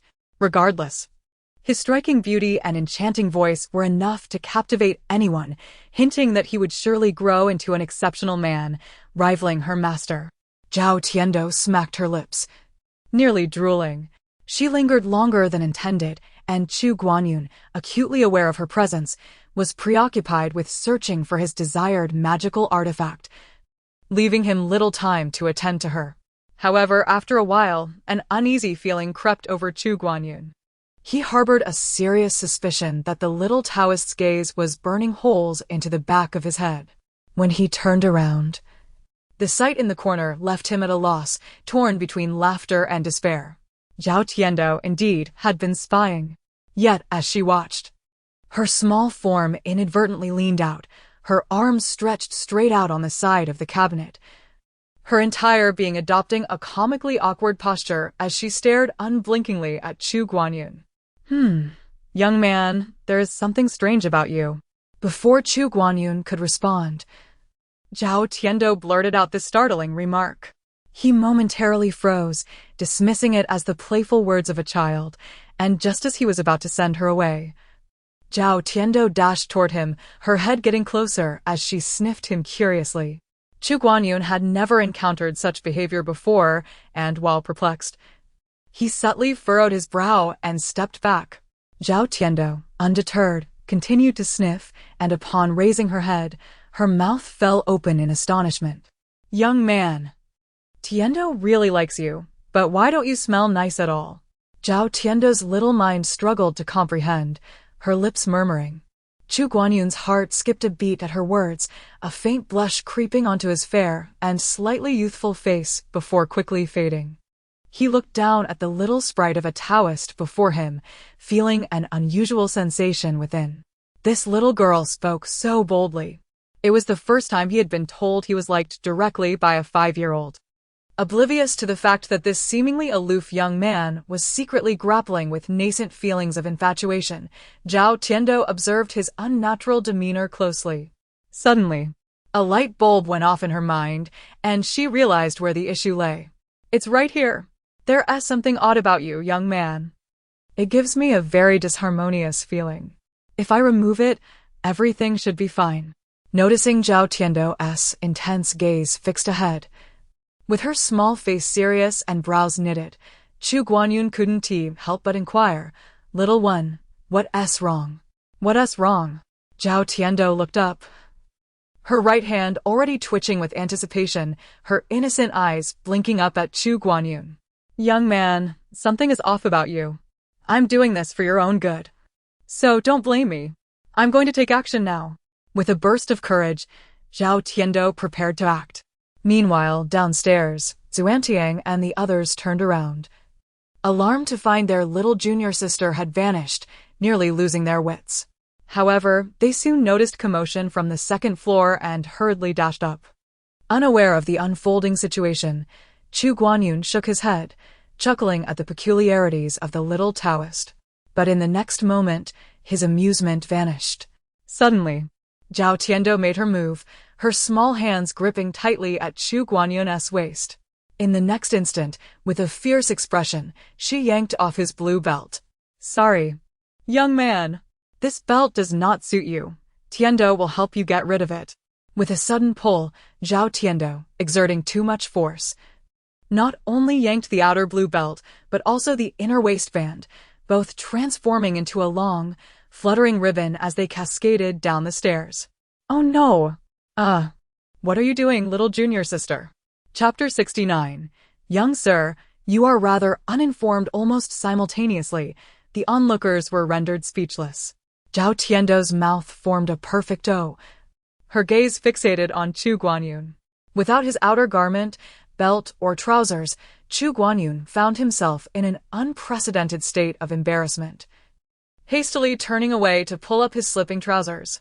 Fortunately, he was still clad in pristine inner garments, sparing him from complete exposure. Otherwise, he feared this incident might haunt him for a lifetime. Realizing the gravity of the situation, Zhao Tiando quickly covered her eyes. "One must not gaze upon indecency. I did not intend to," she stammered. "I bear you no ill will. Why must you?" She playfully stuck out her tongue, aware that she had caused a mishap. Peeking through her fingers, she saw that the young man remained turned away, desperately shielding himself, which only increased her sense of guilt. At that moment, the senior brothers around the corner also came to their senses, covering their faces as they ascended the stairs. Xuantian kindly handed 2 belts to Chu Guanyun. Surrounded by her senior brothers, Zhao Tiando's cheeks flushed crimson, and she dared not lift her head. "Little junior sister, you certainly took swift action to subdue him," teased the 7th senior brother, a smirk on his face. Xuantian quickly admonished him softly, "7th, behave yourself. Our little junior sister surely acted inadvertently. Let us not misconstrue her intentions." The brothers suppressed their laughter, while Zhao Tiando felt a wave of shyness wash over her as she heard her senior brother come to her defense. In truth, Zhao Tiando had acted with intent. The belt was peculiar, and she merely wished to assist the young man. What? Little junior sister truly did so on purpose? The realization dawned upon her brothers, rendering them utterly astonished. No wonder they had seen her reach out so eagerly moments ago. It seemed it was indeed intentional. Well then, my dear, let us set aside the strangeness of the belt for now. Why did you go so far as to remove his trousers? Xuandi opined, feeling it necessary to educate the young girl. After all, it was she who would ultimately suffer if she did not learn proper decorum. Upon hearing the second senior brother's question, Zhao Tiando shyly stuck out her tongue. It was just a slip of the hand. A slip of the hand. Xuandi twitched his lips. That reasoning seemed somewhat familiar. The little junior sister's hands were indeed slippery. In an instant, she had managed to remove a person's trousers. Yet, her brothers understood that she did not mean any harm, for her innocent eyes betrayed her awareness of having erred. All right, little junior sister, do not fret. We shall assist you. The 4th senior brother, Xianhua, gently patted Zhao Tiando's head in a gesture of comfort before turning to Chu Guanyun, who had now donned his attire and emerged, exuding an air of cold detachment as if he had not just experienced an embarrassing incident. Noticing the blue belt securely fastened around Chu Guanyun's waist, Zhao Tiando frowned. Young sir, that belt is not suitable for you. You were fragrant before, but it diminishes your allure now. The moment the belt had been yanked away, she had caught a whiff of the aroma emanating from Chu Guanyun. How to describe it? It was akin to the fragrance of her master, perhaps even more captivating. She managed to suppress the urge to leap forward and take a bite, attributing her restraint to the guilt and awkwardness of the situation. Zhao Tiando sensed that the young man carried an enigmatic energy within him, yet the blue belt seemed to stifle that essence. Could this be what they referred to as a seal? Her words caused a change in Chu Guanyun's expression, prompting him to regard Zhao Tiando with newfound interest. Meanwhile, several of the senior brothers shielded her from his scrutiny. "May I inquire your name, young brother?" Chu Guanyun asked, casting a glance at the partially concealed Zhao Tiando before stating indifferently, "Chu Guanyun." Xuantian nodded. "Young Master Chu, greetings. We are disciples of the Fuyo Temple. Earlier, that was my little junior sister. She is still quite young and has inadvertently offended you. We hope for your understanding." "Young Master Chu, I observe that you are still in your youth. Your demeanor surpasses that of many young men. May I ask from whence you hail?" Chu Guanyun disregarded Xuantian's indirect inquiries, raising an eyebrow. "Fuyo Temple? I have not heard of it." Xuantian chuckled awkwardly, about to respond when Zhao Tiando squeezed through the barrier formed by the second and fourth senior brothers, her voice bright and clear. "You haven't heard of Fuyo Temple? Young sir, you are quite uninformed. We Fuyo Temple will soon become the most formidable Taoist temple. If you ever require assistance from a Taoist priest, do remember to seek us out. My master will surely grant you a discount out of consideration for me." Zhao Tiando, ever the opportunist, did not forget to promote her temple, her eyes gleaming with shrewdness at the mention of profit. Chu Guanyun regarded Zhao Tiando's innocent visage for a moment before merely nodding and turning to descend the stairs. Watching the young man's retreating figure, Zhao Tiando felt a hollow ache in her heart. Was he truly leaving? A taste of his essence would have sufficed. Chapter 70. Who says we cannot afford it? Zhao Tiando gazed intently, causing her senior brothers to feel quite unsettled. "TSK, where did that boy come from? So easily captivating our little junior sister's heart?" The second senior brother, Xuandi, felt a pang of discomfort. Their little junior sister was the apple of their eyes. How could some scoundrel so effortlessly steal her affections? The other senior brothers shared similar sentiments, their hearts heavy with jealousy. At this moment, the perceptive seventh senior brother, Xuanjia, suddenly had a glimmer of insight and discreetly remarked. As soon as he spoke, the expressions of several brothers shifted. They all understood that their master cared for the little junior sister even more than they did, and his jealousy would be far more intense. If this were to reach their master's ears, one could only imagine how many tempers would flare. They feared that if their master was displeased, he could unleash his wrath upon that boy from afar, rendering him powerless. Of course, their master had his principles and theoretically wouldn't he stoop so low. Yet, they were all aware that when it came to matters concerning the little junior sister, their master had always lacked discretion and rationality, leaving them anxious about potential repercussions. While the senior brothers pondered deeply, Xuanti suddenly squinted his eyes and declared, "This matter absolutely cannot be disclosed to our master. Just think. If we had been more vigilant in looking after the little junior sister, she would not have had the opportunity to be alone with that boy, and none of this would have transpired. If our master were to find out, we would surely face dire consequences." Hiss. The eldest senior brother's reasoning was remarkably sound. We must remain tight-lipped. Who would have thought that the eldest senior brother could be so astute? Xuanti mused, considering himself benevolent, kind-hearted, and composed, but certainly not foolish. Just moments before, he had been frantic with worry when he couldn't find the little junior sister downstairs. Heaven knows how anxious and scared he was. If such a delightful little girl were to be abducted through cunning means, not only would their master not forgive him, but he would also have to face his own wrath.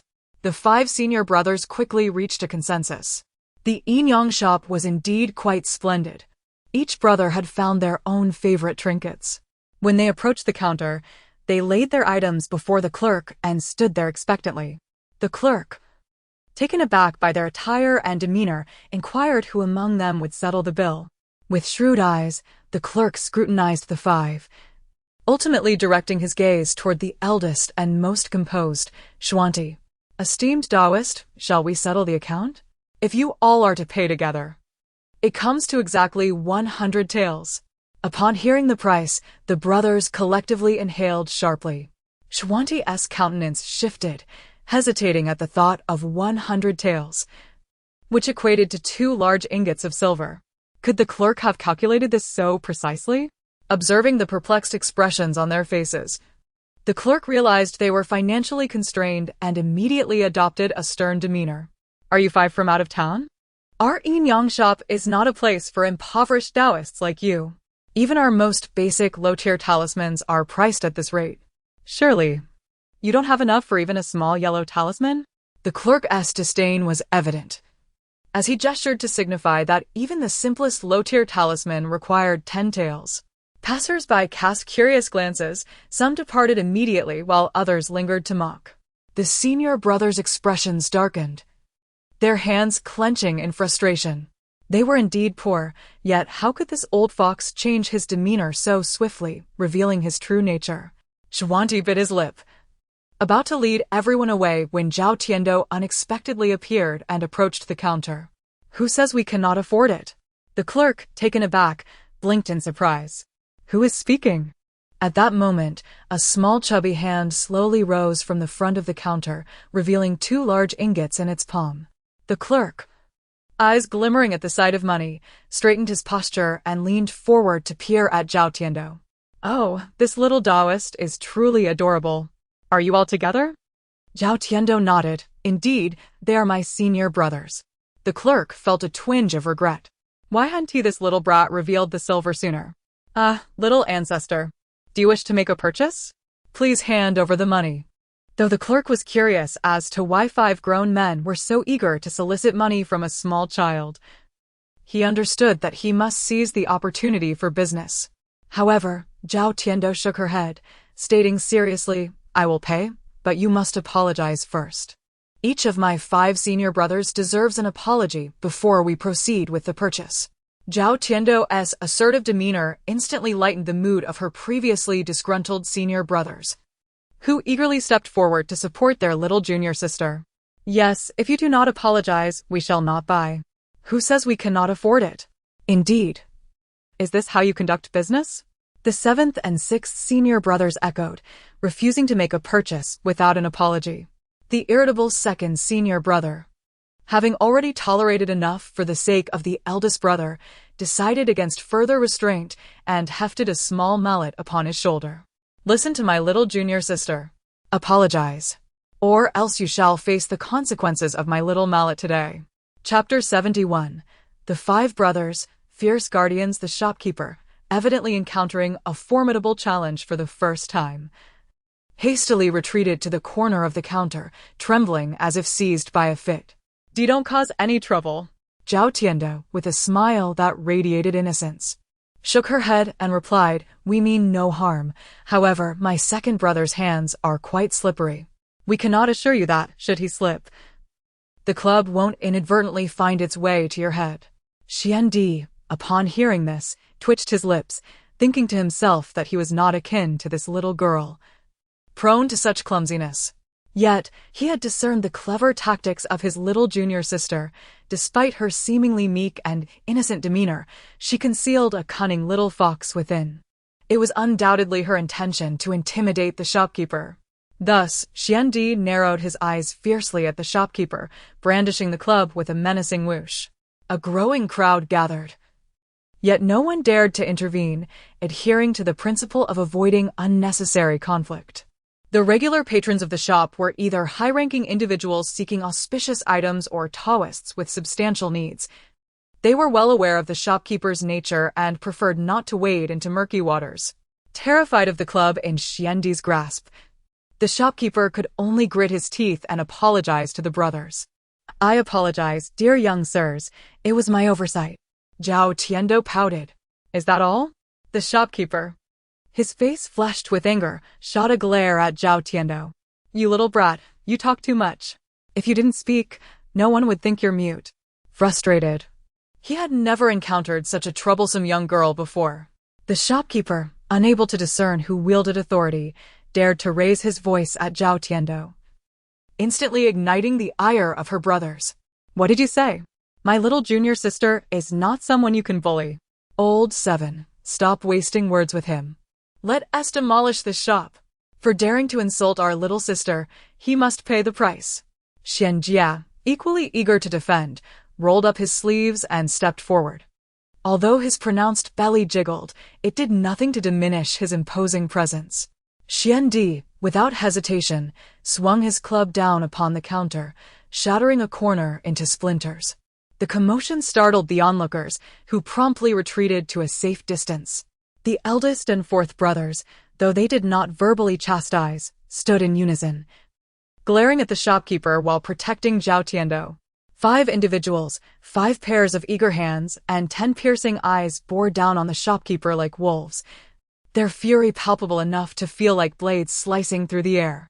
The shopkeeper, thoroughly terrified, trembled uncontrollably.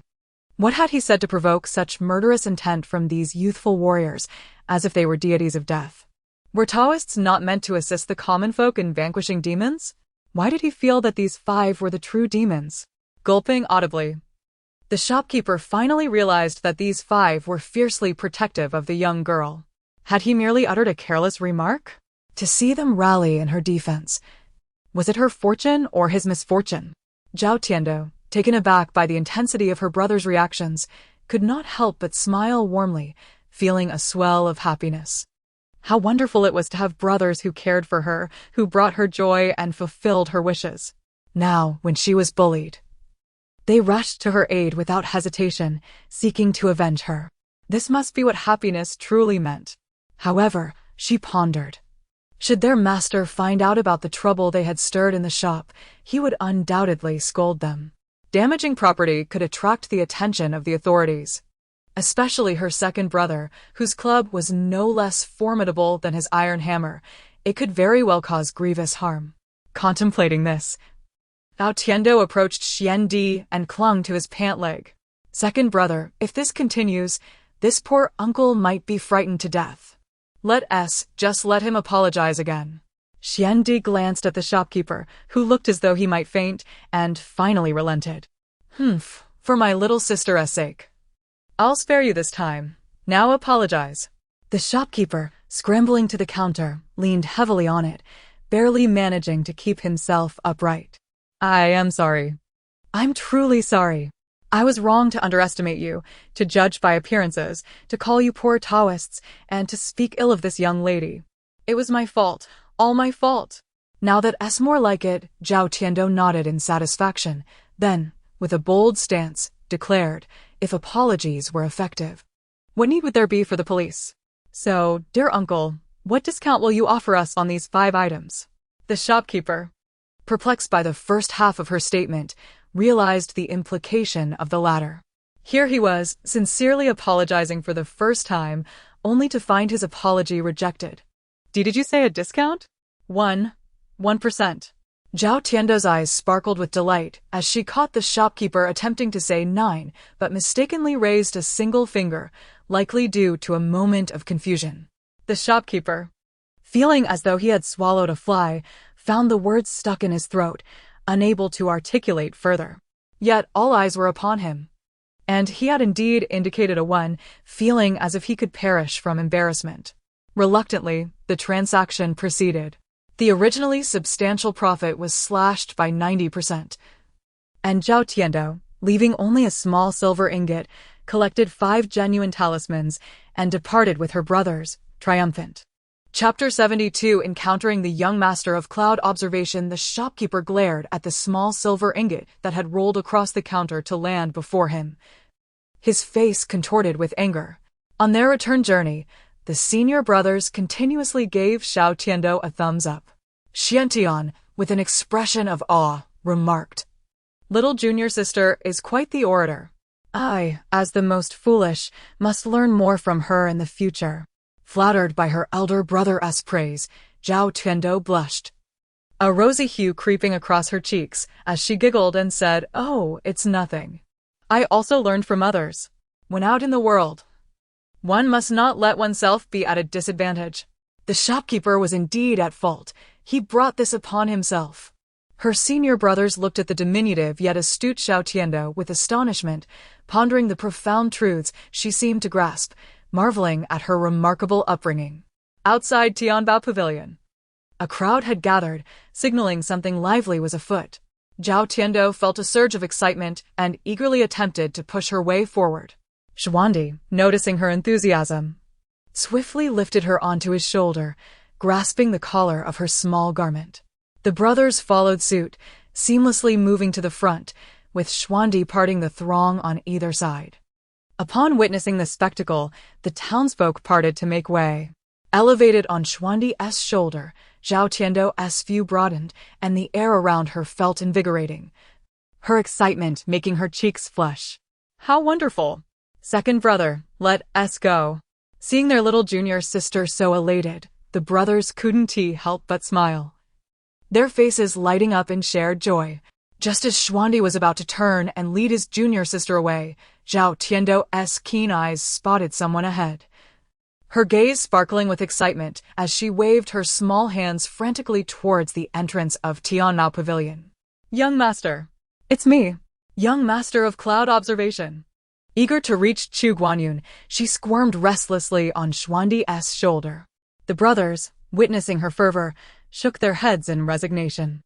Xuandi felt a pang of regret for being a moment too slow, allowing his junior sister to spot that scoundrel. Chu Guanyun, upon hearing the enthusiastic call, caught a glimpse of a small figure waving at him from the shoulder of a tall man. He paused, incredulous. "Is that her?" His brow furrowed slightly as he discreetly grasped the blue belt at his waist, recalling the embarrassing encounter at the Yinyang Pavilion, a psychological shadow looming over him, fearing that little imp might dash over and snatch his belt away. The mere thought was unbearable, and he already felt a wave of embarrassment wash over him. Unaware of the psychological impact she had left on her beloved young master, Zhao Tiando could hardly contain her excitement, wriggling joyfully on Xuandi's shoulder. With no other option, Xuandi set her down. As soon as her feet touched the ground, Zhao Tiando dashed forward with her short legs. "Young master, I'm coming." However, before she could venture far, a long arm reached from the crowd and scooped her into an embrace. "Let me go! Let me go!" The sudden sensation of weightlessness startled Zhao Tiando, prompting her to instinctively struggle. But soon, she caught a whiff of a familiar, enchanting fragrance and stopped squirming, turning to beam with delight. "Oh, it's master! I thought it was someone else." Zhao Tiando immediately noticed her master's displeasure. His handsome face was stern, despite his attempts to maintain a smile, and she felt a twinge of guilt. Guanqingjiao, with a cold huff, sternly inquired, "Who were you calling young master just now?" "He is right here, and the first person you noticed was that young master instead of your own master." He was clearly miffed. Anticipating her master's ire, Zhao Tiando cleverly pointed to Chu Guanyun. "Master, the young master I was referring to is him." As she spoke, she leaned closer to Guanqingjiao, whispering conspiratorially. Her earnestness seemed genuine, momentarily easing Guanqingjiao's suspicion. However, as he followed her gaze to examine the blue belt she had mentioned, his expression subtly shifted. "Child, your instincts were correct. That belt is indeed a rare artifact. Is he perhaps also a Taoist?" Zhao Tiando pondered, noticing he wasn't clad in a traditional robe, but rather in elegant silver attire. Glancing down at her own yellow Taoist robe, she pouted slightly, feeling a touch of disdain. "Master, could I not wear this robe?" Guanqingjiao, taken aback, turned to her, having caught a fleeting look of discontent in her eyes. He was mildly surprised. This girl is beginning to care about her appearance. I thought she was oblivious to such matters. In their sect, these robes were quite costly, infused with significant amounts of sacred water and woven with spells, representing their most prized attire. Yet, the style and color were indeed rather monotonous, particularly for a young girl. After glancing at his own custom-made white robe, Xuanqingjiu resolved in his heart, "Let us endure a little longer, my apprentice. I will find a way to procure a more suitable robe for you." Chapter 73. A young woman cannot stay. She quickly dismissed her concerns about the unflattering robe, for at that moment, commotion erupted at the entrance of Tianmao Pavilion. A figure, one Zhao Tiando recognized all too well, rushed in, furiously accusing Chu Guanyu, "You rotten brat. It's all your fault my son is in trouble. You must take full responsibility." With an icy demeanor, Chu Guanyu met his gaze, undeterred. "I warned you beforehand that your son would face calamity. If you chose not to believe me, whom can you blame?" The stout man, clearly agitated, defiantly persisted. Beside him stood his son, supported by two servants, his pallor ghostly, drenched in cold sweat. On the verge of fainting, onlookers murmured among themselves. The crowd, often swayed by appearances, began to scold the overweight man for his unreasonable accusations. "Your son looks like he's at death's door. Shouldn't you be seeking a doctor instead of harassing this young gentleman?" One voice chimed in. "Indeed. He warned you of impending doom, and now you blame him? Quite absurd." Zhao Tiando, unable to bear the sight of the handsome young man being unjustly accused, wished to intervene. However, Xuanqingjiu had no intention of letting her go. Reluctantly, Zhao Tiando turned her innocent eyes toward her master. "Master, you taught me that a good person should help those in need. That young man is being wronged. Let us assist him." Furrowing his brow, Xuanqingjiu sensed that Zhao Tiando was indeed hiding something. In just half a day's absence, she had already found herself entangled with a new handsome figure. It was time he educated her on how a young woman ought to safeguard herself in the world. Just then, a sudden turn of events unfolded. The enraged man, convinced that Chu Guanyu was to blame for his son's plight, lashed out at the crowd, inciting a group of thugs wielding clubs to confront Chu Guanyu at the entrance of Tianmao Pavilion. "You think you can charm everyone with your looks? Today, I shall ruin you," he snarled. "You lot, attack. Do not cease until he begs for mercy." As the thugs charged toward Chu Guanyu, Zhao Tiando's heart raced with fear. She hastily reached into her robes, hoping to retrieve her little soul banner to assist him. However, her small hand was swiftly captured by her master's larger one, rendering her immobile. "Master, I wish to aid the young man," she implored. The thought of him bleeding or crying before her brought her deep sorrow. Xuanqingjiu sighed inwardly, feeling an unexpected sense of loss, as if a young woman could not stay. He felt a tinge of frustration, realizing that his little disciple had developed a fondness for this young man. "Do not fret, my dear. Your young gentleman is not alone. He has protection." Zhao Tiando gazed at the seemingly solitary and pitiful Chu Guanyu, doubting the notion of any protection. Who will protect him? Can we rely on these mere spectators? Meanwhile, her 5 senior brothers, who had also been observing, were keenly aware of Zhao Tiando's feelings for the young man. They stood ready to leap into action should she give them a signal. Zhao Tiando's anxiety intensified, while her master remained calm, albeit slightly displeased. "Master must be displeased with my concern for another young man," she thought. "He has changed." Those words about jealousy are indeed true when a man becomes envious. Even Jesus could not intervene. Just then, a chorus of anguished cries pierced the air. Zhao Tiando watched in awe as the aggressive thugs, before they could even reach the young man, were swiftly dispatched by a sword-wielding hero who appeared from nowhere, crashing heavily to the ground. The onlookers gasped in shock, astonished by the old swordsman's prowess. "See, he has a skilled protector. We need not interfere," they murmured. After the situation calmed, Xuanqingjiu noticed Zhao Tiando gazing adoringly at the elder swordsman, which only deepened his frustration. Had he known she was so enamored by such displays, he would have performed before her more often. He too possessed remarkable skills, perhaps even surpassing that of the old hero. With the thugs subdued by a single move, the brash stout man could no longer maintain his bravado, retreating with his son to a corner. "Young master, allow this old man to remain by your side from now on," the swordsman suggested. Chu Guanyu said nothing but turned his gaze toward Zhao Tiando, his eyes narrowing as they fell upon Xian Qingjiu. Old Wind, do you not find that man in white, holding the young girl, somewhat familiar? Chapter 74. Impudent Boy. Await my wrath. Old Feng shifted his gaze and first caught sight of Zhao Tiando, causing a slight tremor in his aged countenance, and his grizzled beard quivered in response.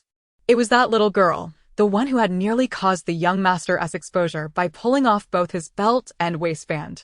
Subsequently, Old Feng directed his attention towards Xian Qingjiu, who was cradling Zhao Tiando, glanced at him briefly, then turned his gaze back to the crowd before he slowly spoke. As for that man in white, I have no particular impression of him. Yet Old Feng subtly indicated the direction of Xuantian and his companions, then with a serious expression declared. Chu Guanyan's countenance shifted, unable to restrain himself. He remarked, "It seems that the white-robed Taoist is not to be underestimated. He is the master of those few individuals, the head of the Taoist temple." What? He has become the head of the temple at such a young age? Old Feng exclaimed in astonishment, nearly crying out in surprise. The two conversed for a considerable while, and Zhao Tiando, noticing this, furrowed her brow and curiously inquired, "Master, what are those two talking about?" "I wish to know." Xian Qingjiu thought to himself that this girl was endlessly curious and seemed to desire knowledge about everything. Perhaps he ought to keep his spirit eyes open at all times to gather information for her. Just as Xian Qingjiu contemplated this, Zhao Tiando had already taken action. Boldly retrieving a small paper effigy of a spirit eye from her pocket, preparing to chant a spell, heavenly spirits, earth spirits upon hearing the promise of a sumptuous feast, Zhao Tiando ceased her prattling. Yet, catching a glimpse of the young gentleman and his sword-wielding grandfather still engaged in conversation, her curiosity could not be quelled. She merely felt that the two had exchanged several glances with her and her master, and surely they were speaking ill of them. Those with loose tongues who speak ill of others are destined to suffer from their own folly. The handsome young man should not be speaking ill of Tiando. But as for her master, that was another matter entirely.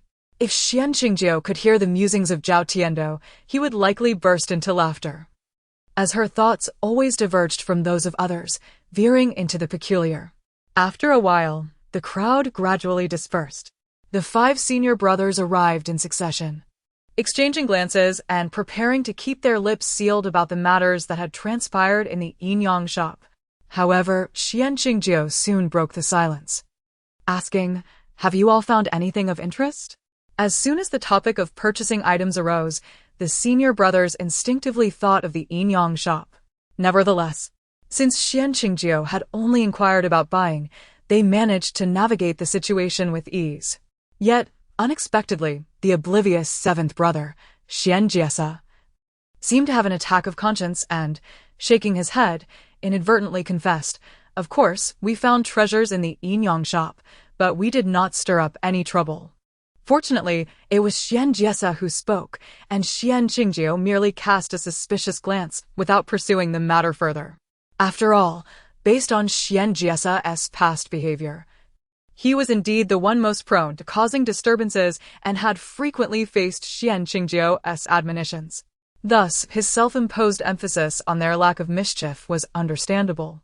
Seeing that their master did not delve deeper, the senior brothers heaved a sigh of relief. Prompted by Zhao Tiando, they quickly entered Tianna Pavilion, only to encounter Chu Guanyan face to face in the hall. "Little brother." Zhao Tiando beamed, unable to contain her joy as she waved at Chu Guanyan from Xian Qingjiu's embrace, her smile stretching almost to her ears, a testament to her genuine delight. Xian Qingjiu, witnessing this, felt a pang of discomfort in his heart, and his gaze toward Chu Guanyan turned unfriendly. He had never been a jealous man. Yet seeing his little disciple smile so sweetly at another boy caused him genuine sorrow. The girl he cherished had not yet received enough of his affection, and now she was beaming at another boy. How could this be tolerated? In the next moment, Xian Qingjiu boldly maneuvered himself into the fray, brushing past Chu Guanyan while casting a sidelong, narrowed-eyed glance, as if to declare, "Impudent boy, await my wrath." Chapter 75. What is the blue belt? Soon, Xianqing hurriedly ascended to the second floor, cradling the little sweet being in his arms. The senior brothers had already sensed their master's unusual demeanor, perceiving a palpable hostility towards Chu Guanyun. It was evident that the little junior sister's excessive enthusiasm had incited jealousy in their master. Consequently, the senior brothers dared not speak further, bowing their heads to conceal their acquaintance with Chu Guanyun, and hastily followed suit. Suddenly, he playfully smacked Zhao Tiando on the bottom as a form of reprimand, murmuring, "We're going to have an extravagant feast. You won't have another chance tomorrow." What? The final banquet feast. The master's words genuinely startled the little sweet bean, prompting the young boy to turn around in a flurry of urgency. The extravagant feast was akin to a modern buffet. Any dish on the restaurant's menu could be endlessly replenished. Zhao Tiando, eager for her last grand banquet, deemed Chu Guanyun unimportant. The young boy was a daily presence, but the extravagant feast was a rare delight. They could hardly afford such an expense upon their next visit. In no time, the group vanished at the staircase's end, leaving Chu Guanyun in the hall, speechless. The little one turned out to be a glutton, who had just waved at him and sweetly called him Big Brother. Yet, upon hearing that the extravagant feast was the last, she completely abandoned him. Shaking his head, Chu Guanyun couldn't help but chuckle as he departed. Such an amusing little creature, he wished to interact with her further. However, he had a task at hand and was wary of the girl's potential fixation on his belt. Thus, he resolved to leave their next encounter to fate. Upon entering the private room and ordering a lavish spread for Zhao Tiando, she could hardly contain herself, eagerly feasting on chicken with one hand and duck with the other. The senior brothers, wishing to savor their last meal, were about to dig in when they noticed their master sitting in silence, refusing to touch his chopsticks. His expression dark and brooding. Since their master abstained from eating, they too, as disciples, adhered to the unspoken rule of not partaking. Of course, little Tiando was free from such traditions and indulged heartily. The senior brothers swallowed their saliva in secret, keeping their heads lowered, afraid to meet Xianqing's gaze lest they inadvertently reveal their guilt. Just then, Xianqing unexpectedly uttered something shocking, delivering a blow to the group. The mere mention of the words blue belt caused their expressions to shift dramatically, their hearts racing. What? Their master was aware of the matter concerning the blue belt? Did that imply? Xianqing narrowed his eyes at his disciples, convinced that something was amiss, and he needed to uncover the truth. That boy named Chu Guanyun, despite appearing only 10 years old, exuded an extraordinary aura, suggesting he possessed far more than a mere blue belt as an artifact. Each item he bore seemed to be a divine tool, indicating he was no ordinary person. If his little disciple were to become entangled with such an individual, her fate could be irrevocably altered.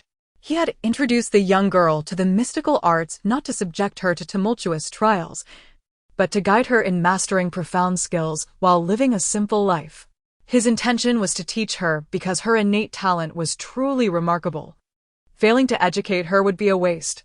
With the current state of the world rife with demons and spirits, equipping her with skills was also a means of ensuring her self-protection. As for leading a mundane existence, that was genuinely his hope. He himself was already ensnared in the vortex of mysticism, with his fate sealed. One day, he would have to depart to confront those matters. Yet the little girl was different. She hailed from a small village, her origins obscure, far removed from strife, destined to lead a stable life. However, the boy named Chu Guanyun possessed an exceptionally unusual visage, and his fate was intricate and enigmatic. To associate with such a person would inevitably bring consequences. Naturally, he would not divulge these concerns to his little disciple. She might not comprehend, and it could inadvertently spark her curiosity, prompting her to pursue that individual even more. As for his few disciples, they too were mired in their own struggles, seeking refuge in the path of enlightenment. And he certainly did not wish for them to become involved with Chu Guanyun. The truth could not be spoken. Revealing it would not only bring misfortune upon the little junior sister, but also subject them to punishment. Yet, Xianqing was certain that there was something significant at play, and he did not intend to let it go. Suddenly, Zhao Tiando lifted her head from a pile of chicken bones, blinking her innocent eyes and saying, "Master." "Didn't I mention? I felt something was off about the blue belt. You even said my intuition was correct. There is indeed something wrong with that belt." With a hearty bite, Zhao Tiando devoured a large chunk of meat, chewing enthusiastically. Xianqing raised an eyebrow, since his foolish disciples remained silent. He would directly inquire with the little disciple. "Then, may I ask you, is there nothing else to this? Are you quite familiar with that young man?" Zhao Tiando, engrossed in her meal, was hardly preoccupied with thoughts beyond her food. She mumbled, "Well, not really, just a bit." After swallowing the morsel she had been chewing, she clarified, her expression innocent, "I felt quite embarrassed for pulling off that blue belt, but after I did, he became a sweet-smelling big brother, just like you, Master. So, I really like this big brother." Chapter 76, Setting Up a Street Stall Upon hearing the words, Xianqing felt as if struck by lightning. Were it not for the fact that his young apprentice was merely 5 years old, still a cherubic child, such an act might well be deemed the behavior of a rogue girl. He swallowed hard, observing the little girl once again indulging in a feast. While she feigned embarrassment with her words, her face betrayed none, and as she pouted, thoughts began to form in his mind. This young lady could be remarkably astute at times, yet in certain aspects, she was rather oblivious to the ways of the world. How could one casually tug at a man's belt? There existed a distinction between the sexes that must be recognized. He needed to devise a method to make Zhao Tiando aware of her identity as a young girl. Otherwise, what would become of her as she matured? Noticing that his disciples had not entangled themselves overly with Chu Guanyin, he felt relieved, believing that keeping a distance would suffice. Thus, he relaxed and joined Zhao Tiando in savoring the culinary delights around them. As dusk descended, the streets grew increasingly vibrant. One must admit that the nightlife in Jiayang City was quite exhilarating. Although the curfew was rather early, from the evening onwards, the entire city buzzed with activity. A continuous flow of people. Xianqing and his senior brothers indulged her, willing to satisfy her youthful spirit, and they all ventured to the liveliest street. This thoroughfare was broad, lined with various establishments where one could listen to music or storytelling, as well as a few lounges where men could revel in leisure. Numerous small vendors dotted the street, setting up stalls with great enthusiasm. Upon witnessing the men and women unfurling their cloths to establish their makeshift shops, Zhao Tiando's interest was piqued. "Master, do you remember when I mentioned we should set up a stall too?" Since learning that a small talisman could fetch 10 taels of silver at the Yinyang shop, she had come to view it as a lucrative avenue for earning money, convinced they could profit from it. Xianqing glanced around at the stalls, realizing there was indeed a diverse array of wares. Naturally, there were also a few charlatans posing as fortune-tellers, flaunting banners proclaiming their abilities to read fortunes and assess feng shui, drawing in the occasional curious passerby. While their business was not exceedingly prosperous, there were still coins to be earned with nothing more than idle chatter. The rooms where Master and the senior brothers resided were somewhat dilapidated, yet her own space had been lovingly arranged by her master, creating a warm and inviting atmosphere. Zhao Tiando wished for her master and brothers to enjoy a better quality of life. Earning more silver to improve their circumstances seemed entirely reasonable. Upon hearing their little sister express concern for their living conditions, the senior brothers were touched. "Little sister, we are rough men. It matters not where we reside. As long as you are comfortable, we are accustomed to it, and it is of no concern to us." They all voiced their indifference to their living arrangements. Yet, inwardly they were grateful for her thoughtfulness. As for whether the temple could undergo renovations, that ultimately rested upon Master S' decision. The pressure now fell upon Xianqing, who, seeing the earnestness in the little girl's expression, nodded in agreement, stating, "I shall contemplate this matter. Since you wish to set up a stall, I will accompany you. However, those talismans meant for exorcism and itch relief cannot be sold. They are to be used solely for personal purposes." Zhao Tiando nodded earnestly, pulling out a handful of triangular talismans from her pocket. With her face alight with enthusiasm, she declared, "Master, look. These are the ones I drew during my spare time. They only need to be worn to be effective. Surely, we can sell them?" Xianqing Jio raised an eyebrow, examining one closely. The triangular shapes were not particularly well crafted. The young girl's handiwork still required refinement. Upon unfolding one, he recognized the incantations within as her customary style, unmistakably the work of a child. However, after feeling the energy emanating from it, he could not help but nod in approval. These should prove far more effective than ordinary talismans. I am not concerned about their efficacy, but my little apprentice, how much do you intend to charge for each? The senior brothers, equally interested, gathered around. Zhao Tiando pondered seriously for a moment before responding earnestly. "I know of a shop that specializes in selling talismanic materials. There, a small talisman costs 10 taels of silver. We could charge 8 taels, which seems fair enough, does it not?" Xianqing Jio raised an eyebrow slightly. This little one was quite audacious. 8 taels was a substantial sum for an average family. However, talismans for ensuring safety were not ordinary items and had always commanded a higher price. "Very well. I shall assist you in setting up the stall, but the task of calling out to customers must fall upon you, understood?" Xianqing Jio quickly stipulated this condition, as he found it difficult to imagine himself shouting in the streets. Zhao Tiando readily agreed. "Master, you can sit beside me. You are the face of our stall." "The face of our stall? What does that mean?" Xianqing Jio inquired with curiosity. Zhao Tiando realized this term was novel to her master and promptly explained. "Being the face means you are quite handsome, master. Your good looks will attract customers, especially female ones." Chapter 77.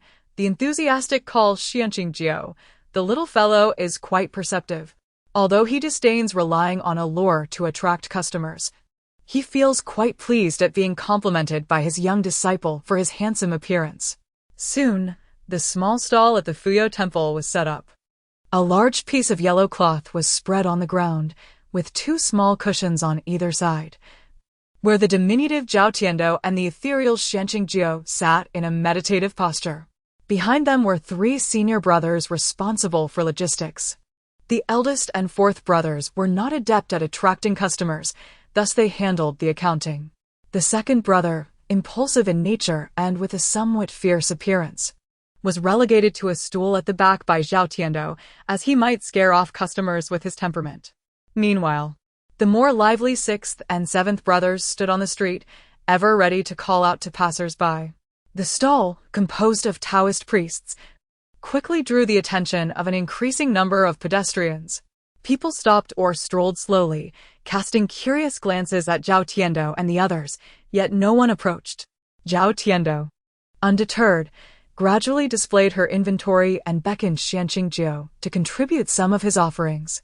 With a smile and a twinkle in his eyes, Xianqing Jio willingly produced the peace talismans he had illustrated, along with several talismans for warding off evil spirits. Altogether, these filled the small basket that Zhao Tiando had prepared in advance. When she weighed the basket in her hands, it appeared light yet contained a wealth of silver, making Zhao Tiando beam with joy. At that moment, Zhao Tiando exchanged a knowing glance with the 6th and 7th brothers, prompting them to raise their voices in enthusiastic calls. "Come one, come all. Authentic and effective peace talismans and warding talismans. If they don't work, you owe a dime. A grand sale. Don't miss out." The spirited shouts of Xuanjie and Xuanjie could drown out the voices of other vendors along the street, marking them as the most prominent presence in the area. It was Zhao Tiando's first time running a stall, and her excitement made her restless. She stood up, twisting her waist, and shouted with gusto, "Fresh peace talismans and warding talismans. Buy for family, friends, neighbors, or even your beloved. As long as you wish for their safety, these make perfect gifts. Spend a little for great fortune. Everyone will praise you. A small talisman, you can't go wrong. Come and take a look." Cough, cough, master. My voice is getting hoarse. Perhaps it was the salty feast she had earlier, but Zhao Tiando felt her throat burning after only a short while of shouting. Xuanqing, blushing, quickly urged her to sit down, feeling concerned. Let your 6th and 7th brothers do the shouting. You can quietly stay by my side. You'll need your voice later. Since Zhao Tiando began to call out, Xuanqing had become bashful, aware of the curious gazes directed at them. Especially since he was dressed so neatly in his snow-white robe, which seemed somewhat comical. The onlookers regarded him with amused expressions, likely chuckling at his predicament. Were it not for his disciple-'s happiness, he would never have engaged in such a venture. Zhao Tiando swallowed hard to soothe her throat and then noticed her master's face was as red as a monkey's backside, which made her laugh heartily. Hearing this, Xuanqing felt a rush of tears welling up inside him. Is there going to be a next time? My little disciple, can we perhaps wear masks next time?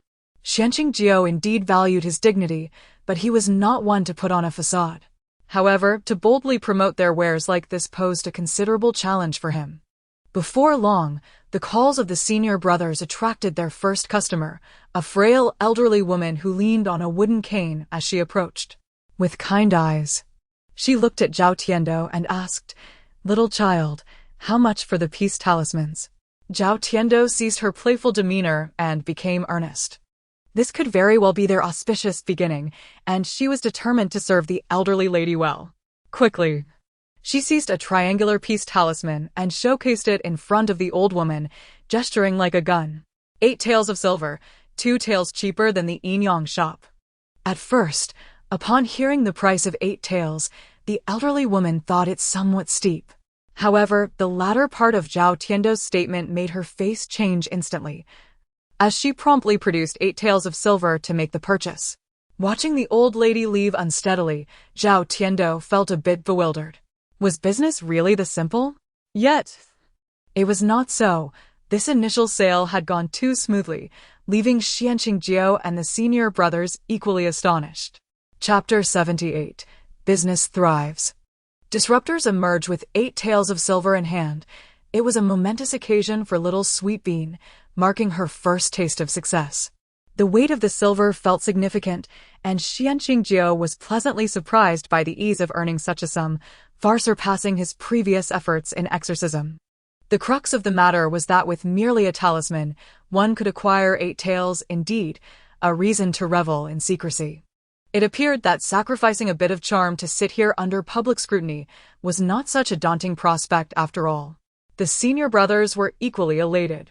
Upon witnessing the glimmer of hope, 6th and 7th brothers worked with renewed vigor, while the 3 brothers seated behind little Sweet Bean rose to their feet.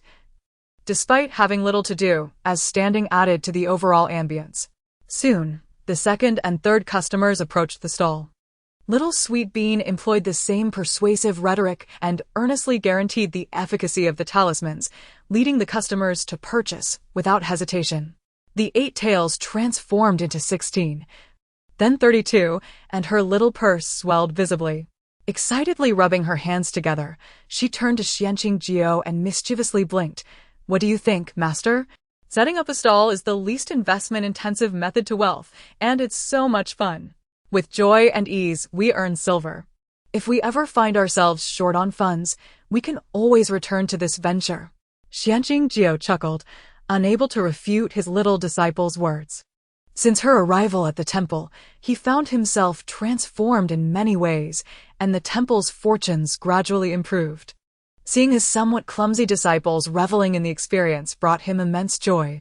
Unable to resist, he gently ruffled little Sweet Bean's hair, speaking in a tender tone. "My dear disciple, you are truly remarkable. We shall certainly set up a stall again in the future." As little Sweet Bean beamed at her master, nodding vigorously. The pleasant atmosphere was soon disrupted. With her flourishing business, envious figures emerged from the crowd. A few individuals swaggered toward them, clearly intent on causing trouble. The senior brothers immediately furrowed their brows, becoming vigilant. Xuandi gripped the handle of his hammer tightly, positioning himself protectively in front of the stall. Upon noticing the fierce young man, the troublemakers hesitated, choosing to maintain a distance while scrutinizing little Sweet Bean and her stall. The small girl, appearing to be only 4 or 5 years old, was quite audacious. Beside her stood a young man in pristine white, exuding an air of sophistication. Likely a well-mannered scholar, no significant threat posed by him. As for the group of 5, it was wise to keep their distance. After a thorough appraisal, a middle-aged man in his 40s spoke with a dismissive tone. "Little girl, the Inyang shop is the largest establishment in Jiayang City. I hear it's run by someone from the Celestial Master Academy. Their talismans are undoubtedly more potent than your nameless offerings. Selling for 8 taels is rather unreasonable." Recognizing the man's intent to stir trouble, little Sweet Bean retorted without reservation, "You foul man are mistaken. We are not nameless. Our Fuyo temple is quite formidable. This is my master, Xianqing Jiao. He is 100 times more powerful than all of you combined." Humph. The men exchanged glances before erupting into laughter. The onlookers were equally amused, stopping to witness the spectacle. "Whose child is this? She is simply adorable, and she dares to call someone a foul man. I find her charming too. But I've never heard of the Fuyo Temple, and that young man is rather handsome. He is her master. So he must be a Taoist, but can a young Taoist really draw talismans? 8 taels is no small sum." The crowd buzzed with chatter, redirecting the conversation toward the talismans. The troublemakers seized the opportunity to intensify their mockery. "You make a fair point. These individuals seem quite ordinary. The young man looks barely over 20. How long could he have been a Taoist?" The audience's expressions shifted, contemplating the price of the talismans. And many concluded that 8 taels was indeed excessive compared to the offerings from the Inyang shop. The middle-aged man, sensing the crowd leaning in his favor, raised his voice a notch. "So everyone, be sure to scrutinize your purchases. While the items at the Inyang shop may be pricier, they at least guarantee effectiveness, right?" His words resonated with numerous onlookers, who nodded in agreement. The troublemakers, sensing their scheme had succeeded, chuckled as they prepared to depart, only to be met with Xiandi's hammer blocking their path, causing them to shrink back in fear. "What do you intend to do? Are you enraged because I exposed you? Do you wish to silence me?" The ruffians grew increasingly brazen, loudly denouncing little Sweet Bean and her companions. "Look at them trying to sell talismans. They're tarnishing the reputation of Taoists. This should be reported to the Celestial Master Academy for expulsion." The atmosphere shifted, and the crowd grew cautious, glancing at the imposing hammer in Xiandi's hands. Little Sweet Bean, her eyes flashing with displeasure, pouted and glared at the troublemakers. "Humph. How dare they disrupt my thriving business? Master always said we should not initiate trouble, but if someone seeks it, we are not above teaching them a lesson. They shall not escape the wrath of little Sweet Bean." Chapter 79. A terrifying curse with such thoughts. Zhao Tiando narrowed her eyes and swiftly produced a tickling talisman to throw at her target. Her aim had become remarkably precise, without fail. The talisman swiftly adhered itself to the most loquacious, middle-aged man in the group. Startled, he leaped up with a shout, "What on earth?" Upon glancing down, he exclaimed, "Oh, a cursed drawing. But judging by its appearance, it must be something you drew yourself, little girl. It's certainly better than what that 3-year-old next door can manage." His words elicited laughter from his companions. Zhao Tiando narrowed her eyes further and let out a soft, derisive snort. Her master had instructed her not to pay too much heed to such individuals. They would ultimately remain oblivious to their own demise. The tickling talisman had successfully reached its destination, and she could activate it at any moment.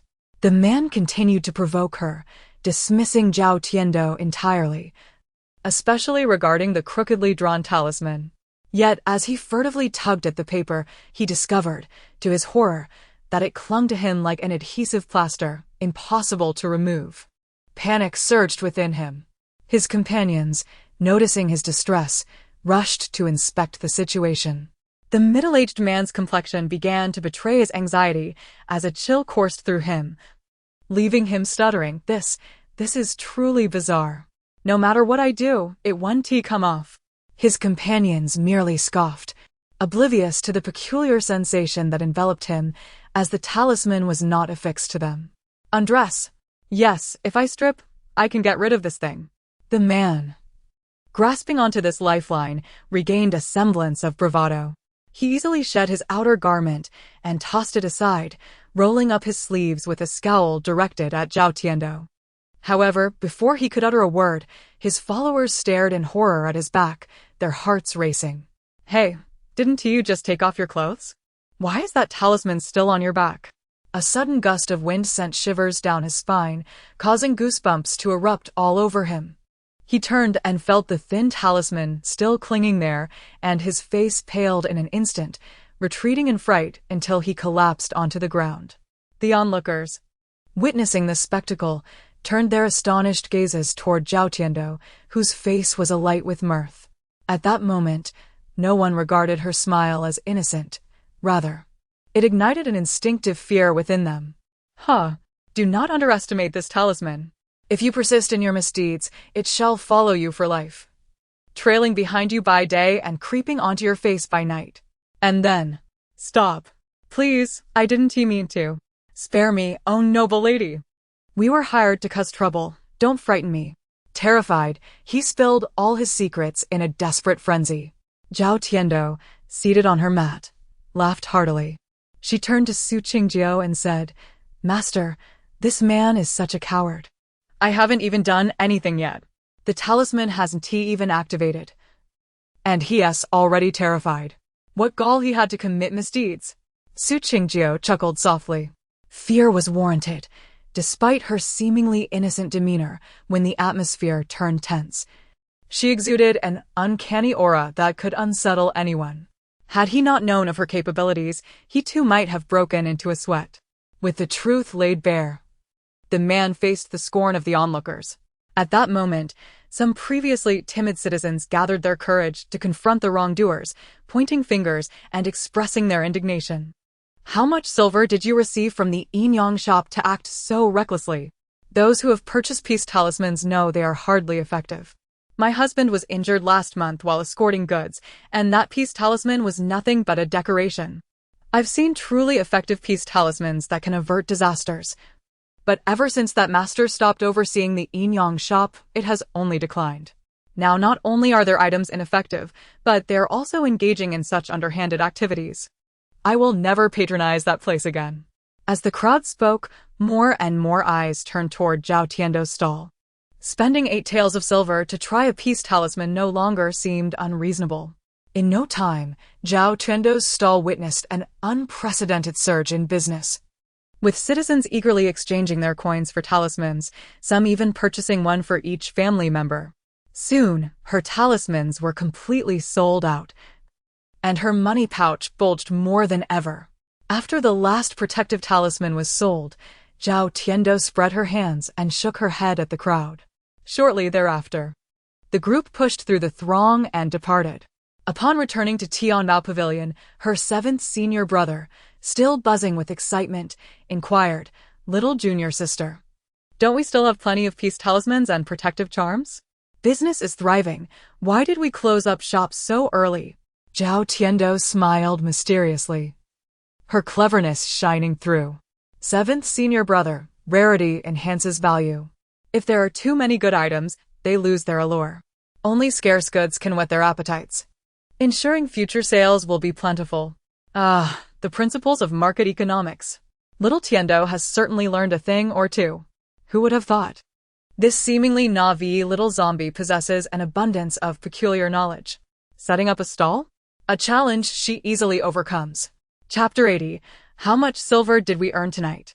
Suang Qingjiu and several senior brothers were momentarily taken aback, completely unprepared for the words that had escaped the lips of the young girl. "Junior sister, your business acumen rivals that of your 5th senior brother, perhaps even surpassing him," remarked the 7th senior brother, Xuanji, with the others nodding in agreement. Zhao Tiando tilted her head in curiosity. 5th senior brother? He can do business too? It was mentioned by the master that she had 7 senior brothers, yet she had yet to meet 2 of them. From the 7th senior brother's tone, it seemed that the 5th senior brother was also adept in commerce. But if that were the case, why was their temple still impoverished? Soon, Suang Qingjiu elucidated the question lingering in Zhao Tiando's mind. Your fifth senior brother excels in business. However, the master had never permitted him to engage in it, focusing instead on the study of mystical arts. Recently, as our temple was on the brink of collapse, he decided to venture out into the world to earn money for us. At the mention of the fifth brother, Xuanqi's expression turned to one of regret and helplessness. It was unfortunate that, although his skills were profound, he was ill-suited to openly negotiate business deals and thus had to endure the hardship of travel. Zhao Tiando nodded, her anticipation to meet this fifth brother growing. Oh, and what about the third brother? What kind of person is he? She speculated. Considering the naming convention the master had used for her brothers, the third brother was called Xuantian, a rather endearing name, suggesting he must be quite a charming individual. Yet, upon mentioning the third brother, Xuanqing and the others exchanged glances, their expressions transforming with evident disdain. Let us not speak of that rebellious disciple, they sighed in unison. Your third brother is indeed a good person, but his tongue is truly remarkable. You will understand upon meeting him, he possesses the most loquacious nature I have ever encountered. Even the eldest brother had made such an assessment, indicating the third brother's remarkable gift of gab. Could it be that he was a chatterbox or perhaps fond of flowery language? Zhao Tiando was eager to inquire further. But it was clear that her master and senior brothers were more concerned with how much silver they had earned from their stall that night. Xuanqing fixed his gaze on the money pouch in Zhao Tiando's hand, feeling a newfound sense of potential for financial obsession. Dear disciple, how much silver did we earn tonight? The pouch was actually a rice bag taken from the temple, boasting considerable capacity. At present, it was bulging, barely able to be tied shut, suggesting that the amount of silver contained within was substantial. The brothers leaned in, their eyes glistening with greed, fixated on the pouch in Zhao Tiando's hands. Zhao Tiando had never witnessed such a predatory gleam in her master's and brother's eyes, causing her to swallow nervously. She pushed the tea set aside and, grasping a corner of the pouch, poured its contents onto the table. The scattered silver gleamed under the candlelight, magnificent in its allure. For the first time, Zhao Tiando was dazzled by such a wealth of silver, quickly shielding her eyes with her small hand. Oh dear, it's so bright. It's almost blinding me. The senior brothers and Xuanqing shared her reaction, and upon hearing her exclamation, they erupted into laughter. Even our eyes are nearly dazzled. With this much silver, it could sustain our temple for several months. In their excitement, they promptly began counting the coins. With 8 taels of silver each for the safety talismans and the house-protecting charms, they ultimately amassed an astonishing total of 320 taels. Wow! 320 taels, equivalent to 6 large silver ingots plus 20 taels of loose silver. Xuanjia could hardly believe their fortune, astonished that they had earned such a sum in a single night. He was equally taken aback and exclaimed, "So, it turns out that setting up a stall can be so lucrative. Should we not spend our days in town selling charms instead of performing rituals for others?" The brothers swallowed hard, their gazes frequently drifting to the beaming Zhao Tiando. This little junior sister truly was a lucky star for their temple. Had she not suggested selling charms at the stall, they would never have conceived of such an idea. Even if they had, they likely would not have acted upon it. Having earned over 300 taels, Xuanqing was undeniably pleased. However, upon hearing his disciples' thoughts, his expression turned serious. You all, while setting up a stall can indeed be considered legitimate business and can yield quick profits, do not forget the purpose of our study of the mystical arts. His words rang like a warning bell in the minds of the brothers. Zhao Tiando, too, rarely adopting a serious demeanor, nodded earnestly. The master was right. The study of mystical arts was meant to vanquish malevolent spirits, aid in the reincarnation of good souls, and combat evil entities. Selling charms and fortune-telling could only be regarded as a sideline.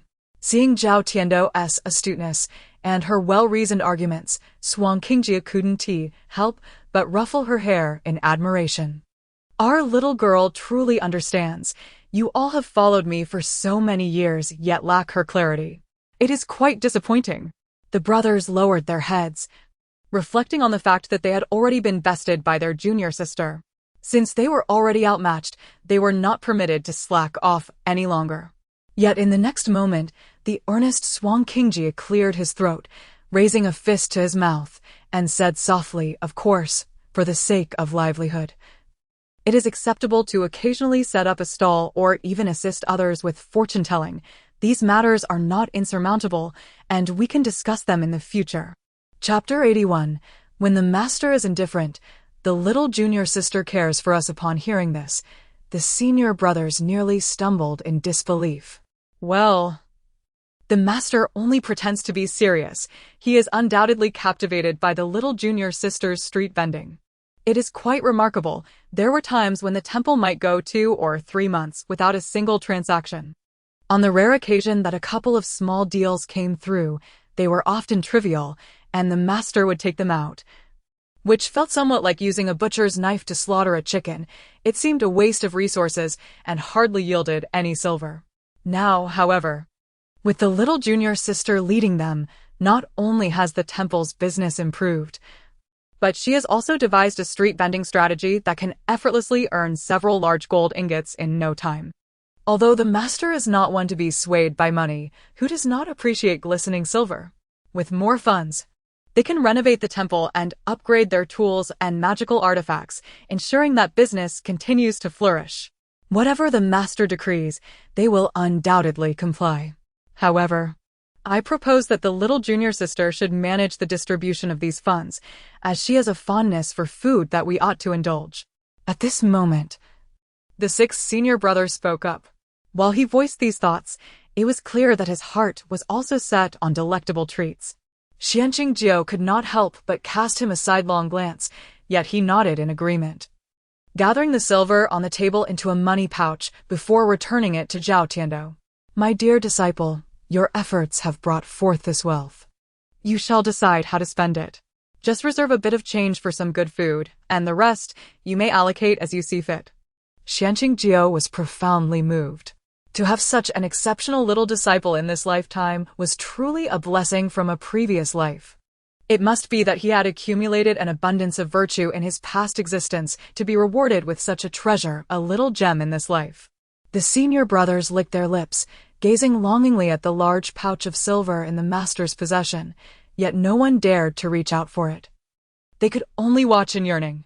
Seeing this, Xianqingjiu quickly tightened his grip on the pouch and turned to secure it.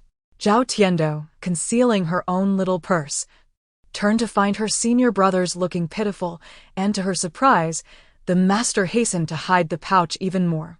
With a slight pout, she poked him in the arm. Master, I still want more." Xianqingjiu paused momentarily before promptly opening the pouch again, his movement swift and devoid of hesitation.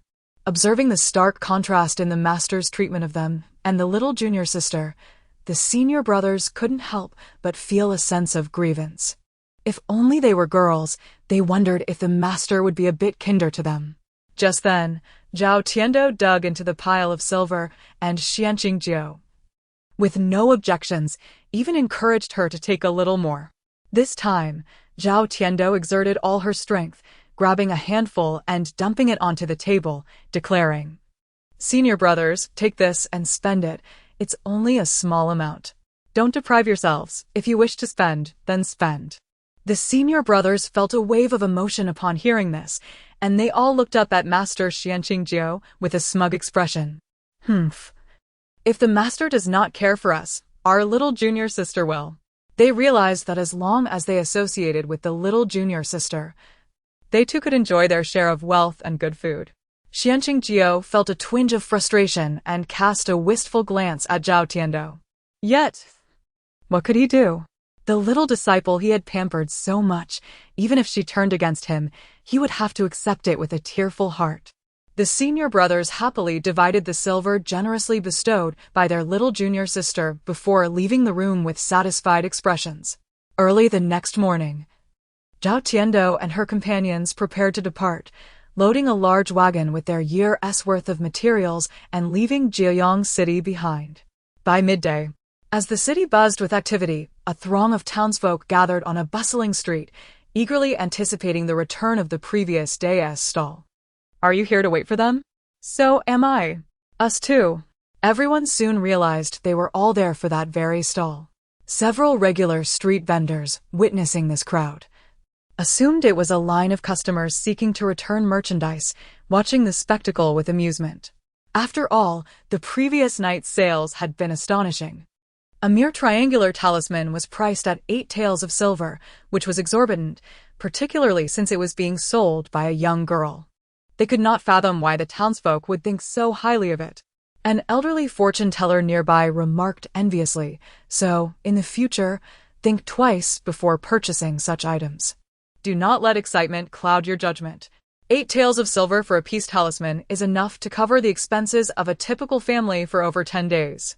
The vendors, reveling in the misfortune of others, were used to seeing sellers who would sell out and vanish, relocating to continue their deceptions elsewhere.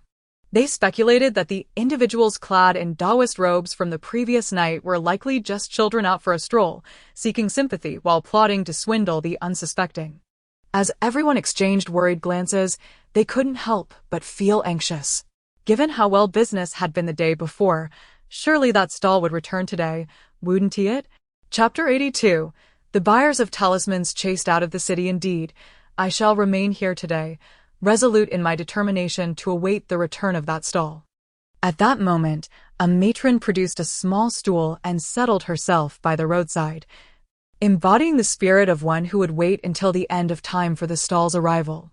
Observing her, others quickly followed suit, nearly obstructing the entire thoroughfare. A few vendors, unable to bear the sight, suggested, I've heard their temple is named the Fuyo Temple. We might trace a lead from there. However, they are not locals and likely fled under the cover of night.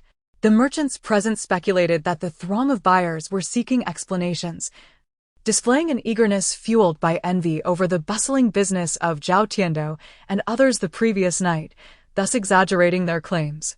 Upon hearing this, the common folk furrowed their brows with dismay. What shall we do?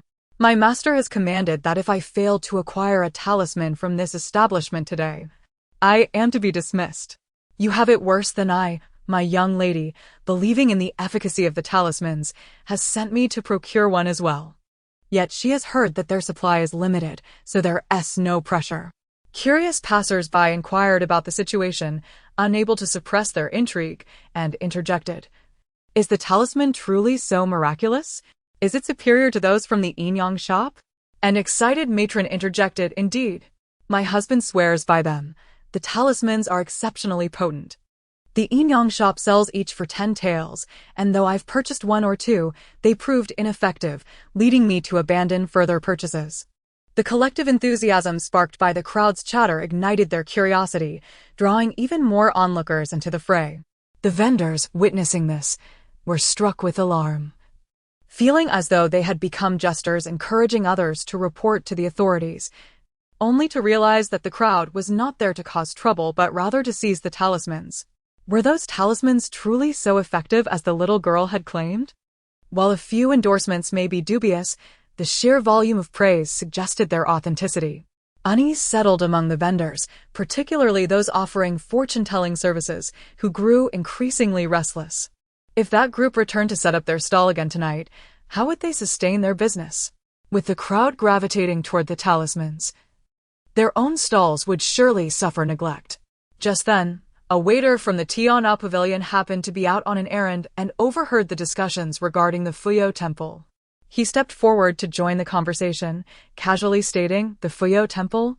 They are esteemed guests of our Tiana Pavilion, but they checked out early this morning. I surmise they have already left the city by now. Upon hearing this, the townsfolk surged toward the city gate, each clamoring to be first. Do not jostle. Let us be civil. Civil? If we delay, we might miss out altogether. Dear spouse, I shall make haste. You can catch up. A chaotic throng of citizens surged through the streets, and an observer might mistakenly think a wealthy benefactor was distributing free grain, with everyone scrambling to join the line. A closer examination revealed that amidst the frenzied crowd, a few well-dressed individuals from affluent families were also present, which was quite unusual. Before long, they reached the city gate.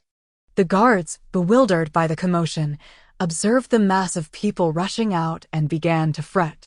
Alas, we are too late. They have already departed. What now? Those talismans are truly a rarity. Where else might we procure such a thing? Some renowned Taoist masters possessed potent talismans, yet their prices intimidated many. The talismans sold by Xuantian, priced at 8 taels of silver, appeared steep, yet their value far exceeded that of many talismans produced by masters and temples. Truly a bargain of the highest caliber. As the crowd gazed out at the empty city gates, their spirits plummeted. Just then, an elderly gentleman proposed. Why not visit their temple? We know it is the Fuyo Temple after all. Surely we can request a talisman there? The group of 7 travelers remained unaware that the crowd seeking talismans had become frantic in their pursuit. With their newfound wealth, Xianqing, unwilling to let Xuantian suffer the burdens of travel alone, arranged for a comparatively spacious carriage. 5 individuals occupied the carriage, while the driver accompanied 2 others on foot. The spoils of their year-long endeavors were secured atop the carriage roof, with 4 large bundles strapped to the horse's back. The driver, observing the struggling horses, could not hide his dismay. Though he had received additional silver, the burden of so many passengers and goods would surely cost the horses in weight.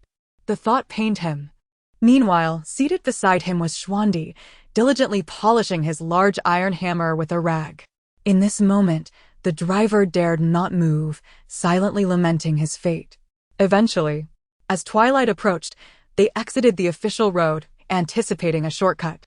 Xianqing lifted the curtain to look and discovered that the route the driver intended to take led to Zhao family village in Luoyuan County.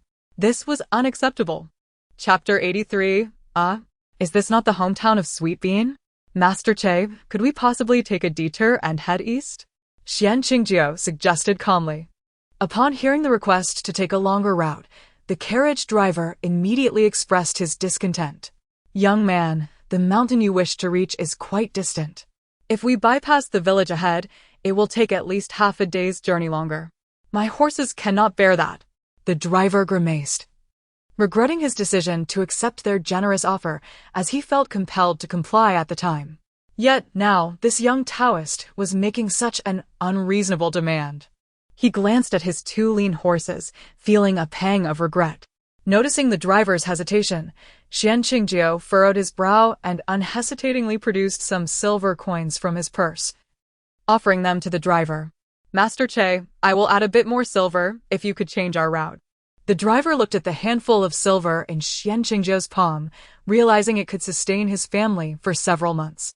However, the sound of the horse's labored breathing reached his ears, prompting him to shake his head once more. I cannot take this job. Either we go past the village ahead, or you all can disembark, and I will return half your silver. Xianqing found himself in a dilemma. His fellow disciples also noticed the tension and turned their gazes toward the path ahead. Their master, known for his frugality, was only willing to spend on their little junior sister. This request to change their course, while offering additional compensation, was not typical of him. After some deliberation, the elder brothers recognized the village as somewhat familiar, particularly the 2nd and 6th brothers, who exchanged knowing glances and understood their master's intentions. The 6th brother then spoke up. Master Che, seeing as we are adding this substantial sum of silver, we can afford to take a brief respite along the way for the horses to rest and graze. We are in no rush. Xuandi gripped the heavy iron hammer in his hand, contemplating a more forceful approach to resolve the issue. However, realizing the driver was merely an innocent man trying to earn a living, he reconsidered. The driver remained troubled, muttering to himself. Just then, the little sweet bean in Xianqing's arms stirred awake, her sleepy eyes sparkling with innocence. Rubbing her eyes, she noticed the horses had stopped and mumbled, "Why aren't we moving?" Xianqing felt a sudden pang of anxiety and was about to lower the carriage curtain. But Zhao Tiando had already eagerly climbed onto the window frame to peer outside. Upon seeing the familiar surroundings, her eyes lit up. Isn't this the hometown of Sweet Bean? This was indeed where she had crossed over, the very place that marked a turning point in her life and the moment she encountered her master and brothers. Had she not arrived in this village, she would not have been taken in by her beautiful master. Thus, Zhao Tiando held a fondness for this place, despite her disdain for her unkind foster parents. However, if she were to encounter them again, she would not hold back. After all, with her master and brothers by her side, she had grown in strength and would surely make those who had wronged her regret their actions. With this thought, Zhao Tiando grew increasingly excited and turned to Xian Qingjiu, expressing her desire to explore. Noting the lack of resistance in her eyes towards this location, Xian Qingjiu ultimately acquiesced. Upon entering the village, the driver led the horses to seek some fodder and water from the villagers. Zhao Tiando pondered for a moment before pointing in a particular direction with a bright voice. "I used to live there. Let us go take a look." Xian Qingjiu, concerned for his little disciple's safety, held on to her tightly, refusing to let go no matter how tiring it became.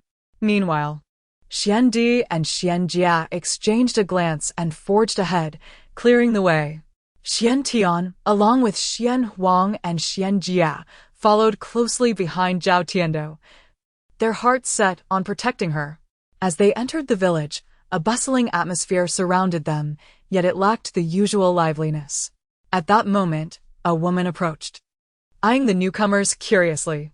When her gaze fell upon Zhao Tiando, she froze momentarily, her eyes widening in recognition, and exclaimed excitedly, "Is that not Sweet Bean? My goodness! I scarcely recognized you." She attempted to approach, but Xian Di swiftly blocked her path with his hammer. The master and brothers became vigilant. They could endure harm themselves, but not allow any to befall their little Sweet Bean.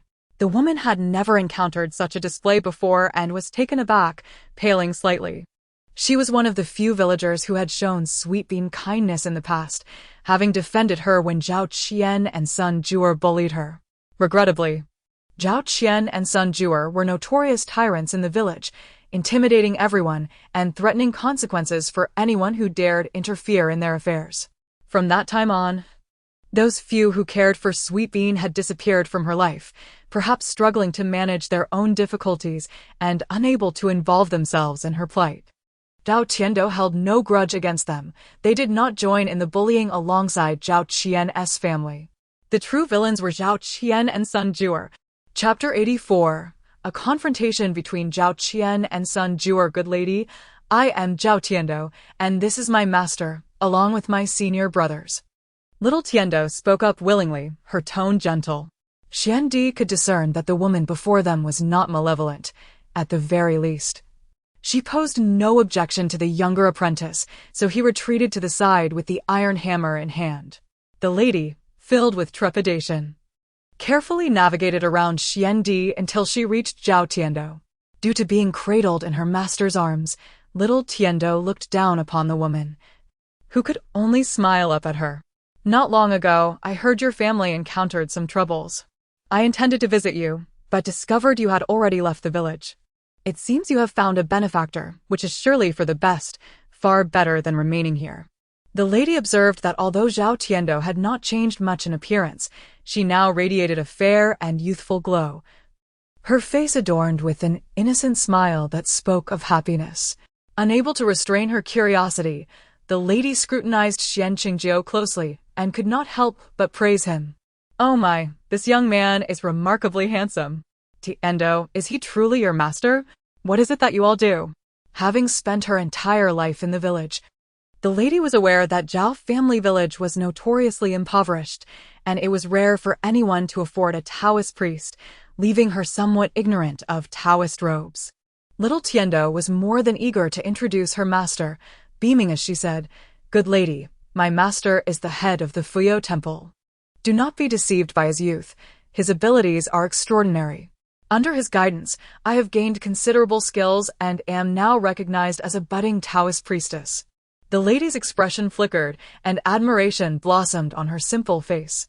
Regardless of what the Fuyo Temple was, upon hearing the title of head, she felt that Tiando's master was indeed remarkable, and she promptly invited them into her humble abode with great enthusiasm. Tiando nodded in agreement, and Xian Qingjiu complied. Inside the small, unfinished earthen house, The lady appeared quite apprehensive, repeatedly urging everyone to take a seat. However, as they surveyed the surroundings, they found the house devoid of any decent furniture. The only somewhat presentable long table was missing a leg, and a chipped teacup could only hold half a bowl of water, lest it spill. The room was permeated with a pungent odor of medicinal dregs, a bitter scent tinged with an unpleasantness, rendering the environment quite harsh. Tiendo's senior brothers exchanged incredulous glances, realizing that beneath the Fuyo temple, such destitution existed. They had long believed their own temple was dilapidated, yet the true depths of poverty far surpassed their expectations. Tiendo herself was momentarily taken aback, recalling the scene from when she first awakened in Sun Juer's ramshackle home. Now, observing the lady's dwelling, she felt that the lives of Sun Juer and Zhao Qian were, in fact, quite fortunate, as their residence was at least more spacious and brighter. The lady noticed that no one was seated and nervously tugged at the frayed edges of her worn clothing, momentarily at a loss. Just as she was about to speak, Xian Qingjiu took the initiative to find a low stool for Tiendo to sit upon. His immaculate white robe soon brushed against the ground, gathering dust. Yet he showed no concern. Seeing the lady's embarrassment and observing their master's actions, the senior brothers quickly understood his intentions and settled down without further ado. A faint smile finally broke through the lady's anxious demeanor as she awkwardly remarked, "I truly apologize. I have nothing to offer in hospitality. Please wait a moment, and I shall fetch some food." As she turned to head into the inner room, Xian Qingjiu quickly interjected, "Dear lady, there is no need for such courtesy. We are not hungry. Indeed, good lady, Tiendo and her master and brothers have had their fill before setting out. You need not trouble yourself," they added, and the lady, having little of worth to offer, acquiesced. After engaging in conversation for a while, the lady eventually broached the topic of Tiendo's adoptive parents. The villagers were preoccupied with their own struggles and only gathered to gossip about Sun Juer, having long since grown accustomed to the trivialities of her family's plight. After some time, the lady began to weep, lamenting her unfortunate fate. "Since the founding of Zhao family village, we have never known prosperity. Honest, hard-working families like ours are no better off than mine, often facing hunger every few days. It is said that the village's feng shui is poor, obstructing our fortunes. However, as we remain here with no means to leave, we can only endure." With every word, the lady sighed more deeply. Xian Qingjiu raised an eyebrow, quietly surveying his surroundings, a glimmer of understanding passing through his eyes. As the sky darkened further, and with no place to accommodate so many in the village, Xian Qingjiu and his companions decided to continue their journey. The lady, aware of her inability to provide adequate hospitality, did not insist they stay longer. Yet, just as they were about to leave the village, an intriguing scene unfolded before them on the path. At the end of a long alley, a household had its door wide open, candles flickering within, and sounds of commotion echoed through the air. Upon closer inspection, one could hear the wailing of a child and the sounds of a struggle. To their astonishment, it was none other than Sun Juer, that unruly woman, arguing with her missing husband, Zhao Qian. Tiendo was deeply familiar with this route. It was here she had departed from that dark, oppressive home to reclaim her freedom. Witnessing her adoptive parents embroiled in conflict, she could even discern the voice of another man, likely the new partner Sun Juer had taken, as mentioned by the lady. Were they caught in the act? Tiendo's curiosity piqued once more. Coincidentally, she also had some unresolved grievances with those two. Perhaps it was time to pay them a visit? "Master, that is Tiendo's former home. It appears something has transpired with her adoptive parents. Shall we go and observe?" "Oh no. I meant to say, let us go and mediate the dispute. After all, they are Tiendo's adoptive parents." Chapter 85. Appearing impressive, yet truly inconsequential, Xian Qingjiu mused. "I cannot trust a word of this." The spectacle of the unfolding drama was genuine, yet the notion of mediating was undoubtedly false. Furthermore, an ember of indignation smoldered within him. He was eager to witness the bizarre guardians of his little disciple. He intended to inquire how such charming young girl could be treated so cruelly by them. How could they inflict harm upon a beloved child? A little darling adored by all? Disciples, follow me. Let us see this for ourselves. A palpable aura of menace radiated from Xuantian's countenance. His fellow disciples, quick to discern his intent, brandished their stances and followed him with resolute determination toward the household in question. The matron who had seen them off from afar recognized their destination, Zhao Qian's home, and sensed trouble was brewing. She hastily turned and made her way to the village chief's abode. Although the relationships among the villagers of Zhao family village were not particularly close, each household was preoccupied with its own affairs. The village chief, lacking in capabilities, seldom engaged in the management of village matters. Soon, Zhao Tiando and her companions found themselves navigating the narrow path leading to the dilapidated dwelling. Inside, the dimly lit room was a chaotic scene of three figures embroiled in a fierce struggle, exchanging vile insults amidst the clash. Occasionally, the sounds of weeping could be heard, though they were quickly drowned out by the shouts of the two men and Sun Juer. Peering into the corner, Zhao Tiando recognized the chubby boy, sobbing uncontrollably, none other than her distant brother, who had once tormented her. With tears and snot smeared across his face, he was utterly unappealing. "You vile woman, how dare you betray me after just a few days apart? Why don't you just put up a sign and sell yourself?" Ao Qian's words were sharp and cutting. Sun Juer, evidently no pushover, joined forces with her new partner to pummel Zhao Qian, her tongue equally relentless. "You coward! It was you who abandoned us that night. How do you speak to me? You are nothing but a pathetic wretch. A selfish scoundrel," Zhao Qian's mother retorted. "You are worthless in every regard. My Li Ge is 100 times better than you."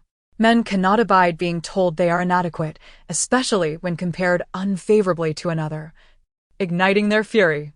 Upon hearing these words, Zhao Qian felt a surge of wrath, and in a moment of rage, he drew a dagger from his boot. "Today, I will fight you to the death. You scoundrels shall perish." As he spoke, the glint of the weapon illuminated the room, escalating the conflict. Observing the intensifying situation, Xian Qingjie refrained from entering with little Tiando, opting instead to watch from a distance to avoid any accidental harm. Zhao Tiando, bubbling with excitement, shadowboxed in the air. If only she were a bit larger, she would have relished the chance to thrash her guardians herself. Both parties were armed with genuine weapons, signaling a battle to the bitter end. The commotion escalated, echoing throughout the village, drawing the attention of the inhabitants, who rushed to the scene.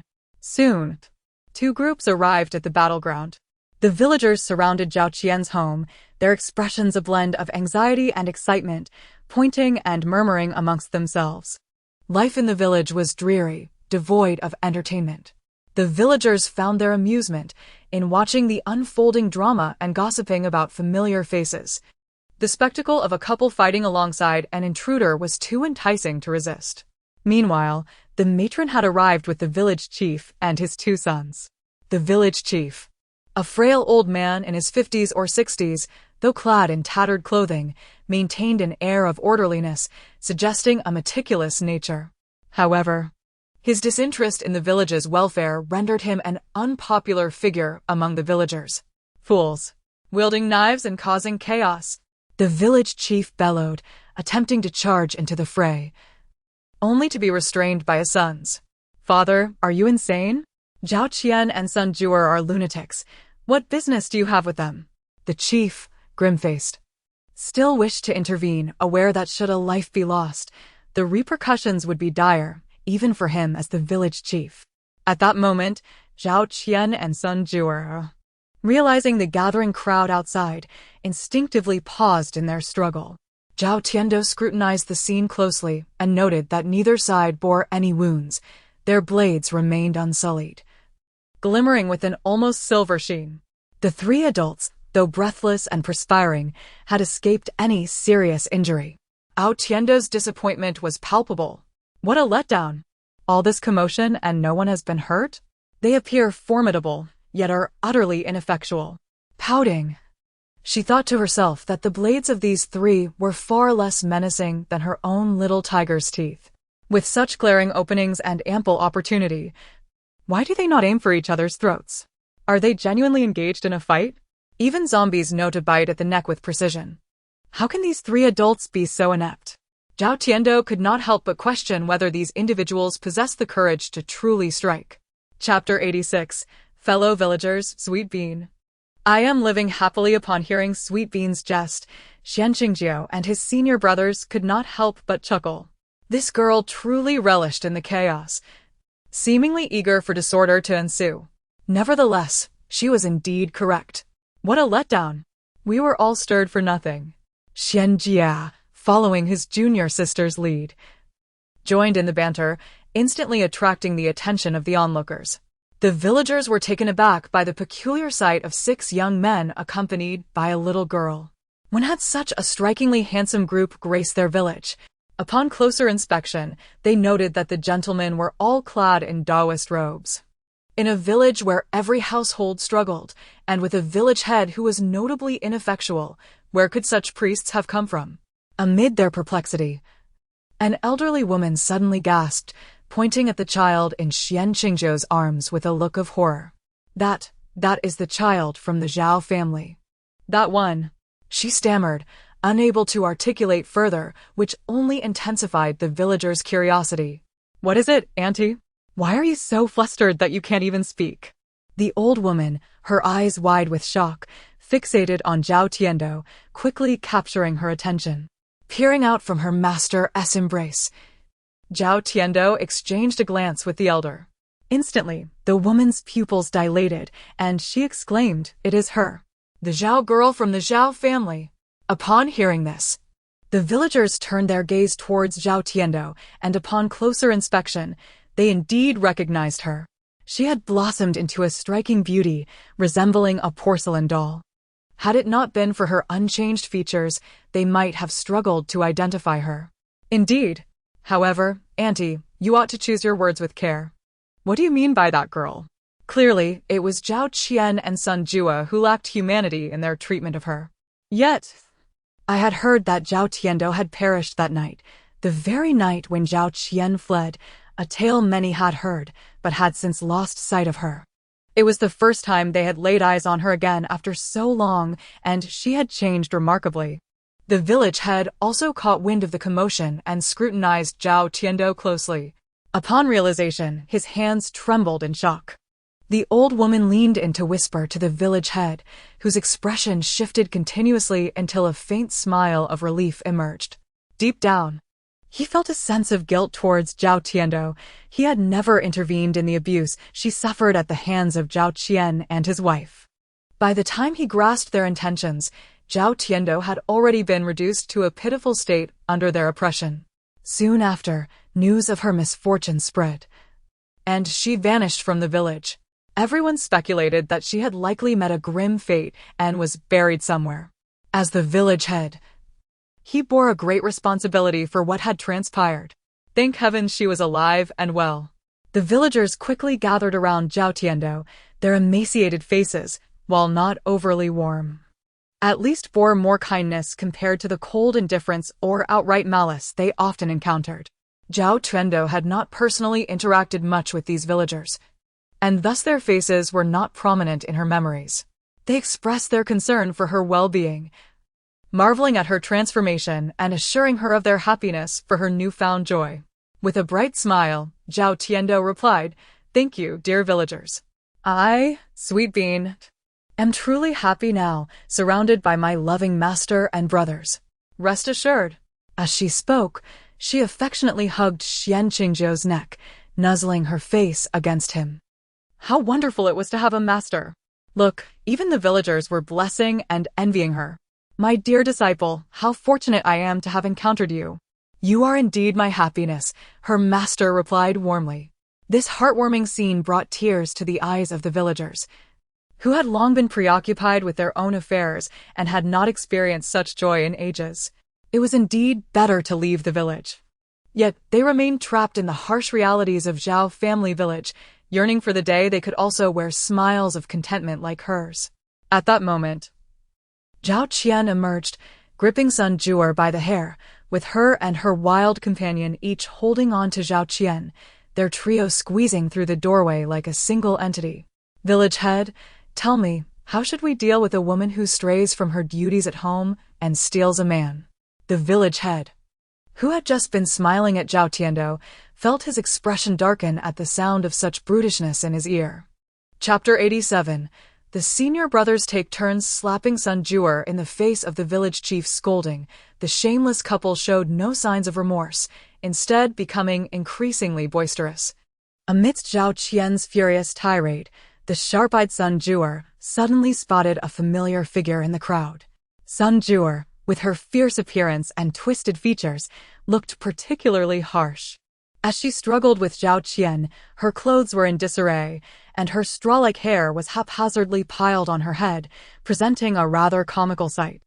Her oily face bore several bloody scratches inflicted by Zhao Qian, a sight that was truly alarming. At that moment, she was glaring intensely at Zhao Tiando, resembling a vengeful spirit. Zhao Tiando was not easily intimidated, yet the sight of Sun Juer in such a state cast a shadow over her innocent heart. No wonder there is a saying that one's appearance reflects their inner self. Sun Juer exuded an air of inner ugliness. As Zhao Tiando contemplated this, she turned away from Sun Juer, clinging to her master's neck and delivering a swift blow to the back of Sun Juer's head. "Ah, you little wretch." Sun Juer suddenly erupted, pointing at Zhao Tiando, her demeanor turning frenzied. Xian Qingji, hearing this, furrowed his brow, his hand poised to unleash his power upon this foul-mouthed woman. However, as the leader of the sect, he could not act overtly. Yet, the senior brothers had no such reservations. Upon hearing the shrew's insult towards their junior sister, their expressions shifted and they advanced towards Sun Juer. With a swift motion, Xian Tian's palm struck Sun Juer's left cheek with no mercy, leaving her momentarily dazed. "Mind your words, our junior sister is not someone you can slander," he warned. "Do not let me hear such disrespect again, or else." Xian Tian, typically composed and thoughtful, had his temper ignited by Sun Juer's words. He did not hold back, even as pain shot through his hand, which became red and swollen, ensuring that Sun Juer bore the brunt of it. Soon, a crimson handprint rose on her left cheek, swollen and painful to behold. The villagers were taken aback by this sudden turn of events, momentarily frozen in place as they witnessed Sun Juer's pitiful state. Strangely, a sense of satisfaction washed over them, as if they had delivered the slap themselves. After Xian Tian's strike, Xian Di rotated his wrist, revealing a meaningful expression before stepping forward to confront Sun Juer. "Having dealt with her, it's now my turn. Remember, I am your second brother," he declared, delivering another merciless slap to Sun Juer's right cheek. The force of the blow sent her head reeling to the side. Xian Di, being a master of martial arts, struck with such might that it seemed he intended to knock Sun Juer senseless. Soon, her right cheek swelled painfully, blood trickling from the corner of her mouth. Zhao Tiando, witnessing this, felt an overwhelming surge of emotion. "Big brother, second brother, I am so fortunate to have such brothers," she thought, overwhelmed by gratitude. Having someone to stand up for her in her time of need was an indescribable joy. Sun Juer, now utterly dazed, was beginning to lose her senses, unable to mount any form of resistance. Her brutish partner, a coward at heart, was terrified by the unfolding scene and had already fled the scene. Zhao Qian, equally stunned, finally realized that the white-clad man cradling Zhao Tiando was indeed their little wretch. It dawned on him that his partner had uttered something displeasing, provoking the ire of the brothers who had sprung to their defense. Understanding the situation, Zhao Qian felt a wave of cowardice wash over him. The force of that slap was terrifying, and the young men protecting Zhao Tiando exuded an air of capability. He knew that intervening on Sun Juer's behalf would only lead to further trouble. The villagers, who had long disapproved of the couple, saw that someone finally dared to teach Sun Juer a lesson, and they had no intention of intervening. Thus, Sun Juer found herself utterly isolated. As the first and second brothers had acted, the excitement surged among the other brothers. Little sister, your sixth brother will also stand up for you. This foul woman has a filthy mouth. I wouldn't mind giving her another slap," declared Xianjia, joining the fray. With a resounding crack, his hefty hand struck Sun Juer's face. "Now it's my turn," chimed in the seventh brother, Xianjia, who, despite being the youngest and still in his teens, was determined to contribute. The four brothers took turns striking, leaving the silent and stoic fourth brother as the last to act. Zhao Tiando watched eagerly, ready to encourage him. But Xian Huang, who typically shied away from such confrontations, was stirred into action. Approaching Sun Juer, a chilling glint ignited in his eyes, he coldly addressed the bewildered woman. "You should not speak such vile words to my little sister. She is the most adorable and cherished creature in this world. If you do not appreciate her, we shall ensure you regret your actions today." Chapter 88. The frantic Sun Juer demands alimony. As the words fell, Xian Huang's gaze sharpened, and he raised his hand, striking down with great force. This scene astonished the audience at the Fuyo Temple, their eyes widening in disbelief, while Zhao Tiando's small mouth gaped in an exaggerated O shape, large enough to fit an egg. It was not merely the force of Xian Huang's slap that stunned them, but rather the stark contrast of his actions compared to his usual demeanor, leaving Zhao Tiando and her senior brothers utterly speechless. Xian Huang typically exuded a tranquil and gentle aura, reminiscent of a cultured gentleman. Yet, when provoked, none could rival his ferocity. Unbeknownst to others, the moment Sun Juer uttered the words "little wretch," she had already become a specter in Xian Huang's eyes. No one was permitted to slander his little junior sister. No one, especially not this venomous woman who had inflicted countless wounds upon her. Each of the senior brothers dealt Sun Juer a resounding slap, which deeply moved Zhao Tiando. Once Sun Juer regained her composure, she crumpled to the ground like a shrew, wailing and lamenting, "Oh, the injustice! How can you, a few burly men, bully a frail woman like me? Oh, heaven, help this pitiful soul. They are intent on beating me to death." Her cries, accompanied by torrents of tears and snot, might have led the uninformed to believe she was the true victim. However, irrespective of her lamentations, no one present felt any sympathy for her. Instead, they found her demeanor increasingly grotesque. Observing Sun Juer in such a pitiful state, Zhao Tiando couldn't help but smirk, looking down upon her with disdain. "Deserved. This is the consequence of how you used to bully little Tiando. The heavens have eyes, they will not come to your aid. This is the price you pay for tormenting little Tiando." Zhao Tiando had never been a victim of this woman herself. She was merely seeking justice for her past self. The former little Tiando had indeed suffered greatly, tormented to the brink of death by these two malevolent individuals who were unworthy of the title of human. Yet, rather than feeling remorse, Sun Juer's expression hardened, her gaze directed at Zhao Tiando as if she wished to devour her whole. Enraged, Zhao Tiando clenched her tiny fists, her small fangs grinding together in frustration. Heavens! How can there be such shameless adults in this world? It is truly terrifying. No wonder researchers claim humanity's world is more complex and cruel than ours. They do not play deceitful games like us little zombies. With gritted teeth, Zhao Tiando pointed at Sun Juer, her voice fierce. "Little Tiando can only eat the leftovers you discard, cold, rotten, and foul. That is hardly fit for human consumption. You bully her daily, striking and scolding her at will. Sometimes, in the dead of night, when little Tiando merely wishes to relieve herself, any sound would summon your united wrath to beat her. You are not human at all. Moreover, do not think I am unaware of your intentions. You plan to sell little Tiando to vile men as a plaything." The first news Zhao Tiando had heard upon regaining consciousness on that fateful evening was that they intended to sell her for profit.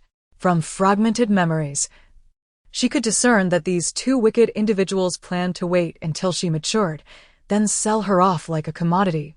Perhaps they aimed to peddle her to depraved men with peculiar tastes as an object for their gratification, or even to sell her in town for her to exchange her body for their pleasure. Sun Juer, in a fit of madness, unleashed all the thoughts she had suppressed deep within her heart. This was indeed her scheme. Upon hearing her words, The villagers were utterly shocked. Previously, they had merely regarded Xuanjuer as somewhat cruel and fierce, but never had they imagined her thoughts to be so depraved. Hee. Now that the little wretch has encountered a benefactor, you feel elated, do you? Xuanjuer, in her madness, shakily stood and approached Xianqingjiu like a deranged woman. A glint of calculation flickered in her eyes. Furthermore, if you wish to take her away, it amounts to purchasing her. If you are willing to part with silver, I shall release you immediately. If not, do not blame me for not letting you go. She is still my daughter in name. Chapter 89. Can we beat them? Ha ha. Upon uttering these words, Xuanjuer erupted into uncontrollable laughter, as if possessed. The mere thought of acquiring a windfall filled her with exhilaration. Her pain subsided, and even the bruises inflicted by Zhao Qian ceased to trouble her. She felt utterly rejuvenated. As she surveyed her surroundings, she realized that both the new man and Zhao Qian had vanished without a trace, and she felt no sorrow. It dawned on her that men were utterly unreliable. Only the wealth she held in her own hands would not deceive her, granting her genuine happiness. Just then, an obnoxiously familiar voice pierced through the air. If you refuse to comply, we shall report you. In truth, Zhao Qian had not fled far, but was lurking in a corner, secretly observing. Witnessing Xuanjuer contemplate such a lucrative opportunity, he could not allow himself to be excluded. With unabashed audacity, he stepped forth, intent on claiming his share. The villagers stood agape, utterly astonished. They had never anticipated such shamelessness from this couple, who dared utter such words. The disciples were furious, their faces ashen. Had it not been for their master's warning to remain composed, they would have rushed forward to deliver a thorough beating to the pair. Zhao Tiando clenched her tiny teeth, finally grasping the true meaning of a phrase she had learned long ago: one who is shameless is invincible. These two were indeed aiming for the heavens. Master, I cannot contain myself any longer. May I beat them?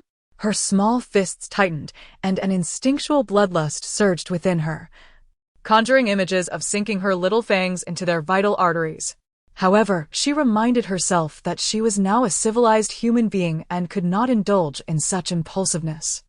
Inwardly, Zhao Tiando lamented, wishing she were still a little zombie. Had she remained in that form, she would have disregarded their nonsense and devoured them whole. Yet, her master had declared that she was now a promising young Taoist priestess destined for greatness.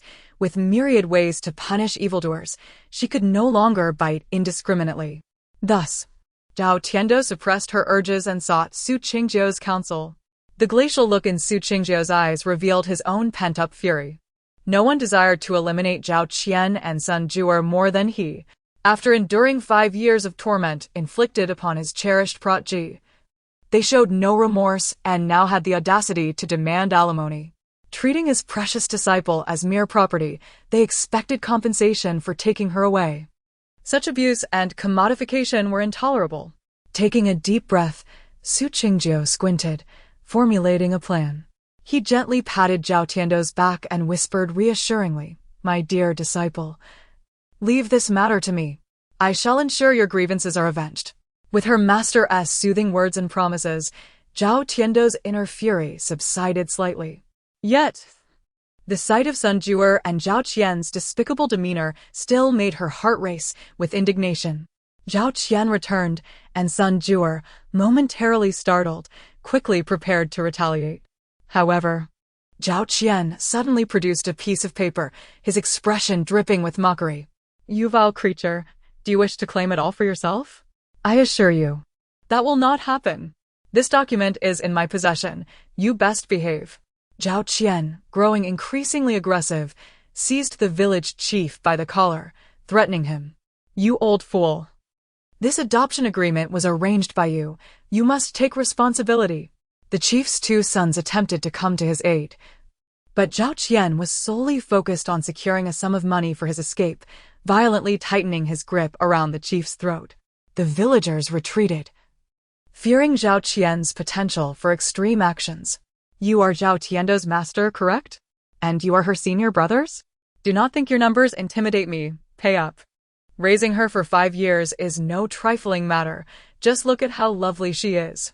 Zhao Tiando was infuriated, baring her small fangs as she retorted. The only reason I am so adorable is because of my master and brother's affection. In your household, I could barely eat a full meal, living in squalor like a beggar, while enduring beatings from you and your fat son. This is not nurturing, it is abuse. I will report you for child abuse. Her words struck like daggers, piercing the hearts of her master and brothers. They realized that her words only scratched the surface of the injustices she had endured in that household. However, upon hearing Zhao Tiando's declaration, Zhao Qian erupted into a derisive laugh. Child abuse? What nonsense is this? Go ahead and report it. Let us see if the authorities care. Zhao Tiando's heart sank as she remembered that there were no laws against child abuse in this realm. She had effectively signed a contract of servitude to the Zhao family and, being but a child, was at their mercy. The villagers, witnessing this, felt powerless. With the current hardships, many families had resorted to selling their children or women, and the authorities showed no interest in such matters. Especially in the village. When families faced starvation, their daughters were the first to suffer, either marrying young for a dowry or being sold into labor and servitude. Chapter 90. To take her away. 300 taels must be paid. Zhao Qian reveled in his triumph, knowing that neither the village chief nor the villagers could oppose him. Clutching the contract of servitude, he felt secure in his position, even if they sought recourse from the authorities, for he believed himself in the right. With an air of arrogance akin to that of a victorious rooster, he approached Zhao Tiando and Xuan Qingjiu, his expression twisted with malice. Suddenly, Zhao Qian pointed an accusatory finger at Zhao Tiando, bellowing, "You little wretch. That night you caused such chaos, scaring me and my wife half to death. You're just a shameless child, full of cunning for your age. Let me make this clear. You shall not leave this house easily. Tell your master that if you wish to depart, you must pay." Zhao Tiando glared at the finger aimed at her, wishing she could sever it with her teeth. But her master held her tightly, rendering her immobile. Turning her head, she sought to understand her master's intentions, desperately awaiting action, for her patience was waning. Xuan Qingji gently patted Zhao Tiando's arm, then narrowed his eyes, coldly addressing Zhao Qian. "How much do you demand?" Upon hearing this, Zhao Qian's face broke into a victorious smile, mistakenly believing Xuan Qingji was capitulating. His fellow disciples, witnessing this, grew increasingly anxious. The usually composed Xuandi raised his massive hammer, seething with rage. "Master, don't waste words with them. Let me crush his skull." Xuandi's murderous intent was palpable, his eyes gleaming with a ferocity that made Zhao Qian tremble. Yet, Zhao Qian stood his ground, defiantly brandishing the contract. "You may kill me, but this girl will never escape the Zhao family.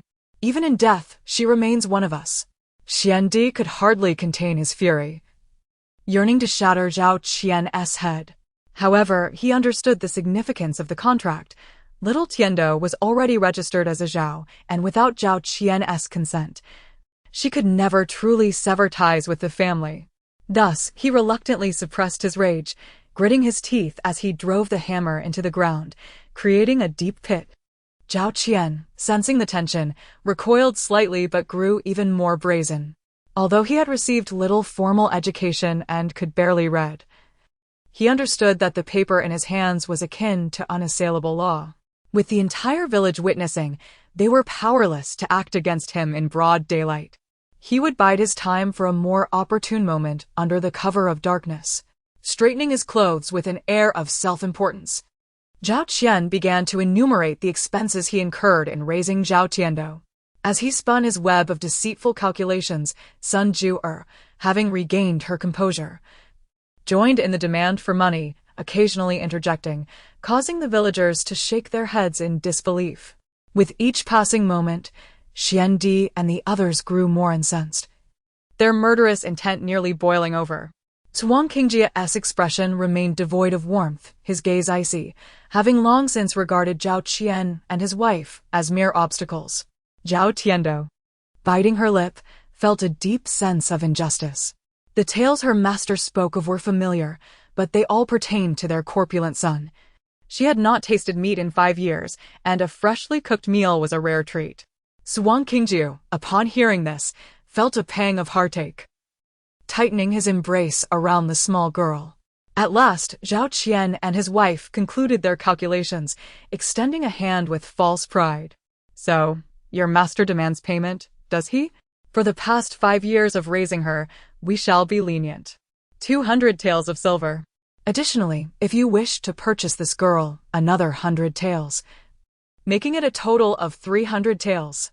300 taels, a sum unimaginable for the villagers. Not only had they never seen such wealth, but they could scarcely fathom the audacity of demanding such an exorbitant price. The cost of raising a child in the village hardly warranted such an amount. 300 taels could sustain a family for generations. Zhao Qian's demands were nothing short of outrageous.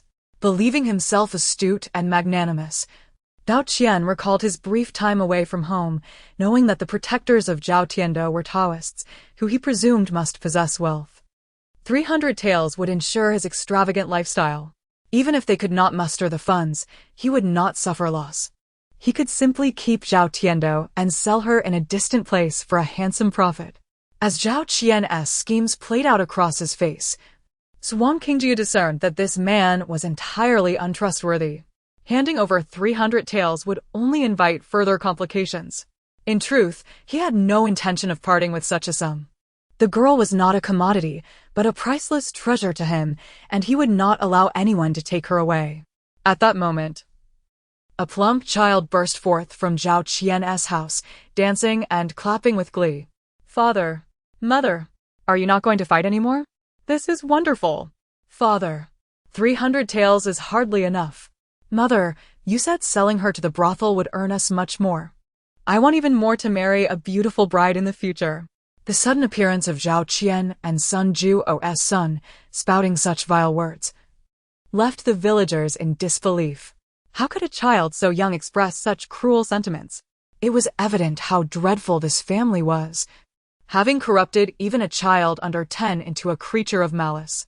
Zhao Tiando felt exasperated at the sight of the chubby boy, and upon hearing his words, she pouted in anger, grasping a scratch-and-sniff talisman in her hand. Chapter 91.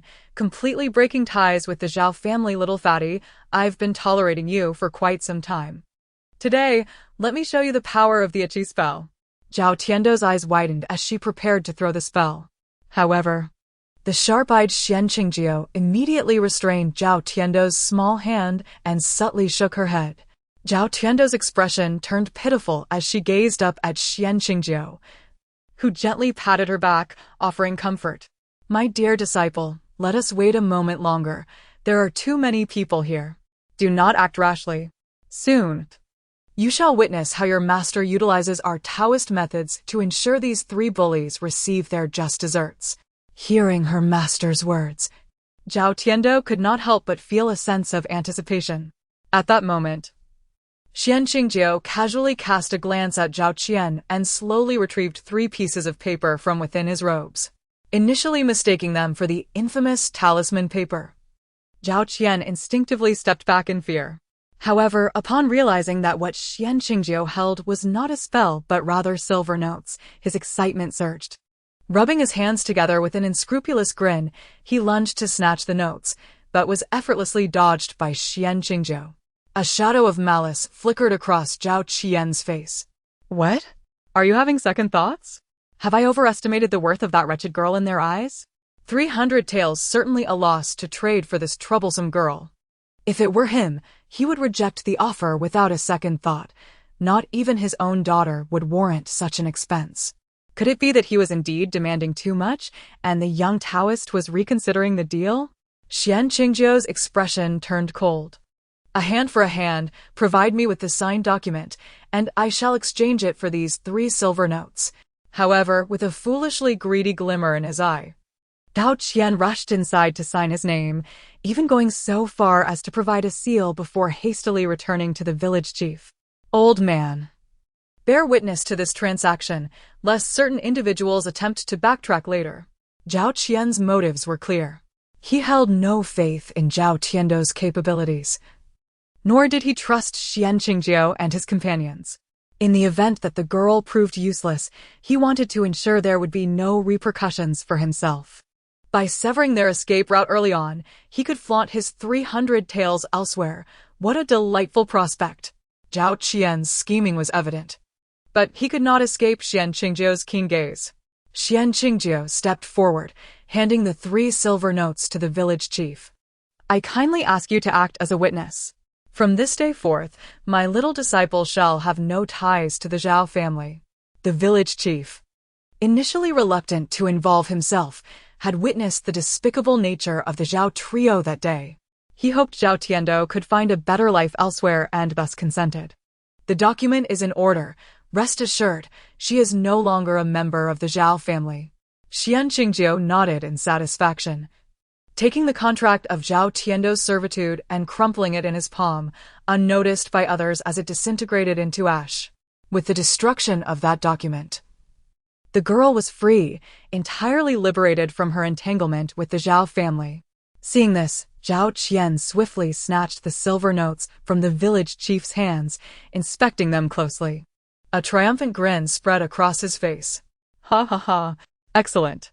I am finally free from this wretched place. This forsaken land will never allow me to rise. What does it matter how they once looked down upon me? I am now the wealthiest among you. He spat in disdain, regarding the villagers with contempt, as if he were superior. The villagers loathed him intensely, yet jealousy was scarce. Meanwhile, the silent brothers, filled with suspicion, wondered how their master had acquired silver notes. After their little sister and a few others had taken their share from the meager earnings of their market stall, it seemed their master had barely 200 taels left. They were well aware of the temple's conditions. There was something suspicious about these 300 silver notes. At that moment, as Zhao Qian tucked the notes away and prepared to leave Zhao family village, Sun Juer approached him, seeking a share of the spoils, only to be violently shoved aside. You wretched woman. You think I still want you? Look at yourself in the mirror. Go away. With 300 taels, what sort of woman could I not find? You. An old hag. Zhao Qian unleashed a torrent of insults, leaving Sun Juer distraught. With her mother ineffective and her father preparing to flee, little Fatty grew anxious. Clinging to Zhao Qian's pant leg, pleading, Father, let me go with you. We don't need mother anymore. Yet Zhao Qian, disdainful even of his own flesh and blood, kicked the child away. I now suspect you are not even my offspring. Your shameless mother may have entertained countless men. I am handsome, while you look like a pig. Get away from me. I no longer want either of you. A dramatic scene unfolded before the villagers, leaving them astonished. They had indeed underestimated the depths of this family's depravity. It was utterly ludicrous. To claim they were not related would be incredulous, for they displayed the same selfishness and greed, willing to abandon anything for their own gain. Such a heartless and repugnant trio should be permanently confined, lest they wreak havoc upon others. Chapter 92. A mysterious jade pendant. Zhao Qian fled with the money, disregarding the desperate pleas of Sun Juer and her son. Zhao Qian displayed no sense of loyalty, swiftly kicking the mother and child aside. Zhao Tiando witnessed this and finally comprehended the researcher's words.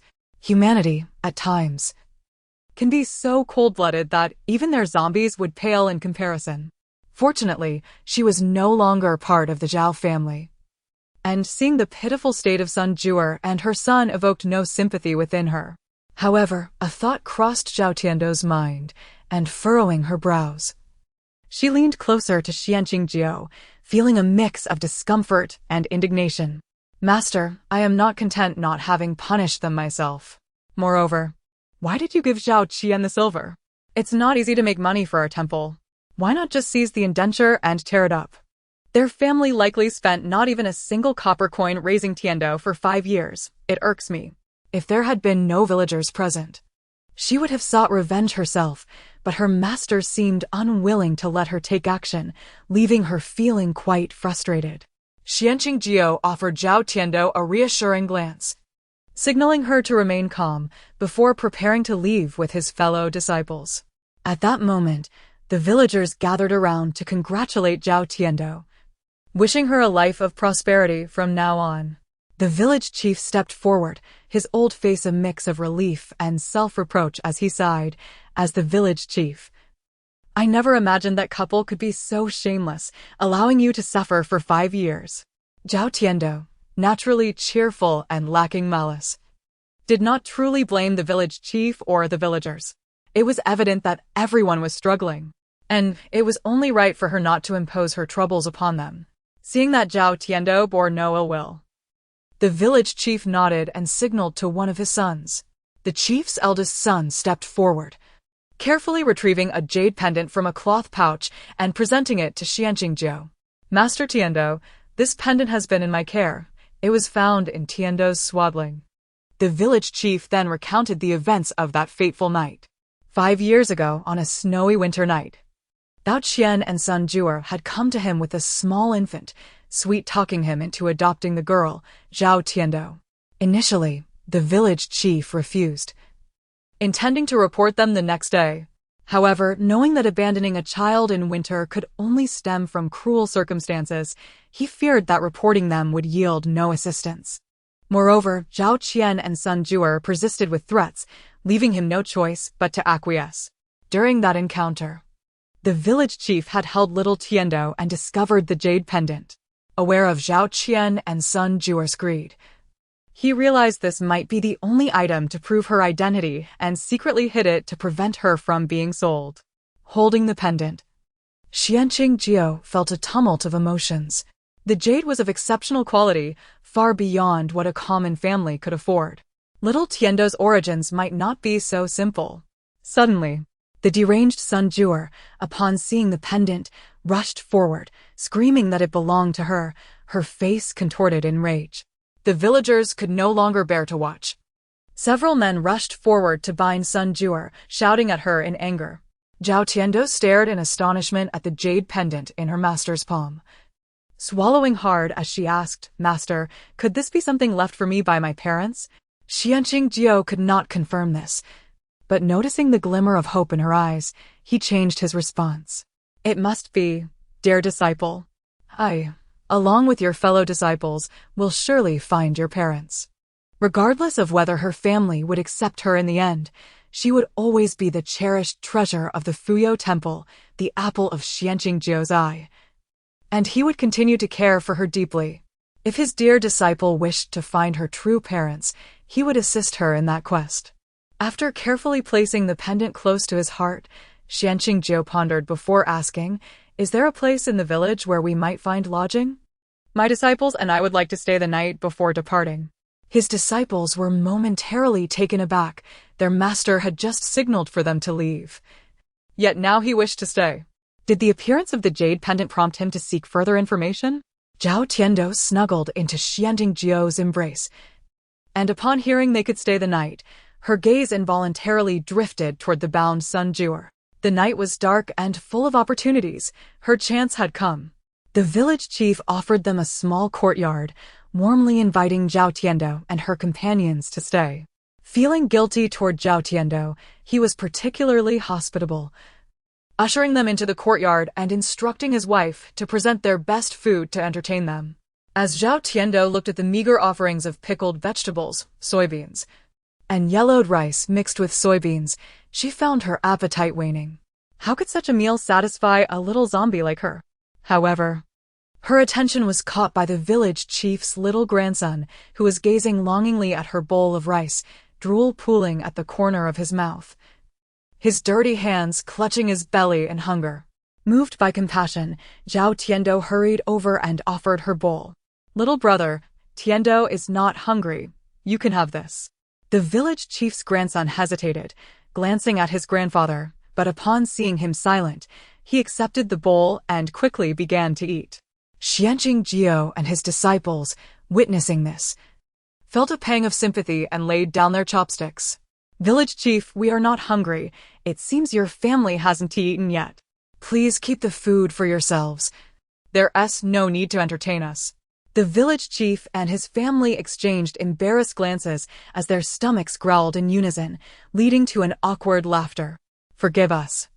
Zhao family village is indeed poor, and as the village chief, I have no means."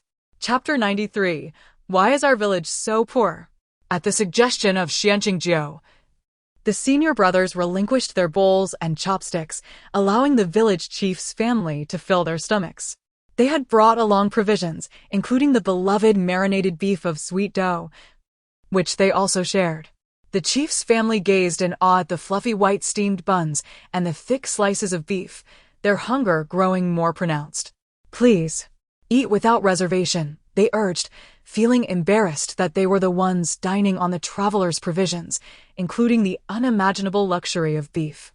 For them, as farmers, cattle were akin to lifeblood. Slaughtering one was unthinkable. Such meat could only be occasionally purchased at exorbitant prices in the big cities. Most families would never have the opportunity to taste beef in their lifetimes. How could their humble household be so fortunate? Zhao Tiando, seeing her cherished marinated beef being distributed, felt a pang of reluctance, her mouth watering. Yet, noticing the village chief's children, who were all gaunt and emaciated, she felt a flicker of compassion. They were all pitiable children. She decided to let them enjoy the beef today, as she would have ample opportunities to savor delicious food in the future. Xianqing, observing his little disciple's quiet demeanor, neither rushing for the beef nor staring longingly at it, took the hand of the village chief's grandson and led him to the table to enjoy the beef, offering words of comfort. Although the little girl was a glutton, she had grown to be considerate, not rushing at the sight of meat, which was commendable. The village chief's family ate cautiously, savoring the marinated beef that filled their mouths with flavor, their hearts overwhelmed with emotion and tears welling in their eyes. The chief, wiping away his tears, sighed, "This is the best meal I have ever had in my life. I truly hope that one day the villagers can enjoy the luxury of meat." As he spoke, the village chief's posture slumped further, enveloped by pain and helplessness. The blunt and straightforward Xuanjia couldn't help but frown, asking, "Old chief, why is our village so impoverished?" He understood that life was hard for the villagers, but whether it was farming or working in nearby towns, they should be able to scrape together some coins to occasionally indulge in meat. Yet, he could not shake the feeling that the chief's family seemed as if they had never tasted meat. Upon hearing this, the chief's family exchanged glances, revealing even deeper anguish. The chief's eldest son, aware that his father disliked discussing such matters, spoke on his behalf. "Few know this, but our village has been declining for the past 30 years. Each villager is growing poorer. My father, upon becoming village chief, wanted to lead us to prosperity. But no matter what he tried, the outcomes were always tragic." "What kind of tragedy?" Xuanjia inquired with curiosity. The chief's son sighed deeply. "We attempted to cultivate new land for additional crops to sell in town, but either wild animals ravaged the fields or nature played cruel tricks on us. 10 acres of land were completely destroyed. Now, in the scorching heat of summer, it's parched, and in the freezing winter, it's buried under snow. We can barely grow enough food to sustain ourselves." After sharing their woes, Xianqing and the others remained troubled, their brows furrowed. No wonder the old woman had said the village was cursed. Indeed, the feng shui appeared unfavorable. The villagers seemed to be plagued by misfortune. Finally, the chief's second son added with a cold expression, "Strangely enough, while the other villagers struggle, Zhao Qian and Sun Juer, those two wicked individuals, somehow managed to keep their pots full. Isn't that infuriating?" Upon hearing Zhao Qian and Sun Juer's names, Zhao Tiando felt a surge of anger. Is the heavens blind? Why do they assist the wicked instead of the good?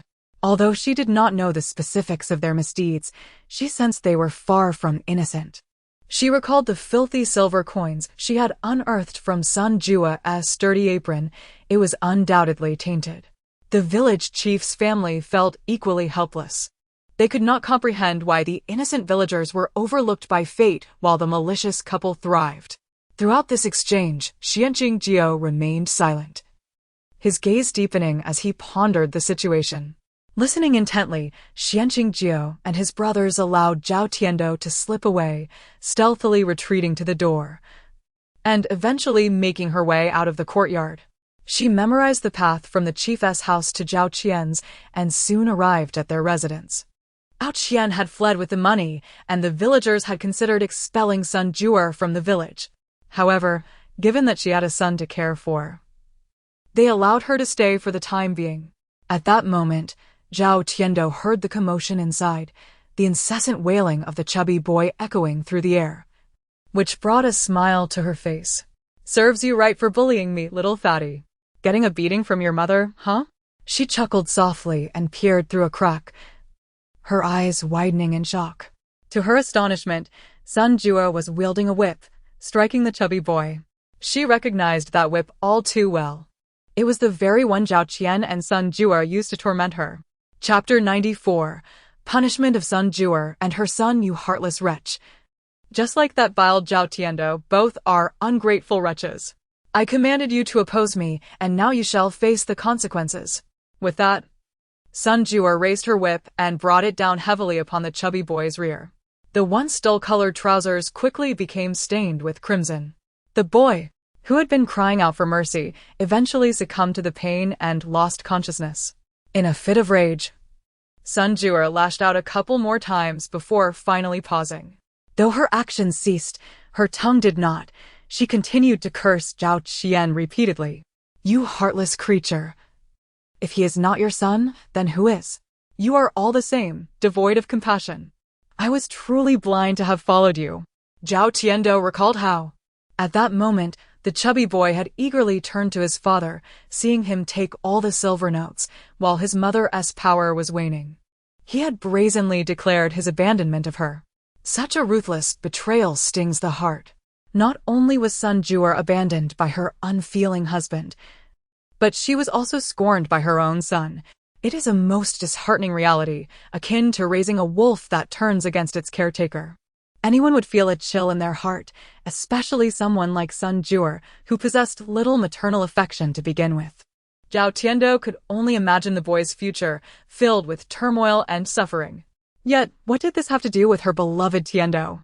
Had the chubby boy ever shown her even a modicum of kindness, she would not have felt so resolute in her indifference. What of being a child? I too am but a child, eagerly awaiting my master's affection. Who cares about you? With such thoughts, Zhao Tiando's face mirrored the cold demeanor of her master and brothers. Chubby boy, do not blame me for my lack of compassion. You were the one who bullied me first, and you deserve this. At that moment, the boy regained consciousness. But Sun Jue, having gone an entire day without sustenance and with both men having fled, was preoccupied with her own survival.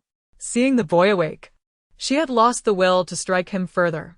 She longed to abandon him and escape, but her own injuries required tending. "Mother, please do not be angry with me. I also wish to live well. Do you not wish for that too?" The boy's plea was earnest, but being a child, he could not mask his deceitful gaze, prompting a cold laugh from Sun Jue. How ironic that this was the son she had raised. Zhao Tiando, growing impatient with the incessant chatter from within, had come to punish the mother and son pair. She had no desire to listen to their futile words.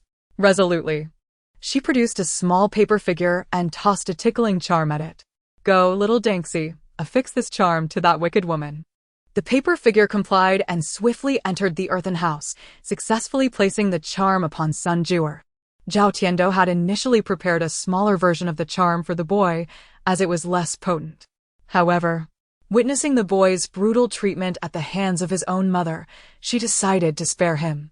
Soon, the charm began to take effect, and as Sun Jue arrived in discomfort, scratching and cursing, Zhao Tiando stifled a laugh. This was the fate of one who dared to bully Tiando.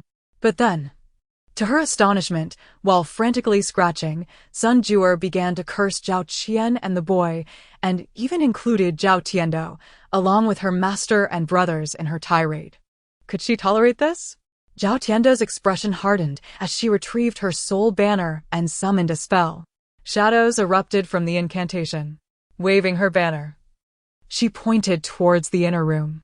"Go, frighten those two inside, so they shall never commit wrongdoing again."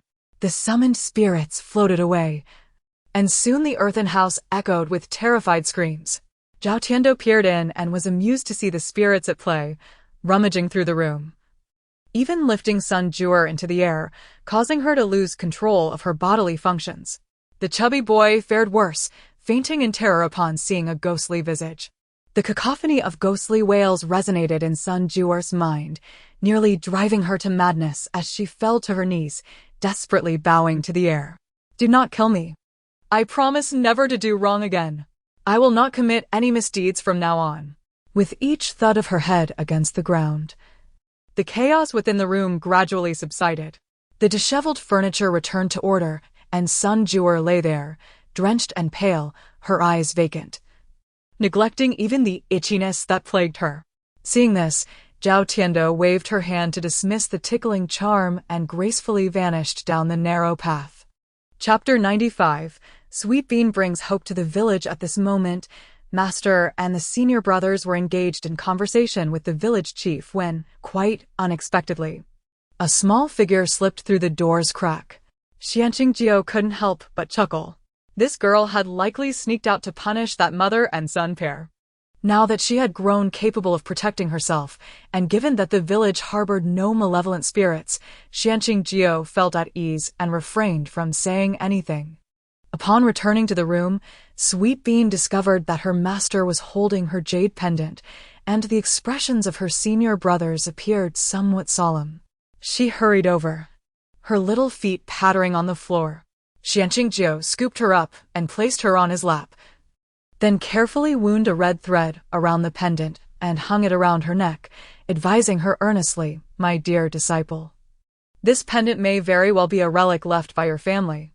It could potentially lead you to your biological parents in the future, so be sure to keep it safe." Zhao Tiando nodded earnestly, her small face serious, as she held the pendant, carefully opening her clothing to tuck it inside. To her surprise, while the pendant appeared cold and uninviting, it felt warm against her skin when it touched her chest, and wearing it was quite comfortable. She gently patted her chest to reassure herself that the pendant was secure there before finally relaxing. Her eyes darting around, she noticed there was still quite a bit of braised beef left on the table, realizing that the village chief's family had hardly eaten any. Zhao Tiando reached out her little hands to grab a few pieces and stuffed them into her mouth, puffing out her cheeks as she waved at the village chief's grandson, beckoning him closer. The sight of Zhao Tiando's playful antics caused Xuanqing and the senior brothers to burst into laughter, dispelling the previous gloom that had settled during their discussion about her lineage. Although they had surmised that the background of this little girl was likely complex, especially considering she had been abandoned in such a desolate village in the dead of winter, they were determined to protect her regardless of whether she ever found her family or if her family had intended to abandon her altogether. The following day, the village buzzed with activity. Once the villagers learned of her departure, they hurriedly brought out their carts. Those with vehicles drove them out, while those without gathered to accompany Zhao Tiando. In the past, they would not have exhibited such enthusiasm. Even the kind-hearted and simple folks had long since lost their innocence due to the harsh realities of life, often isolating themselves in their struggles, content if they could manage their daily existence. Yet, the arrival of Sweet Bean was akin to a ray of light breaking through the clouds, illuminating their hearts and instilling a sense of hope. Perhaps the so-called curse did not exist at all. After all, it was said that once Sweet Bean left the village, she blossomed even more beautifully, enjoying a life of abundance and comfort. Most importantly, she had encountered her true master and senior brothers, who genuinely cared for and protected her. For Zhao Jiacuan, the once pitiful scapegoat had risen, serving as an inspiration for the villagers. Zhao Tiando was deeply moved by their eagerness to bid her farewell, realizing she was quite well-liked. Xuanqing, unable to turn down their warmth, consented to the send-off. Upon reaching the village entrance, Zhao Tiando beamed and waved vigorously at the villagers, her gaze lingering momentarily on the place she had once avoided. The doors there stood firmly shut, and she remained oblivious to what lay within. However, she believed that the ghostly antics of the previous night must have served as a wake-up call to Sun Jur and the chubby boy, making them think twice about their misdeeds. As for Zhao Qian, the one who absconded with her funds, She felt a lingering resentment and planned to inquire about it with her master during their journey, for that was her food money. And it seemed unfair to let that rogue get away with it. The villagers lingered at the village entrance, visibly reluctant to part ways. Perhaps it was an instinctive urge to protect the vulnerable, as their reluctance mirrored that of parents watching their child leave home. Xuanqing stood firm, holding Zhao Tiando as he addressed the village chief and the others, who understood that this was likely mere politeness. People like them rarely stayed long in such places. An elderly woman with tears in her eyes bid farewell to Zhao Tiando, as though she were parting from her own granddaughter. Zhao Tiando, still naive to the true meaning of separation, thought that if it were possible, she wouldn't mind unleashing a few more ghosts to scare them for 3 days and nights. Perhaps she would never return again. Chapter 96. Rectifying the malefic feng shui of Zhao family village. As Xuanqing noticed the little girl in his arms pouting sadly, he gently offered her words of comfort. Zhao Tiando, her eyes twinkling, nodded ever so slightly. Before departing, Xuanqing cast a glance at the dilapidated village and softly inquired, "My dear child, do you wish for the villagers to improve their fortunes?" Without much contemplation, Zhao Tiando nodded curiously. "Master, do you have a solution?" Xuanqing's gaze deepened as he replied solemnly, "Indeed, this village is afflicted by poor feng shui." The other disciples, intrigued, chimed in, "Poor feng shui?"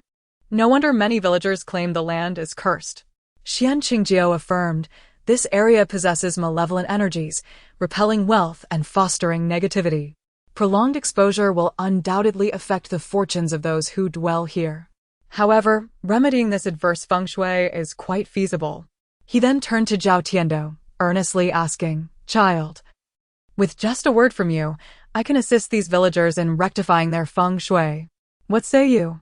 Deep down, Xuanqing harbored a dislike for this place and would not willingly rectify its feng shui. His aversion stemmed not from disdain for the villagers, but rather from his inability to alter the hardships endured by the young girl over the past 5 years, leading to an instinctive rejection of everything here.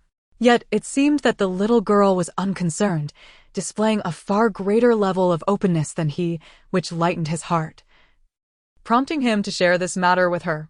Regardless of her eventual choice, he would support her. Outrendo observed the villagers, their faces worn and weathered, devoid of hope. And she was reminded of the helplessness she had witnessed during her former existence as a little zombie amidst apocalyptic times. Back then, she had been incapable of understanding. For she was devoid of emotions. The concepts of human feelings and hope were foreign to her. All she knew was the discontent of days without meat, where she sought distractions to momentarily forget her suffering. Perhaps the villagers felt as despondent as she once had. After a moment of contemplation, Zhao Tiando nodded earnestly, whispering, "Master, please help them." Upon hearing her words, Xuanqing's eyes sparkled with a smile, and he nodded in agreement.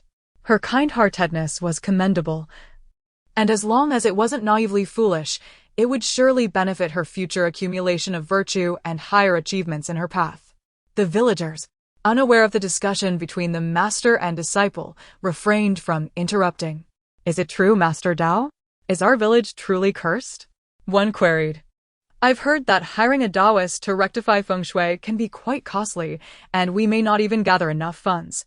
Xuanqing, perceiving their predicament, chuckled, "Fear not. For I shall charge no fee this time.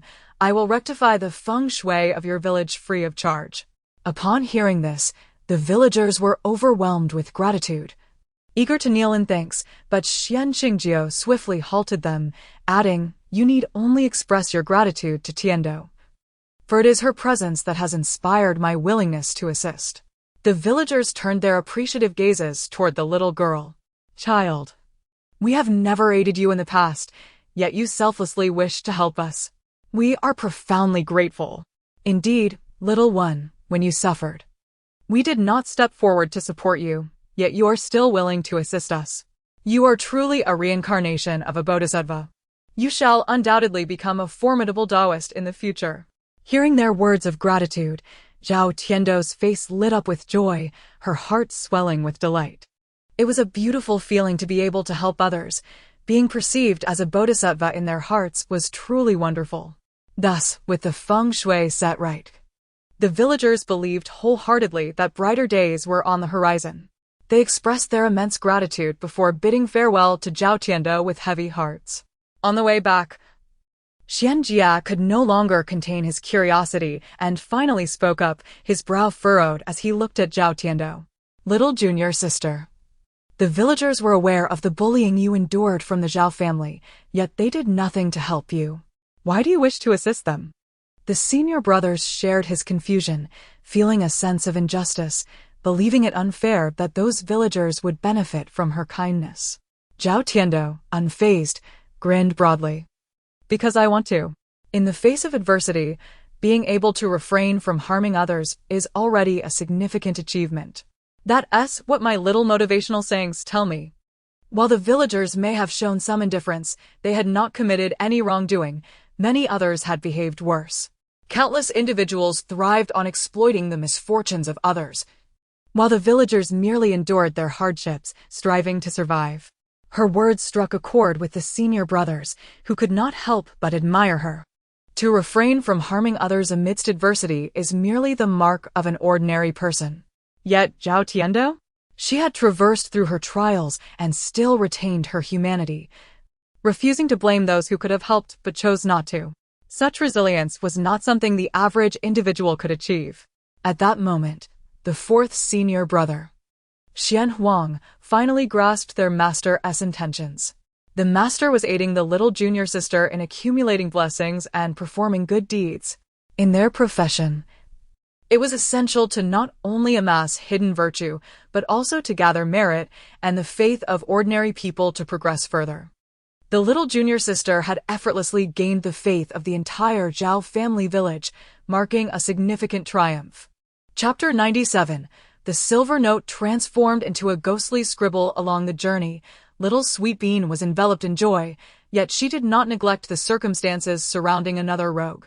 Observing her master in high spirits, she tentatively inquired, "Master, why did you give that scoundrel Zhao Qian 3 silver notes? Where did those notes come from?" Little Sweet Bean was aware that silver notes represented substantial sums of money, far more valuable than scattered silver coins. Xianqing Jiao had long anticipated that this girl would inevitably pose such a question, and, with a mysterious smile, replied, "Do you truly believe that your master possesses so many silver notes?" Little Sweet Bean pondered earnestly for a moment before shaking her head vigorously. "No, master. You must be impoverished." Xianqing Jiao could only chuckle helplessly at her candidness. Indeed, it was evident that he could not produce 300 tael silver notes. Those notes had merely served as a ruse to deceive Zhao Qian. Perhaps by now, their true nature had been revealed. At that very moment, Zhao Qian, who was well accustomed to indulgence, had spent the entire night reveling in the tavern. Upon awakening, he discovered that the woman who had been by his side had vanished, and surrounding his bed were several burly men with rolled-up sleeves. The madam of the establishment squinted at Zhao Qian and, with a mocking tone, proclaimed, "This esteemed guest claimed to be quite wealthy yesterday, and I specifically summoned my best girl to attend to you. Where is your money?" Upon hearing the madam's tone, Zhao Qian's anger flared. Yet, confronted by the intimidating presence of so many men, he quickly succumbed, defiantly retorting, "The silver I possess is enough to book all your girls. Mind your tone when speaking to me." With a derisive laugh, the madam pointed at a tattered bundle nearby, disdainfully saying, "Is that all you have in that bundle? Gentlemen, take good care of him. Anyone who dares to freeload is simply courting death." Having delivered her remark, the madam departed, and the men promptly seized Zhao Qian, dragging him from the bed and administering a brutal beating. Cries of anguish echoed as Zhao Qian found himself unable to react, soon left battered and unrecognizable. At that moment, several thin papers fluttered to the ground, catching Zhao Qian's eye. As he focused on them, he realized they were none other than the 300 tael silver notes gifted to him by that wretched girl. How had they transformed into ghostly scribbles? Little Sweet Bean remained blissfully unaware that the unfortunate soul she had been concerned about was now stripped bare and displayed at the entrance of the Ihong courtyard. It was a pity that she could not witness this dramatic spectacle firsthand.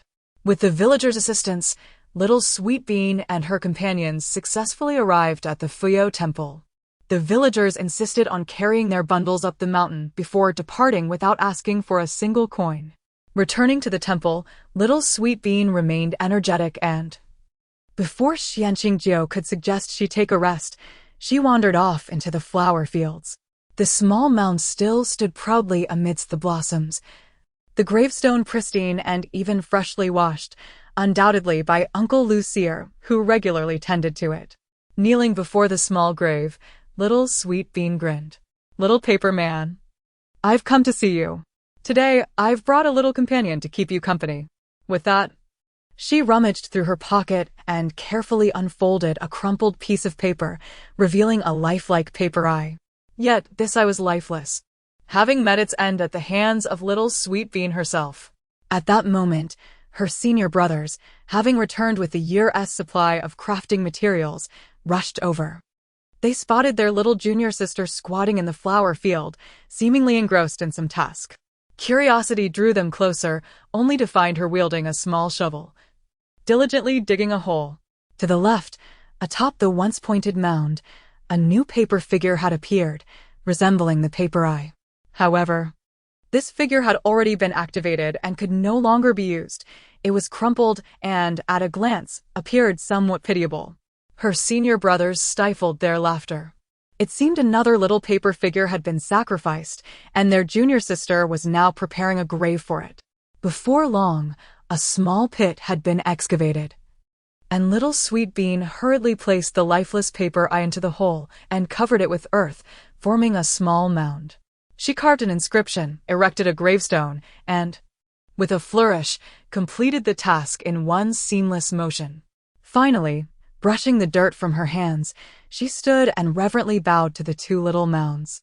"From now on, you two shall keep each other company here without fear of solitude. I promise, every time a little paper figure meets its end, I will bury it here. It is perhaps only here that paper figures will receive such honorable burials." Truly, their little junior sister was both innocent and kind-hearted. Chapter 98. The burial of the peeping paper doll master, shy as he is, inquired, "When did your divine eye sacrifice itself, little junior sister?" Master Brother Xuantian's face was filled with curiosity. It was indeed impressive that the little junior sister could create and manipulate the divine eye paper dolls, leaving her elder brother feeling both envious and somewhat embarrassed. Yet, they could not recall any incident regarding the sacrifice of a divine eye. Zhao Tiando, with a face of innocence, replied, "Master Brother, this isn't my divine eye, it's Master S. He mischievously sent this divine eye to spy on me. Luckily, I was clever enough to hide by the door and squash it with a slap. Though it was a matter of life and death, a grave must still be erected. Our focus lies in sincerity and the clear distinction between reward and punishment." Upon hearing this, Master Brother was momentarily stunned, thinking he had misheard. The other brother's eyes gradually brightened, glancing back at the grave mound several times as they processed the little junior sister's words. "Impressive, little junior sister. If you can handle the divine eye controlled by Master, our seventh brother shall learn from you. We all wish to be your disciples." Xuanjia's admiration for Zhao Tiando intensified, to the point where he almost wished for Master to become a grandmaster so he could become a disciple of little Tiando. "Oh! Seventh brother, you wish to take her as your master?" "I have no objections," a voice suddenly chimed in, startling Xuanjia into jumping up with a cry. "Master, how do you walk so silently? You're more ghostly than a specter." Xuanqingjia cast a sharp glance at Xuanjia, retorting, "As your master, I remind you daily to comprehend the path while not neglecting your training. If you had truly absorbed my teachings, you too would be able to walk without sound." Xuanjia stuck out his tongue, aware he was in the wrong, and quickly fell silent, retreating behind his brothers. The remaining brothers looked at Xuanqingjia with teasing glances, unable to suppress their laughter at what the little junior sister had just said. Xuanqingjia's gaze fell upon Zhao Tiando, noticing her small hands were quite dirty. He frowned and knelt down, pulling out a handkerchief to carefully clean her hands, feigning anger as he scolded. "How did your little hands get so filthy? If you sneak into the kitchen later, won't your stomach be upset?" Zhao Tiando stuck out her tongue, grinning. "Master, I was just giving the divine eye a proper burial. I'm done now. I'll wash my hands shortly." Xuanqingjiu was taken aback. "What divine eye?" Upon turning his head, he saw yet another small mound in the flower bed. Immediately realizing this little girl had indeed come here for a purpose, she had dug another grave. However, soon Xuanqingjia's expression darkened as a thought crossed his mind. This child had not forgotten that incident. Indeed, she was quite the vengeful little creature. No wonder his other disciples were looking at him with peculiar expressions. Surely the little girl had blurted out the matter of him using the divine eye to spy on her. With a sigh, Xuanqingjiu felt a slight blush creep to his cheeks, suddenly feeling embarrassed to remain there. He quickly stood up, turning his back to his disciples, and sternly commanded, "Elders." The brothers' hearts leaped, realizing their master was likely angered out of embarrassment. Not daring to linger, they chuckled and scurried away. The playful Xuanjia, while running, teased, "Got it, master. We want to be lazy. We can't let the divine eye spy on us. Little rascal." Words of reprimand lingered on his lips. Yet considering the little disciple was still present, he refrained from speaking further, glaring at the foolish brothers as they laughed heartily and departed, feeling utterly powerless. Little Tiando stifled a laugh, noticing her master's cheeks and ears had turned a bright shade of red, undoubtedly flustered. Yet she did not tease him further, instead slipping away from his hand and chasing after her brothers. After a while, Xuanqingjiu chuckled to himself, shaking his head as he glanced back at the new small grave mound, leaving with a smile. Upon returning to her room, Zhao Tiando first released 2 reconnaissance paper dolls to guard her door. Seeing the 2 little dolls standing with hands on their hips, one on each side, resembling inconspicuous but highly effective sentinels, she finally closed the door with satisfaction, swiftly kicked off her cloth shoes, and climbed onto her bed. With a mere thought, she released a jumble of items from her spatial storage. The cluttered objects piled together on the bed made Zhao Tiando scrunch her nose in dismay. While the spatial storage was indeed splendid, the disarray of items was bothersome, and her aversion to organizing made retrieving anything quite a chore. It seemed she needed to set aside time to add some small shelves for easier access to her treasures. Within the professor's spatial storage, there were indeed numerous gene modification liquids. However, as a former little zombie, she had only occasionally overheard researchers discussing the professor's gene modification plans. She had no idea what the blue, red, and green liquids were specifically for. Yet soon, Zhao Tiando recalled something. The professor had once inadvertently mentioned that gene modification did not adhere to fixed formulas. Mixing was largely based on intuition, which meant she could concoct a unique gene modification liquid for her brothers based solely on her instincts. As for the results of their transformations, that was beyond her concern.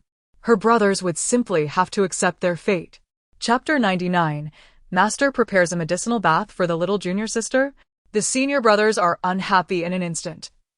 A mischievous smile appeared on Zhao Tiando's face as her small hands deftly fiddled with the colorful bottles and jars before her. Had several senior brothers been present at that moment, they would have undoubtedly stared in horror at the suspicious liquid bubbling ominously, fearing that the little sister was concocting something dreadful once again. Unfortunately, with their absence, they remained oblivious to the fact that these dubious liquids would soon be applied to them. After dinner, Xuanqingjiu called a few of them over, including little Tiando. "I have prepared a bucket of medicinal bath for each of you. Make sure to take a soak before bedtime." The senior brothers, upon hearing this, dared not defy him and nodded in agreement. Zhao Tiando pointed to her nose and tilted her head, asking, "Do I get one too? What is a medicinal bath?" Xuanqingjiu patiently explained the concept to her, but after a moment's thought, added, "Since it is your first time, I am quite concerned. How about I accompany you?" "What? No way. To his surprise, as soon as Xuanqingjiu finished speaking, the senior brothers exclaimed in unison, "Master, there are boundaries between males and females. Even though the little sister is only 5 years old, she is still a girl. This is inappropriate, isn't it?" The second senior brother, Xuandi, swiftly scooped up little Tiendo, cradling her under his arm as he attempted to flee. "Don't be afraid, little sister. Second senior brother will protect you. Even if Master has ulterior motives, I will defend you to the end, even if it means confronting him." The fourth senior brother, Xuanxuan, remained silent but cast a vigilant and disapproving glance at Xuanqingjiu, clearly disappointed in their master. The sixth senior brother, Shenjia, pointed an accusing finger at Xuanqingjiu, squinting his eyes as he said, "Master, I never expected you to be this kind of master. The little sister is still just a child." Exactly. If this word gets out, how will the little sister ever find a husband? Xuanqingjiu felt wronged. He had never harbored such lewd thoughts. Why did these foolish disciples immediately jump to such conclusions? Was his usual noble image not convincing enough to prevent their misguided assumptions? Xuanqingjiu was mistaken. It was not his credibility at fault, but rather that little Tiendo held too much significance in their hearts. Even the slightest chance of harm befalling her was unacceptable to them. Thus, when Xuanqingjiu proposed to assist little Tiendo in her first medicinal bath, the senior brother's initial reaction was one of vehement opposition. Perceiving their concerns, Xuanqingjiu sighed softly, "Rest assured, I will not tarnish this girl's reputation." Who says that a medicinal bath requires one to be completely undressed? The brothers were taken aback, their faces flushing as realization dawned upon them. Indeed, they had thought too far. Their master was not that kind of person. "Ha ha ha, the eldest brother is right. We misunderstood master. Little sister, enjoy your first medicinal bath. And remember not to cry." The sixth brother's words caused Zhao Tiendo's scalp to prickle with anxiety, instinctively sensing impending danger, prompting her to struggle desperately under the second brother's arm. Seeing this, Xuandi chuckled as he carried the small Zhao Tiendo toward the bathing room, teasing, "Don't be afraid, little sister. One of the great features of our Fuyo temple is the medicinal bath personally prepared by master.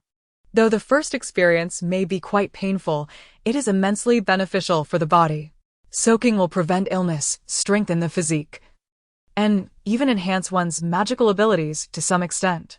As Xuandi rambled on, Zhao Tiendo became increasingly convinced that the medicinal bath was anything but benign. She struggled with all her might, calling out, "Eldest brother, save me. Sixth brother, seventh brother, help me." When the eldest brother averted his gaze, pretending not to hear, the sixth and seventh brothers merely waved their scrubbing towels, laughing all the way. Zhao Tiendo could only look at Xuanhuang with pleading eyes. "Fourth brother, I know you care for me. I just bathed and am clean, so I don't need a soak. Please let second brother put me down."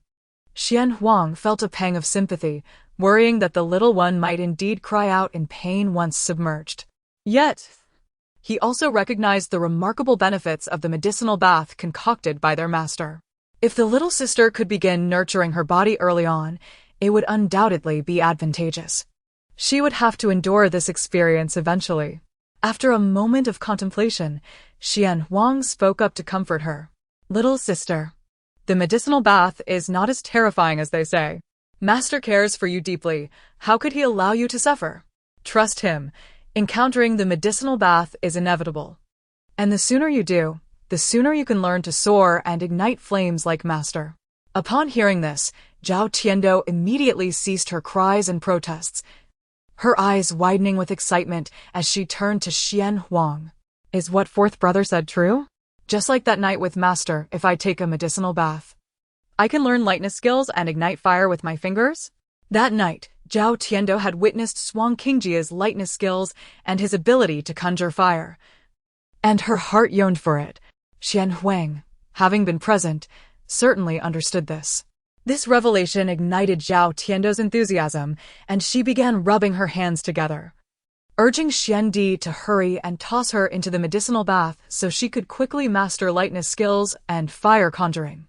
Chapter 100, Pouring gene modification liquid into the bathtub soon, the group arrived at the bathing area. The attendant, Lucier, had already prepared a tub for each person, and the rich and intricate aroma of medicinal herbs wafted through the door. After casting a glance at Xuantian, the senior brothers readied themselves to enter the medicinal bath. Just then, Xuantian, having been placed on the ground by Xuandi, seized her newfound freedom and dashed into the large bathing area, promptly locking the door behind her. The senior brothers were momentarily taken aback, exchanging bewildered glances. "Little junior sister, your bathing area is next door. This is where your senior brothers bathe," the seventh senior brother called out, thinking she had wandered into the wrong place. The bathing area consisted of a long row of interconnected low rooms. Typically, they used separate tubs, but they gathered together in one space for the medicinal bath, encouraging one another through playful banter to endure the discomfort. With Xiao Jr.'s sister's arrival, their master had instructed Lucier to construct a wall inside, creating a separate bathing room for her. Although the little girl was merely 5 years old and still very much a child, it was impractical for her to always be in the company of her older male seniors, thus, a private bathing area was necessary. After slipping into the senior brother's bathing room, Xuantian prepared to retrieve her array of bottles and jars. The gene modification liquid could be ingested or used in a bath. While its effectiveness might be diminished in this manner, it provided her an opportunity to experiment, preventing any potential mishaps from excessive consumption.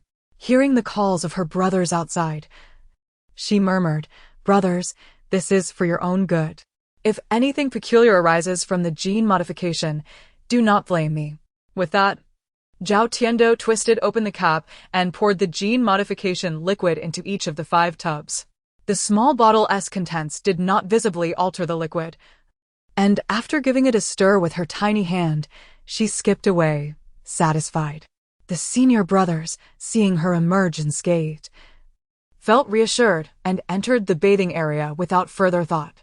At that moment, Xuanxuan personally approached with a small bucket of hot water, taking Xuantian's little hand as they entered the small bathing room.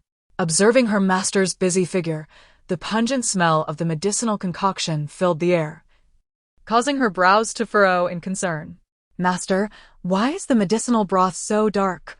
If I soak in it for a while, will I turn into a little black bean?"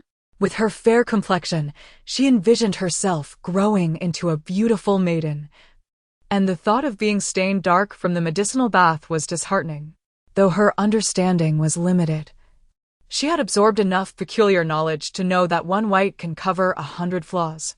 Compared to the benefits of the medicinal bath for her health, her vanity took precedence.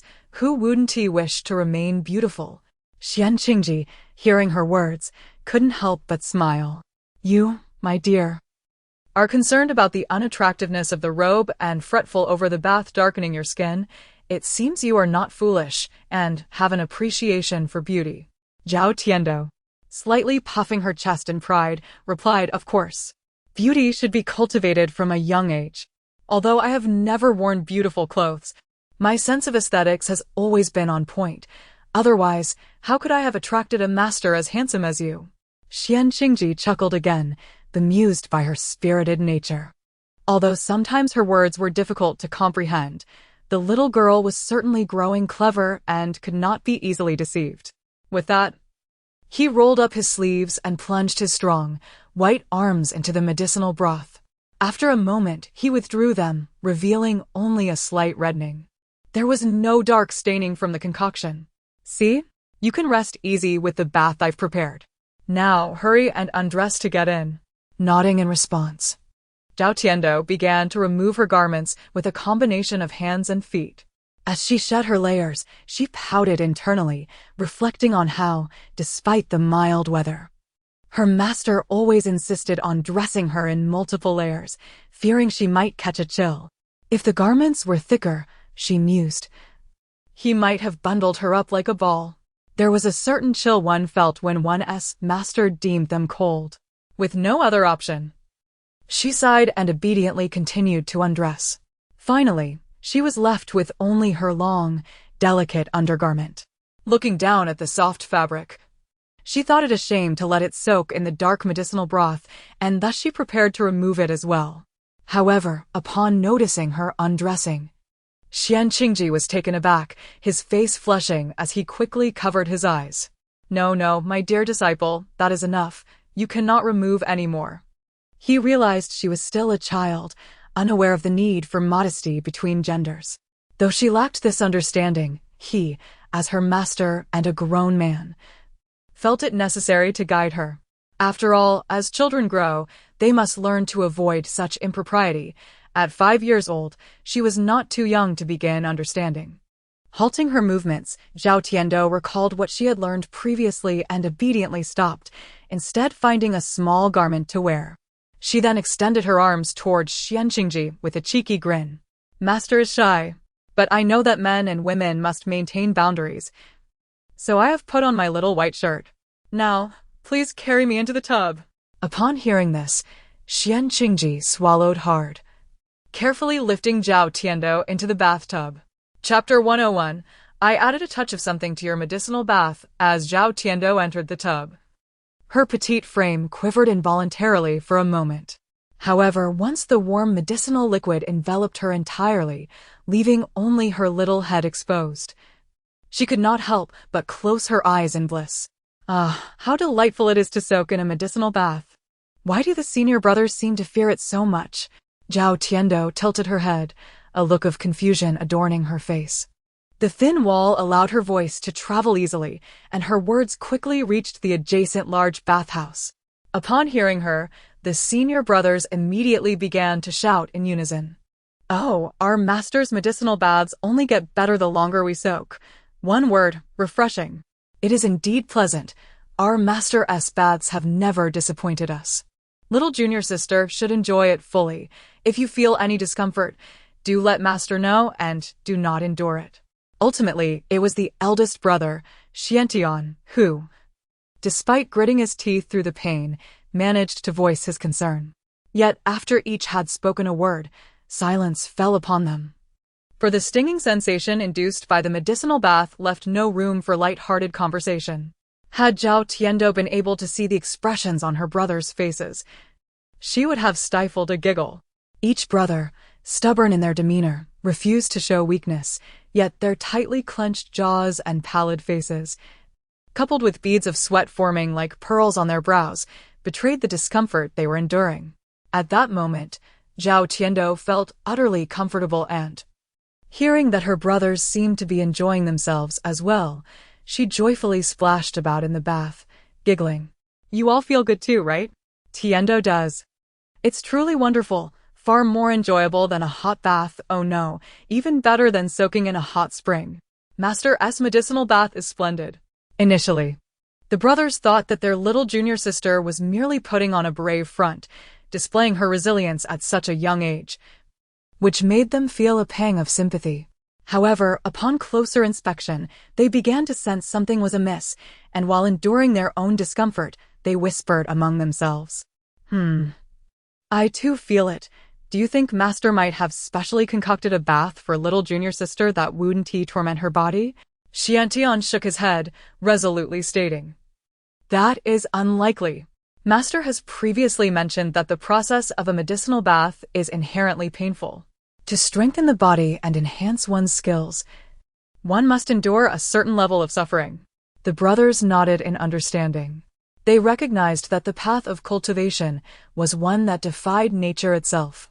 The arts of Taoism often required enduring pains that ordinary beings could not fathom.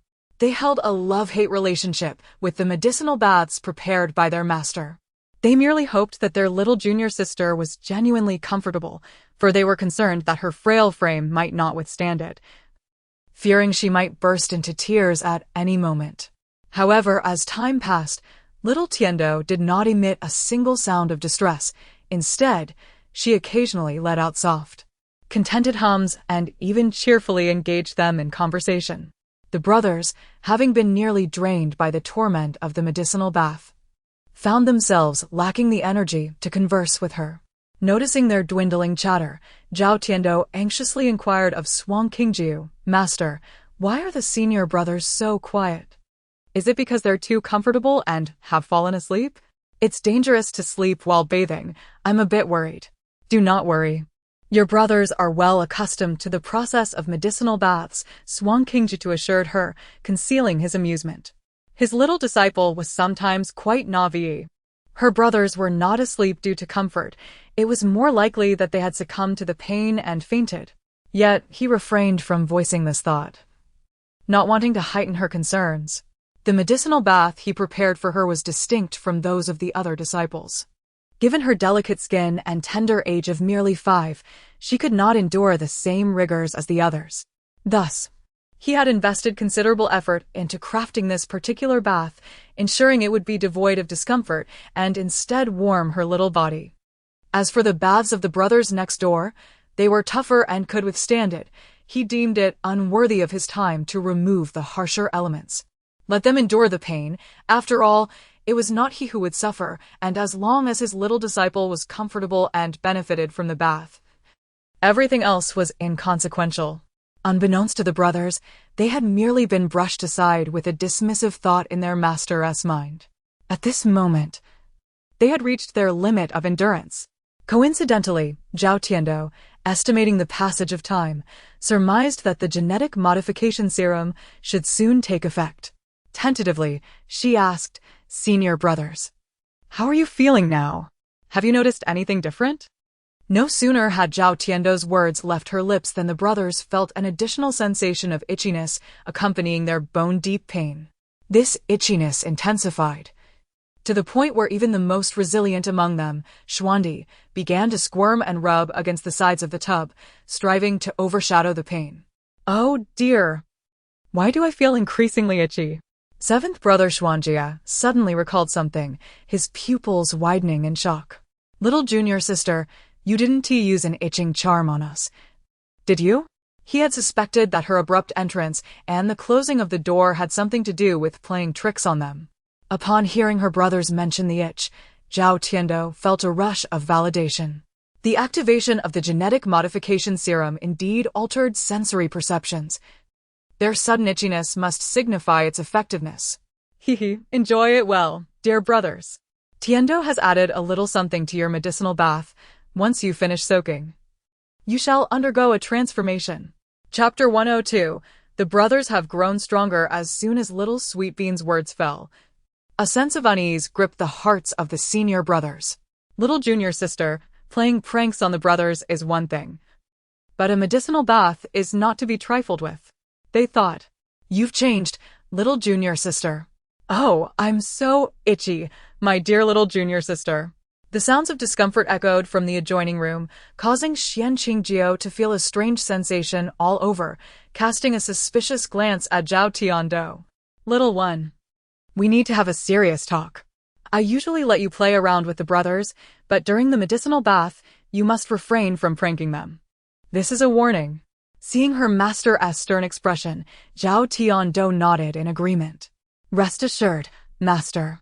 What I added to the brothers' baths is of the finest quality. I cherish the brothers far too much to joke with them." When the time for the medicinal bath arrived, Zhao Tiando hurriedly climbed out, changed her clothes, and stood vigil outside the brothers' bathing area. As the door creaked open, one by one, the brothers emerged, their expressions a mix of hesitation as they stretched their necks and bent slightly before Xianqingjio. "Master, why do I feel like something is off with my body?" asked the second senior brother. "Do you feel it too?" replied the third senior brother. "I do. It feels as though a surge of power has awakened within me. I suddenly have an urge to draw talismans." This surprising admission came from the most mischievous of them, the seventh senior brother. The others looked at him in astonishment. "Old Seven, have you lost your mind? Aren't you the one who despises drawing talismans the most?" Xianjia clenched his fists, equally incredulous, scratching his head as he added, "It's strange. This doesn't seem like my usual self, yet I genuinely feel an intense desire to draw talismans." The brothers exchanged glances, each sensing something unusual in their own bodies, while noticing subtle changes in one another. Suddenly, Xuandi seemed to sense something and began searching around before striding toward a patch of grass where a boulder, carved to resemble a rockery, stood. Second senior brother. What are you doing? Xuandi said nothing but approached the large rockery, rolled up his sleeves, and rubbed his palms together. In the next moment, he bent down and, with a forceful effort, lifted the rockery as if it were weightless. Master, we may be poor here, but there's no need to substitute a fake for a real boulder, he exclaimed, bringing it before Xianqingjiu. It's so light that I lifted it effortlessly. It must be a fake. How could Master allow this? At that moment, Xianqingjiu's expression shifted as he scrutinized Xuandi, feeling the weight of the boulder anew. Suddenly, his eyes lit up with realization. You jest. But isn't the truth evident if you drop it? Xuandi pondered this and pretended to prepare to drop it. Wait. Suddenly, fourth senior brother Xuanxuan, sensing something, pulled little Sweetbean back, signaling the others to step away. The brothers, puzzled by the unfolding events, were equally shocked by Xuandi's ability to lift such a boulder. It was inconceivable. Even lifting a fifth of its weight would be impressive for him. Once everyone had retreated a safe distance, Xuandi hurled the rockery to the ground. A thunderous crash resonated, sending a tremor through the ground, leaving the brothers aghast. Xuandi, wide-eyed, stared at his hands in disbelief, swallowing hard. Suddenly, Xuantian felt a strange sensation and quickly drew forth his peachwood sword. He swiftly performed a hand sign, sending the sword and an exorcism talisman soaring into the air. What transpired next astonished everyone. Xuantian manipulated the sword with just 2 fingers, directing it with precision to pin the talisman in place. This is advanced Taoist magic. When did you learn to control the sword from a distance, Master Brother? The younger brothers gaped in awe, a mix of admiration and astonishment on their faces. Yet, Xianqingjiu and Zhao Tiando remained notably unfazed, especially Zhao Tiando, who, with her hands in her pockets, stood beside her master, her innocent face displaying an enigmatic depth beyond her years. Indeed, the genetic modification serum proved to be remarkably effective, for the brothers had all grown stronger. As the second and first brothers exhibited their newfound prowess, the others grew bolder in their attempts. After some experimentation, Xuanhuang also grasped a technique he had previously struggled with, and since he was on the verge of learning more profound Taoist arts, the sixth senior brother, feeling ravenously hungry, shamelessly produced a steamed bun. After consuming it, he discovered his body was brimming with energy. He summoned his magical artifact, the Jade Seal, and upon chanting the incantation, it radiated a brilliant golden light, revealing an astonishing power of Taoist magic. Meanwhile, the seventh senior brother, who had always been reluctant to draw talismans and did so with great difficulty, found that his speed had dramatically increased, and the potency of his talismans had greatly improved, as verified by Xianqingjiu. Soon, the brothers realized their strengths had all surged. Aside from the second senior brother Xuandi, who had become immensely powerful, the rest had experienced unprecedented enhancements in their Taoist abilities, which felt rather peculiar. Before long, they all turned their gazes toward Zhao Tiando, who stood with her hands in her pockets, a mysterious smile gracing her lips. Chapter 103, The Secret of My Brother's Strength. The brothers were taken aback. Recalling the earlier moment during their medicinal baths, they remembered that the junior sister had indeed mentioned that she had secretly added some ingredients to their baths. They had soaked in their master's medicinal concoction many times before, and this occasion was no exception. They had not noticed any differences from previous experiences. The fact that such a sudden surge of strength had occurred indicated that it was related to the junior sister. Junior sister, what exactly did you add to our baths? They inquired, their curiosity piqued. Indeed, while Master's medicinal baths can be quite painful, the effects have been minimal. Today, however, the results are astonishing. It must be your doing. Do tell us what marvelous substance you used that has brought about such significant change. The sixth and seventh brothers pressed her for answers, while the others, though not probing too deeply, gazed at Zhao Tiando with eager, sparkling eyes, clearly intrigued. Though they felt slightly guilty for undermining their master, they were certain that this time it was not his merit but rather that of the junior sister. As they contemplated this, their gazes on Zhao Tiando grew increasingly fervent. Zhao Tiando withdrew her small hand from her pocket and, with a mischievous smile, declared, "This is a secret.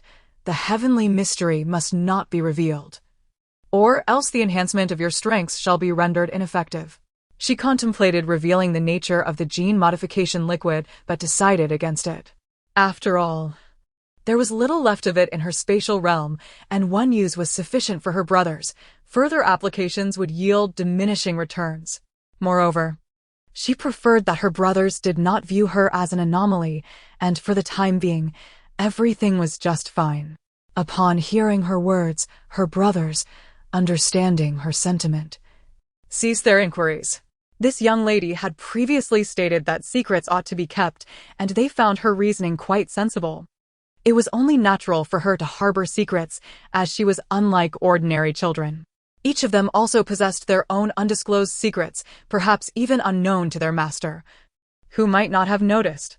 The brothers soon laughed heartily, encircling Zhao Tiando with increasing affection. Xuanqingjiu observed everything quietly, his gaze deepening, yet he refrained from questioning further.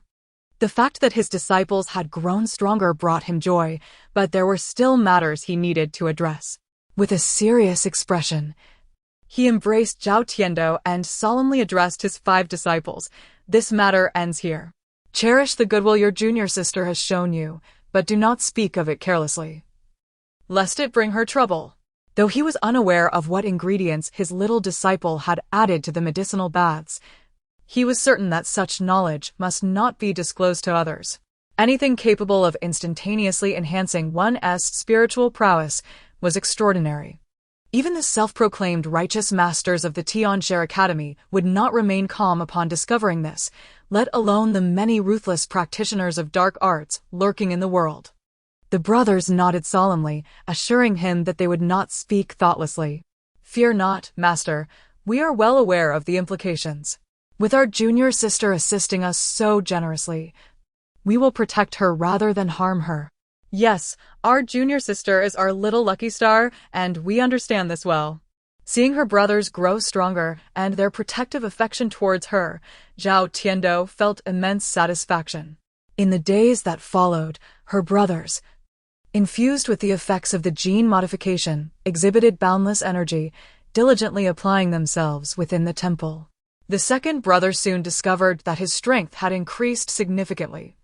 Even a gentle push was enough to break down a door. Initially, he did not think much of it until one day, while they were playfully taking turns holding their junior sister in the courtyard, he too wished to embrace the soft, tender bundle. Unfortunately, he miscalculated his strength and ended up pinching her little legs, leaving them red. Though Zhao Tiando bore it without crying, Xian was filled with guilt. Determined to master his newfound strength, he secluded himself in the back mountain that very night, vowing not to emerge until he had complete control over his power.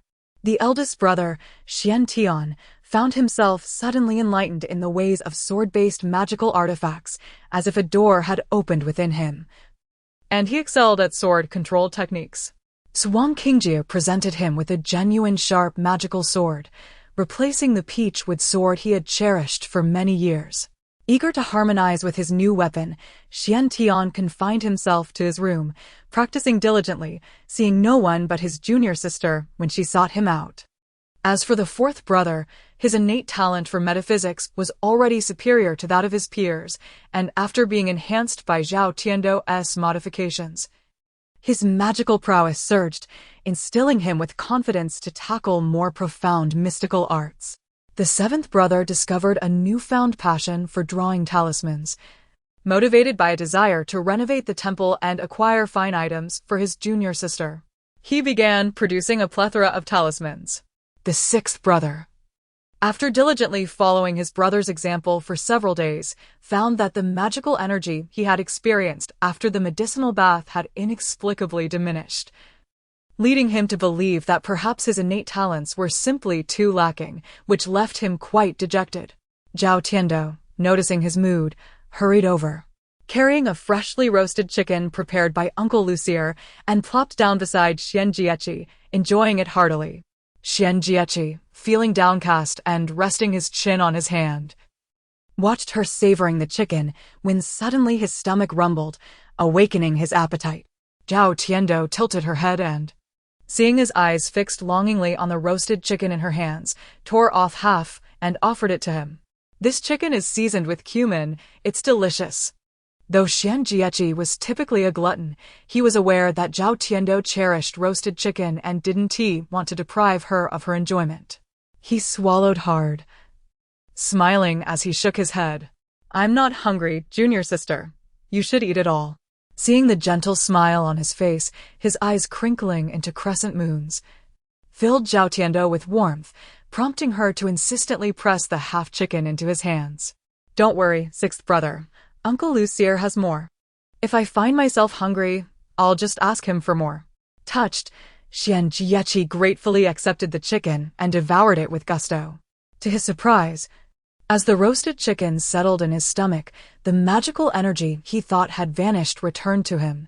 Overjoyed, he lifted Zhao Tiando and twirled her around in the courtyard, exclaiming, "Ha ha ha, junior sister, you truly are a little lucky star descended from the heavens. I now know how to grow stronger." Chapter 104. The common folk surrounding little sweet bean Xianjiechi, having inadvertently consumed a roast chicken gifted by Zhao Tiando, unexpectedly discovered that his magical powers surged forth once more. Overcome with excitement, he embraced little sweet bean and danced jubilantly in the courtyard before hastening to the kitchen to verify his newfound realization.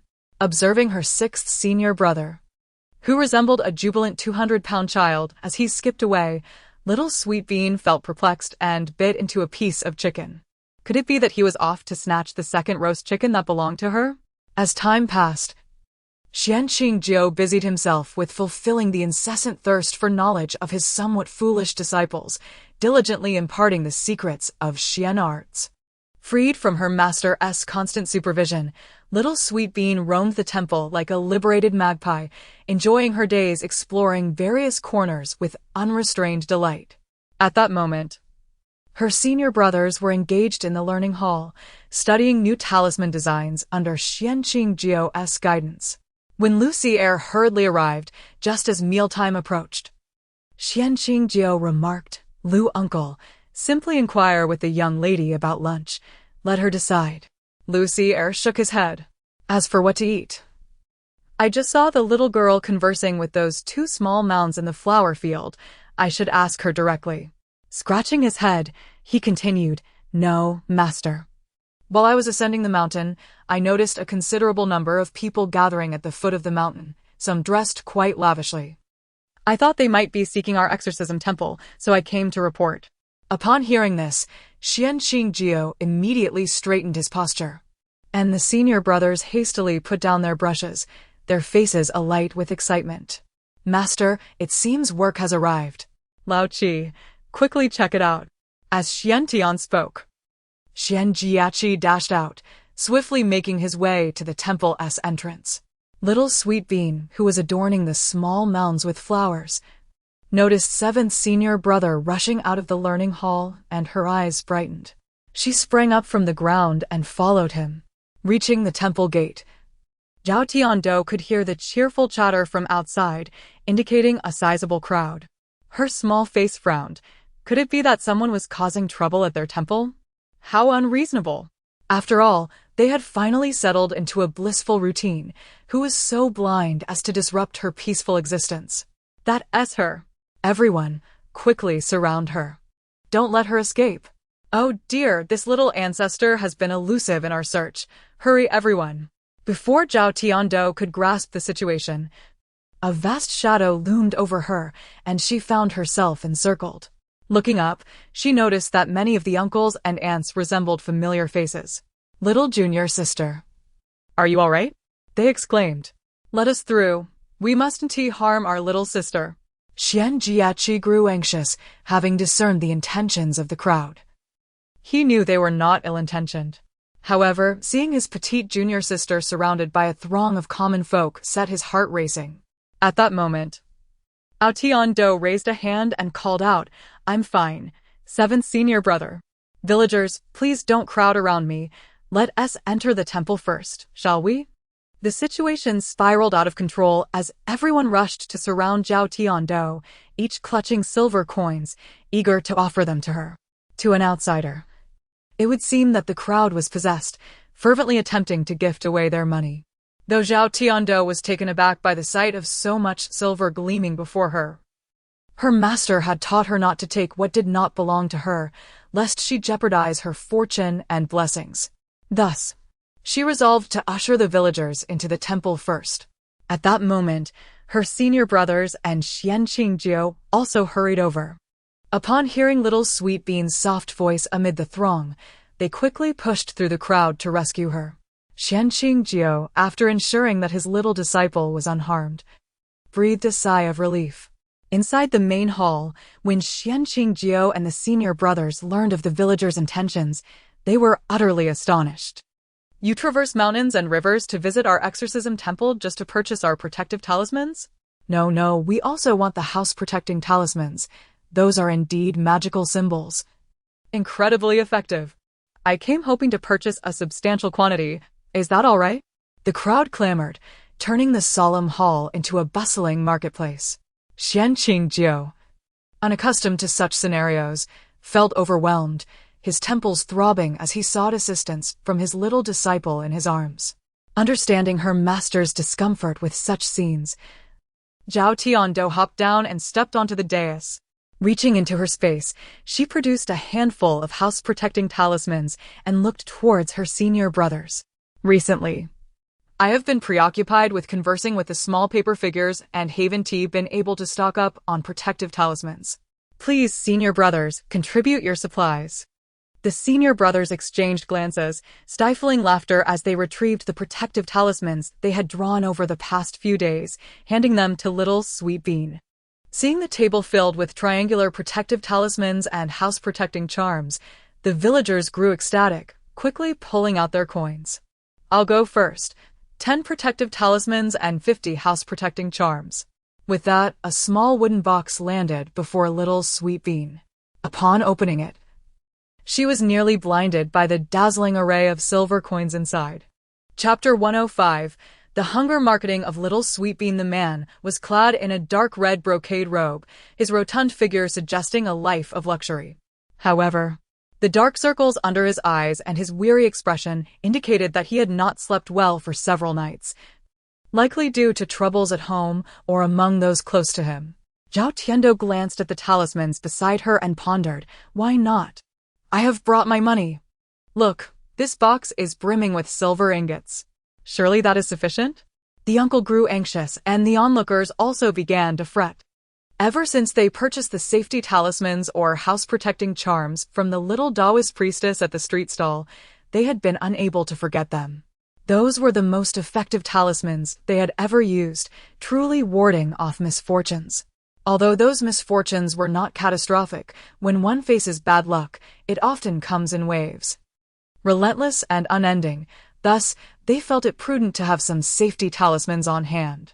Yet the little priestess had just declared that she could not sell many at once. Was she attempting to raise her prices? The crowd buzzed with anticipation. Yet the large pile of talismans on the table was undeniably tempting. At that moment, a middle-aged woman, resembling a noble lady, stepped forward. Recognizing that the entire room of Taoists was attentive to the girl, she approached Zhao Tiando with a beaming smile. Little priestess, we all know your talismans are superior to those sold at the Yinyang shop. If you wish to raise your prices now, we would be amenable. But you must allow us to purchase them. The noblewoman had already resolved that even if Zhao Tiando decided to set exorbitant prices, she would acquiesce. After all, the efficacy of these talismans was undeniable. She could not refuse them. Among the crowd, some individuals of modest means, upon hearing of a potential price increase, tightened their grip on their silver, hesitant to voice their concerns. Zhao Tiando tilted her head, blinking innocently as she declared, "Who said I am raising prices? Here. They remain at 8 taels of silver for each talisman, however." Just as the crowd's spirits lifted and their eyes sparkled, Tiando's expression darkened as she changed her tone. "However, purchases will be limited. Each person may buy a maximum of 3 talismans at a time. You may combine safety and house-protecting charms as you wish, but only 3, mind you. What? Only 3? The crowd was taken aback. Was that not too few? They were not unable to buy more. The noblewoman glanced at the abundant stack of talismans beside Zhao Tiando, unwilling to relent.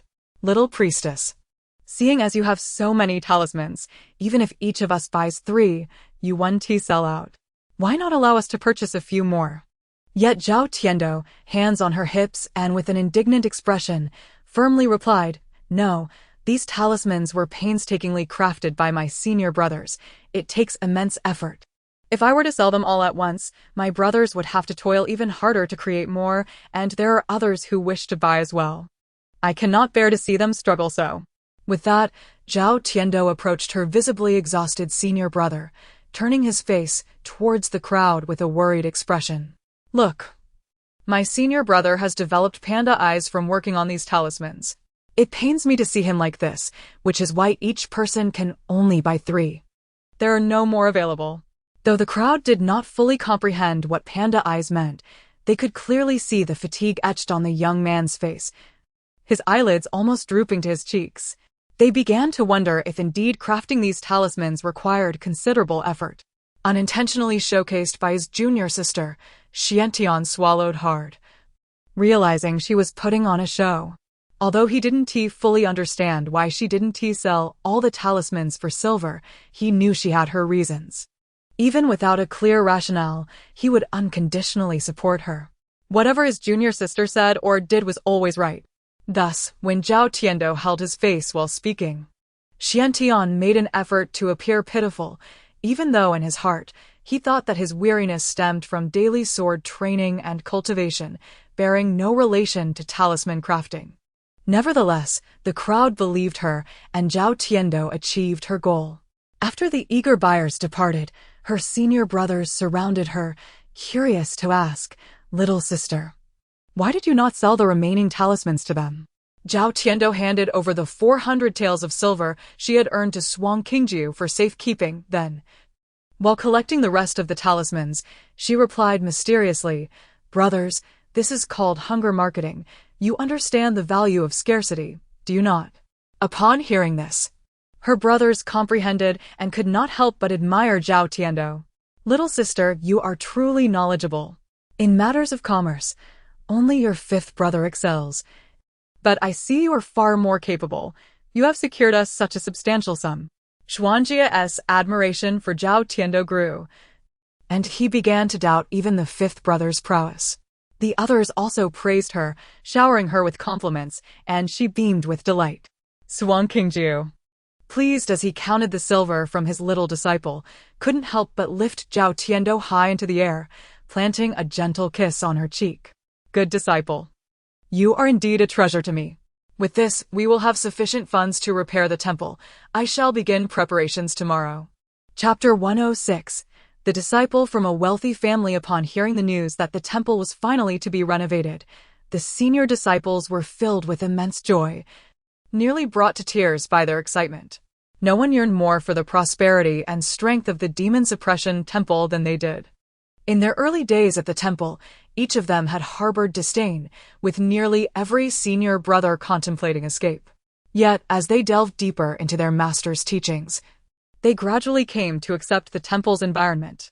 Their youthful master, possessing profound skills in Taoism, exuded an irresistible charm and talent that compelled them to remain by his side, eager to learn.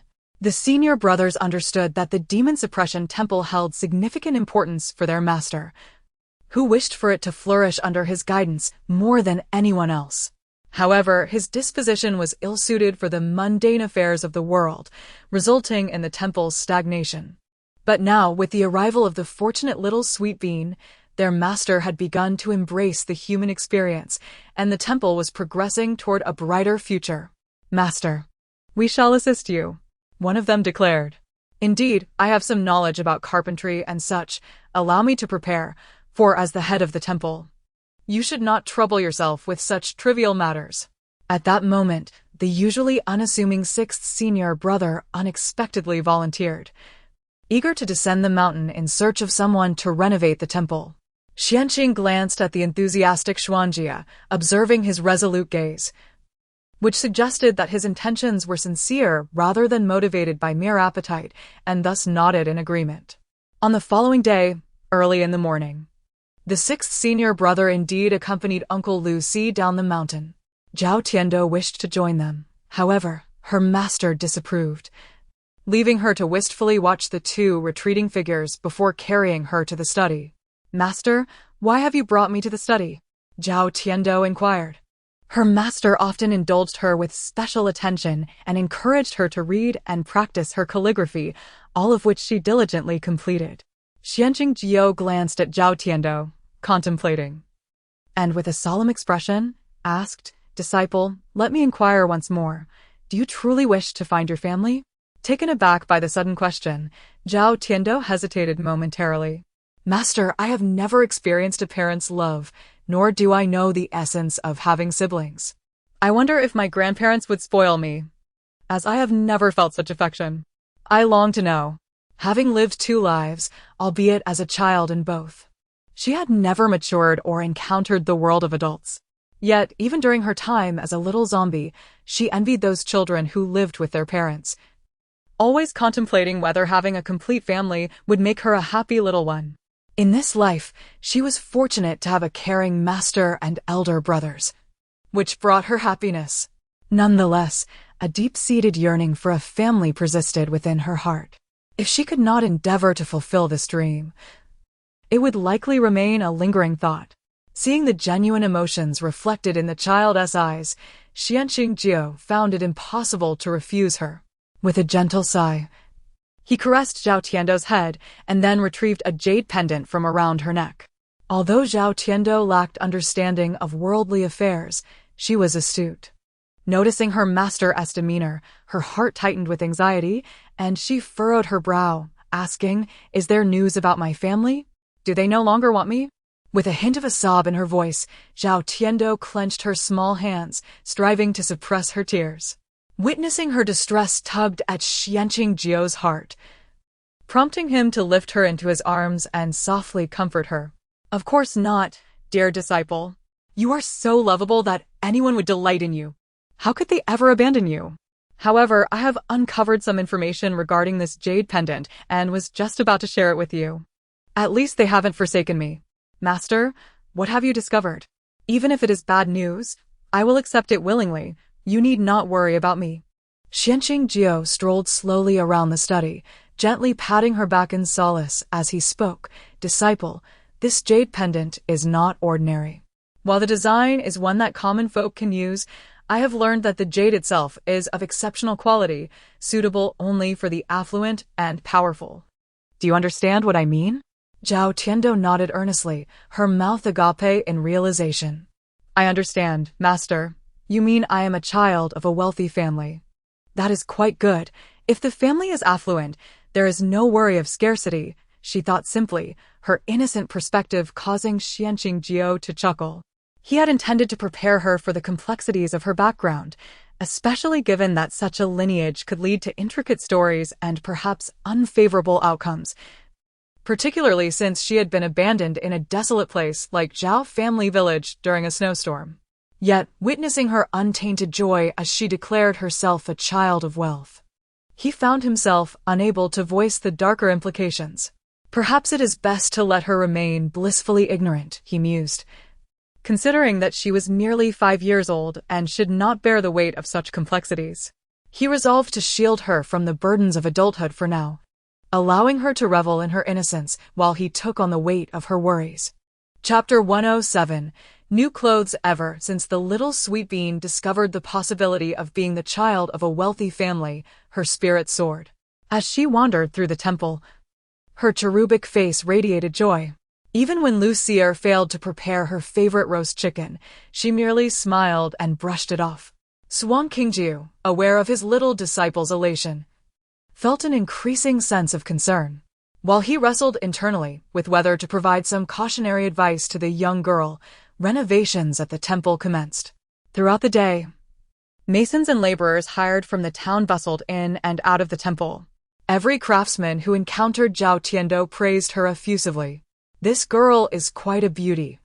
She is the most charming child I have ever seen. This temple is fortunate to have such a delightful little presence as a daily doorkeeper." Who could resist smiling in her company? One could almost hear the chuckles of those who, lacking the skills to construct buildings, wished they could linger longer. Daily. Little Tiendo busied herself, seeking to assert her presence with her master, checking on her senior brother's progress in their training, and finally observing the workers as they painted walls and trimmed branches. 5 days passed, and one fine morning, Zhao Tiando cheerfully set off with a meat bun, intending to enjoy some time in the flower field. However, midway, she was unexpectedly scooped into Xuanqingjiu's embrace and brought to the main hall. At that moment, her senior brothers awaited her arrival. Seeing their master carry the little sister, they all rose. "Good morning, little sister. Your meat bun is larger than your face. Allow your elder brother to help you eat it."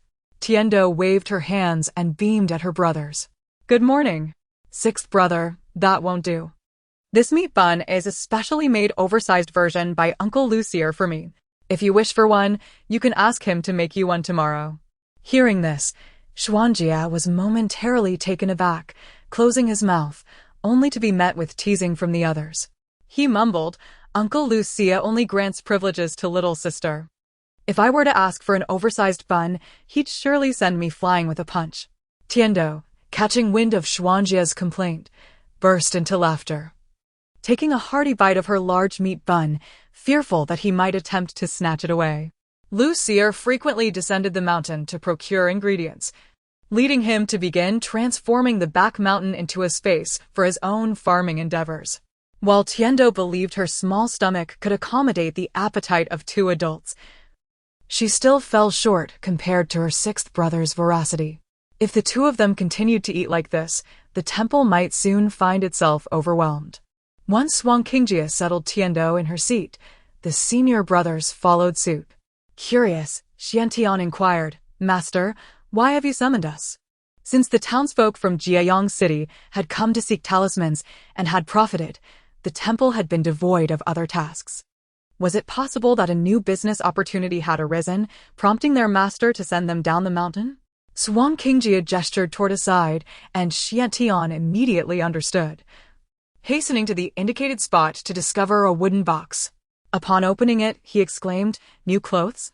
No new Taoist robes?" Excitement coursed through him as he swiftly moved the large wooden crate before his junior brothers and sister. They gathered around, and to their astonishment, they beheld new Taoist robes in a serene blue hue, shimmering with a lustrous sheen under the light, clearly quite valuable. "Master, this is quite a generous gift. Purchasing these robes must have cost a fortune." Xuanjia had long found his yellow robe unsightly. Upon seeing the beautiful blue and white ensemble, he was filled with exhilaration and eagerly approached the box. The other brothers, though maintaining a semblance of composure, could not hide the sparkle of excitement in their eyes. Suddenly, Xuandi noticed a hint of pink peeking out from among the blue and white garments. He quickly reached in and pulled out a stunning pink dress. "Wow, Master! Is this a new outfit for your disciples?" Having just finished her meat bun and with her hands freshly cleaned by her master, Tiendo caught a glimpse of the pink fabric and turned her head to see the beautiful dress she had longed for. Her brothers were equally delighted, with Xuandi playfully showcasing the dress against his muscular frame. "Haha, this little dress is truly lovely. Our little sister will look so adorable in it." Tiendo quickly extended her hands toward Xuandi, playfully chiding, "Second brother, stop teasing, let me see." While Xuandi tried to continue his antics, the other brothers quickly surrounded him, playfully wrestling until they secured Tiendo's new dress. Xuandi, now able to control his strength, took the playful scuffles in stride, watching with a proud smile as Tiendo joyfully held the dress before her, twirling around. "Wow, it's so beautiful. I love it. Thank you, Master." Xuanqingjiu's heart finally relaxed, his previously tense demeanor easing into a warm smile. This dress had been specially commissioned for the young girl, with the design and fabric meticulously chosen by him. Initially, He had worried that such a delicate and pastel style might not suit her, as she often behaved like a tomboy. To his delight, she adored it, holding it close with affection. Chapter 108. Two major announcements bring tears to all observers as long as you enjoy it. That's sufficient. However, as your master, I can currently only craft one set for each of you. We shall create a replacement set in the future. Little Sweet Bean and her senior brothers are already quite content and would never complain about having just one set. It is worth noting that among all the Taoist temples in the world, only the Fuyo Temple boasts the most vibrant and visually stunning robes. Other temples cannot compare to the open-mindedness of our master. Now that the joyous matters have passed, let me discuss the upcoming arrangements. As he recalled the serious matters at hand, a shadow flickered in Xuanqing Jio's eyes, and he gazed at Zhao Tiando with a mix of reluctance and concern. Master, what troubles you? Zhao Tiando inquired.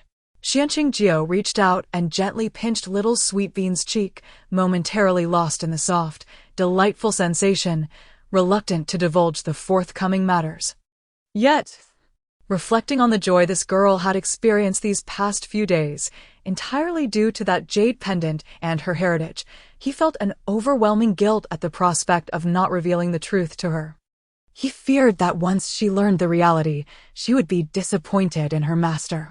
Xuantian sensed the tension in the air and furrowed his brow, urgently questioning, Master, what is it? It is not necessarily a bad thing. In fact, it may be a good thing, Xuanqing Jio replied. A good thing? Master, please tell us what this good news is. I've been so absorbed in drawing talismans that I've nearly lost my wits. If we could embark on a mission, that would be splendid. The youthful Xian Jia, unable to sit still, expressed his eagerness, having practiced talismans to a satisfactory degree and yearning to venture down the mountain. While the other senior brothers did not voice their thoughts, their eager eyes conveyed everything. Each one fixed their gaze on Xuanqing Jio, anticipating further revelations. With a quiet sigh, Xuanqing Jio finally spoke. Third senior brother and fifth senior brother are at Xuantian Gate. Why have they traveled so far? Did they come seeking our little junior sister's family? Is it true? Where are they now? After expressing concern for the third and fifth brothers, the group quickly shifted their focus back to the innocent little junior sister, their hearts a mixture of emotions. Her family had come seeking her? They were unprepared for this visit. Why had they come now after 5 years? Honestly, he was reluctant to let go of his little junior sister. The other senior brothers gazed at little Sweet Bean with similar reluctance, their feelings of unwillingness unmasked. Seeing her senior brother's displeased expressions, Zhao Tiando smiled brightly. What is wrong? Senior brothers? Aren't you happy that my family has come to find me? Happy? Not in the slightest, they lamented. It had taken them considerable time to forge a bond with this charming, quirky girl, and they truly did not wish to part ways with her. Little junior sister, please don't leave. I don't want to be separated from you.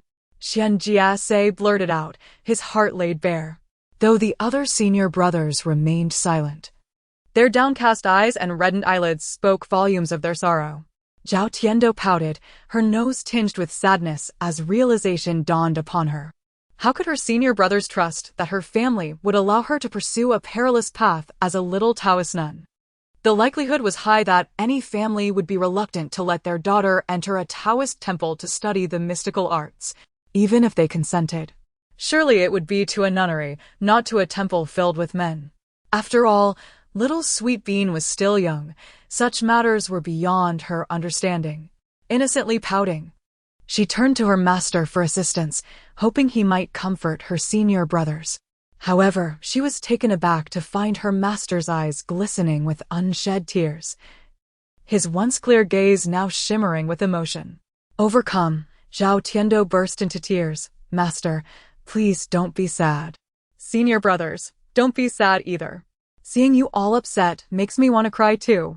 As little Sweet Bean cried, Xuanqing Jio and the senior brothers quickly stifled their own tears, taking deep breaths to suppress their emotions, and managed to summon smiles to comfort her. Dear disciple, do not weep. Your master is truly happy for you. Chapter 109. Reunion with kin at the break of dawn the following day, the congregation of the Fuyo Temple prepared to descend the mountain. To her, her master and senior brothers were akin to family. She could never forget the people of Fuyo Temple now that she had discovered her kin.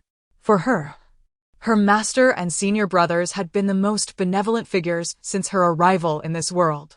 Just moments ago, it was evident that her master and senior brothers were reluctant to see her depart, their eyes glistening with unshed tears. She could perceive their sorrow and would never wish to inflict such pain upon them. Upon returning to Zhao village, a considerable number of villagers had gathered at the entrance. Zhao Tiando, as she spoke, cast her gaze into the crowd, eager to catch sight of the shameless Sun Ju and the chubby lad. Curious if they had made amends and turned over a new leaf. One of the villagers, noticing Zhao Tiando's restless glances, promptly exclaimed with enthusiasm, "Dear child, don't look any longer. Your family has located us." After hearing of your ordeal at the Zhao Qian household, they took swift action against Sun Ju. That vile mother and son have been expelled from the village. The villagers, after all, were reluctant to take matters into their own hands. They were well aware of Sun Ju's connections to each household. Should she feel cornered, she could easily retaliate by reporting them to the authorities, disrupting their tranquil lives. However, when outsiders intervened, the situation changed entirely. No matter how obstinate Sun Ju was, she could not contend with the numerous servants of affluent families, and thus was swiftly ousted from the village. The echoes of her wails that night resonated from one end of the village to the other before fading away into the night. Upon learning of this event, the villagers collectively heaved a sigh of relief. At last, the malevolence that had plagued Zhao village had been eradicated. Upon hearing the elder's words, Zhao Tiando's eyes sparkled with delight, a smile blossoming on her face, revealing her pearly teeth. "Wow, has my true family avenged me?" The villagers, in unison, erupted in laughter. "Indeed, indeed. Your good fortune is finally upon you. Hurry to the village chief's house. Your family awaits you there." "Yes, yes. Go to the village chief's house. You are indeed fortunate, dear girl. Your family members are clearly kind-hearted people. They have come to settle scores for you, ensuring you will have a bright future ahead." The villagers surrounded Zhao Tiando and Xian Qingjiao, leading them towards the village chief's abode, chatting animatedly about the virtues and kindness of her family as they walked. The senior brothers trailing behind felt a pang of discomfort. Xian Jiechi lamented, "We have treated our little junior sister well too. If they truly care for her, why did they abandon her as an infant in the snow during the harsh winter?" Xian Jiechi was deeply discontented, harboring resentment towards the actions of Tiando's relatives. No matter the circumstances, it was inexcusable to leave an innocent infant to fend for herself in the cold. If no one had passed by, their little sister would not have survived to this day, but would have perished that snowy night. The expressions of the senior brothers were marked by a blend of suppressed dissatisfaction and helplessness. After all, their little sister was still just a child, yearning for the affection of her parents. They could not allow their own sentiments to stifle her longing for familial love. "Brothers, I have decided to accompany our little sister to see for ourselves. If her family truly cherishes her, I shall forgive their past transgressions against her," Xian Di declared, clenching his fists as he voiced his heartfelt intentions. The senior brothers expressed their agreement. "Yes, let us follow and observe discreetly. Should I discover any ill treatment towards our little sister, I shall not hesitate to raze their home to the ground. No one shall bully our little sister, even if they are her blood relatives." After sharing a resolute glance, the senior brothers hastened their pace. They must ascertain the nature of her family and evaluate their intentions towards her. Upon reaching the village chief's home, the villagers could only squeeze into the courtyard, peering inside. Xian Qingjiao cradled little Tiando in his arms and, under the village chief's guidance, entered the main hall. The weather was fair and the small dwelling was bathed in sunlight, creating a bright and inviting atmosphere. This was Zhao Tiando's first encounter with her family, and though she tried to mask her nervousness, her small hands were tightly clenched, and her lips pressed together as she nestled into Xian Qingjiao's embrace. Yet her gaze, filled with curiosity, began to explore the interior of the hall. In her gaze, she met a pair of inquisitive eyes. Startled, she quickly averted her gaze. Was that her kin? A plump, amiable-looking uncle. She discreetly sniffed, catching a whiff of an unfamiliar scent, presumably that of her uncle. It lacked the fragrance of her master and brothers, but it was not unpleasant, merely faint and tolerable. The unease in little Tiendo's heart diminished somewhat. At the very least, this person did not seem malevolent. Chapter 110. The entire guardian team of the demon subduing temple escorts Sweet Bean home for family recognition. Is that Sweet Bean? Suddenly, the plump uncle stood up with excitement and hurried towards Zhao Tiendo. His eyes brimmed with concern for Zhao Tiendo, and the trembling hand he held aloft revealed the depth of his agitation and anxiety. Zhao Tiendo's heart fluttered slightly. She turned her head and saw that the plump uncle had already approached her with reddened eyes, his lips quivering as he spoke. His two chubby hands reached out toward Zhao Tiendo, intending to embrace her from Xuanqing's arms. In the next moment, both Zhao Tiendo and Xuanqing instinctively recoiled. Their movements almost synchronized, swiftly avoiding the uncle's grasp.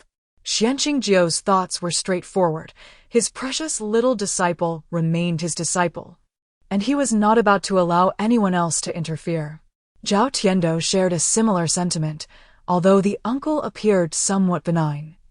She had no idea who he truly was and would not comply with an embrace. I must apologize for my abruptness. I neglected to introduce myself. I am actually Sweet Bean's little uncle, and I share the same surname, Zhao. Merely sharing a surname would hardly convince anyone of his identity. Furthermore, Sweet Bean's surname was merely inherited from the Zhao Qian family, and her name was given by the village head at that time. The claim of being a Zhao was merely coincidental.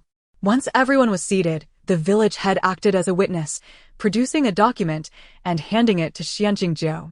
The plump uncle, noticing that Xuanqing refused to relinquish his hold on Zhao Tiendo, began to grow anxious. Sweet Bean is indeed of the Zhao family. I can slowly recount the unfortunate events that transpired years ago. Here is our Zhao family genealogy. Please feel free to examine it. As he spoke, the uncle retrieved a stack of documents from his robes and presented them to Xuanqing, standing resolutely before Zhao Tiendo. He scrutinized Zhao Tiendo closely, growing increasingly fond of her, and could not help but murmur, "She resembles him so much." Zhao Tiendo, disinterested in the densely written documents, raised her gaze and curiously inquired, "Uncle, who do you say I resemble?" The plump uncle, encouraged by Zhao Tiendo's willingness to engage, squatted down with a beaming smile and replied, "I mean you bear a striking resemblance to your biological father, who happens to be my elder brother." Zhao Tiendo nodded slightly, choosing not to elaborate. She understood her master's concerns, knowing he would need to investigate the matter thoroughly. After all, she had been abandoned in the snow as a mere infant, with no memories of that time, relying solely on her master for guidance. After a while, Xuanqing finished reviewing the Zhao family genealogy and felt a measure of belief take root within him. He then stood up and nodded. Zhao Tiendo immediately cheered with joy. As Zhao Tiendo reveled in her happiness, Xuanqing and the senior brothers observed her delight, mistakenly attributing it to her reunion with her family. While they felt a twinge of bittersweetness, they genuinely wished for her happiness. Who among them did not yearn to grow up enveloped in the love of their parents and kin? After spending a little more time at the village head's home, the group prepared to set off. Upon reaching the village entrance, the senior brothers, who still needed to visit Xuantian Gate to find the third and fifth brothers, felt a profound sense of reluctance to leave their little junior sister alone to reconnect with her family. After a few parting instructions from Xuanqing, he was about to inquire about the location of the Zhao family when the plump uncle stepped forward, his face filled with surprise. "I just heard that you all are also heading to Xuantian Gate. What a coincidence. Our Zhao family resides in a town just below Xuantian Gate. So, it's on your way." Xuanqing was taken aback upon hearing this. Xuantian Gate was the closest major city to the imperial capital, situated at a considerable distance from here. If that were the case, he needed to investigate why the young girl had been abandoned in such a far-off place on a snowy day. The senior brothers, upon hearing that it was on their way, were filled with excitement. Wonderful! Since it's convenient, let us accompany our little junior sister to her home. Yes, we should go as well. After all, we are her senior brothers, and surely her family will welcome us. The senior brothers made these remarks deliberately for the plump uncle's benefit, even if he wished to decline. He could not bring himself to do so and could only smile and say they were welcome. Chapter 111. Testing the backgrounds of senior brothers after an arduous journey. The group finally arrived at the foot of Xuantian Gate, worn yet invigorated. The Zhao family possesses a shop and a modest abode within the gate, providing a place to rest. We shall stay here for the night, suggested Zhao Bingyuan, affectionately known as Uncle Zhao, and tomorrow, after a half-day's travel, we will reach home. With that, he guided Zhao Tiando and the others through the inspection conducted by the city guards, successfully entering the bustling town. Zhao Tiando was brimming with excitement, cradled in Xuanxuan's arms, her curiosity insatiable. She gazed wide-eyed at the myriad of captivating sights, each more enchanting than the last, as if she had stepped into a wondrous new realm. Look, master, that man breathes fire. Wow, there's someone crushing stones with their chest. How incredible!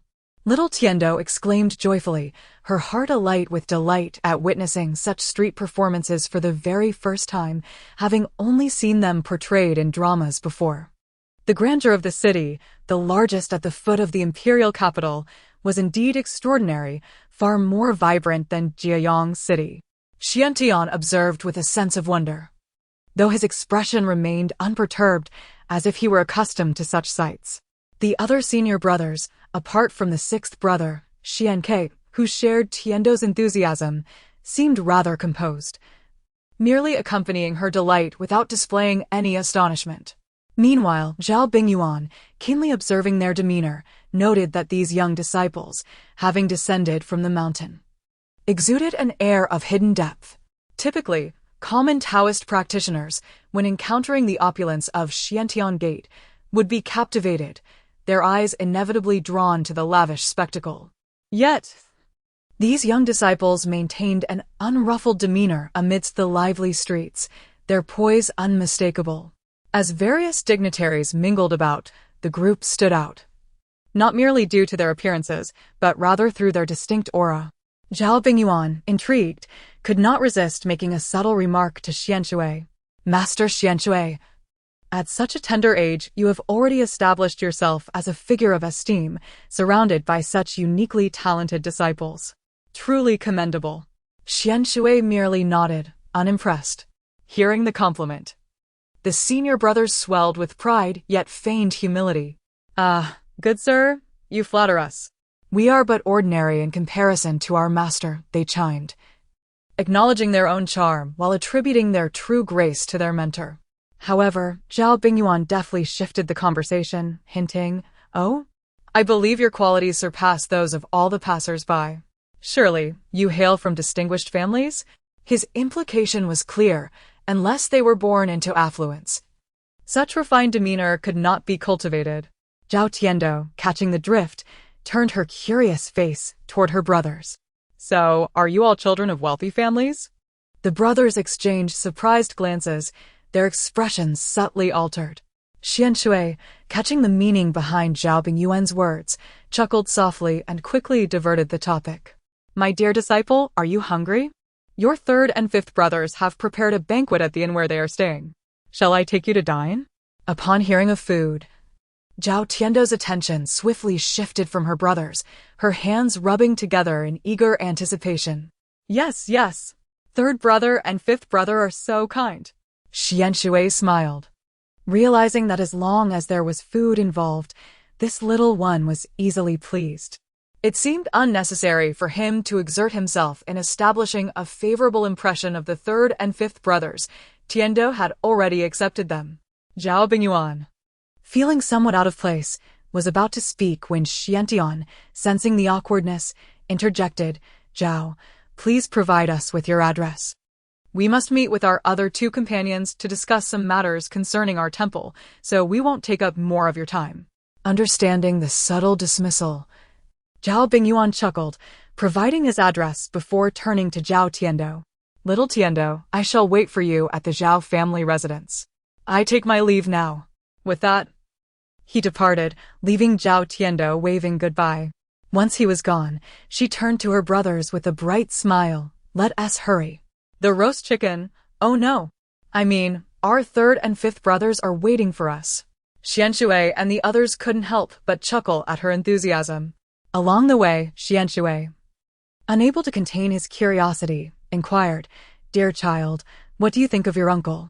Upon hearing this, the brothers exchanged knowing glances, aware of their master's intent. They understood that their little sister possessed an extraordinary sense of discernment, capable of assessing a person's essence through their scent. This ability had been proven time and again. Anyone whom she found distasteful was surely unworthy. Chapter 112, Reunion with the third and fifth senior brothers. Zhao Tiando was eager to dine, and, upon hearing her master's inquiry, she tilted her little head and pondered, "He is quite a good person, amiable and patient with me. Although he does not smell fragrant, he is certainly not foul." With her words, Swan Qingju and the other senior brothers felt relieved. If he was not unpleasant, at least he was not of a duplicitous nature. And it was likely that no malevolent entities surrounded him, otherwise he would not have escaped the keen senses of their little junior sister. Soon, the group arrived at an exquisitely decorated restaurant, knowing that it was the third and fifth brothers who were treating them. Neither Swan Qingju nor the five brothers hesitated as they stepped into the establishment with resolute strides. "Esteemed guests, would you like to dine or rest?" The waiter immediately noticed the extraordinary nature of Zhao Tiando and her companions and hurried to greet them. Such attention was unprecedented. Previously, even though Swan Qingju exuded an ethereal aura, his companions in their yellow robes would easily reveal their identities as Taoists. Young Taoists typically possessed limited skills and achievements, making it challenging for them to be regarded as distinguished guests, hence the waitstaff would not rush to attend to them. However, clad in the high-quality robes newly commissioned by Swan Qingju and possessing striking appearances, it was nearly impossible for them to avoid attracting attention. "Esteemed guests, please come inside," the waiter exclaimed with unusual enthusiasm, his smile widening upon noticing the fair-skinned young master cradling a delicate porcelain doll in his arms. "Your daughter is simply adorable. Please, step inside. Today, our restaurant is featuring an array of peach blossom delicacies that I am sure your little girl will adore." The waiter naively presumed that a girl as charmingly dressed and equally lovely as Zhao Tiando would undoubtedly be enamored by the sweet offerings of peach blossom pastries. Little did he know, Zhao Tiando tilted her head, thoughtfully murmuring, "Peach blossom pastries? I'm not interested." "Excuse me, dear waiter, do you have braised pork knuckles, roast chicken, or duck, perhaps even stewed intestines?" She had little concern for pastries, which were sweet and sticky, potentially leading to a dental catastrophe for her tiny incisors. Thus, her preference decidedly leaned towards meat, which alone could satiate her culinary cravings, for she was, after all, the essence of a little zombie without meat. Her soul would remain unfulfilled, risking chaos. The waiter, momentarily taken aback, stared blankly at Zhao Tiando, certain he had not misheard her, before awkwardly smiling and leading them to the second floor. Within a private room, two impeccably dressed young men awaited anxiously. Upon hearing the sound of multiple footsteps in the corridor, they exchanged glances and hurriedly exited the room. Upon recognizing their visitors, their eyes lit up. "Master, over here." Zhao Tiando, hearing their delighted voices, looked up to see two remarkably handsome young men waving at them. Her face brightened with joy, and she exclaimed, "Master, master.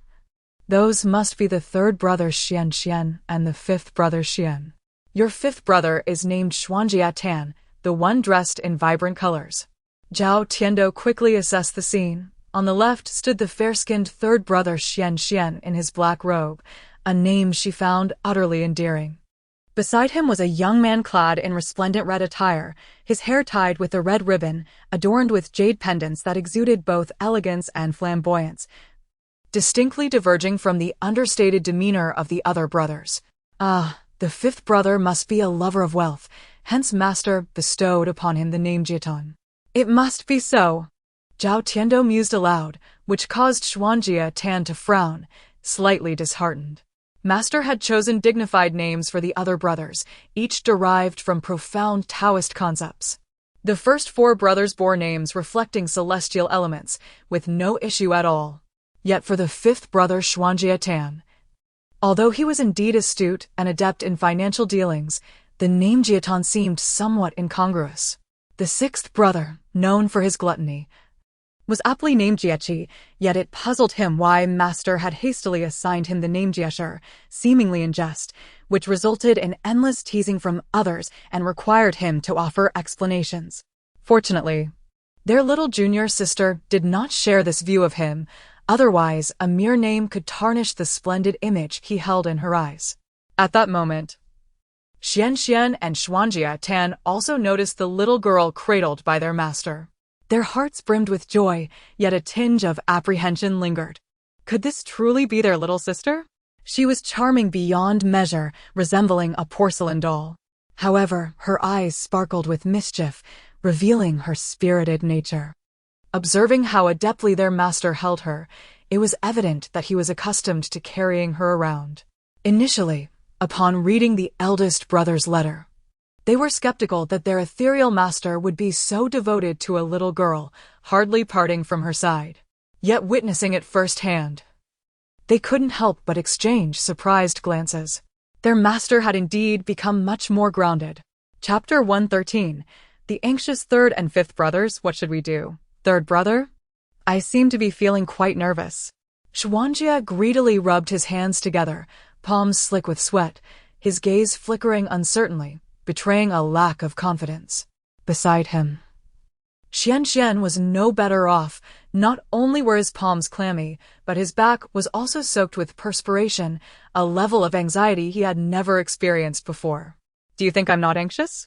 The other brothers have already become familiar with our junior sister, yet we have yet to earn her approval. We know nothing of her preferences, and even the master remains tight-lipped in his letters. How vexing. Xianxian gritted his teeth, his hand concealed within his sleeve clutching a small object as he cautiously approached Zhao Tiando. Similarly, the apprehensive Xuanjie grasped something in his palm, the bulging shape evident. It was clear that both had made preparations, bringing gifts for their first meeting with the junior sister. However, they could easily discern that this junior sister was no ordinary girl, and they were uncertain if their offerings would win her favor. Meanwhile, Xuantian and the others had already taken positions on either side of Zhao Tiando, their expressions brimming with amusement as they observed the seemingly composed yet inwardly frantic brothers.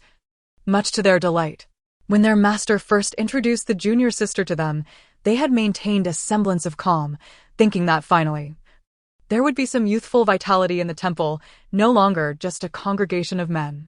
The junior sister not only brought laughter to the temple, but also a fair share of fortune, improving the temple's circumstances significantly. Furthermore, the brothers had become much stronger due to her mysterious influence.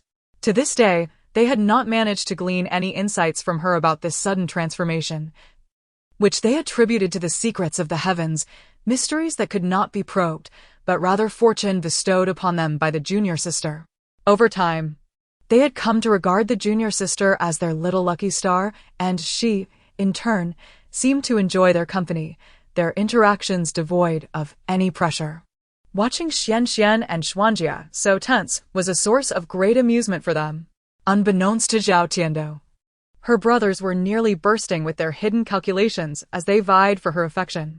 She gazed eagerly at the third and fifth brothers, and upon their arrival before her, she noticed their evident nervousness and leaned in closer to sniff them. She was quite meticulous in her examination, and Swan Qingjiu did not intervene. In fact, he stepped closer, allowing the little one in his arms to approach Xianxian and Xuanjia more closely. The two exchanged glances, utterly perplexed by their master and junior sister's peculiar behavior. At this moment, Xuanqingjia remarked, considering that you two have been away from the temple for nearly half a year. It is uncertain whether you have made any progress or have picked up any undesirable habits. Your junior sister is currently assessing you both. Remain still so she may take a proper whiff. Xuantian and the other 5 brothers burst into laughter at the sight of their bewildered expressions, their amusement growing as Xuanxian and Xuanjia felt a wave of unease wash over them, prompting them to instinctively take a step back. Just then, Zhao Tiando completed her sniffing and, with her eyes narrowed and a cheerful smile, declared, although 3rd brother and 5th brother possess somewhat unusual scents, they are both quite fragrant. Just like Big Brother. I really like it. She licked her lips, soon diverting her attention away from her brother's aromas, fearing she might uncontrollably rush forward to taste them, which could frighten the 3rd and 5th brothers. Upon hearing her words, Xuanqingjia raised an eyebrow and stated seriously, "Excellent. It brings me joy to see that your hearts remain unchanged despite being away from the temple for 6 months." Xuantian and the other brothers grinned wider, each approaching Xuanxian and Xuanjia to deliver a light punch. The 7th brother exchanged knowing glances with the two, leaving them even more confused. What does this mean? What is happening? Enough standing in the way, let us head inside. Xuanxian promptly led Xuanqingjia, Zhao Tiando, and the fellow brothers into a spacious private room. Once seated, before Xuanxian and Xuanjia could voice their lingering questions, Xuanqingjia, cradling Zhao Tiando, could not help but ask softly, "My dear disciple, please share with us what you meant earlier when you spoke of the unusual sense you detected on your 2 brothers." Without hesitation, Zhao Tiando pointed at Xuanxian and said, "The scent of 3rd brother is very mixed. Some parts are rather foul while others are quite pleasant. I suspect 3rd brother often interacts with various people and thus he has absorbed their aromas. However, those scents do not overshadow his own fragrance, which is quite strong. It has a rich meat aroma, definitely nourishing for a little zombie like me." Yet this was a thought she dared not voice, lest her master think she was inclined to bite. For she had already reformed this bad habit. Chapter 114. The little junior sister is wealthier than them. Zhao Tiando's words left everyone present momentarily stunned, and as realization dawned, astonishment enveloped the room. Xuanqingjia was the first to react, nodding in satisfaction. Indeed, this little one has made progress. Her extraordinary nose can now perceive deeper layers of essence. Upon hearing this, Xuanxian and Xuanjia were taken aback. What? An extraordinary nose? Master, are you implying that the little junior sister possesses such a gift? The 2 brothers were completely oblivious to Zhao Tiando's talents and abilities, a fact attributed to the 5 members of Xuantian. They had never mentioned their junior sister's gifts in their correspondence, deliberately concealing the truth to witness the astonished expressions on the faces of the 2. After all, their own surprise had been no less than that of the 2 brothers. They too had been awed by the little junior sister, and there was no escape for them. Moreover, as they gradually discovered her gifts, their former pride was steadily crushed, leaving them utterly defeated and in admiration of her prowess. It was now time for the 3rd and 5th brothers to undergo this experience, and they were eager witnesses to it. "Senior brother, is this delightful?" Xuanjia teased with a smile, and Xuantian immediately understood, joining his younger brothers in a collective nod, their eyes gleaming with amusement. Delightful indeed. Delightful indeed. The sight of their brothers reveling in the unfolding drama made Xuanxian and Xuanjia grind their teeth in frustration, but they could scarcely focus on that now. Their expressions fixated in shock as they stared at Zhao Tiando. The little Tiando tilted her head, blinking innocently, and said, "Yes, I have an extraordinary nose. Although I think of it as merely a little goose's nose, whatever master says is what it is." Clearly, the little junior sister was unaware of the true implications of her extraordinary nose, but this did not diminish the astonishment and excitement of Xuanxian and Xuanjia. Xuanjia pondered for a moment and realized that the little junior sister's observations about the 3rd brother were remarkably astute. Among their brothers, the 3rd brother was the most sociable, effortlessly mingling with various types of individuals. The diverse array of people he encountered must have been what she referred to as the good and bad of human nature.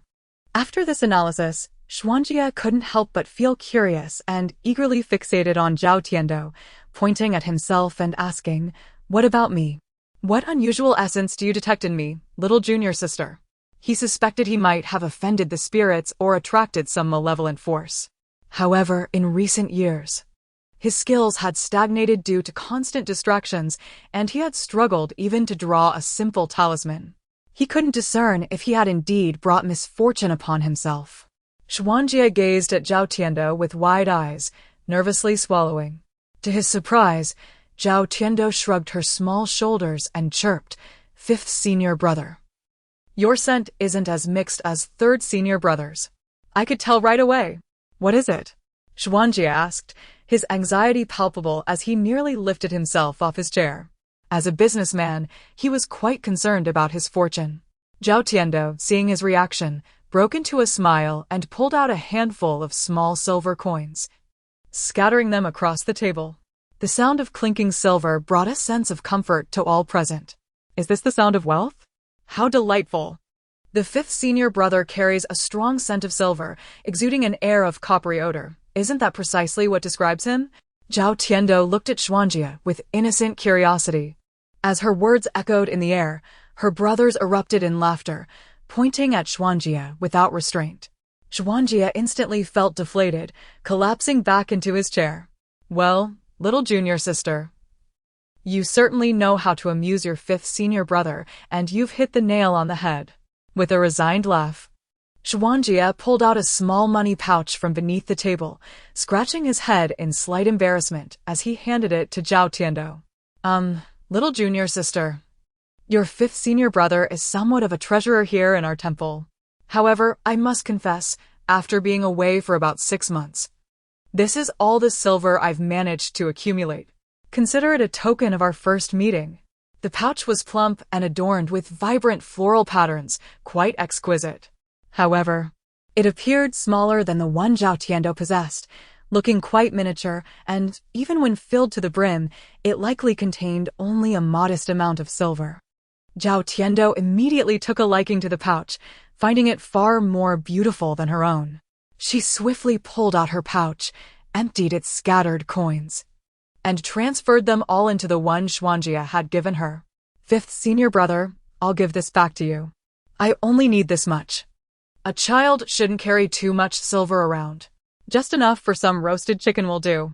As she spoke, the little Tiando quickly tucked away her own coins, treating the vibrant pouch with great care. Xuanjia and Xian were utterly dumbfounded, exchanging incredulous glances. "Third brother, give me a nudge. Am I seeing this correctly?" Xian asked with a look of certainty, accompanied by a hint of sympathy for Xuanjia. "Fifth junior brother, you are not mistaken. That pouch of money the little junior sister presented is indeed more than what you have." Poor fifth junior brother. Returning home after months of toil only to discover that the little junior sister possesses far greater wealth than he, such a blow to his spirits. What a pity. Chapter 115. A moment of recognition. Xian and Xuanjia were utterly astonished, their gazes fixated on Zhao Tiando, their eyes sparkling with wonder. "Little junior sister, take this silver, buy whatever you desire, and eat whatever you wish. When the money runs out, fifth brother will earn more for you." Xuanjia felt a surge of motivation. The sorrow from months of failed ventures began to fade, replaced by determination and vigor. Although Xian remained silent, he stared blankly at the pouch of silver, refraining from taking it. He had long been aware of their temple's financial struggles, uncertain whether it was due to bad luck or something else. Even fifth junior brother, who was adept in business, had faced numerous setbacks, leaving him with little silver after months of attempts. The sudden appearance of such a substantial sum from little junior sister might very well be her own savings from the time she joined. As an elder brother, not only did he feel reluctant to give her pocket money, but it would be even more inappropriate to take her silver. However, the two's restraint did not last long. Xuantian and the other 4 swiftly reached for their own pouches, slapping them down on the table with a flourish. Xuandi beamed with pride. "Third and fifth brothers, our temple is thriving now, vastly different from before. We have plenty of silver. Look, this money is all from our little junior sister, so don't be shy, take it. The other brothers echoed their sentiments, their words brimming with admiration for the little junior sister. Finally, the eldest brother, Xuantian, made the final decision. Xuanxian and Xuanjia stood in stunned silence, turning to see little junior sister laughing at them with delight. Unable to contain his excitement, Xuanjia rushed to the two long-lost brothers, animatedly recounting the events that unfolded since little junior sister's arrival at the temple. How, upon her arrival, they feasted on rabbit meat, followed by securing a lucrative business deal. Eventually, she led them to victory in a competition held in Jiuyang City, winning a year's supply of materials. At this point, Xuanjia suddenly grew somber, his previously animated expression fading. Xuanxian and Xuanjia were taken aback as they listened to the impressive tales of their little junior sister. Their fondness for her blossomed further. Just as they were engrossed in the narrative, Xuanjia abruptly halted, his excitement abruptly quenched, leaving Xuanxian and Xuanjia dissatisfied. Hey, continue, little seven. Share more of our junior sister's heroic deeds. The brothers chimed in. Master has truly struck gold this time, and we are fortunate to bask in her glory. I, Xuanxian, swear from this day forth, little junior sister shall be regarded as my true sister, my beloved sister. In the heat of the moment, the third brother, Xuanxian, publicly claimed her as his sister, quickly producing a jade bead bracelet and adorning Zhao Tiando's wrist. Little junior sister, do not disdain the modest gift from your third brother. This is a fortune bead I've worn since childhood, symbolizing a life of ease and joy. From this day on, it is yours. May you enjoy good fortune, while I shall shield you from hardship and calamity. Upon hearing this, the expressions of the brothers shifted dramatically. Xuandi, in a fit of exasperation, slammed his hand on the table, pointing an accusing finger at Xuanxian. Well done, third brother. Always the clever one. Making such grand gestures to claim little junior sister as your own. You should at least consider if the rest of us agree. Ah, why didn't I think of that? Little junior sister, I also wish to be your elder brother. Xuanjia exclaimed, his urgency revealing his anxiousness as he rummaged through his belongings, only to find nothing suitable to offer. In the end, he reluctantly presented his jade seal, gritting his teeth as he prepared to give it to Zhao Tiando. At that moment, Zhao Tiando felt a warm glow within her, akin to being embraced by a constellation of stars, surrounded by a comforting warmth she had never experienced during her time as a small zombie. Her eyes glistened with emotion as she smiled sweetly at Xuanqingjiu. Xuanqingjia recognized the heartfelt sentiment of these young men, internally lamenting how they had never shown such emotion during their initiation. It seemed the charm of this little girl was irresistible, drawing them all in. Zhao Tiando looked at her sincere brothers, lifting her face with a sweet smile. Brothers, you are all my cherished kin.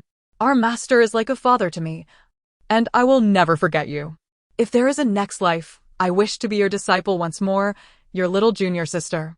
Her genuine feelings welled up, her eyes reddening.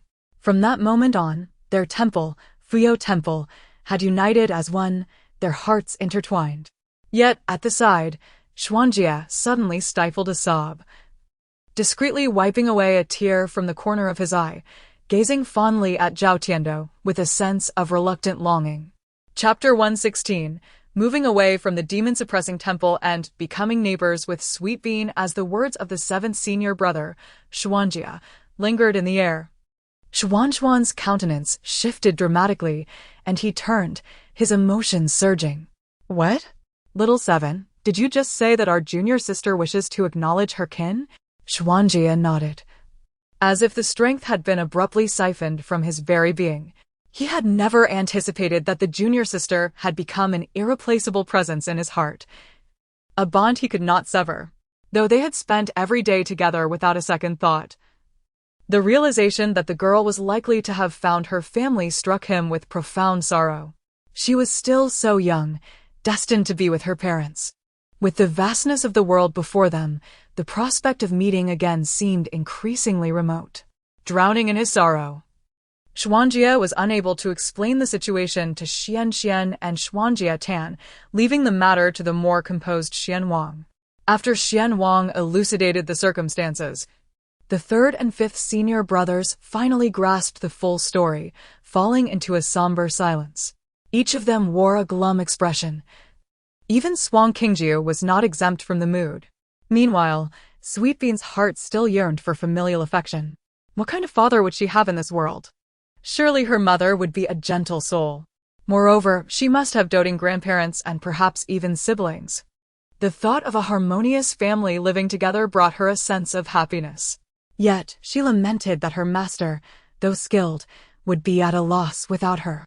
The eldest and fourth senior brothers were both too bashful to earn a living. The second brother had a volatile temper. The sixth brother shared her love for food. And the seventh brother was a mischievous one. The thought of her beautiful master missing her sweet presence and her brothers being deprived of their adorable junior sister rendered their days bleak. As long as they did not meet, they would not dwell on it too much. Remaining peacefully at the demon-suppressing temple seemed agreeable. However, upon Sweetbean's declaration, Xuanqingjiu and the brothers found themselves filled with sympathy. The third senior brother, Xianxian, candidly stated, "We must not be selfish. Our junior sister is still so young, at an age where she should be cuddling at her parents' feet. Now that she has found her family, we should not hold her back. We could simply relocate the demon-suppressing temple to be next to her home." That's a splendid idea. It's no wonder we didn't think of it sooner. How wonderful. I find this plan quite appealing. Master, what do you think? The senior brothers turned their gaze to Xuanqingjiu, hoping that with their master's approval, they could still see their little sister daily, with a bright future ahead. The eldest brother, Xuantian, who had been with Xuanqingjiu the longest, regarded their master with concern. He understood that the demon-suppressing temple was of great significance to Xuanqingjiu.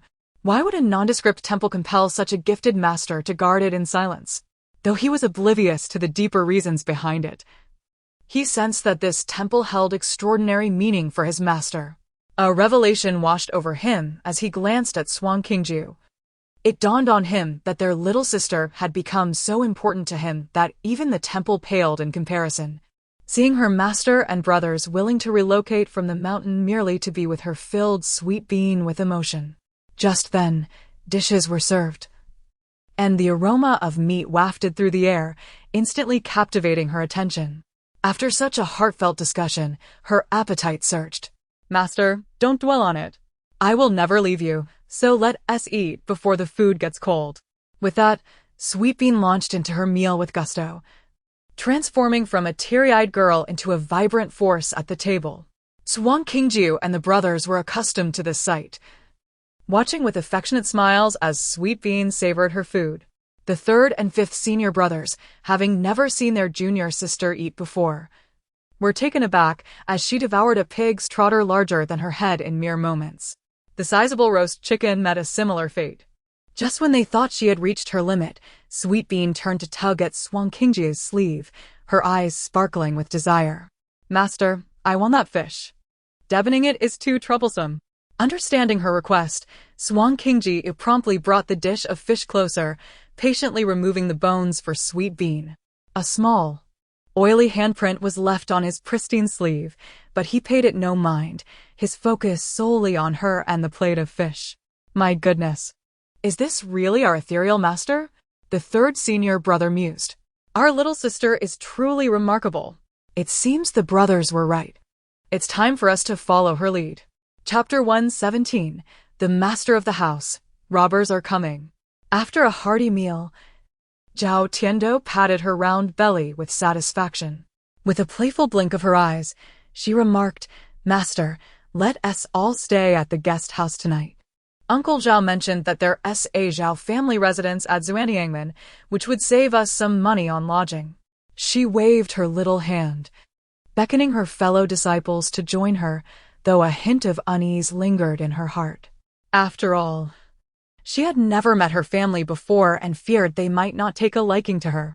With her master and senior brothers by her side, she felt a bit more secure. Although the eldest brother, Xuantian, was reluctant to part with his little junior sister, he hesitated, pondering, with all of us going. Will we disturb them? Xianyu, with his sword-like brows furrowed, shared similar concerns. He would feel guilty if their lack of etiquette caused the little junior sister to lose face in front of her family. However, the third brother, Xuanxian, chuckled, Master. Eldest brother, you needn't worry so much. A family wealthy enough to establish a private residence in Xuantiangmen surely wouldn't mind us staying for one night. Indeed. Let us go. Besides, if you all refuse to stay, how can you sleep comfortably tonight? Teased the fifth brother, Xuanjia. Xianju and the others exchanged glances at Zhao Tiando. It was clear they were not entirely at ease leaving her alone. Then let us proceed. At Xianju's command, the brothers led the way, embarking towards the Zhao family residence with great vigor. That night, the bustling Xuantiangmen remained alive with song and dance, teeming with life. The group navigated through streets and alleys before finally locating the secluded Zhao family residence tucked away in a quiet corner.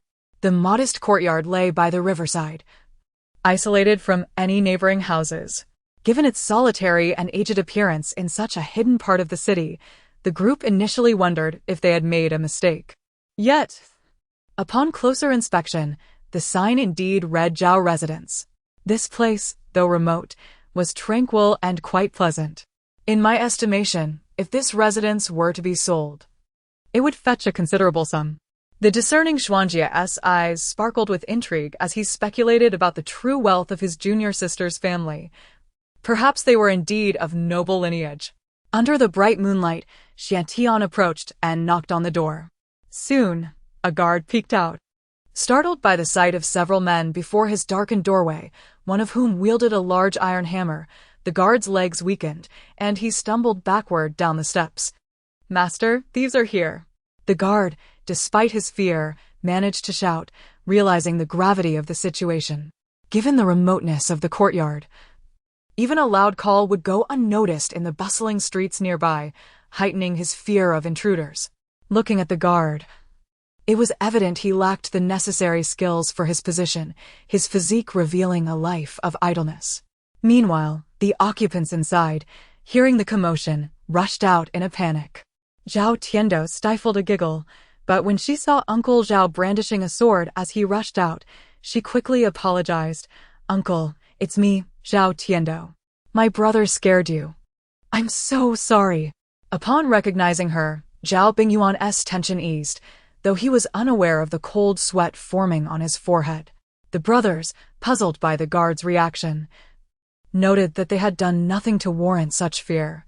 They were certainly more refined in appearance than the menacing robbers of the night. The guard, if only he could hear their thoughts, would vehemently protest his innocence. For the moment he opened the door, he had clearly seen the expressions on their youthful faces, which were anything but friendly. This misunderstanding was partly due to the brothers' unspoken annoyance at the thought of someone attempting to take Zhao Tiando from them, which may have inadvertently shown on their faces. Ah, it's you, my dear. Come in quickly. I was beginning to worry about your delay. Zhao Bingyuan sighed in relief, tossing aside his sword and reaching for Zhao Tiando from Xuanju's embrace. However, in a swift motion, Xianju sidestepped and, with a graceful flourish, carried Zhao Tiando into the courtyard.